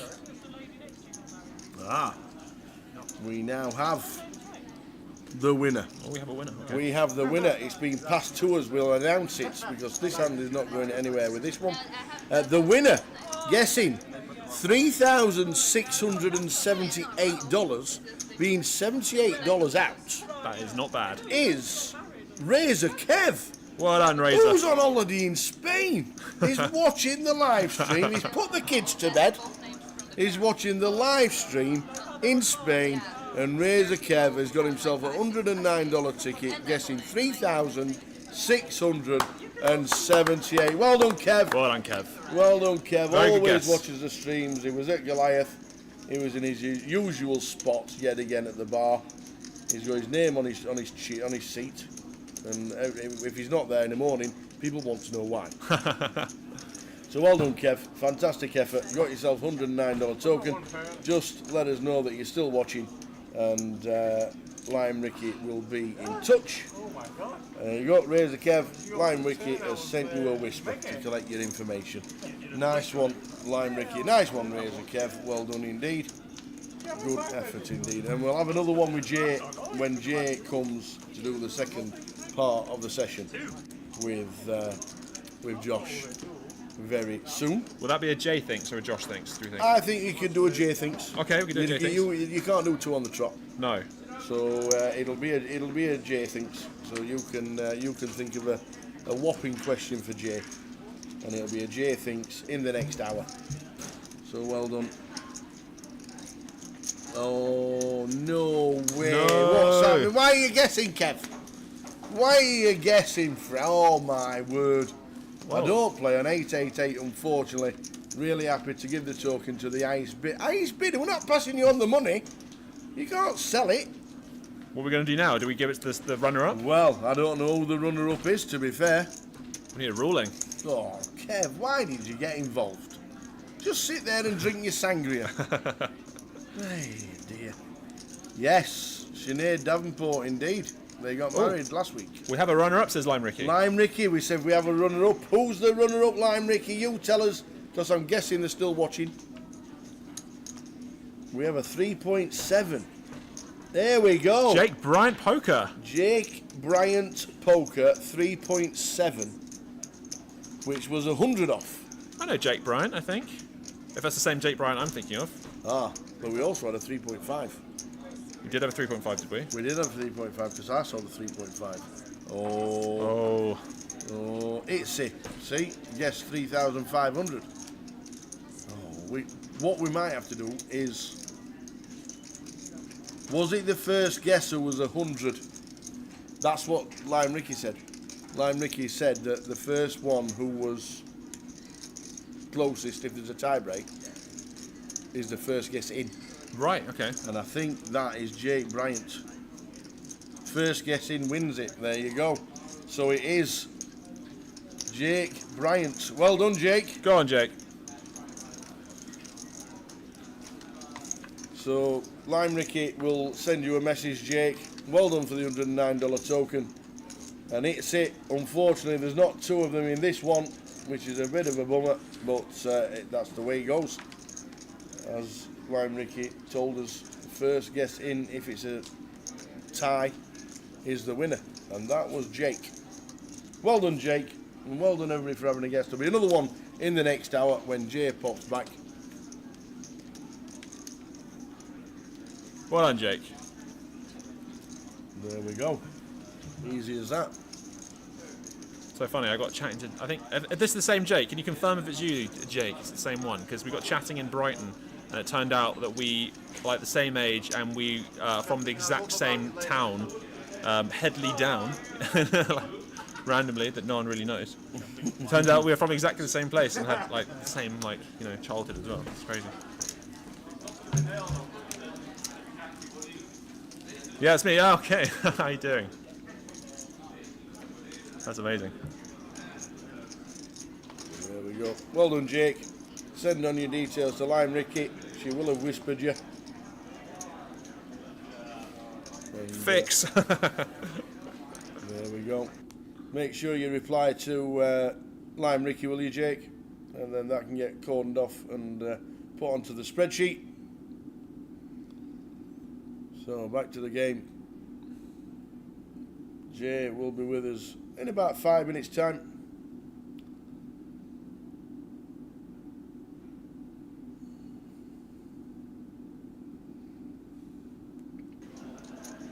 And in the next hour, we'll get Jay thinks, as Josh will be thinking of a question. And it can be on anything. Absolutely anything.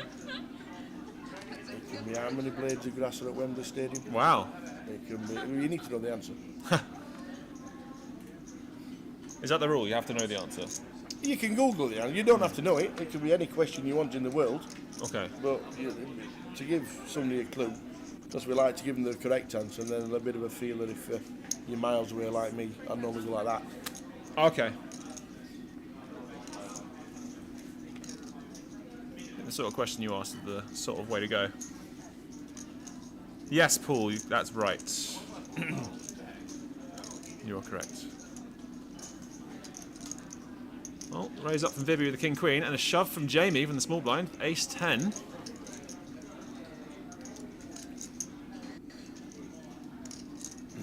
Don't think Vivi's going to throw this one in. No. If you want to play the free roll, you've got 3 minutes to get yourself in, and the password is Manchester. I think it's all uppercase, but just check it. But literally, it's Manchester. So you know when we go to 888 Leeds? Yeah. I wonder what the password's going to be. I don't know. Inverness. Throw them off. Inverness.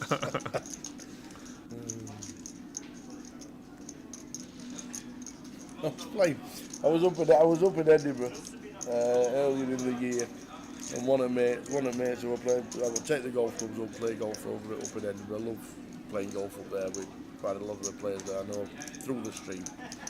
And one of the lads, O'Keefe, he says, "Oh, I've got a free game for us." I went, "All right, okay." He says, "Yeah, it's only a bit of a trek." He says, "But if you fancy it, we'll go and we'll go and have a game." I said, "Yeah, all right." I said, "Where is it?" He went, "It's in Inverness." I went, "Right, okay." I said, "How far is that?" He went, "It's about 4.5 hours." So like, you can get to bloody Tenerife and back. Right. Yeah. He says, "What, 4.5 hour drive?" He went, yeah. He says, "Would you fancy it?" I went, "No." I said, we'll wait for the free game. 4.5 hour drive just to play golf? No, thanks. No, thank you. When you're already driven up 3.5 hours anyway, another 4.5 hours on top? No, not for me. Not for me. So we're just done a Josh Thinks. In the next hour, we're going to do a Jay Thinks, and Josh's going to think of an answer, a question.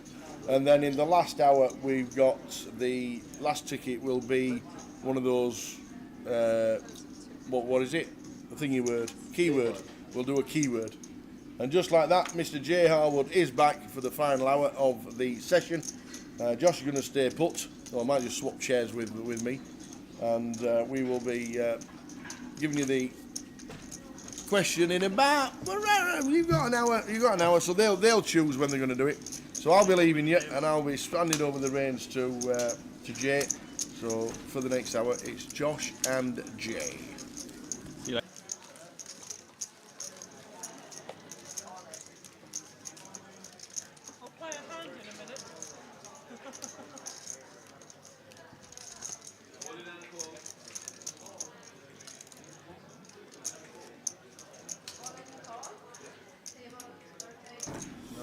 Hello.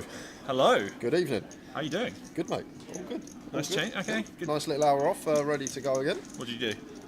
Not much. I went to the bar, spoke to Bowie Effect for a bit. Nice. I then just basically sat there on my phone looking at FPL. And Nice. that was basically my hour off. But back to the poker. Seems like, Josh, whenever I do these 888 events, on day one you're always here with me in the booth. I It just know. seems like you can never just get that rub of the green and run up a stack. It was going all right. You know, it was going all right. I felt confident. I think I was playing pretty well, and then it's cool. And what are you gonna do? I mean, it happens. And you know, I just do one bullet when I play these things most of the time. So that's how it goes. You know. The team's getting on all right. I see Ian's got heaps, 126k. Ian's got heaps. Vivi just doubled. I know Nick's doing pretty well. I think that's it. Oh, yeah, Lucia busted sadly, and so did Worst Hands. So we've got 3 of them out there. It's a cut-off open from Jamie. Seen a lot of him so far today. Was on the table first session. May just be small bet and done here. He has been rifling it in the last sort of 15 minutes. Just open jam with 5s, and then he jammed on Vivi with ace 10 off. A couple of hands after. It's very aggressive. Very aggressive. How you doing, ball bag? Chip taker as well. Good to see you both. What have you been up to, Josh? Just online, I'm guessing. Not many live stops. I barely play live, to be honest. Yeah. So when I come to these things, it's a bit of a novelty. But just online, all the usual stuff. How about you? You playing much at the moment? After I got back from Vegas, I'd sort of some family time, but last sort of after Goliath 2 weeks, just been smashing the cash out, to be fair, and been going all right. So that's the main thing. Live cash? In the green, yeah, live cash. Nice. Where's your local card room?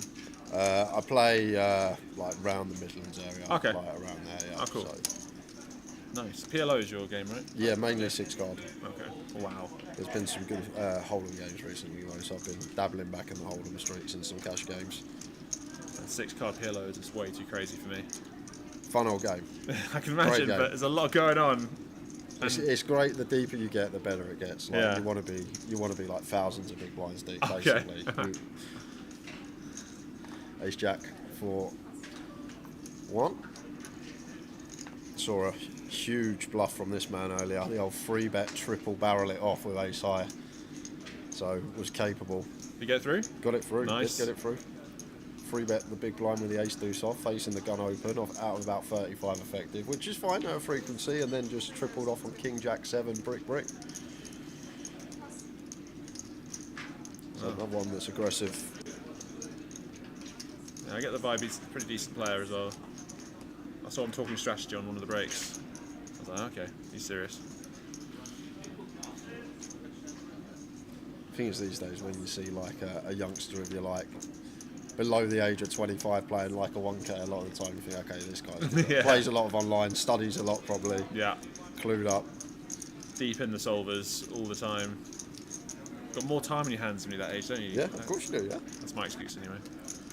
Too old now. Too much going on. Oh, Vivi's all in. What we got, here Vivi? go. We don't know, but one in. A real tricky one here. 20 effective +1 versus big blind. I think it will probably just creep in as winning. Assuming Vivi's going to shove the right range of hands here. Will she ever have any bluffs? Stuff that we dominate. Maybe some like Jack 10 suited, Queen Jack suited type stuff.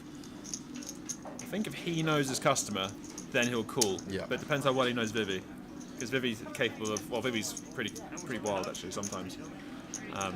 Like it's 1 at 20, like we're always calling ace queen, ace 10 off probably hits the mark.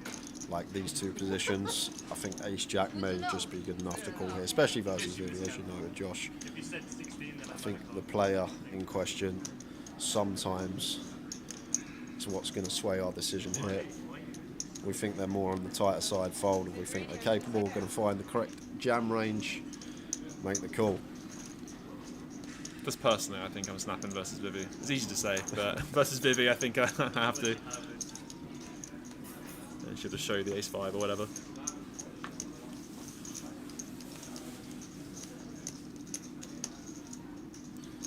Big decision. The other thing in this spot, Josh, like we tend to split our 3-bet range into jams and 3-bet not all ins, and like the 3-bet not all ins is going to be aces, kings, queens, ace, king suited. So a lot of the time we eradicate that stuff as one. Yes, ace, king off, ace, queen still have us dominated, but I think in these spots, if Vivi is going to choose the 3-bet not all in with top end, Just find the fold. It does go with the laydown. Would love to know what Vivi had. Would love to know. I'll have to ask her later. But can't fault him. If you know the player, maybe we lean towards call. If he thinks Vivi's going to be more on the tighter side, can definitely get behind fold. A little bit tougher as well when you're on the feature table, isn't it? Yeah, just like making, you're afraid of making a bad call, and you're on stream. No one wants to do that. So successful Vegas for you, wasn't it? I saw. Yeah, we had our first WSOP final table. Amazing. Which was nice. PLO. Yeah, PLO. So it was nice sweat. Big old field as well. So it was super deep run. I went off in true me fashion as well, bluffing it off on the final table. So I prefer it. Like, I say this all the time. You hear people when they like telling their stories how they busted a comp. I lost the flip. I got unlucky. They rivered a 3-outer. How much better is it if you just say I absolutely bluffed it off? I check raised all in on the turn. I was dead. This is the stuff people want to hear. I rifled it off. That's what people want to hear. I mean, I'm assuming you were doing that for the entirety of the tournament. As well. It's, the 1Ks PLO is a super sweet spot over there. Like even like up to the 3Ks, once you start going a bit higher, it does get slightly tougher. But it's a real sweet spot out there. The 1K PLOs, if you fancy the PLO more than Hold'em when you're in Vegas.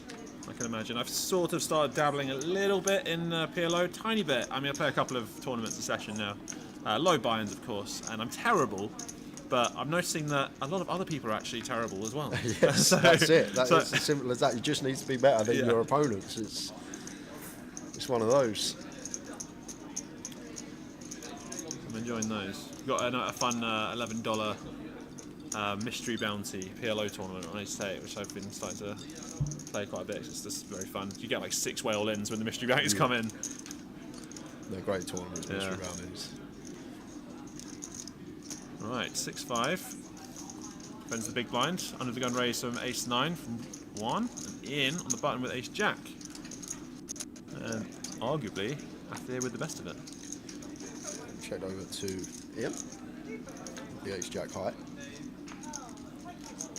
Kind of annoying for one of the Ians in this part, seeing what would have been a nice clean big bet, heads up versus the big blind, but with Ian on the button, I think check is the way to proceed.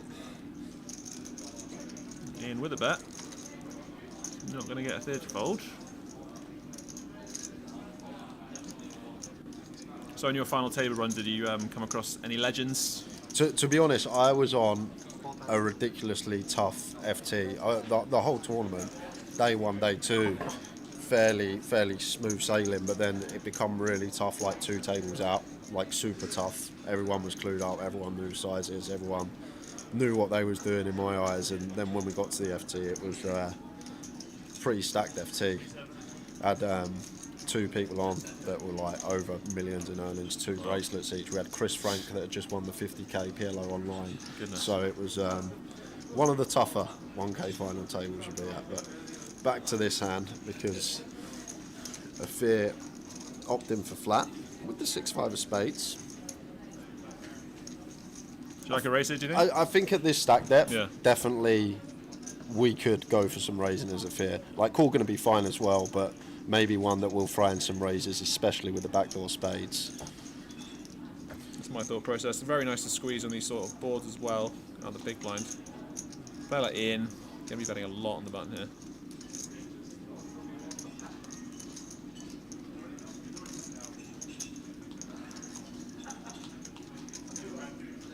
Not the card we're looking for as the Fiat. And also going to connect with a lot of it. Ian's King Queen, King Jack, even Queen Jack now picks up and up and down. These are going to be like viable bluffs on the flop from his part.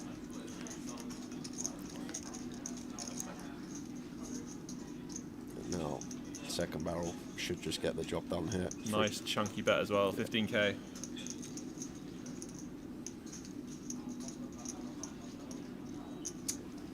And a quick fold. Nice pot from Ian. I'm so sad to not be in this still. There's always tomorrow. Well, tomorrow I'm going to be doing the Ambassadors Sit and Go. Okay. So I'm actually looking forward to that the most, because that's always a lot of fun. Well, get that done in half an hour, then you can still jump into the main, late red jit, and off you go. We'll see. We'll see. It's a lot. We'll see. But I'm definitely going to be playing the other events on this week as well. I've got the 500 Dragon on Saturday. Going to flick that in, and then there's a few other side events as well if that doesn't work out. So got those on as well.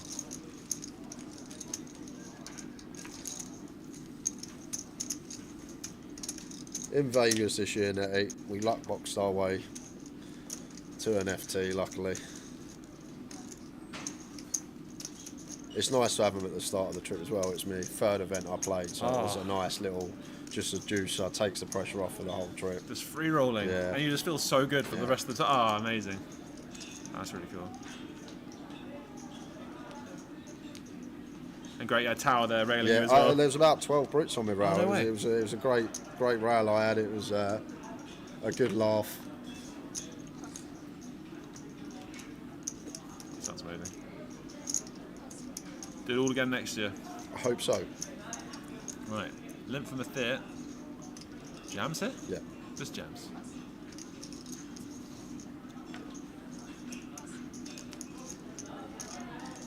Oh, I thought we were on 6 and 12 still. Sorry, I didn't read the graphic. Yeah, definitely jamming here. That's probably still jam at 6 and 12 anyway.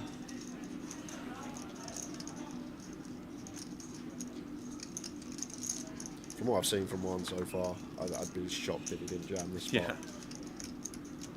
Yeah, this man plays well. Clued up. If you're just going to have to let it go. Did you go Vegas this year? I didn't go this year. No, I didn't have time to go this year. Hopefully, you can go next year. I'd like to go. I mean, I love playing the main event, obviously, until I bust it. That's the worst feeling in the world. It is. But the rest of the time, I mean, the tournaments are so good. Like, the lower buy-ins especially, are so good. I'm not, like, the best player in the world, but I'm doing very well in like, the 500 to 1K level, you know. I always say, if you can sort of take your medicine, even for some very good players, put the ego aside, forget the WSOP, just play the main event, go for 4 weeks, go and play the $300 South Point, go and play the Nugget, go and play New Orleans, and just play these tournaments for a month. Just because the further you go off strip, the softer and softer it gets. But it's one of these. If you could just take your medicine, forget about the WSOP, and just go and grind the South Point, the Nugget, the New Orleans, you could actually make like decent money on the trip. But it's just sort of the novelty of a bracelet. But you're in all these tough fields, even in the 1K WSOP Hold'ems. When you get down to the last 80, it's a stacked field. The good players will whittle down, and cream rises, as they say. Absolutely. I did love Resorts World. Had like a Resorts 200. World's another one, another great one to go and play. That was so good. I final table that 2 days on the trot. It was amazing. So Mr. Chips just sending it into the middle, 13.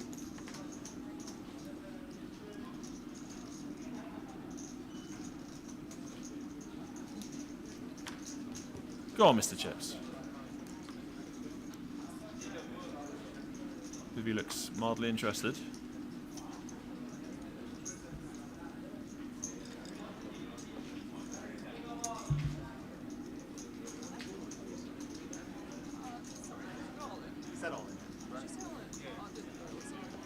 Just picking up some chips. We're going to have an all-in situation. Maybe with Ace-King. Right, well, 30%. 1 in 3. Come on. Well, I'm not cheering for him actually. I'm just saying. Go on. Sounds like you're cheering for him. No. I obviously, you know, Vivi's my teammate. Well, Zild's cheering for him. Says, "Come on, Mr. Chips Poker." I like them both though. They're both very nice. Why don't we ask for a chop, a double paired board? Is that fair? Okay, let's just go. Yeah. King, queen on the flop. No, sorry. Queen. Queen, jack on the flop. Maybe 2 clubs for good measure. And then just, pair that jack. Oh. Well, still chop outs. Yep. So ace or a queen to chop. The problem for Mr. Chips, going to struggle to win this one out right now. Got the backdoor clubs. Club for a sweat. Ooh. Oh, well, now he's also got the 5 to win it outright. Imagine the running 5s. Imagine. Okay. Deuce on the river. Small sweat for Vivi. Well played. He got pretty unlucky before. He had a ton of chips and he picked up queens versus Ian's kings and lost a chunk of chips. Left himself with just like 15 big blinds and gets it in. Sadly called by a better hand. If there's one thing Tara and I have learned over the last 8 months streaming these 888 events is Ian Simpson runs very well on the feature table. Ian runs so pure and he's a very good player, which makes him a killer as well. I know, that's the problem. But it just seems whenever he's been on the feature, like he's winning his flips, his good hands are holding, he's on the right end of callers. He loves the feature table, does he? He does. And it infuriates me because I get the other end of this. I try not to complain about it too much. You're allowed to complain. I'm not quite on the. Well, I don't want to sound like Easty, you know. Yeah. I don't want to get into that territory, and I find myself on stream like creeping into Easty territory sometimes, and I've got to like bring myself back. Like, no, I'm not going to stoop to that level. We're better than this. Yeah, of course you are.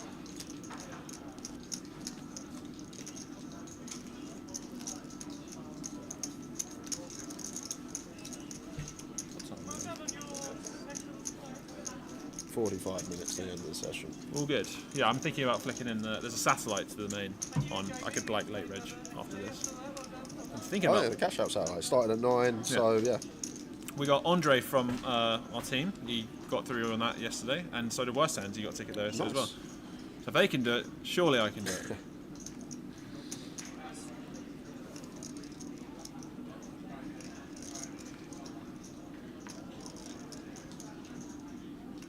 Could be trouble here for one. Could be trouble. I think Jam's good here versus Vivi, specifically 17. Definitely it's in there and goes for it. Vivi ain't going to be folding. Sorry, 18 bigs, but still. Could be a call for Vivi. And 1 could be meeting the same fate as Mr. Chips. Is it going to be double knockout in 2 hands? Very similar situation here. Can Vivi do it twice in a row?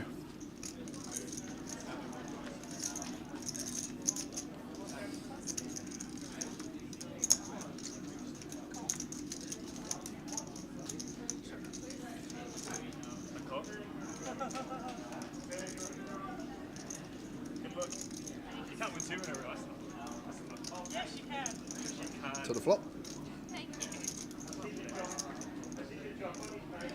And once again, chop outs. Needed a 3 as 1 to win it outright. Can double pair the board to chop. Oh, well, there it is. There it is. Unlucky for Vivi. Yeah, so now Vivi needing to hit ace, queen, or jack is needed. Ooh. Does not find, so 1. But much needed double. 2 starting stacks now. Vivi back down to 60k as well. Unlucky for Vivi there.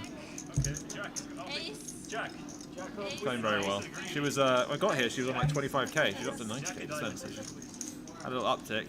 Small loss there, but she'll be okay. And just going to give the chat 10-minute warning. We're going to go to a giveaway in 10 minutes time. That means there'll be half hour left of the session. So Josh can have a think of a question. I have to think of something. I had a great one earlier for the tower. How many Michaels cashed the WSOP main event? It was just like, it just come to me. I was like, that's okay. Did we have a true answer? Yeah, 39 was the true answer. Only 39? Only 39 that cashed it, oh, not cashed played it. it. Oh, sorry, okay, yeah. Let me think of a question. The last one was Hendon Mob related, so maybe we should steer away from that. It can be anything. Like some of the questions we've had over the years. How many litres of paint to paint the fourth bridge? The amount of rainfall in Vegas. Like it can be absolutely anything. How many light fittings at the CBS Arena? Martin asked at the Goliath. Possibilities are endless.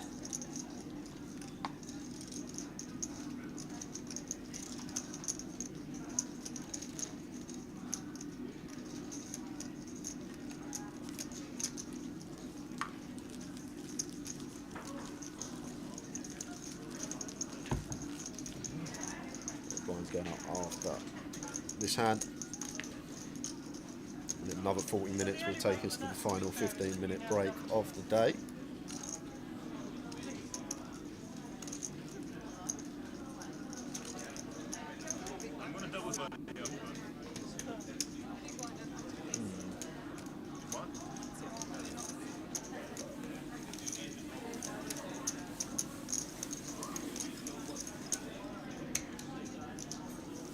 Ace on the button, good enough to open.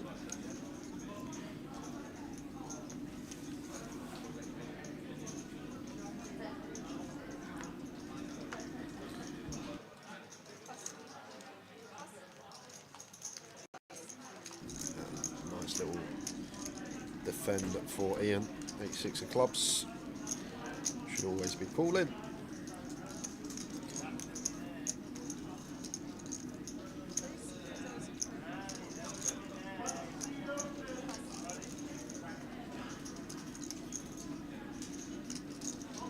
Whoa, I say should always be calling. Goes with the old free bet with the 8-6 of clubs. Throwing this one in off of 35, like 33, 34 effective here. That's so in. What is this, just like an exploit from Ian, you think, Josh? Like expecting Jamie to just be opening suit, as you said, he's been playing aggressive, just expecting him to open like 80% on the button, perhaps? I think that's right. And Ian looks for the exploits wherever he can. He's very studied into exploits. I know that. He focuses a lot on it. And he does get spicy a lot of the time. And yeah, Jamie has been fairly aggressive, and I imagine probably opening up most of his buttons. Yeah, nicely done. I thought Jamie was about to fold, but maybe he's got a feeling. The funny, I was going to say the funny thing, like ace-6 off, ace-7 off, maybe the ones that could click here for Jamie. I'm not sure about ace-5, but either way, credit to Ian, gets it done. Nice one from Ian. Like usually, like 8-6 of clubs, it can be 3-bet from the big, but genuinely we start choosing like the 8-6 of clubs, the 9-7 suited, the Jack-9 suited, the 8-7 suited, all this sort of middle-in suited, connected, suited gap range at like 80 plus effective. You don't usually see it in there at 30 effective. And the theory behind it is just we have a hand with great playability. It's just take our price, call, see a flop, going to flop flush draws, going to flop straight draws, rather than free bet off of 35, get jammed on and have to relinquish a hand with really good equity. But Ian going away from the theory there and maybe just picking up on something, going down the exploit route and getting the ace to fold on the button. So credit where it's due. Thanks, Ian. I know Ian is deep into theory of poker, but he's also deep into exploits. He's deep into reads. I know he's read several books just based on poker reads. Yeah. We know he's read several books. We've seen him read several books just at the feature table. Yeah, I saw him on one of the breaks, and he said, "I just folded the entire session." I was like, "What? You too engrossed in your book or something?" He loves a good book, as he calls it. Book. Trying to find. I've got an idea for a question. It's. There we go. Found it. It might not be a good question. No, it's a rubbish question. That's the answer.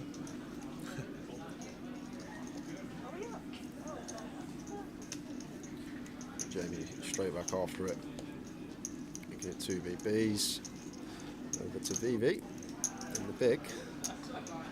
Quick fold from her. 6 minutes until the giveaway.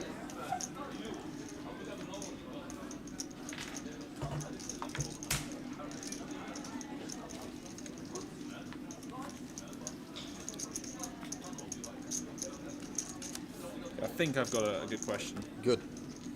It doesn't need to be a good question. It just needs to be a question that has an answer. It has an answer, has a true answer, and is relevant to what we're doing today. To, well, someone here. I think it's a good question.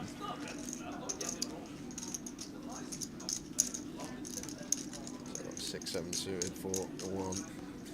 Expect it to be folded. It's annoying. See such a pretty looking hand, but under the gun it's got to go into the muck, unfortunately. I remember just before I started taking poker quite seriously, when I first got a coach, if I had 6-7 suited under the gun, I was snap raising every single time. I was like, that's an open. Yep. And I remember just being like, Josh, what are you doing? My coach was like, what are you doing here? I was like, 6-7 suited. We can make a straight flush. Yeah. Oh, and here we go. Going to be a call for a Thea here. Ace-10, fist pump. 100%. Double check his cards.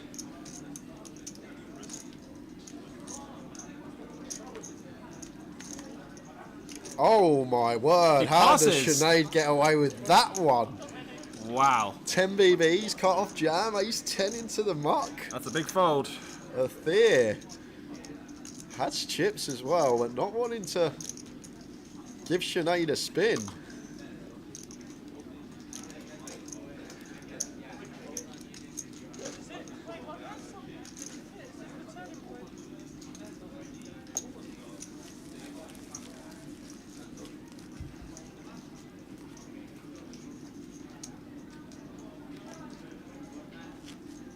It's king. I had a king. Oh, you had a king. 2 of them. I had a king. That's the high one. Especially against Sinead as well. Sinead has got moves. Probably, She does. Yeah. Pretty successful in the last couple of years. Super aggro, Josh, like super aggro when she's got chips. Which is funny because she's so friendly. Yeah. She sat there for the ages waiting for the hand and put you on a big hand. Surprised that Afia let it go. Yeah, definitely. He just wants to look after his chips. Maybe gonna have a nice clean open. Maybe going after a nemesis? Or we can say, nah, probably not quite. Not yet. Maybe after this end. And he finds here from 1. Maybe we prefer like ace-3, ace-deuce facing button. But we saw him find the ace-deuce off earlier from the big. He's just going to defend this one.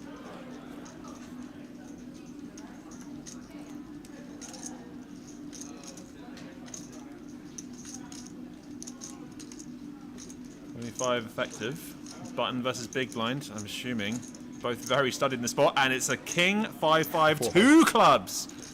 Okay, this could be fireworks. This is going to be fun. This is going to be fun. I wonder when it's going, if it's going to go in. If it goes really small, looks like 20% is. Now over to 1. 1 might like a smooth call here though.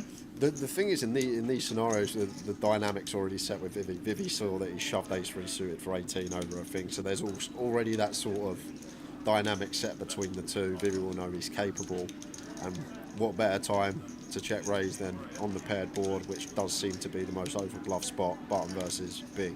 There it is. In 2024. Do you think it's the most overbluff spot in 2024? I'd say so, yeah. I'd say so. Like, so many people just know now button C-bet just to check raise these like paired middle into low pair boards from the big blind, and just how many folds you just print from the button opener. I wonder if Vivi's just going to send it here. I wonder.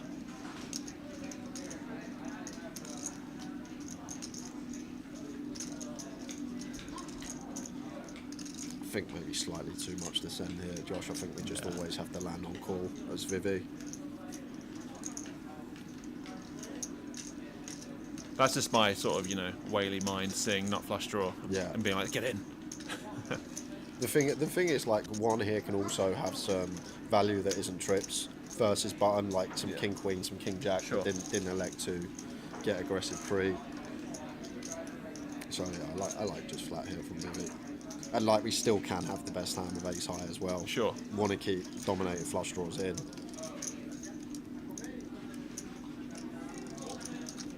This is actually a really fun turn though, Josh, because like one's bluffs on the flop, like naturally they're going to be club draws, but when in these spots we need to be creative. So we then step to like our 6-4 of hearts, our 6-7 of hearts, something that's wrapped with the straight draw, with a backdoor flush draw. So this turn's actually quite intriguing because one will potentially pick up some equity with some of his bluffs now and continue barreling, and A7 can still definitely be the best hand. But this is a fun hand.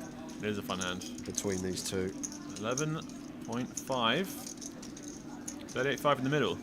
40%. Setting up what would be around 60% river jam.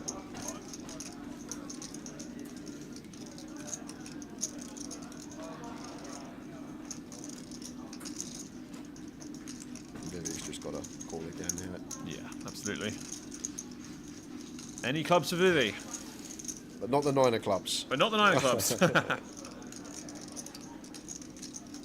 Okay, well, one fills up. Vivi makes top pair. Yeah, but this is going to be really interesting because going back to what I said on the turn, Josh. Yeah. Like the main bluffs that aren't the front door clubs, which we heavily block as Vivi, are going to be stuff with the backdoor hearts, 6-4 of hearts, 4-3 of hearts, 6-7 of hearts, Queen 10 of hearts, stuff like that. So this is actually although we make top pair, it's not the best river for us as Vivi, in the fact that we block the front door flush and the back door flush does get there. So this is going to be a real grim spot, but can she find the laydown? Should just be an all-in from one. Can't see any other avenue we take why we'd want to check or potentially go for an all-in sizing. Just think one decision here for us. That's going to be a tricky one for Vivi. One decision. Yeah, one decision. Vivi. One option. With a decision here. Now I can see the cards, but just the turn, I think the fact that it's brought the backdoor hearts and the backdoor hearts has completed, I can't really think of a hand that we beat other than the missed clubs, Josh, and they're not always going to bluff. And obviously we blocked that ourselves as Vivi. 9x of clubs is going to check as well, which is something to note. The times he makes 9x of clubs on the turn, that starts checking even more club combos we can eradicate. So it's a situation of his value on the flop, which is a 5, or his bluffs on the flop, which are either going to be the stuff that we noted with the backdoor heart draw, or potentially the clubs as well. But with 9x of clubs having to check turn and Vivi holding the 7 of clubs, I think this probably's got to be hero folded. I think she'll probably get there. She's just going to have a good think about it, and she's going to be going over everything you said. Yeah. She's a good player. I think she'll just figure it out. No one wants to get bluffed on the feature table either. But, like you said, what is now still a bluff? And like you said, clubs, unlikely. Backdoor hearts coming through. I think she's just going to work it out.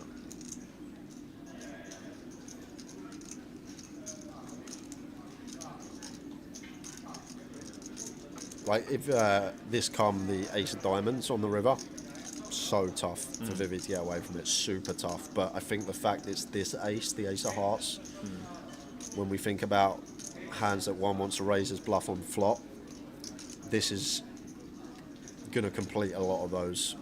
And the ones that we are ahead of, we block ourselves. And as I say, that 9x of clubs being a thing that would have to check turn, eradicate even more club combos from one. So just think more often than not he's going to be weighted towards a 5 or a backdoor flush. Very good fold from Vivi. Figures it out.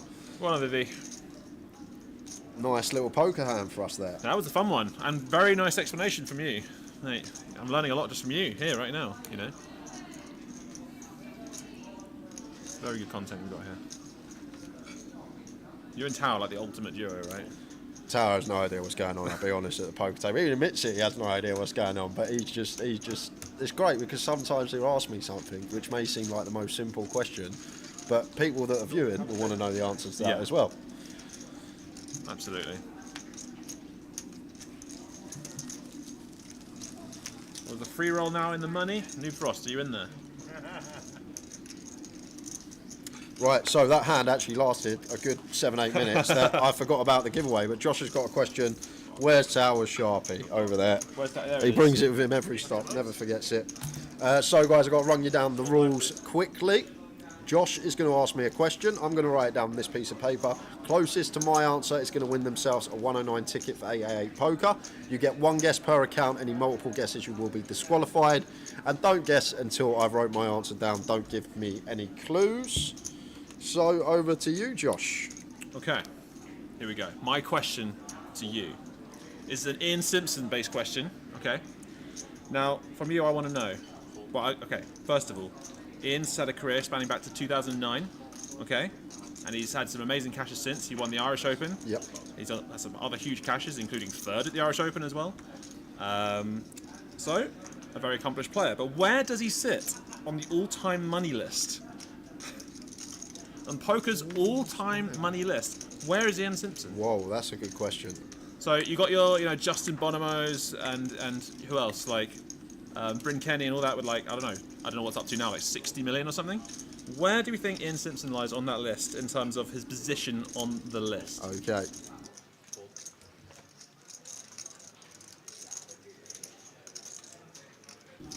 You got an answer? Answer's in. Nice Good luck, one. everyone. I could be well off here, by the way, guys. So there we are.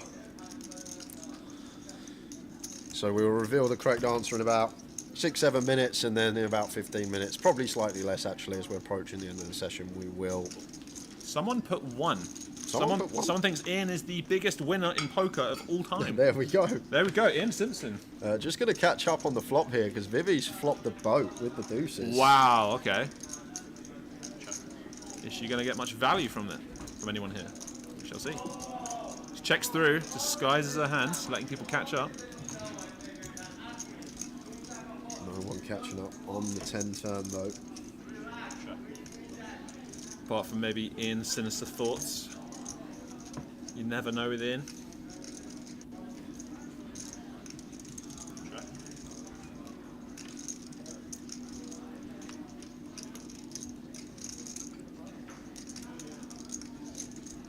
Just looking through the chat box, and I'm hating my answer just looking at the chat box right now.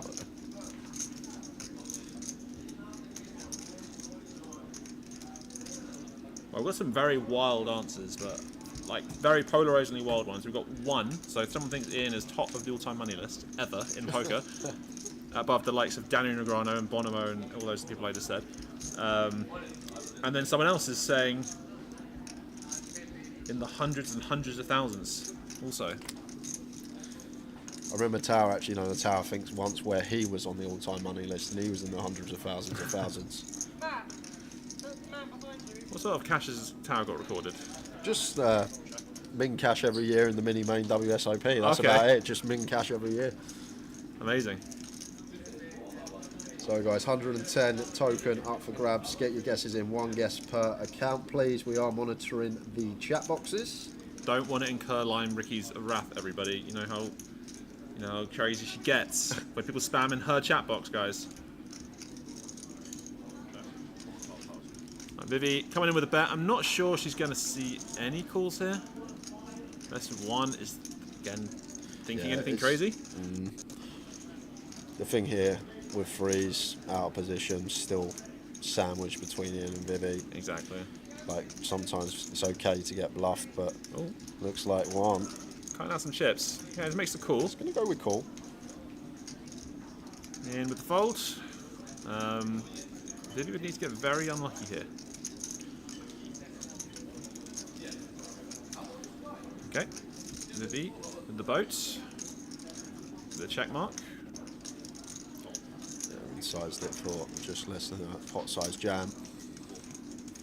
Really nice river as well, because once Vivi goes that size on the turn, flush draws are obliged to continue, so definitely will have ruined some flushes here as well. We'll still have some 10x that may throw on the cake.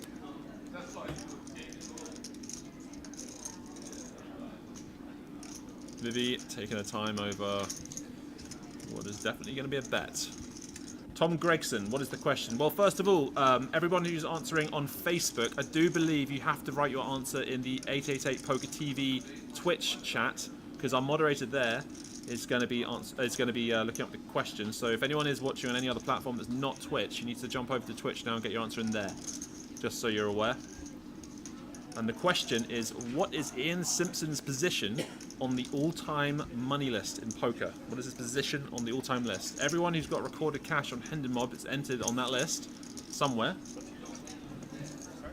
I could tell you the context where I am, but maybe I won't give away any information. I don't know where I am. I reckon I'm in the hundreds of thousands. Annoyingly, actually, I've got 2 of my largest cashes against another Josh Manley from the USA. Annoyingly. Really? Yeah, yeah. They just gave it to an American guy. Oh, okay. More handsome, I've been told. Yeah, and I was just so thinking about Hero in here on the 8 of Clubs River.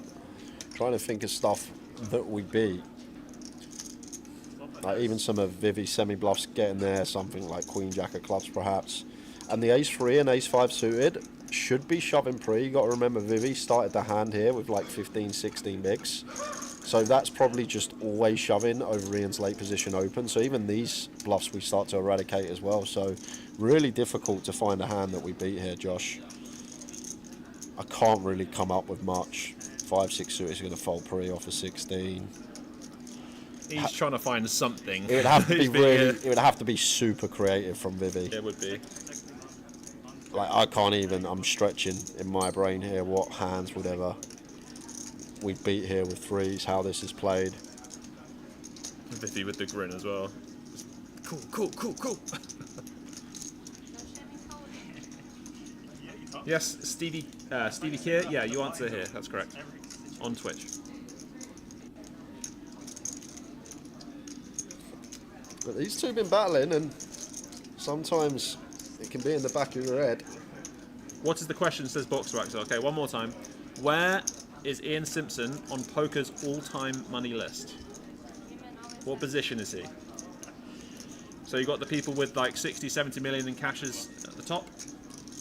Where is Ian Simpson on that list? And after this hand, Josh is going to give us the correct answer. 1 guess per account. So if you've already guessed, you won't be able to change your guess. Isn't this a replay? No. We are live. Live from Manchester. Live from Manchester.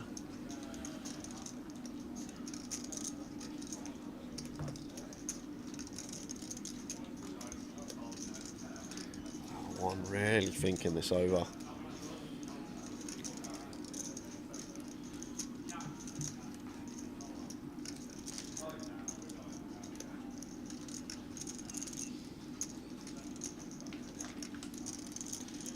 I've been impressed by this man from what I've seen so far today, and eventually does come to the correct decision, but thought about the superhero there, that would have been.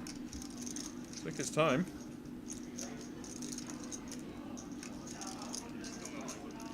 So, Josh is going to bring us the correct answer. Right, I've got my phone here with the answer on it. So, Ian Simpson with 1.2 million in total live earnings on Hendon Mob. He is 2,313th on the all-time money list. Don't give it away. Where's your poker face? I did a poker face list. Okay. There you go. There we go. Solid. Okay. So he's 2,313th. What's going on? We'll give you 5 minutes, guys. 5 minutes, and then we'll be closing the giveaway. If you haven't guessed yet, on 888poker TV on Twitch, you can still guess. If you've already guessed, you're just going to have to wait to see what I've gone with.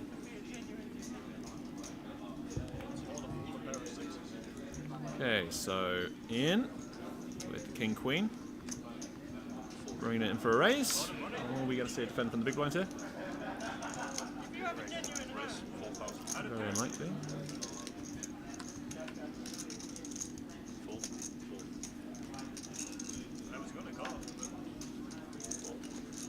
Raise and take it from Ian.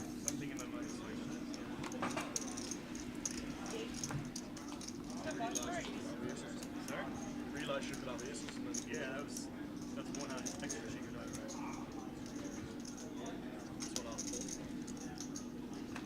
What did you say about sixes?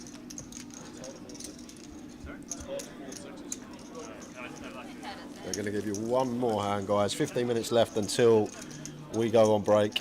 and Josh goes and wins the seat in the cash out satellite. What's the plan then? If tomorrow, if you win the seat, you're just gonna, if you say you got the sit and go. Are there no more day ones after tomorrow? Actually, maybe I haven't checked the schedule. You can buy in day 2 Saturday. If you can buy in day 2 Saturday, I'd 100% do that. There you go. Yeah, 100%. Saves me grinding for like 8 hours to just bust out in some sick cooler when I could just, you know, go straight to day 2 and do it straight away. Aces! I'm really hoping Hussein finds a complete here. Love to see it. There he goes with Jam. Oh, Jam. No. You want to slow play the aces. Really fun one for you, Josh. Small blind versus big blind.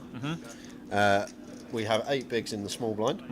The small, we have 8 bigs in the big blind. Small blind has us covered. Yeah. Small blind completes. Okay. We have pocket 8s. Right. What is the play? If it's a fun one, I'm assuming that there's going to be a fun answer. Is it just check back? It is check back. Just check back. And the reason being, the small blind shove range, all the hands that contain 2 overcards to us that we're flipping against are shoves. Right. Other than the hands like aces that are there, traps as well. So when we check back, we always go to the flop against the hand with 30% equity or less. Okay. So it's a really, and then most of the time you go to the flop with two undercards to us when we've just got them absolutely locked in terms of equity. So it's something before it's actually looked at. You just instantly think there with 8s in the big blind, it's an auto jam. Yeah. But once you actually strip it back and look at the spot, it's like it makes so much sense why you'd actually check pocket 8s there when it just looks like the clear as day jam. Yeah, right. Okay. So, if I was watching someone on the stream with 8 big blinds just check back, you know, in the big blind there, I'd be like, what a nit. yeah, But you actually, would, no. yeah. But sometimes just taking a step back, stripping the spot down, and think about it. Yeah, I'd probably be doing it without thinking, like a lot of the time, just jamming. You wouldn't know, like Yeah. instantly. Small blind completes, you've got 8 bigs, you see a pair, you're like, oh, middling pair, great, I can go all in, but. Right, so Thea opens up here with the ace-10 suit. He gets shoved on by Hossein with 12 big blinds, just under. Now, he folded ace-10 off to the 10 big blind jam earlier from Sinead, but it's invested chips now. I don't think he's going to find the fold again. But you never know. 24, 6. It is suited. 2 invested, 11 bigs. Yeah. He does find the fold. He is going to let it go. So twice, if they're letting the ace-10 go, 1 off, 1 suited. Maybe he just really doesn't like ace-10. So, Lime, are you ready to close the giveaway? Give us a thumbs up so we can close it. Have we submitted our answer to... Oh, right. We have to wait a little bit longer, I think. Right, Lime is there. We are going to close the giveaway as soon as these cards are dealt, so you've got about 10 seconds. Did you find that? Uh-huh.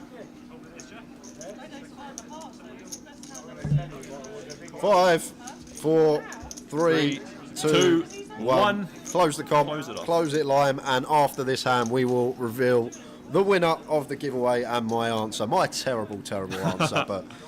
Another 109 ticket. So what? That's what matters. 4th one today? Yeah, people winning tokens, that's all that counts. Right. Oh, Sinead, gonna go all in here? Yeah, ace on the button for 10. 10 bigs. Vivi ace 3 off. Nah.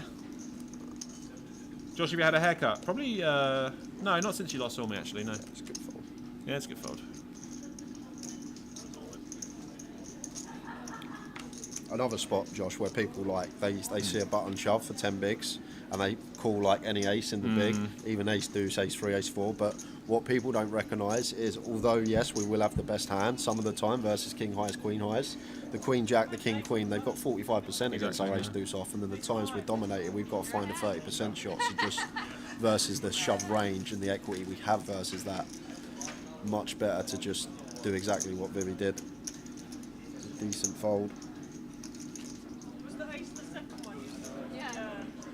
I was saying earlier that I was speaking to Vivi this morning, and she was just saying that she's been deep studying in Hold'em recently. She was like a specialist in PLO for a while, and she's just gone full send on No Limit recently. She's been getting some really good results.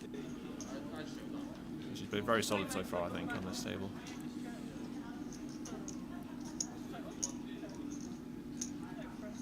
So one under the gun with the ace-queen suited, making it 4K.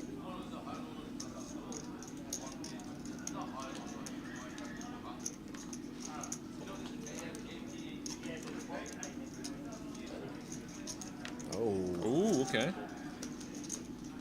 Going to be some potential trouble for Aether. One's got one that already in our head we're going to be going bet, bet, bet with most runouts.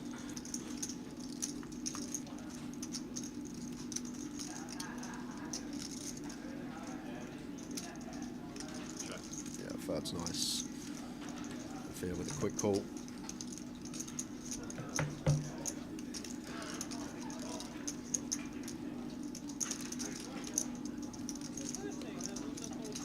Might slow him down a bit, maybe? Yeah, maybe. Potentially this is one of the turns that not loving life on this one. Like if they're going to have all like the 9-7 off up to the ace-9 off and then suited 9x from the big. So could definitely get behind this check back from one. And now even Jack-10 completing on this 8 river.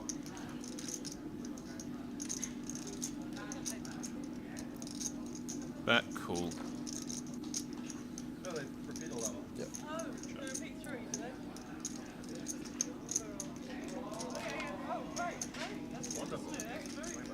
5.4k, so went fairly small there with that.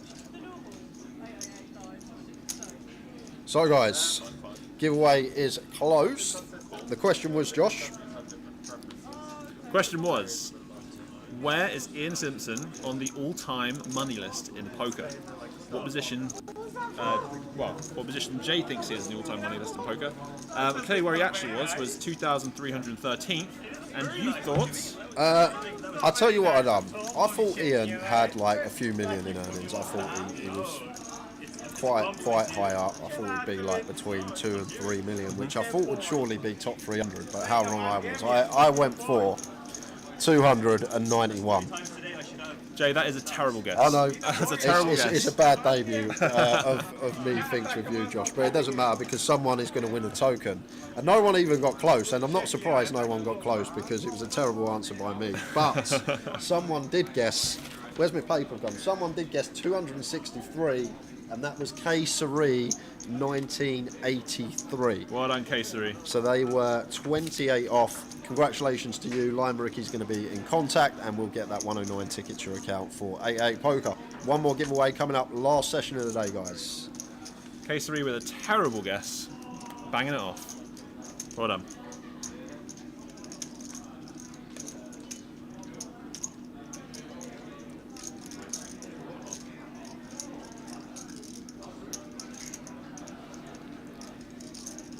This is strange from Aether, what we've seen so far. Just maybe thinking about the last hand where he lost some chips, but to be fair to Josh, he's done very well to only lose what he did in that hand. Top pair versus top pair, good kickers.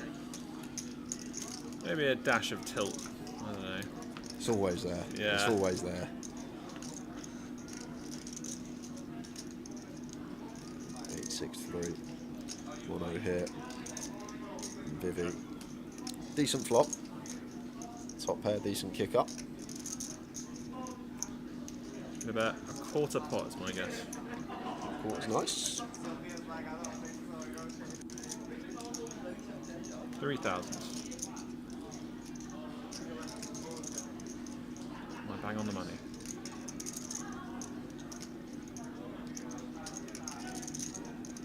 Oh, 3,000. Look at this. Bang on the Look money. at this. Too good. Put me out of a job.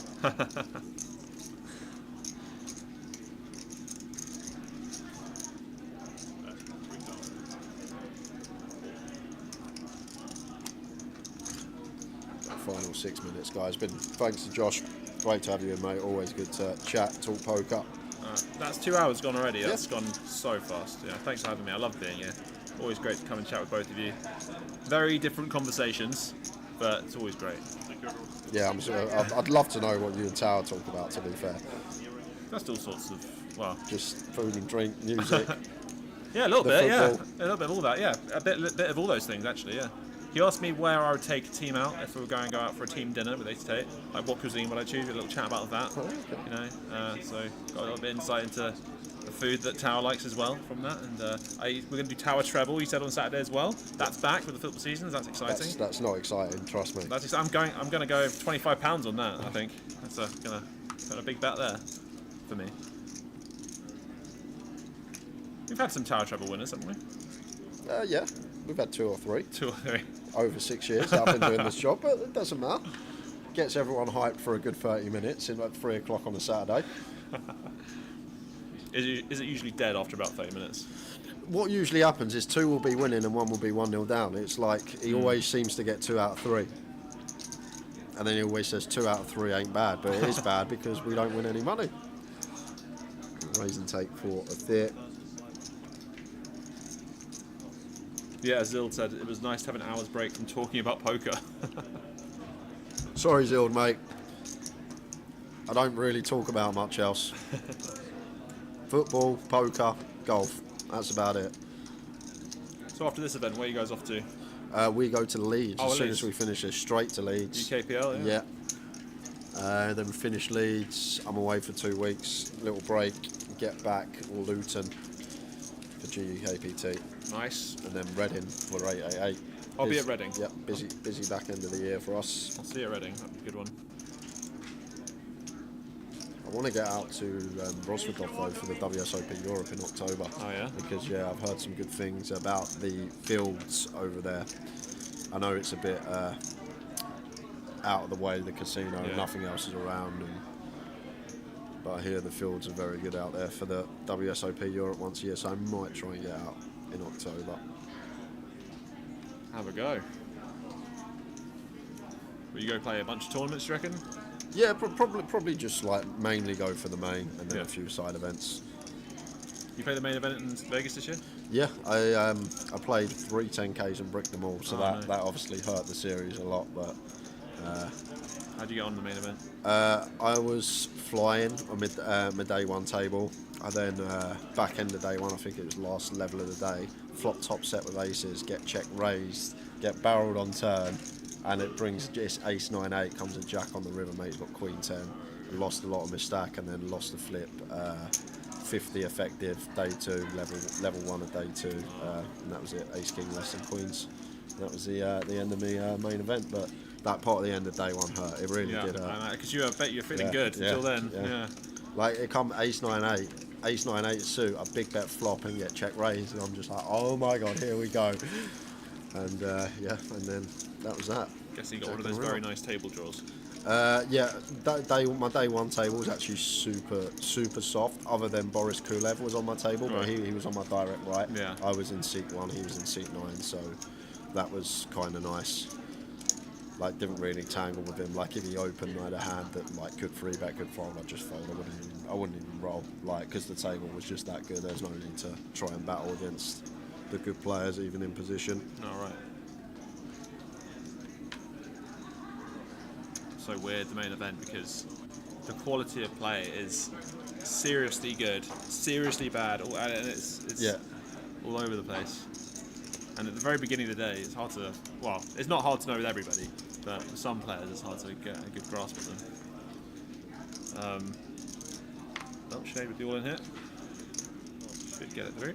Yeah, for 11, for 12, Queen Jack. Doubt we're going to see call.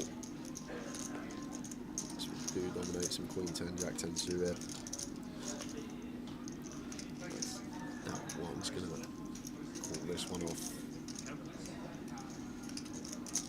Yeah, I had a bit of a funny one actually, because on my table last time I was playing, there was this like really old guy to my direct left, and you know, stereotypical thing, old guy gonna be quite tight, and he like 3-bet me a couple of times, like, oh, he keeps getting hands, and he kept on doing it, and he was so aggressive. And then I looked at him properly, it was Barry Shulman, and I was like, oh, okay, that's why you're good. That's a cool moment. I always say this about one of the UK regs over here, Paul Rigg. You know Riggy wears the flat cap? Yeah. he looks like at the table, if you sat next to him and he 3-bets you, you're like Queens plus. But if you know him and know how he plays, he's up to no good a lot of the time. He just uses it to his advantage. That flat cap over the years has probably made him about 20, 30k. I'm not joking. You reckon? Yeah, just people see him like, no, he's got it. And Riggy's just picking up pot after pot. No one calling him down, but I think it's actually a benefit if you are clued up and you're like a senior player, because people just give you respect all the time if you 3-bet them. Oh, they've got it. They're never bluffing. Thing is, when we're old men though, it's going to be the opposite, I know, isn't it? yeah, this is the thing. And maybe like all the kids then will be super, super tight. Yeah. And we'll be like, oh, like, you know, young kid, whatever. We'll have some name for it. So don't pay any hands. So going to be final hand of the session, guys. Once again, big thank you to Josh. Nice for Tower and I to have an hour off each and just refresh. And then good to have you in as always. Again, thanks for having me. It's always great to be here. Love these events, and you guys do such a great job in the booth as well. So thanks for doing this for us as well. I mean, it's a great collaboration. Yeah, this whole thing. It's awesome. We thoroughly enjoy it. We get on Tower, me and Tower, and we just enjoy each other's company, which helps. So you got a flush draw for Ian. If they're going to continue just his ace high backdoor spades. Ian going nowhere. When are you and Tower going to start a podcast or something? We should do, shouldn't You we? should. It'd be amazing. Lovely sight to see for Athir here.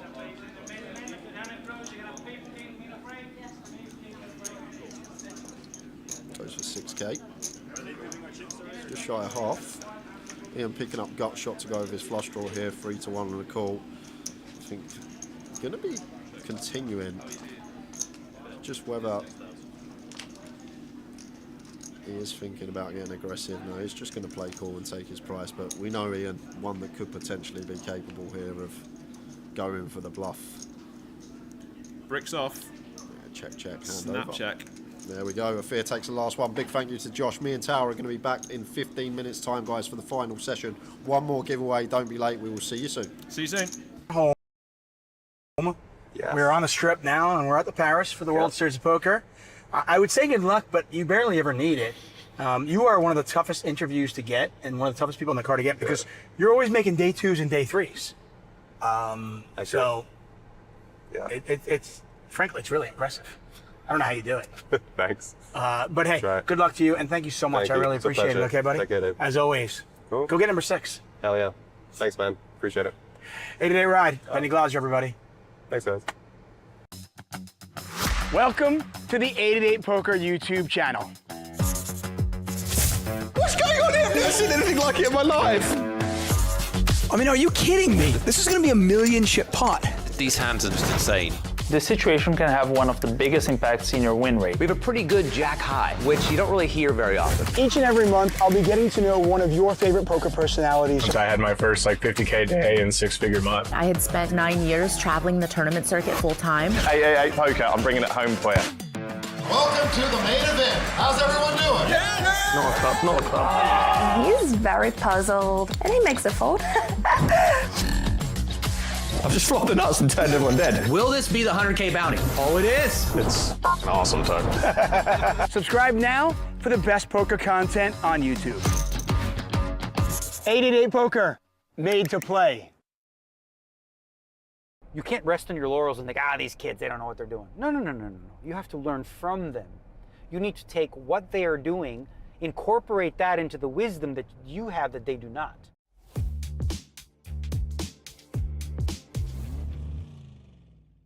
The man I have in the car right now needs no introduction, yet I will introduce him. Good. It is 2-time World Series of Poker Player of the Year, multiple bracelet winners. I mean, almost a 3-time Player of the Year. Yeah. Daniel Negreanu. Daniel, how are you? I'm good. You're right. I was 3-time Player of the Year for about 4 days. And then they figured out that there was a mistake in the points calculation, and it was Robert Campbell who won. So, I got that like feather in my cap. I want to talk about you growing up in Toronto. Your parents, both Romanian. You were, first generation on this side in North America. What was that like growing up there in Toronto with Romanian parents? Toronto was a great city to grow up in. Honestly, it's kind of like, oddly, people probably don't know this, it was like a gambling mecca. in a lot of ways. Like the newspaper, I remember Bob McCown would have the baseball lines, and like gambling surrounded us in a way, you know. Toronto's like a big sports town. There was like, you know, casinos and this and that. So I remember it like sort of being a breeding ground for that. It's also the most multicultural city in the world. Obviously I had a very European style background, you know, in terms of the way that I was raised, which was great. You know, both my parents loved me more than I could ever imagine. They taught me about generosity, about being giving, about hard work, all the things that, you know, make me who I am today. Yeah. Is that where you get the hustler thing? Yeah, I think so. Because like even when I started playing poker, I remember, you know, my mom was all worried because she was a worrier. And she's like, Daniel, forget about poker. You go to school. But my dad was like, he'll be all right. You know, he'll figure it out. He's making some money here and there. He's making moves, you know. So he got that aspect a lot more than my mother. My mother finally came around after, you know, I bought her a house and a car, and she's like, oh yeah, poker's okay. She's like that. Everyone, you know, you have that character of like what a European mom is. She's that one. Like you come to the house and she'd be like, "What? Are you hungry?" And you'd be like, No, I'm good. I'm like, okay. And then she just put a bunch of food in front of you anyway. Like, okay, she didn't hear that. I gotta fatten you up. Yeah, a little bit like my big fat Greek wedding. My dad, of course, you know, didn't matter if you're whatever, driving, whatever, he'd pour you a glass of wine or whiskey or whatever, and you'd be like, no, I'm good, and he'd keep pouring. You know, they just come from that environment of just being generous and outgoing. And I think that played a big role in how I live, in terms of one of the most important things to me is I don't mind so much in relationships when people are getting the best of me. I prefer it that way to a certain degree. I don't want anyone to feel like I'm underpaying them, that are cheating them, and I much rather would take that bullet. Has that always been the case even when you didn't have money? Yes, always. Like the people who work for me, they make more money than they should. But I want that because let's say I need them at 2 a.m. and they'll be like, fine, he doesn't pay me enough for this shit, but I do. So I want them to feel as though they should be doing more, in a sense, right? So, you know, I remember I talked to one of them therapist ladies, she's like, you know, that's about control, isn't it? I'm like, so? You know, because like, I mean, yeah, I have the leverage, if you will, in relationships that way, and I don't mind paying for it a little bit if people I work with, or just in general. Like, I'm not a big, like, I don't haggle over $20, $100. Like, these people that have a lot of money and they worry about, oh, that's, you know, that's $1,700, it should be $1,550. What's the difference to you, bro? It makes that $150 no bearing to you. But like so many people live from that place of like, I should pay $1,550, not $1,700. I'm not that guy, I never will be. Going back to the streets of Toronto, you're there and you get involved in snooker. Yeah. First of all, how did you get involved in that? So snooker, like in Toronto and Canada, snooker's a big game. It's much more prevalent than 8-ball, 9-ball. And like, But you're young though, right? Yeah, How I was old young. were you? 13 when I started doing that. But at that point, you know, it was also an arcade, right? So there's video games there. Well, I always loved video games since I was a little kid. So I'm, you know, when I was very little, you know, you weren't allowed in the pool part. You could only play the video games. But I always remember like looking at it like, wow, right? And then, you know, when I got a little older, 13, 14, someone's like, all right, let's play pool. And it was like $5 an hour. You just rent the table kind of thing and you could play. And then I fell in love with it. And then I realized that they had tournaments there. And now I was hooked. You know, there's handicaps and tournaments, and I was always a numbers nerd and loved that sort of competition. And so, yeah, I got fully into snooker. And then through that, you know, some of the guys who played pool, they're like, oh, let's go play some poker. I never played before. And I remember going that first night with $10 and a 6-pack of beer. And my $10 was gone, and so was the 6-pack. Was that it? You were just hooked? Yeah, it was like, and then it was interesting, though, because I was intrigued, right? Because it was, you know, I was like, I thought it was all luck. You know, we're playing stupid games like Fiery Cross, Follow the Queen, all this kind of stuff. But then I'm like, how come the same guys seem to win? Like, and it's all luck, you know? And then I started to think about it more deeply, and they were all older than me. But about a month or two in, I started to like actually win myself. That's okay. That's a pretty quick learning curve. Yeah, I mean, you know, I started to watch like what this one guy. I noticed like, cause you know, you'd get your cards and you just play them and you see what happens to the end, right? Right. But I'm like, this guy, he just folds his hand all the time. What the hell is that about? You know? And then I'm like, okay, well, he's always folding, but you know what? He always wins too. How? Right? And that sort of was like epiphany number one. Okay, you don't have to play every hand. You know, you can be selective. You know, that was like my first light bulb moment in poker. Games playing, being competitive, is that something that happened in the house as well?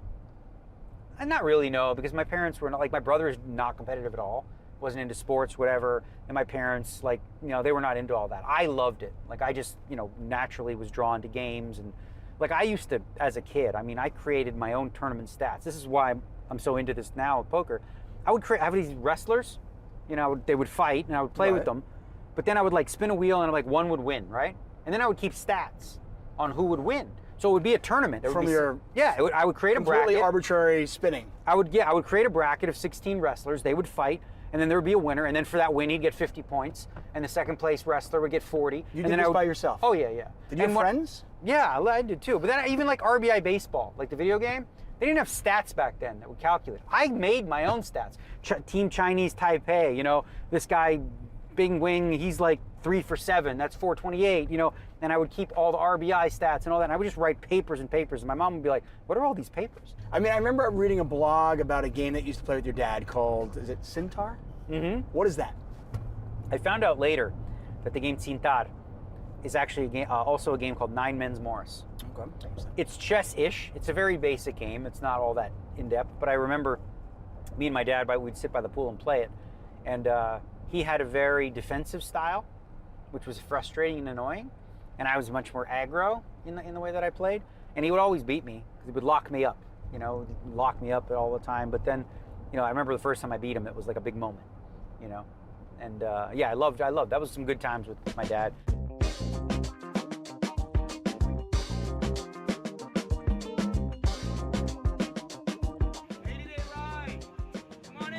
You know, I still remember you winning the second time. I was in France when you won. And I thought it was so cool because for you to win Player of the Year, you had to final table the high roller, I believe it was. The 25K, yeah. And I remember you holding on and just playing tight just to get to it. And in my mind's eye, I'm thinking, come on, that's a weak way to get Player of the Year, right? But you want to lock it up. But then, not only did you get there, you end up winning the event. So I remember it vividly. It was like 11 left or something, and I had the massive chip leader on my left. So even if you're just playing it straight, you know, that's an ICM spot, you're supposed to play tight, right? The fact that he knew where I needed to finish only made it more difficult, right? Because he's putting even more pressure on me because he knows how bad. But I didn't do anything outrageous. Like, it's not like I folded kings or ace king or something like that, or would have. But the coolest part was, I'm like, all right, now I'm Player of the Year. I'm short stack at the final table. Spin it up and win it. That was pretty cool. It really was. And I remember you being on the stage and you talking about how you might never catch Phil Hellmuth and his bracelets. Well, yeah. But good chance he never catches you in the Player of the Year. Or anybody, yeah. Though my goal was to get to 3 before anybody else got to 2. And, you know, it's a different award, right? Like, bracelets, they're great. I love them. I'm great. But there's something about the Player of the Year that just is, like, so much more grueling and so much more of, like, a long-term task. You know, where you have to show excellence over like 80, 90 events or something like that. And I've always been a sucker for leaderboards and things like that. There's been some criticism about the Player of the Year, and I'm curious, what's your take on the point system for it? One of the things I don't like about it, or the way that it was kind of a test of just like volume, you know, where min caches were worth too much, you know, where it just like makes sense to do negative EV things, like drop a stack in the PLO, even though you're not going to play it, to try to get a min cache for 50, 60 points. And that's not what the award should be about, I thought. So I do believe they are going to make some fixes. And one of the fixes that I recommended a while ago, which sounds like they might do, is just take your 10 best caches or your top 12 caches, right? So if you cache 25 times, congratulations, God bless. We're going to take the 10 best and compare those, which gives, you know, a wider group of people a chance if you have a really good run. And listen, what, 10 caches out of, you know, 90 events, that's not that big. Right, but it avoids the system. It avoids the situation where Chris Ferguson can min cache whatever. Well, what you don't want to have happen, right, is like what we had in Rosvedov when it was me, Robert Campbell, and Sean Deeb, where we were all incentivized to just go all in dark, you know, to try to build stacks because we were such a close race. You know, we were like 100 or 200 points, and just like I actually did this in the PLO right near late reg. I went all in blind. I doubled, so now I got a stack. I never played another hand in the tournament because I was in the 25K final table. And I came in like, I cashed in the tournament. I came like 25th, even though I wasn't there. So that gave me an extra 50, 60 points. So that's silly. I think to their credit, you know, the people at the World Series Poker said, you know, that's not the spirit of what we want the award to be. So number one, they no longer counted Europe. And number two, you know, I think they're moving towards capping the number of cash. Because think about it this way, right? If you already have your 10 caches, right? A min cache in that's not going to do you any good. So you know, you wouldn't have to do that. Right? I got you. Okay, so I know you're a fan of leaderboards, you know, accolades, legacy.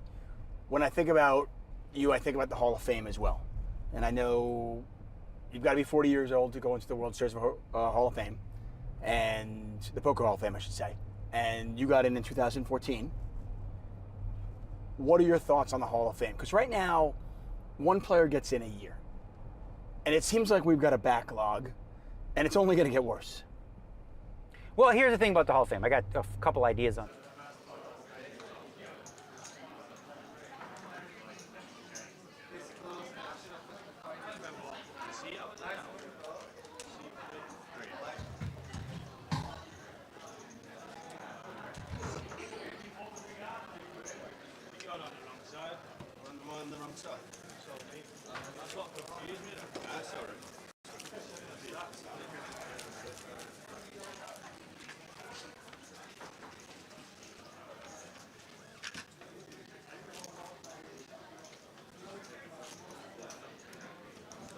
I'm showing up for the cameras now.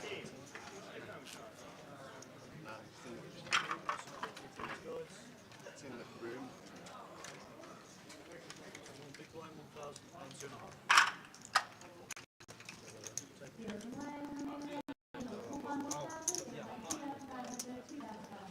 Feels like it's wrong, doesn't it?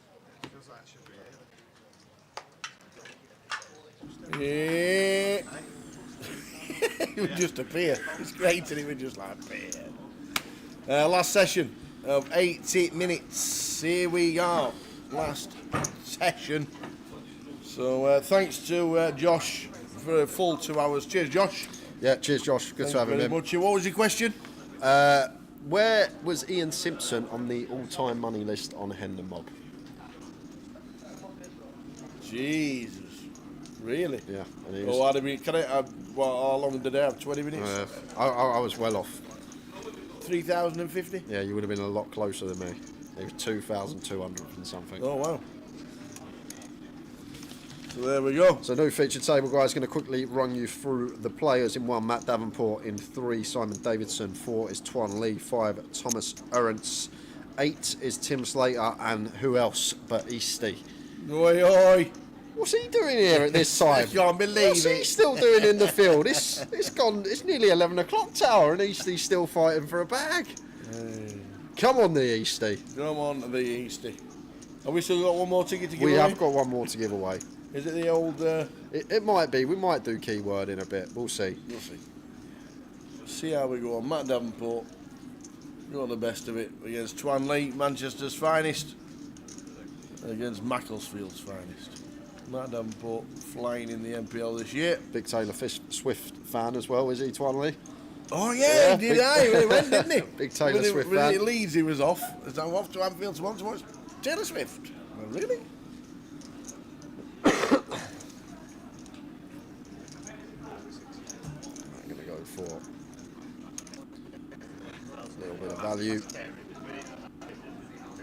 Just queen high for Twan. Like, Matt could definitely value bet ace high here for sure as well, so this one just not going to be able to think about heroing as Twan, but we'll see. Because he may have other ideas. Tricky old customer, Twan Lee. Been a feature on the streams for the last 12 months or so. Yep. And we know he's got moves in the lockup. He doesn't get Matt off this 10 though. It's always a call no matter what happens. Maybe he's thinking Matt's being counterfeited with something like 3s through 9s tower.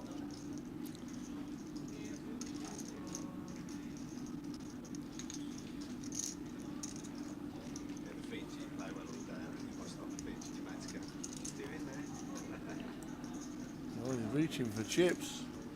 And he's not just reaching for a call. Oh, he is. Oh, he is. There we go. He's going to hero off with queen high, so thinking Matt's got some counterfeited pair there, perhaps. And pays. Indeed. How's your break, Tower? You do much? No, listen to Andy Wilson's story of how he didn't lose a hand today but bust out the eye roller. Had a quick chat with Bousey, who drove down to play the main tomorrow. I told Bousey how he was the second best player on your list I told him he was ahead of the likes of Jack Hardcastle and Tom Middleton. There you go. I hope he was happy.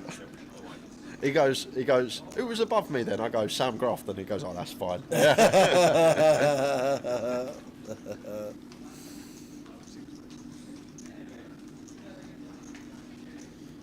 yeah, the last session. So Bounce going to be playing tomorrow. Andy Wilson thought he was 15% in the field was played and wanted to max lay at Reggie. So then he's going in tomorrow because it's this is one of the events that doesn't play down to 15% because this is part of the live festivals. It is. So like your Bucharest and your Barcelonas and the likes of. So these play a full. Chip leader in the free roll. FML 2K. Shout out. Yeah, go, go, go. Number one in the free roll at the moment. Good luck, FM. Good luck, good luck, good luck. What's first prize? Not seen it to be fair, so I don't know what first prize is. What are we giving away?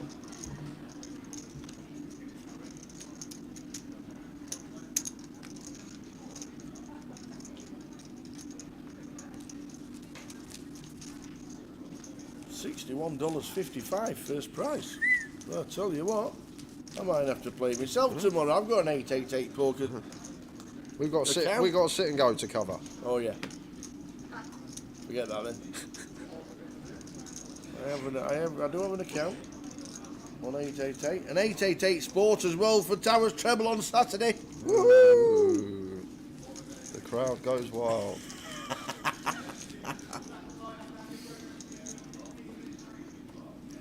Do you know what I was thinking the last couple of months? So I had a lot of spare money just hanging around Tower. Honestly, it just seems like the last couple of months I've had some extra money. I can't think why. The dreaded treble is back on Saturday. It is. Yeah. And it'll all be 3 o'clock. And of course, if you are going to have a little flutter on 888 Sport, be gamble aware. Yeah. Exactly, Razor Kev wins a tower but he actually won the Josh thinks, and then doesn't have an account. So why enter? Sat with his sangria in one hand and his double vodka and coke in another, pint of Coors on table as well. Just a ciggy in the mouth as well, but two hands spare, just a ciggy in the mouth. And then telling everybody I got QPR on. Yeah. Here, listen, we won't win anything this year. Back us to go down.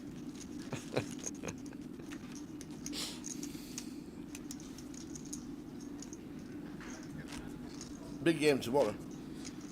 Friday tomorrow. Sheffield Wednesday Leeds tomorrow. Start of the season, not going to be a big game.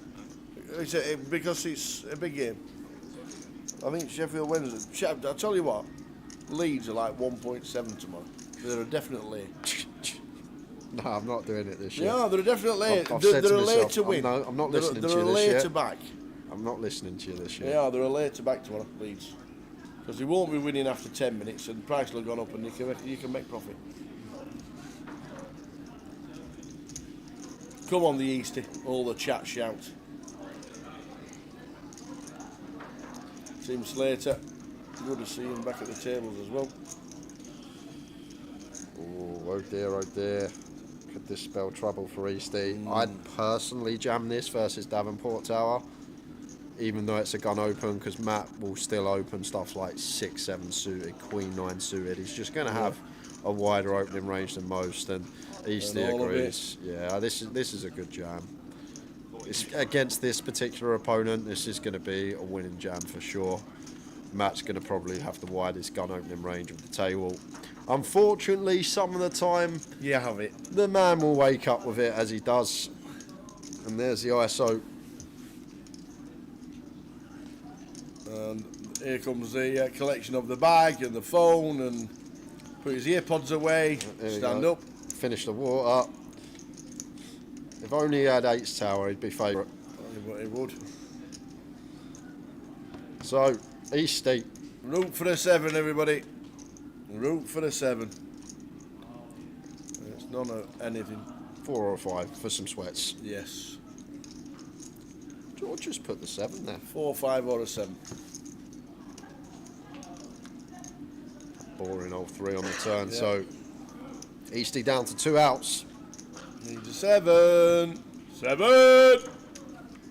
It is nice, an 8. I told you if he had 8s, he would have won. 8 on the end. Eastie says, I can't believe it. I watched you on stream the last 12 months. You've never had a hand. The one time I move all in, you have a hand. Of course you do, he's probably saying. Of course he's got queens, Eastie's probably saying. Unlucky. Nick Eastwood, out he goes. 7s into Matt Davenport's queens. Might see Eastie back in the mix tomorrow. Yes. Definitely see him on the Ambassadors sit and go. We're going to need some players on this table. We're down to 5.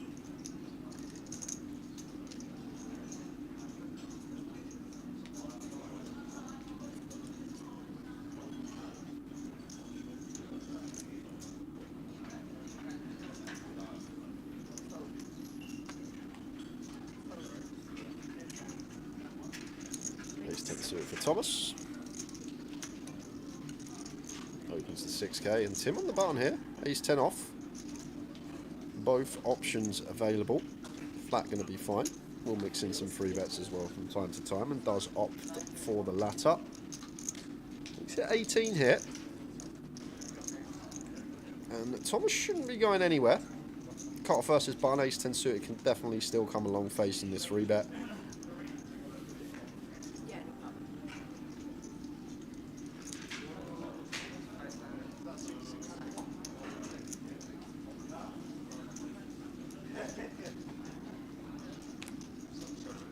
No, lets it go. Okay. Gives Tim credit. Oh, what's happening here? Husband and wife sat side by side in seats 1 and 2. Davenport in 1, Davenport in 2. Yeah. How about that? How you doing? Sinead Davenport, seat 2. Fancy seeing you here. Yeah. Just married. Matt Davenport, seat 1. Congratulations to Matt and Sinead. Oh, and Vivi coming back to join the party. Aye, aye. Right on cue. Lobster says, is Vivi out or moved? She got moved, but she's been moved back because I'm assuming there's a table break. Must have had a table break. We're down to 3 tables in today's flight. I think that must be 27. 27, 3 tables to 9. And Thea Ali's back as well, which is good. So 3 tables to 9 in the room.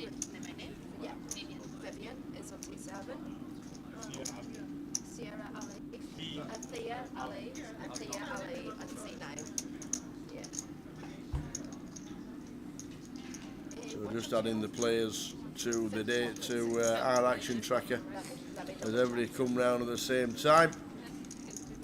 Got to be involved in the hand, so the players need the name and the chip counts.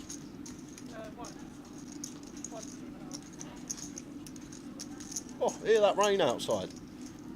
Have you not seen it? I went out. You there might last need a break. canoe. Yep.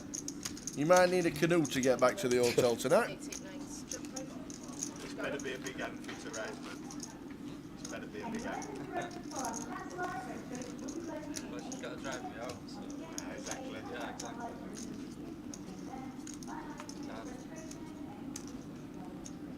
I think she lived home as well as this.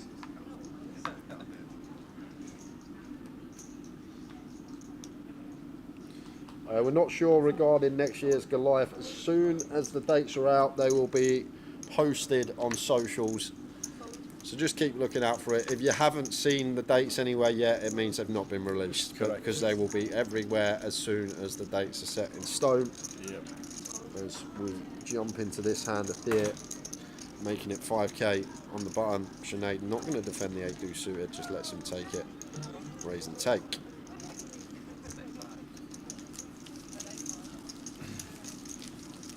If we have any more information regarding Goliath for next year at the next leg, which is next week in Leeds, then we'll obviously update you. But always keep your eye on social media, on anything Grosvenor Poker related on Facebook, Twitter, Insta, all those.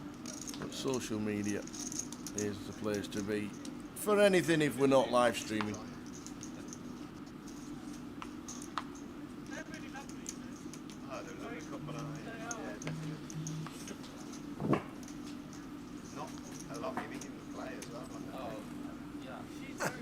Kyle Davis.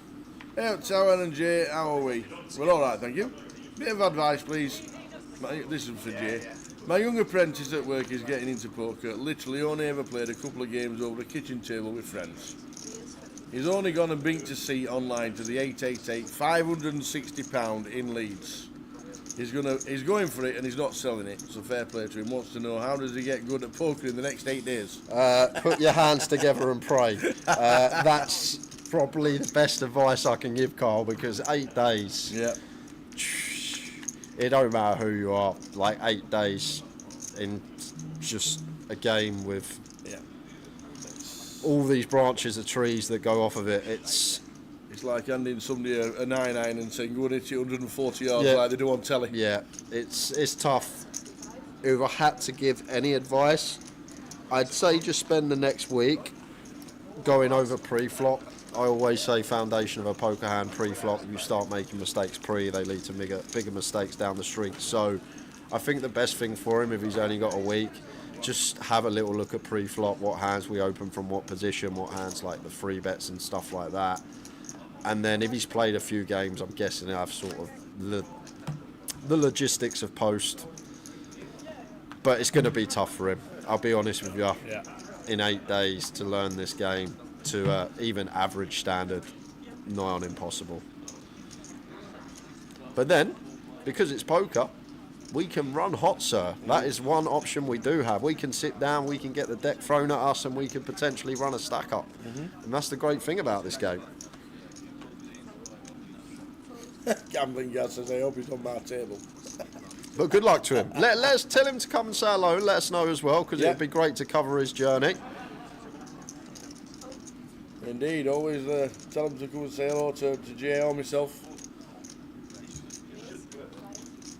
Any two here for Sinead. Should 3-bet Tower because we have 100% fold equity here.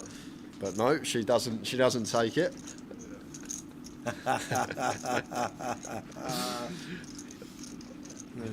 Simon just going to flat the jacks here in the small. I thought we'd see 3-bet almost always. Going to allow Dwan in from the big, splitting equity 3 ways now, out of position to 2.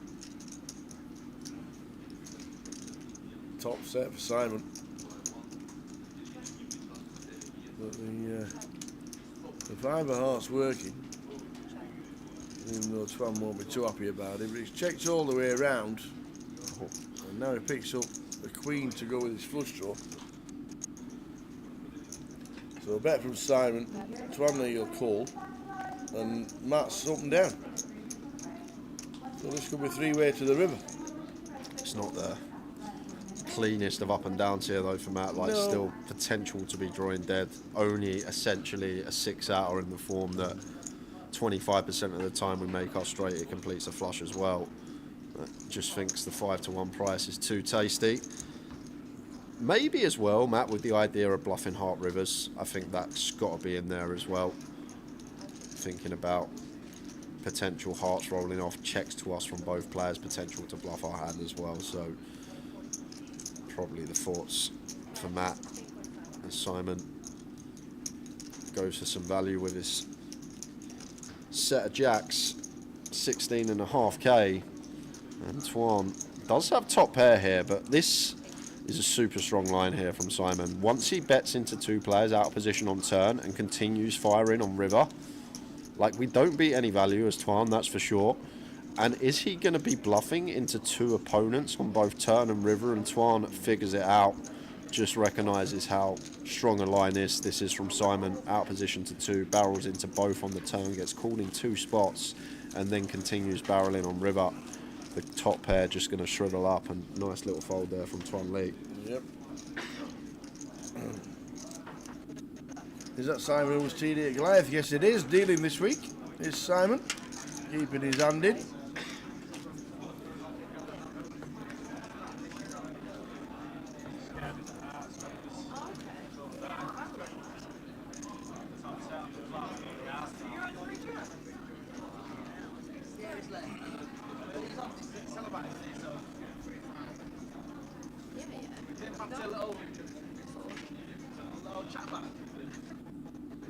Couple of sevens for Tim. 55. That folds. Sinead should follow suit.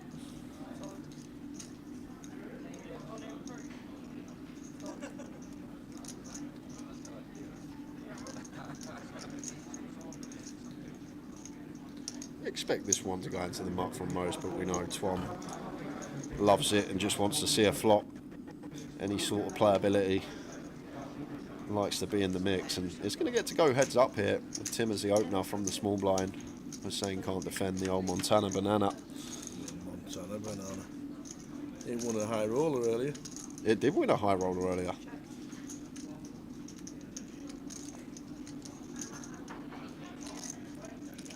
Small size here from Tim. Ace, king, king. Does go just north of 30%, 5k. And queen high for Dwan. Can't really do much here.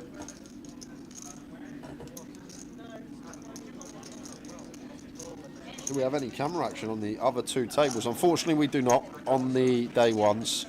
When we get to Saturday, day two, we'll have some cameras out on the floor trying to catch some out-of-table action for you guys. Yeah, day ones. Obviously, we only have one main table. We're moving outside action when we get close to the money, or in the money and getting close to the final table. And then Chris Cunliffe tuning in. How are we doing, Chris? Saw Chris this week. Yeah, I'm going to say a local Do casino. you know what? Chris was on the table, my first bullet in the mystery bounty. Yeah. I'm drawn on the table with Riggy, and me and Riggy are always having a bit of banter with each other. So straight away I sit down, Riggy's short. He's got jacks, I've got tens, I double him up. I then open a few hands later, it goes cool. Riggy squeezes, shows a 4. And I'm like, well, here we go. Right, so I lose a few pots, I'm short. Riggy opens late position, I've got 10 deuce of diamonds in the big blind. I defend, I flop a flush draw, I don't call it off, it's 8, 6, 5, 2 diamonds, I don't, Riggy sets me and I call it off, he's got pocket jacks. I turn the flush, it comes a jack on the river. I was like, oh, you got there, Riggy, nice hand. And the language that come out of that man's mouth, honestly, he proper bit tower. We proper got him for the first time ever. Riggy was not happy. He was not happy, I'll tell you that. Well, it was so funny because he rivered the set and I went, oh, nice hand, Riggy, good game, guys. I stood up out of my chair. And I can't sound stream what he called me, but he bit. We caught a big fish that day, I'll tell you that. We got a proper bite from Mr. Riggy. Oh, brilliant. Oh, it's hilarious.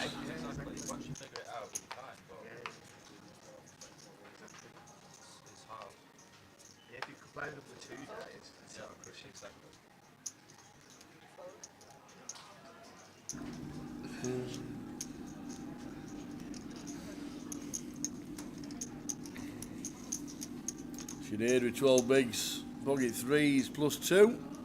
They're in.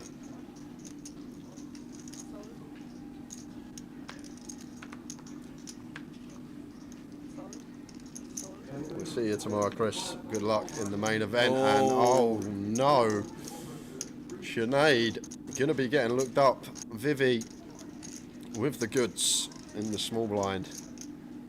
And just so the words, I'm all in. And here we go. Oh no, she says. Oh no.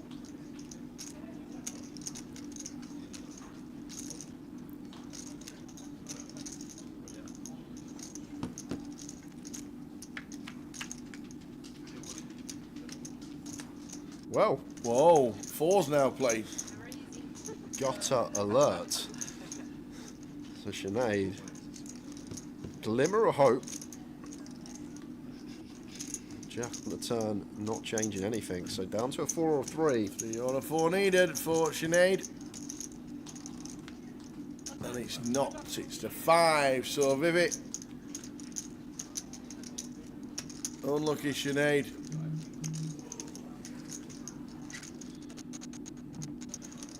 Yeah, that's correct. Bacon Ruffles. Talked him into playing. He weren't going to play it. I talked him into playing it and ended up busting him. My bad. But we had some fun tables this week in the mystery. Really enjoyed playing.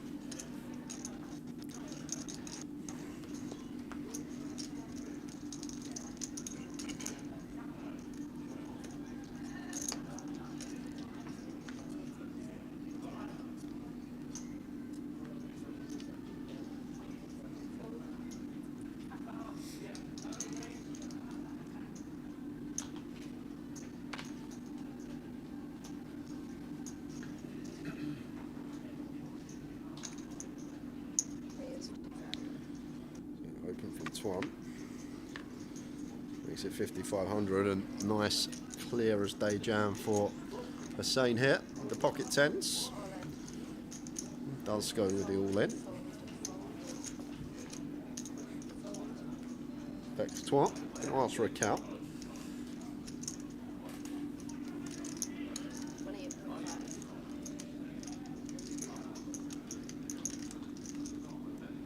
$12 bigs plus 1 versus hijack. Probably going to call like ace 10 plus here for Dwan. King queen suited. 6s plus. And even 5s for 12 specifically. Dwan's calling this. Yeah, well, could be on the line. Like I say, I think king queen suited would definitely call ace 10. Probably like 5s plus.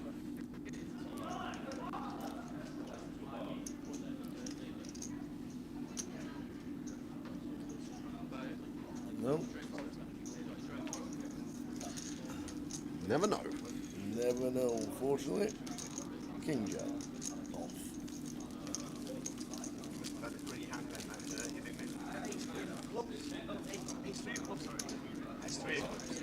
Good evening, Rodrigo Ivan Bonone. Welcome. Rodrigo. Joining us for the final hour of today's stream. There you go. Hi, Rod. That would have been easier.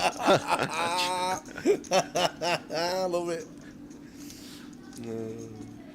Has Bowie turned up yet? Yes. Yes, he has. All nice and refreshed. Looks pretty sharp this afternoon when he walked in.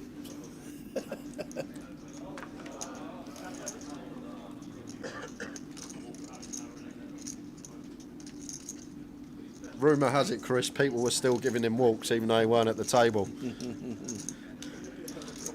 Jack 9 of clubs for Vivi, making it 5k. There with a pair on the button, just plays cool. And that will fold.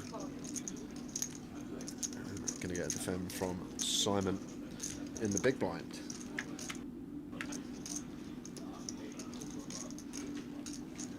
And what a flop for Aether.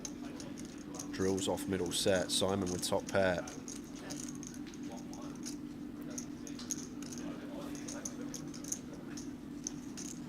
To Vivi here, Jack 9 of clubs, 3 to straight flush hand, backdoor straight both ways as well. I think 3-way though, want to be doing a lot of checking over to the player in position. She's... Oh, Vivi's already checked, didn't even realise. It's already on a Fear, and it's a Fear that's firing for 11k, guys. Meaty bet from a Fear, 2/3.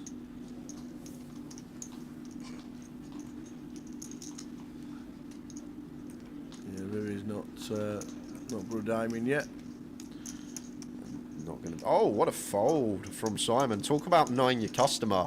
And to be fair, after what we saw from a Thea earlier on the featured table, love that from Simon. Just maybe thinking once this man bets big, he's got a hand, and Simon's spot on there, not losing a penny with a top pair.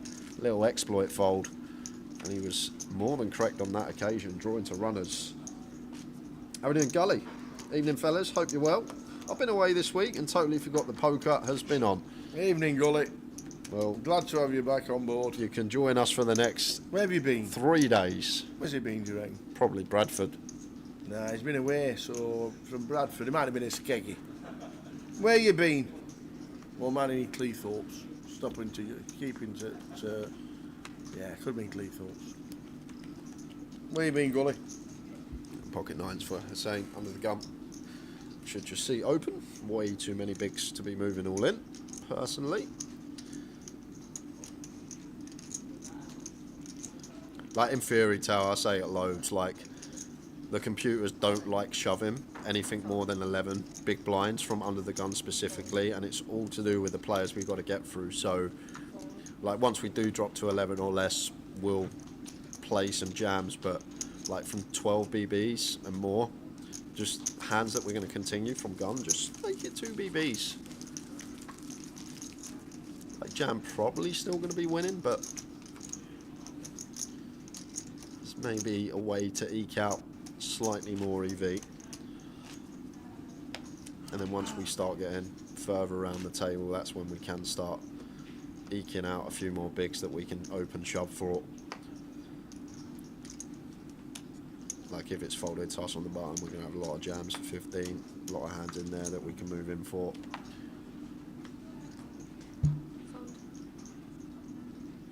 Moving out of the way instantly. Cards never hit the table. They're out. Tim Slater. 9-10 suited.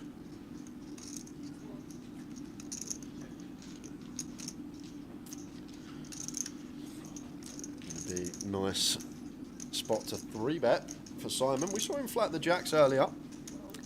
This time taking aggressive route.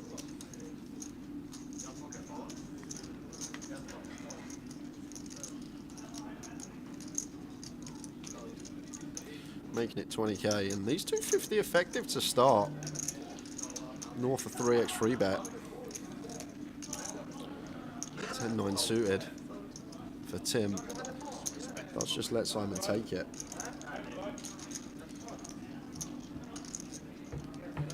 Gully says, just out in the sticks with the family for a birthday, having a week away from the rat race, north of Richmond in the middle of nowhere. With a posh Richmond. Richmond. Very nice.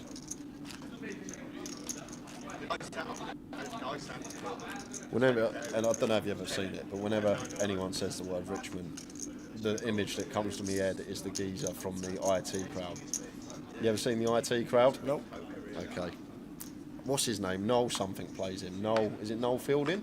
Oh, no, with long hair. Yeah, that's the one. That's the one. Yeah, he plays him. There's a guy called Richmond that works in IT, but he just lives in the cupboard. And any time I hear the word Richmond, he instantly comes to me head. I just think of sausages. Sausages? Well, they're Richmond sausages. Is it Richmond? I thought it was worse than Cumberland. Well, Cumberland, they're the best sausage.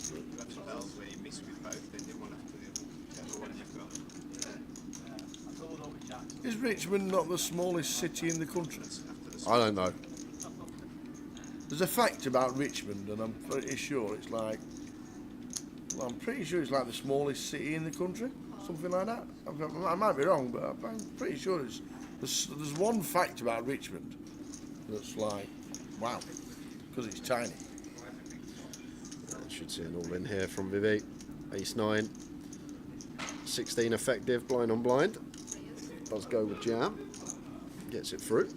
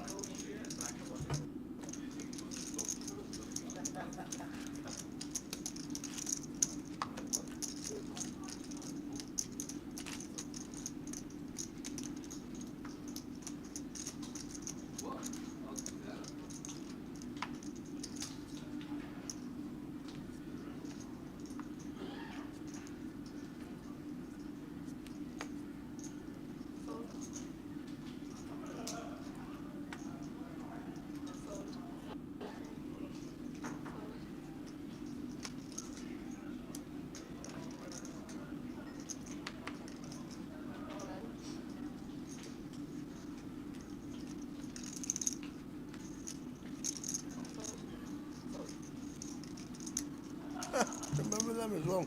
Richmond cigarettes. Plenty of things to go with Richmond. Just the bloke in the cupboard from IT Crowd Tower.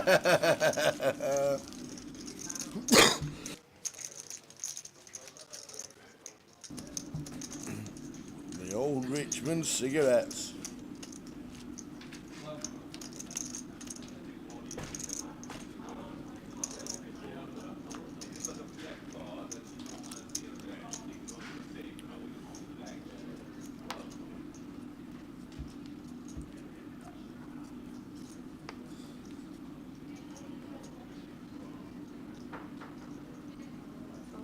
St David's is the smallest city. Oh. Why is Richmond the smallest county? Here we go. He's gonna keep saying something until it falls into the correct answer. It's definitely the smallest something. Smallest brand of sausage. Could be the smallest county. Oh, here we go. Anyway, I need to find out what's... I don't know what's stuck in my head about Richmond, but anyway.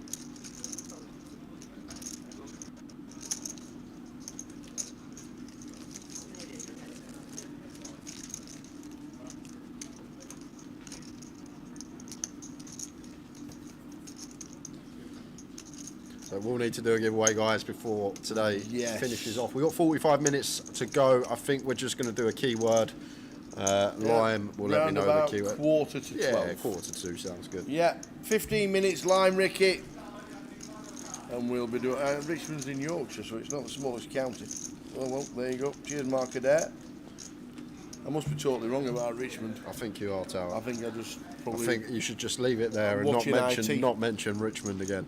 Watching the man in the IT cupboard. IT Crowd, a great show. I used to love IT Crowd. It's basically, you know, Richard Ayoade. Who? Richard Ayoade, the one with the glasses and the afro, comedian. Oh yes, yeah. It's basically him and another guy. They just sit in the but it's hilarious. It's so funny. Honestly, it's so funny. The character Richard Ayoade plays is called Moss, and the way he plays him and portrays him, it's a great show. I haven't seen it in about 10 years, but I used to love that show.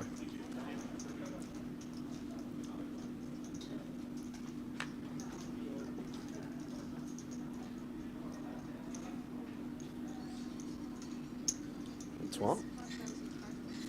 +1. 5,500. 7-2 suited for Matt. Just going to let Dwan have it.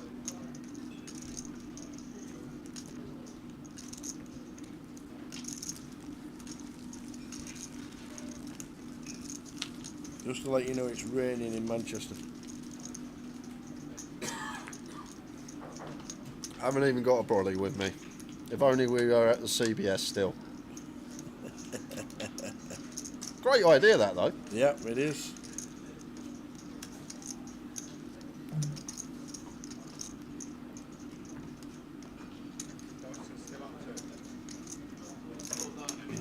It's classed as North Yorkshire, but it's also known as Richmondshire of North Yorkshire, like a sub-county. Thanks, Gully Man. Now he's going to be saying it's the smallest sub-county, Gully. Great. It's the only sub-county I know. Yeah, there you go. 10 diamonds, Dwan off of 24 here. I'd like to see fold off of 24, but I don't think we're going to see it from this particular customer. Dwan likes to get after it. And it does make it 6.5.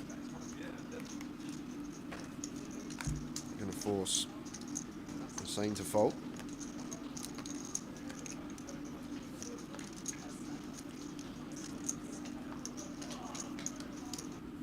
Just the big blind to get through in Simon.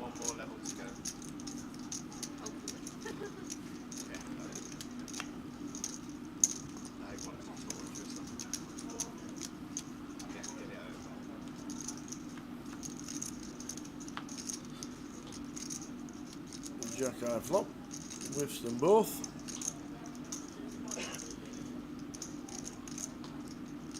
Yeah, just going to be Dwan's pot. Got shot to the nuts, backdoor diamonds, range advantage, all the things going on for us to put some chips into the middle. And going to get Simon to fold the better hand for half pot. Now we're doing Keith Littlewood, watching on Face It. How's our DK going this week in the golf? Not seen much of the golf today. See, I love our community. The facts coming out about Richmond are unbelievable. There are 105 Richmonds in the world. It's such an amazing fact. I love it. Very informative. Will we see Keith in Leeds next week? Usually in Leeds, He is had Keith. a good Leeds last year, didn't he? Was it he last year? Player of the year? Yeah, well, Mini won the cup or the Mini, didn't he? Or the Midi. He had a massive Leeds last year, did old Keith Littlewood.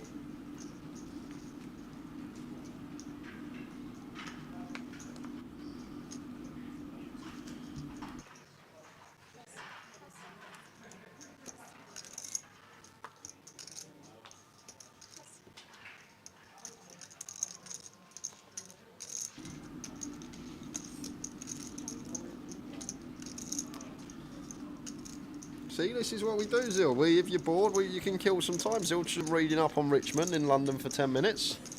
I'll tell you what, the best thing to do, don't do it now because the stream's on. But the best thing to do, speaking of London, if you ever get bored, go on Rightmove or Zoopla and just type in Kensington in London. Right. And just look at some of the gaffs for like 20 million. Honestly, Tower, really? if you've got some time, if you've got some time, go on London on Rightmove and just type in the Kensington postcode, put like north of $1 million as the price, and just look at some of the gaffs. Honestly, you can spend hours sitting there just browsing and browsing. You literally can. It's a great pastime. It's a great pastime. Looking at places you're never going to own. It's a real good pastime. Wow. Keith Littlewood not playing until Blackpool. Miss you. Blackpool. GUKPT. Exclusive. Exclusive. Big exclusive. We're having the Donkey Derby match. We're filming it. In the arcade. We're going to film best of 3. Donkey Derby. More exclusive news. Oh. The CAF Cup is back. The CAF Cup is back on the 2nd of November in Blackpool. 12 o'clock start. News from Blackpool. Big news.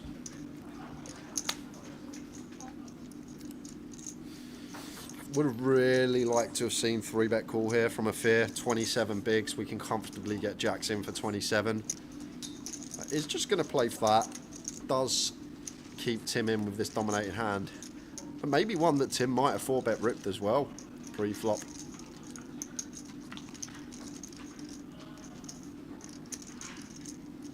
King flop. A terrible flop for jacks. Well, he's got the back door. Flush draw, but Tim just makes him fold. With the bet. Gets the better hand to fold. Leads and a fold in the jacks. Terrible flop.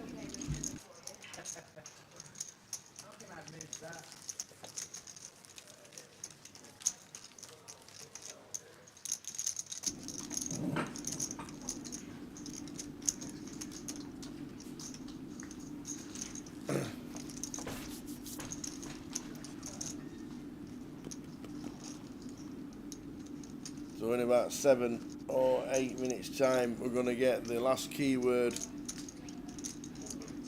and then we will start it with a keyword, and a couple of minutes later Blind Ricky will have given away another $109 token. All you have to do is in the allotted time of round about 2 minutes type in the keyword once it's announced into the chat on Twitch and you'll get picked at random for a $109 token. It's as easy as that. All you have to do is be on Twitch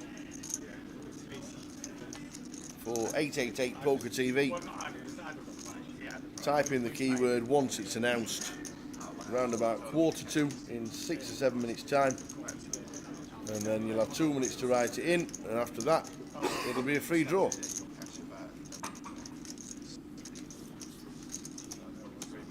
What's happening? No ace 10 against ace 10, all in the call. And Dwan says, yep, I'm calling with the ace 10 of spades. Vivi with the ace 10 off.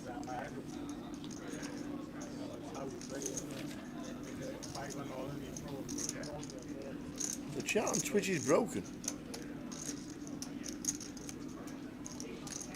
What? The chat on Twitch is broken. No, chat on Twitch is fine.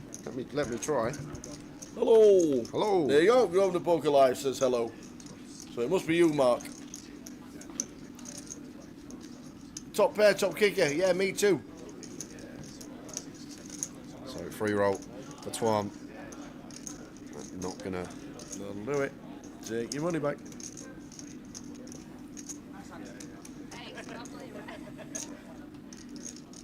One pair. Yeah, me too.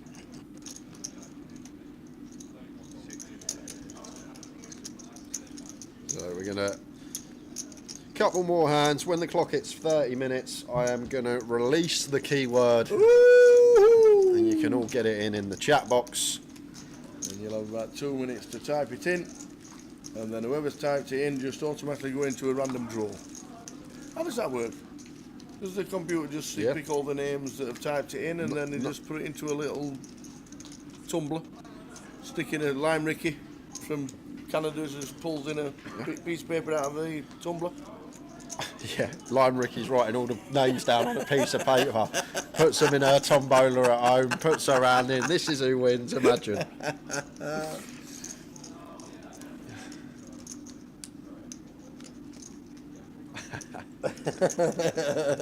Imagine. That's what we should do. Do it like a Champions League draw, yeah? Or not a knockout. Everyone plays everyone once, red or black flop, until we get down to a winner.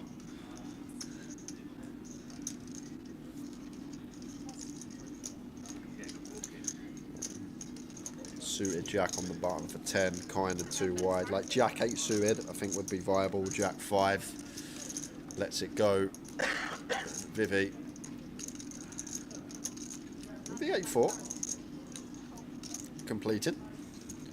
Tim with a 6 deuce of diamonds. Checking option.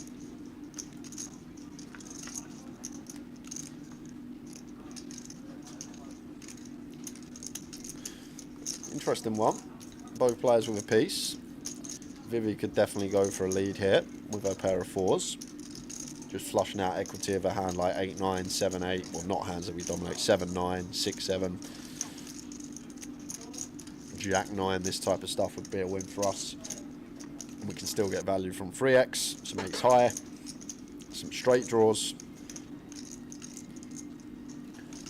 To the king turn.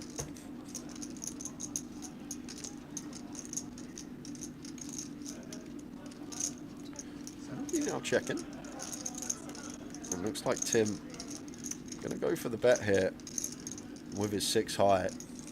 Don't mind this at all.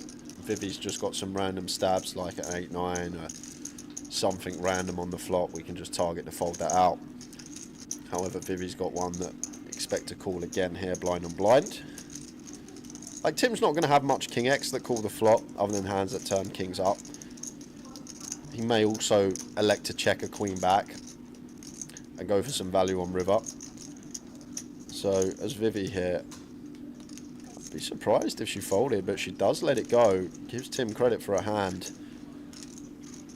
And Tim's later, twice we've seen in the last 15 minutes getting the better hand to fold. And it's time. It is time. It's time! The final giveaway of today. If you've missed out today, guys, and you haven't won anything, it's fine. We've got 5 109 tokens to give away tomorrow and Saturday as well. But the final one of the today is going down to keyword.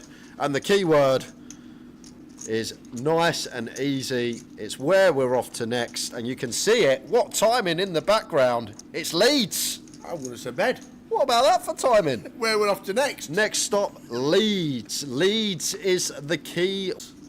And you will go into the draw.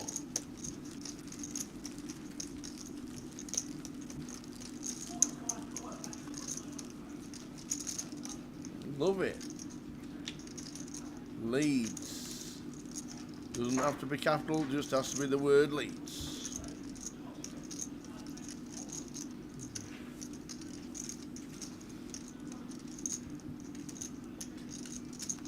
where we're off to next, round about next week. Yeah, and sometimes, guys, there's like a second cut out if your connection drops, and just refresh, and usually it comes straight back on. Oh, right, okay. Why does it do that? Computer says no. Yeah.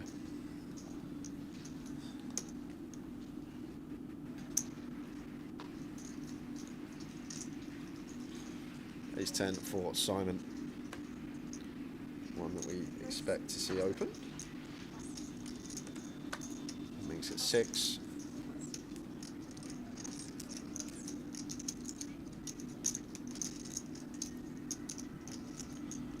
Nine 6 off for Matt in the bid. He does choose to get involved.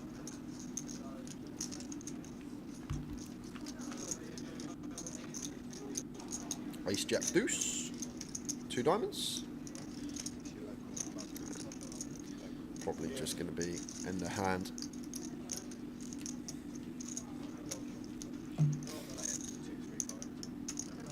Last chance for Leeds. Last chance for Leeds. Last chance. Lime Ricky has spoken. Last chance. And for those putting Leeds on Facebook and YouTube, you need to get yourself over to Twitch, but it's a bit late because Lime Ricky's thrown the hammer down. We are ready. Competition is closing. Uh-oh. And good luck to all those that are participating. As I say, if you miss out, it's all good. And we have a winner. What? Live Without Limits _ JJ has won the giveaway. Wow, that was quick. It's a lot more efficient than Tao thinks, isn't it? I'll tell you what. Imagine all the other stuff we could do, Tao. We had this game. Congratulations. I'm not being funny, but just imagine how much over budget you'd be. Yeah. It'd be endless. There'd be Every panic 10 stations minutes, yeah. every time the office opens. Imagine you with this. Live Without Limits, JJ has just won a token, $109 token. Well done indeed for watching the stream and for winning the free giveaway.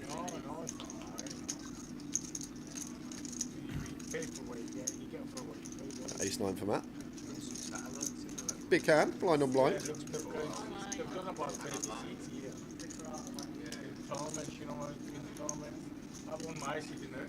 Makes it 8.5k, and Matt with a big hand, blind on blind. Simon with an even bigger one. Ace Jack here. Ooh, gonna go with call. I might have gone for the 3-bet call here as Simon Tower. Maybe thinking against Matt that we're essentially trapping with position could be the idea. But I think pre-flop, when Matt starts the hand with 27 bigs, we can happily get Ace Jack in comfortably, small versus big. But as I say, he may have some ideas of traps against this particular opponent that he knows will get after it. Matt, very accomplished over the years at a poker table. Jack of spades on the turn here. And potential for Matt to run a double here, Tower. This Ace 9 seems like a tidy little candidate. Ace 9, no spade. Like one that we could definitely go bet shove with. Maybe not once we go for third on the turn. I was thinking, could we ever go meaty on the turn? That Ace King advantage. Use that. Set up a river jam, blocking all 3 possible straights. King 9, 8 9, and Ace King. Although Simon shouldn't have Ace King in range. I was thinking there if there was any potential for Matt to go big bet, turn, shove river as the opener, blocking all 3 straights. He's going to shut it down on this 4 of diamonds. We'll check. Let's check any check. So, as Live Without Limits, have you checked your whispers and sent your details over to Lime Ricky?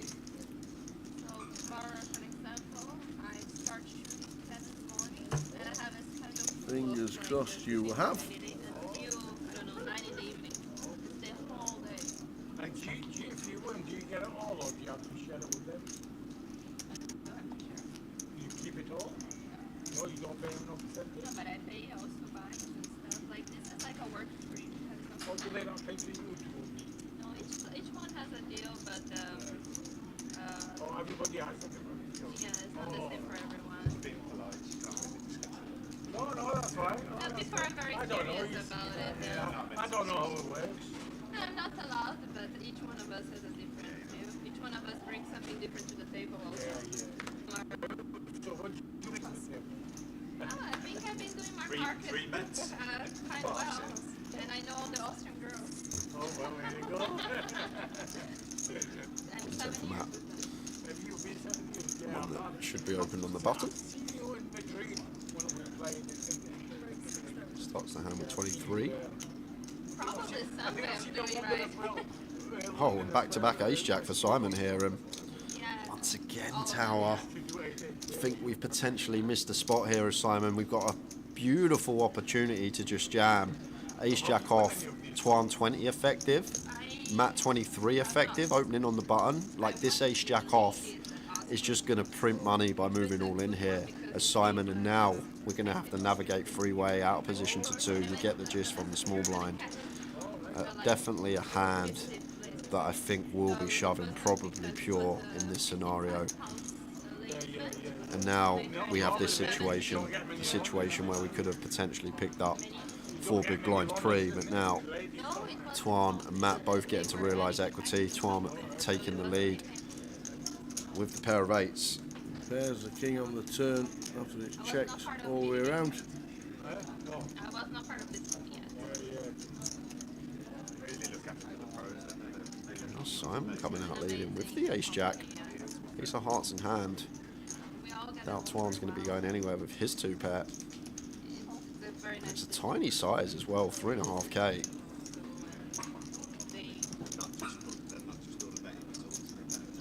So 15% from Simon. Dwan calls with the 2 pair. Queen 10 for Matt. Can't really do anything here as Matt, unless he's thinking about some exploit against this size of Simon. Thinking about going for the raise here. Thinking that Simon never has a strong hand once he goes this size, and Dwan's going to be calling really wide versus this size, perhaps, but no, going to overcall as Matt Davenport with just the queen high. And Simon gets the good news. Jack on the river. Now I'm going to check.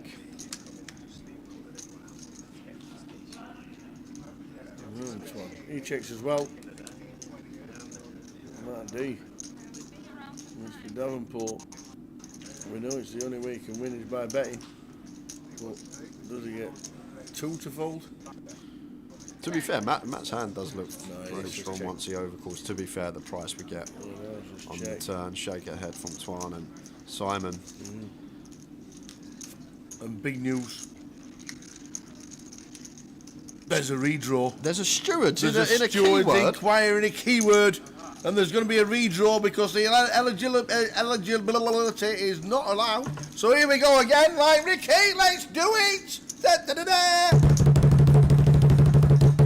Gambling Gaz. Gambling Gaz has won the giveaway, says the Nightbot. Unbelievable. How does he do it? How does Gambling Gaz do it?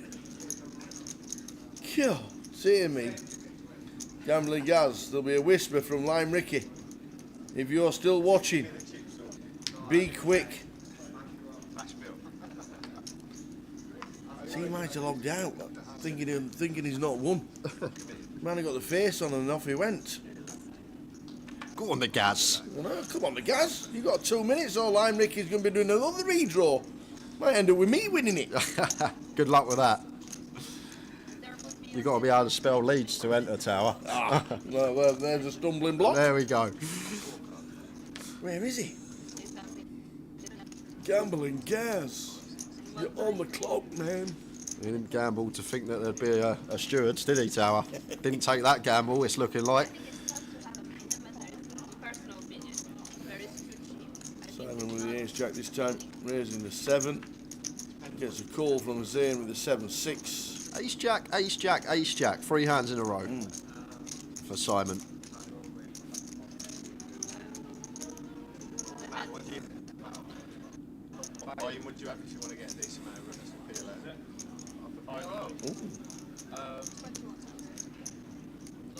No, it's only 21,000.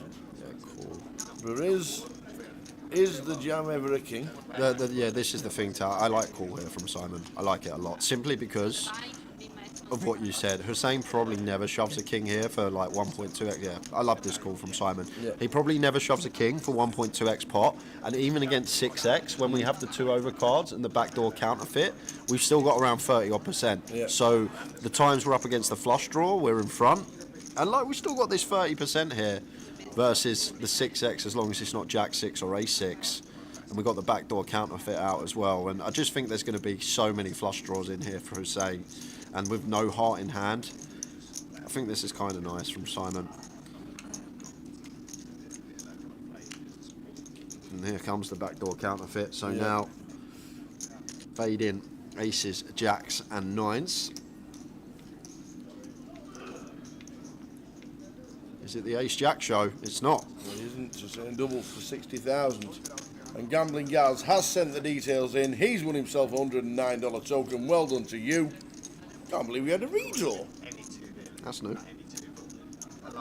And Fenfop is still in the free roll. On the Fen.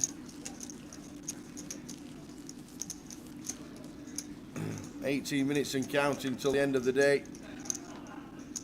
The end of the live stream for today. And then back again. What time are we back tomorrow? We got half 12. Half 12. Early start tomorrow, yeah, half 12 on the street. There is the schedule. Friday, 12 p.m. start for day 1C. We will be streaming 30-minute delay from midday. Around about 4:30, there's going to be the. I think it's 5 o'clock on the stream, isn't it? It starts at 4:30. Yes, yeah. The so ambassadors sitting on. Yeah. So first session. Yeah. Maybe half of the second session, then to the sit and go. Yeah. Got it. Sounds good. Indeed. And more to give away. Yeah, we got another 5 109s to give away tomorrow, guys. Just make sure you come back for that. As always say, like, follow, subscribe, set your notifications on. Don't miss a minute of the coverage. And this is going to be trouble for Hussein Tower. Got a jam here, unfortunately, sir. And does. It's just a crazy game we play. I can see that Matt's got ace queen and know that Hussein's got a jam, even though he's got 3 outs. But we play this game for the long-term effect, not the short-term. And this is a good jam from Hussein. Unfortunately, Matt Davenport just keeps waking up with it when people are jamming into him.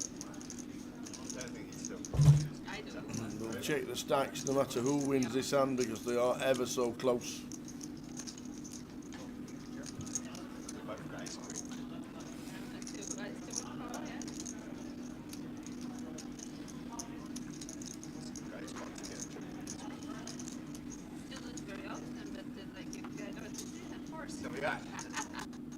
Oh, both flopping a pair, but we're down now to one of the 2 jacks remaining.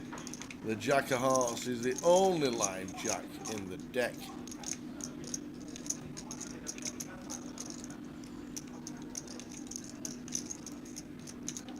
They've got Matt as the at-risk player, so stacks must be close. Yeah, very close. No jack on the river. I'm going to check the stacks. If they're right, essentially we're left with a third of a big blind.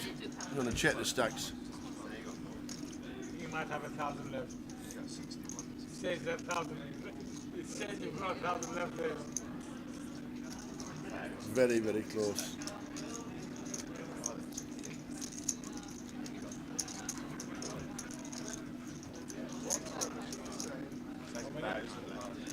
But the machine is often not correct.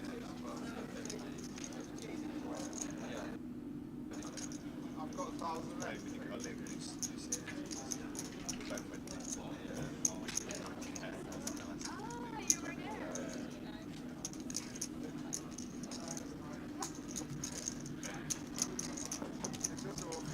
Herb says, Vivi, please win this for us. She's doing her best. It's nice to see Vivi, actually, because I know She doesn't live in the UK. We don't get to see her at many of the 888 stops. Always usually see Eastie, Joshy, and who are in the UK. But good that Vivi's here in Manchester, repping the 888 patch.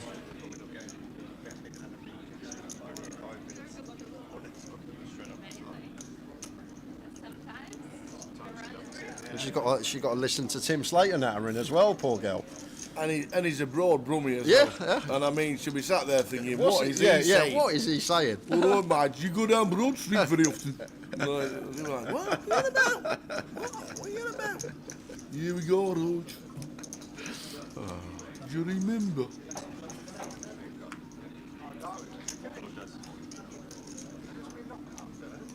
There are probably going to be a couple more hands. Clock will be paused. We will draw for final number of hands to play today. 5. You reckon 5? Yes, we're in bang in the middle. And we're in bang in the middle with 5 hands. I've no idea how many it is because the clock's not been paused yet. I'll have the unders. Are you going for the unders? Pound. Another pound? Yeah. You're in a gambling mood, aren't you? You won't be like this on Saturday when Towers Treble comes out, will you? Oh no, you won't be saying pounds then, will you? Sure.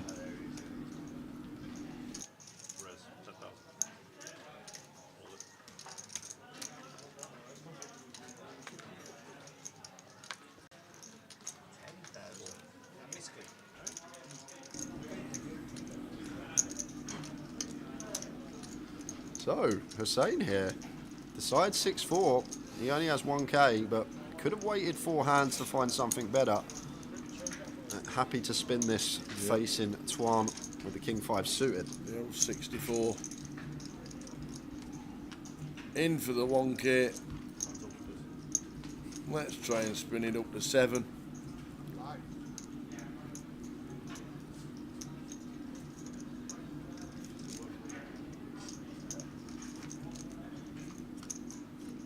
Do we get there?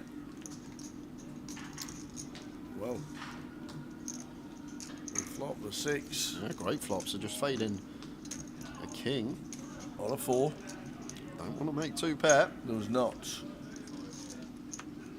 Here we go. The spin's on.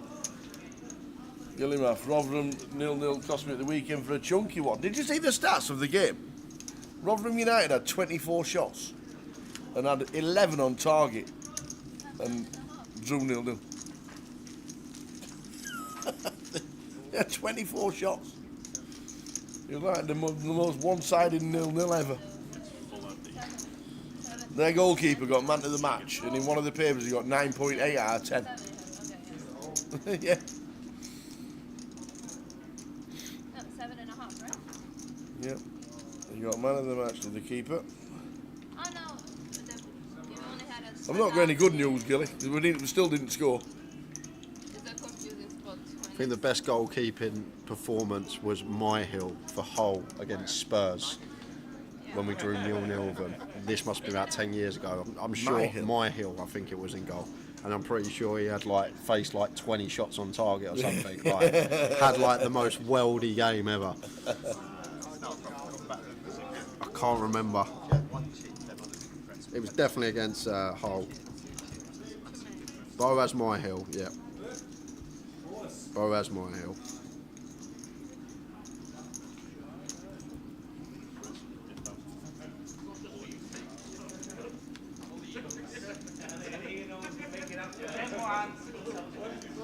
And it was 14 years ago, Tower. Wow. 14? Thought it was less than that. Time flies. No, it's in your era, 2010.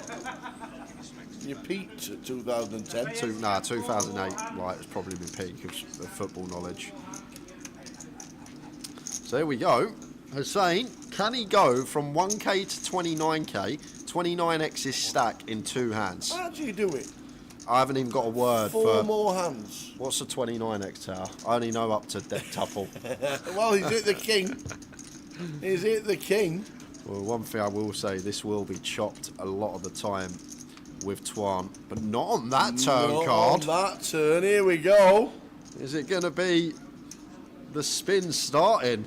Oh, Dwan's betting as well with the king. Yes. Tim's got a call with the up and downer. He has to call with a side pot. I'm calling. It's a case, Tower, that like it's rare our Jack or 10's ever going to be live. This is the problem. So once again, it's just stripped back to a mash problem. 2.5 to 1 on the call, which means we need about 28%, 29% equity as Tim, which we're just not going to have with 8 outs. So I personally would have folded, but Tim is going to see a river card, and looks like this will be chopped up between Dwan and Hussein, but Hussein will survive. Yep. But like in these spots, especially when there's a player all in, Tower, you just got to do the maths of the spot. What price am I getting? What does that account to in terms of equity that I need? And then we can just calculate our outs in terms of equity. And if we don't hit that percentage we need, then we just fold. Hussein survives up to 13.5k. So clinging on after having a third of a BB. And we are going to draw for the final number of hands to play today. So, the side pot goes to Twanley. That's new. 4.5 BBs. 4.5 BBs. We're into the old decimal places on the BBs now. Like it.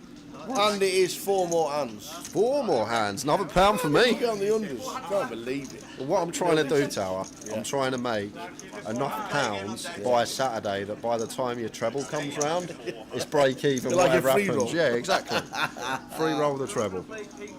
So this is 1 of 4.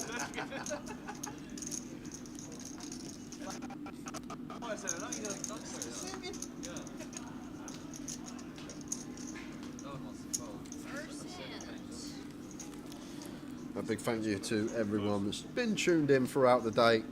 Congratulations to anyone that's won a ticket. Yes, well done. 5 tickets given away. And 5 more to give away tomorrow, so make sure you're back. Tower and I are going to be here basically all hours of every day, all the way through until Sunday when we crown an eventual champion of this main event. As Hussein, here he goes again. King 10 in the hijack.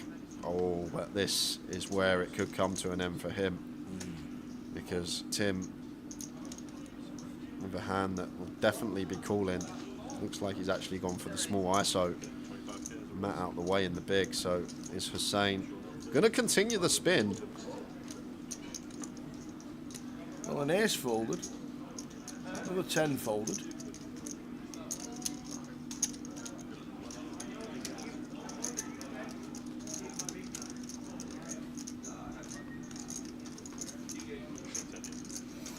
Thanks to Lime Ricky for all her help today. It's been amazing. Thank you very much indeed. I'm guessing you're going to be there tomorrow as well. So thanks for all your help, Lime. Much appreciated. You're an absolute gem. You've got some sweats on the turn some of the time, but that is dead. Dead. Hussein's spin has stopped. Ace on the turn, deads it off, and Tim Slater busts Hussein, and that takes into the final 3 of today. Yep, 3 to go.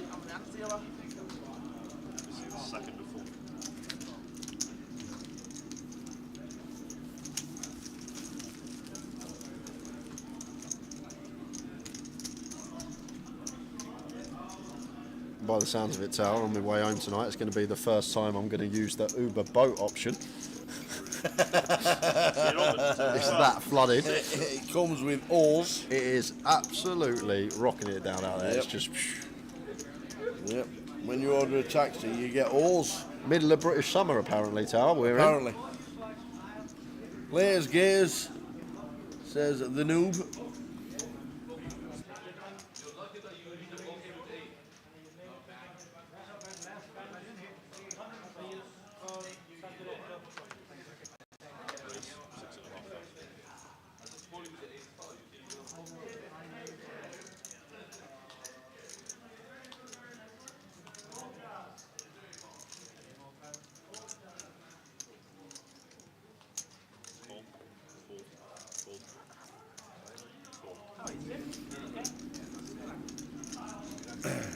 Could be a rough weekend for Gilly. He's camping at the Leeds Fest this weekend.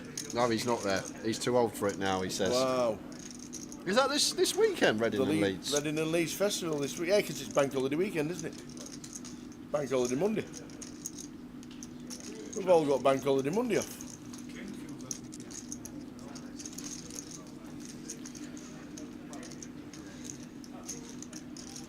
Nice looking flop for Dwan. Flopping top pair, decent kicker. Backdoor diamonds to go alongside. Simon bottom, Vivi just with ace high.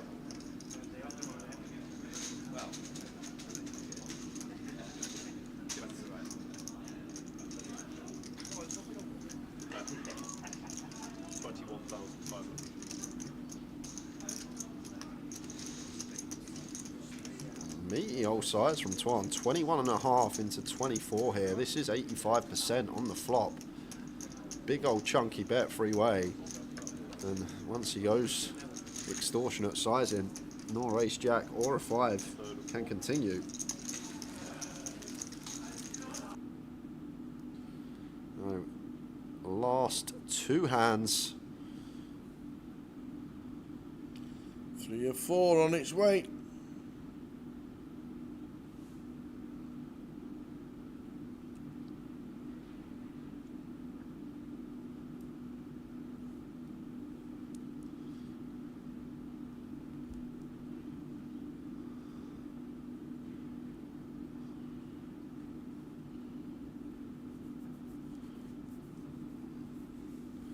Quickly folded around to Matt on the button, 10-4 of hearts.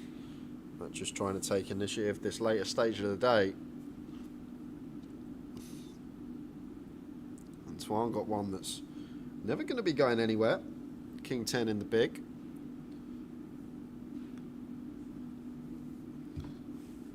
Three or 4.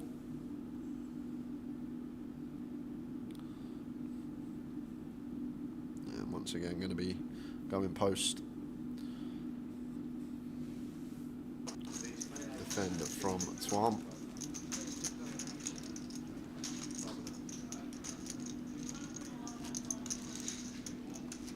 Queen 9 ace, all clubs. Yeah, maybe one and done here for Matt. Yeah, Dwan and all the draws. Stone cold bottom of range, maybe just like a quarter pot stab and then white flag wave, I think is nice here.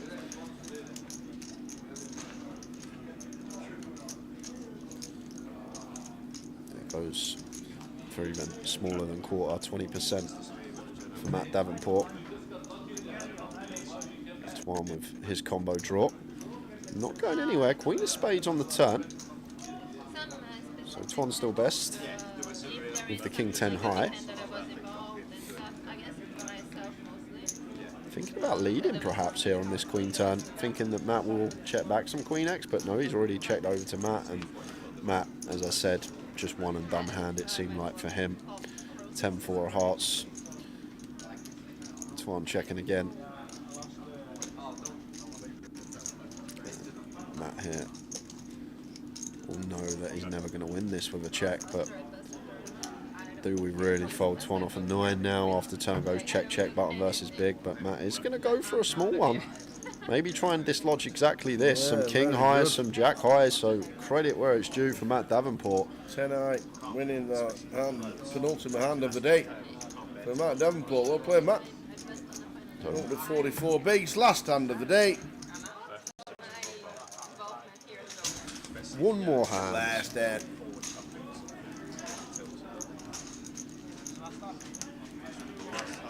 And stay tuned, guys. We will have full chip counts for everyone that has bagged today in today's 1C flight.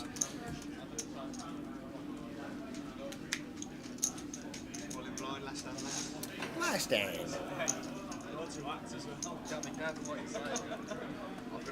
Here, Alec. Not playing hand. Let me out of here. I'm done. Bagging up. Simon's going to raise. And that could be it. Depends what Vivi's got.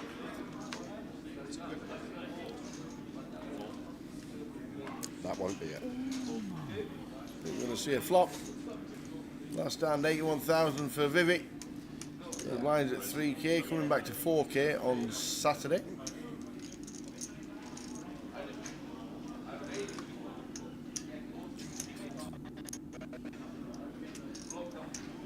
Maybe you think about getting aggressive here with Vivi Tower. Taking the aggressive approach, knowing how wide button should be opening. This ace-9 likely to be ahead, but it's a hand with sort of reduced playability. And there we go, she does take that approach. Lovely from Vivi, and King Jack of Hearts just going to have to fold, and getting all this equity out of there is a great win for Vivi. She Very picks nice up indeed. the last hand of the day. That is it. And there are the chip counts, and it's the Grey Air Millionaire at the top of the shop. The silver pigeon. Keith Johnson, 300k, nearly 10 starting stacks for him. Midi wins the eye roller. How? Jumps in the main event, backs up third in chips. Why not? Matt Davenport, we saw on the feature. Callum Gordon, top of the MPL, bagging 2. The Mad Turk, always there. Yusel Emanoglu. He had chunks earlier on as well. He had over 200,000. And Ian Simpson, 888 Pro, bagging 112. So well done to both Vivi and Ian, both bagging decent stacks for Saturday. They'll have a day off tomorrow. We will not have a day off because we will be back for more main event action, sit and go action, giveaways. It's all going to be happening again tomorrow from 12:30 p.m. on stream. Make sure you join us, guys. We've got the Turbo at 8 o'clock. We've also got the Ambassadors sit and go that we'll have a lot of fun with during the day. I think that's around about 5 o'clock on the stream. Thanks to Lime Ricky. You've been amazing as always. Thanks to everybody else, as Jay said in the chat. It's been a good day. We've given away 109 tickets, and we'll do the same again tomorrow, shall we? Will. It's like that. It's like, whoo, here we go. More to give away. We will see you from 12:30 on the stream. 888 Poker TV on Twitch and on Grosvenor Poker. It's on YouTube and on Facebook. As always, we'll see you tomorrow at 12:30. Good night. Ta-ta.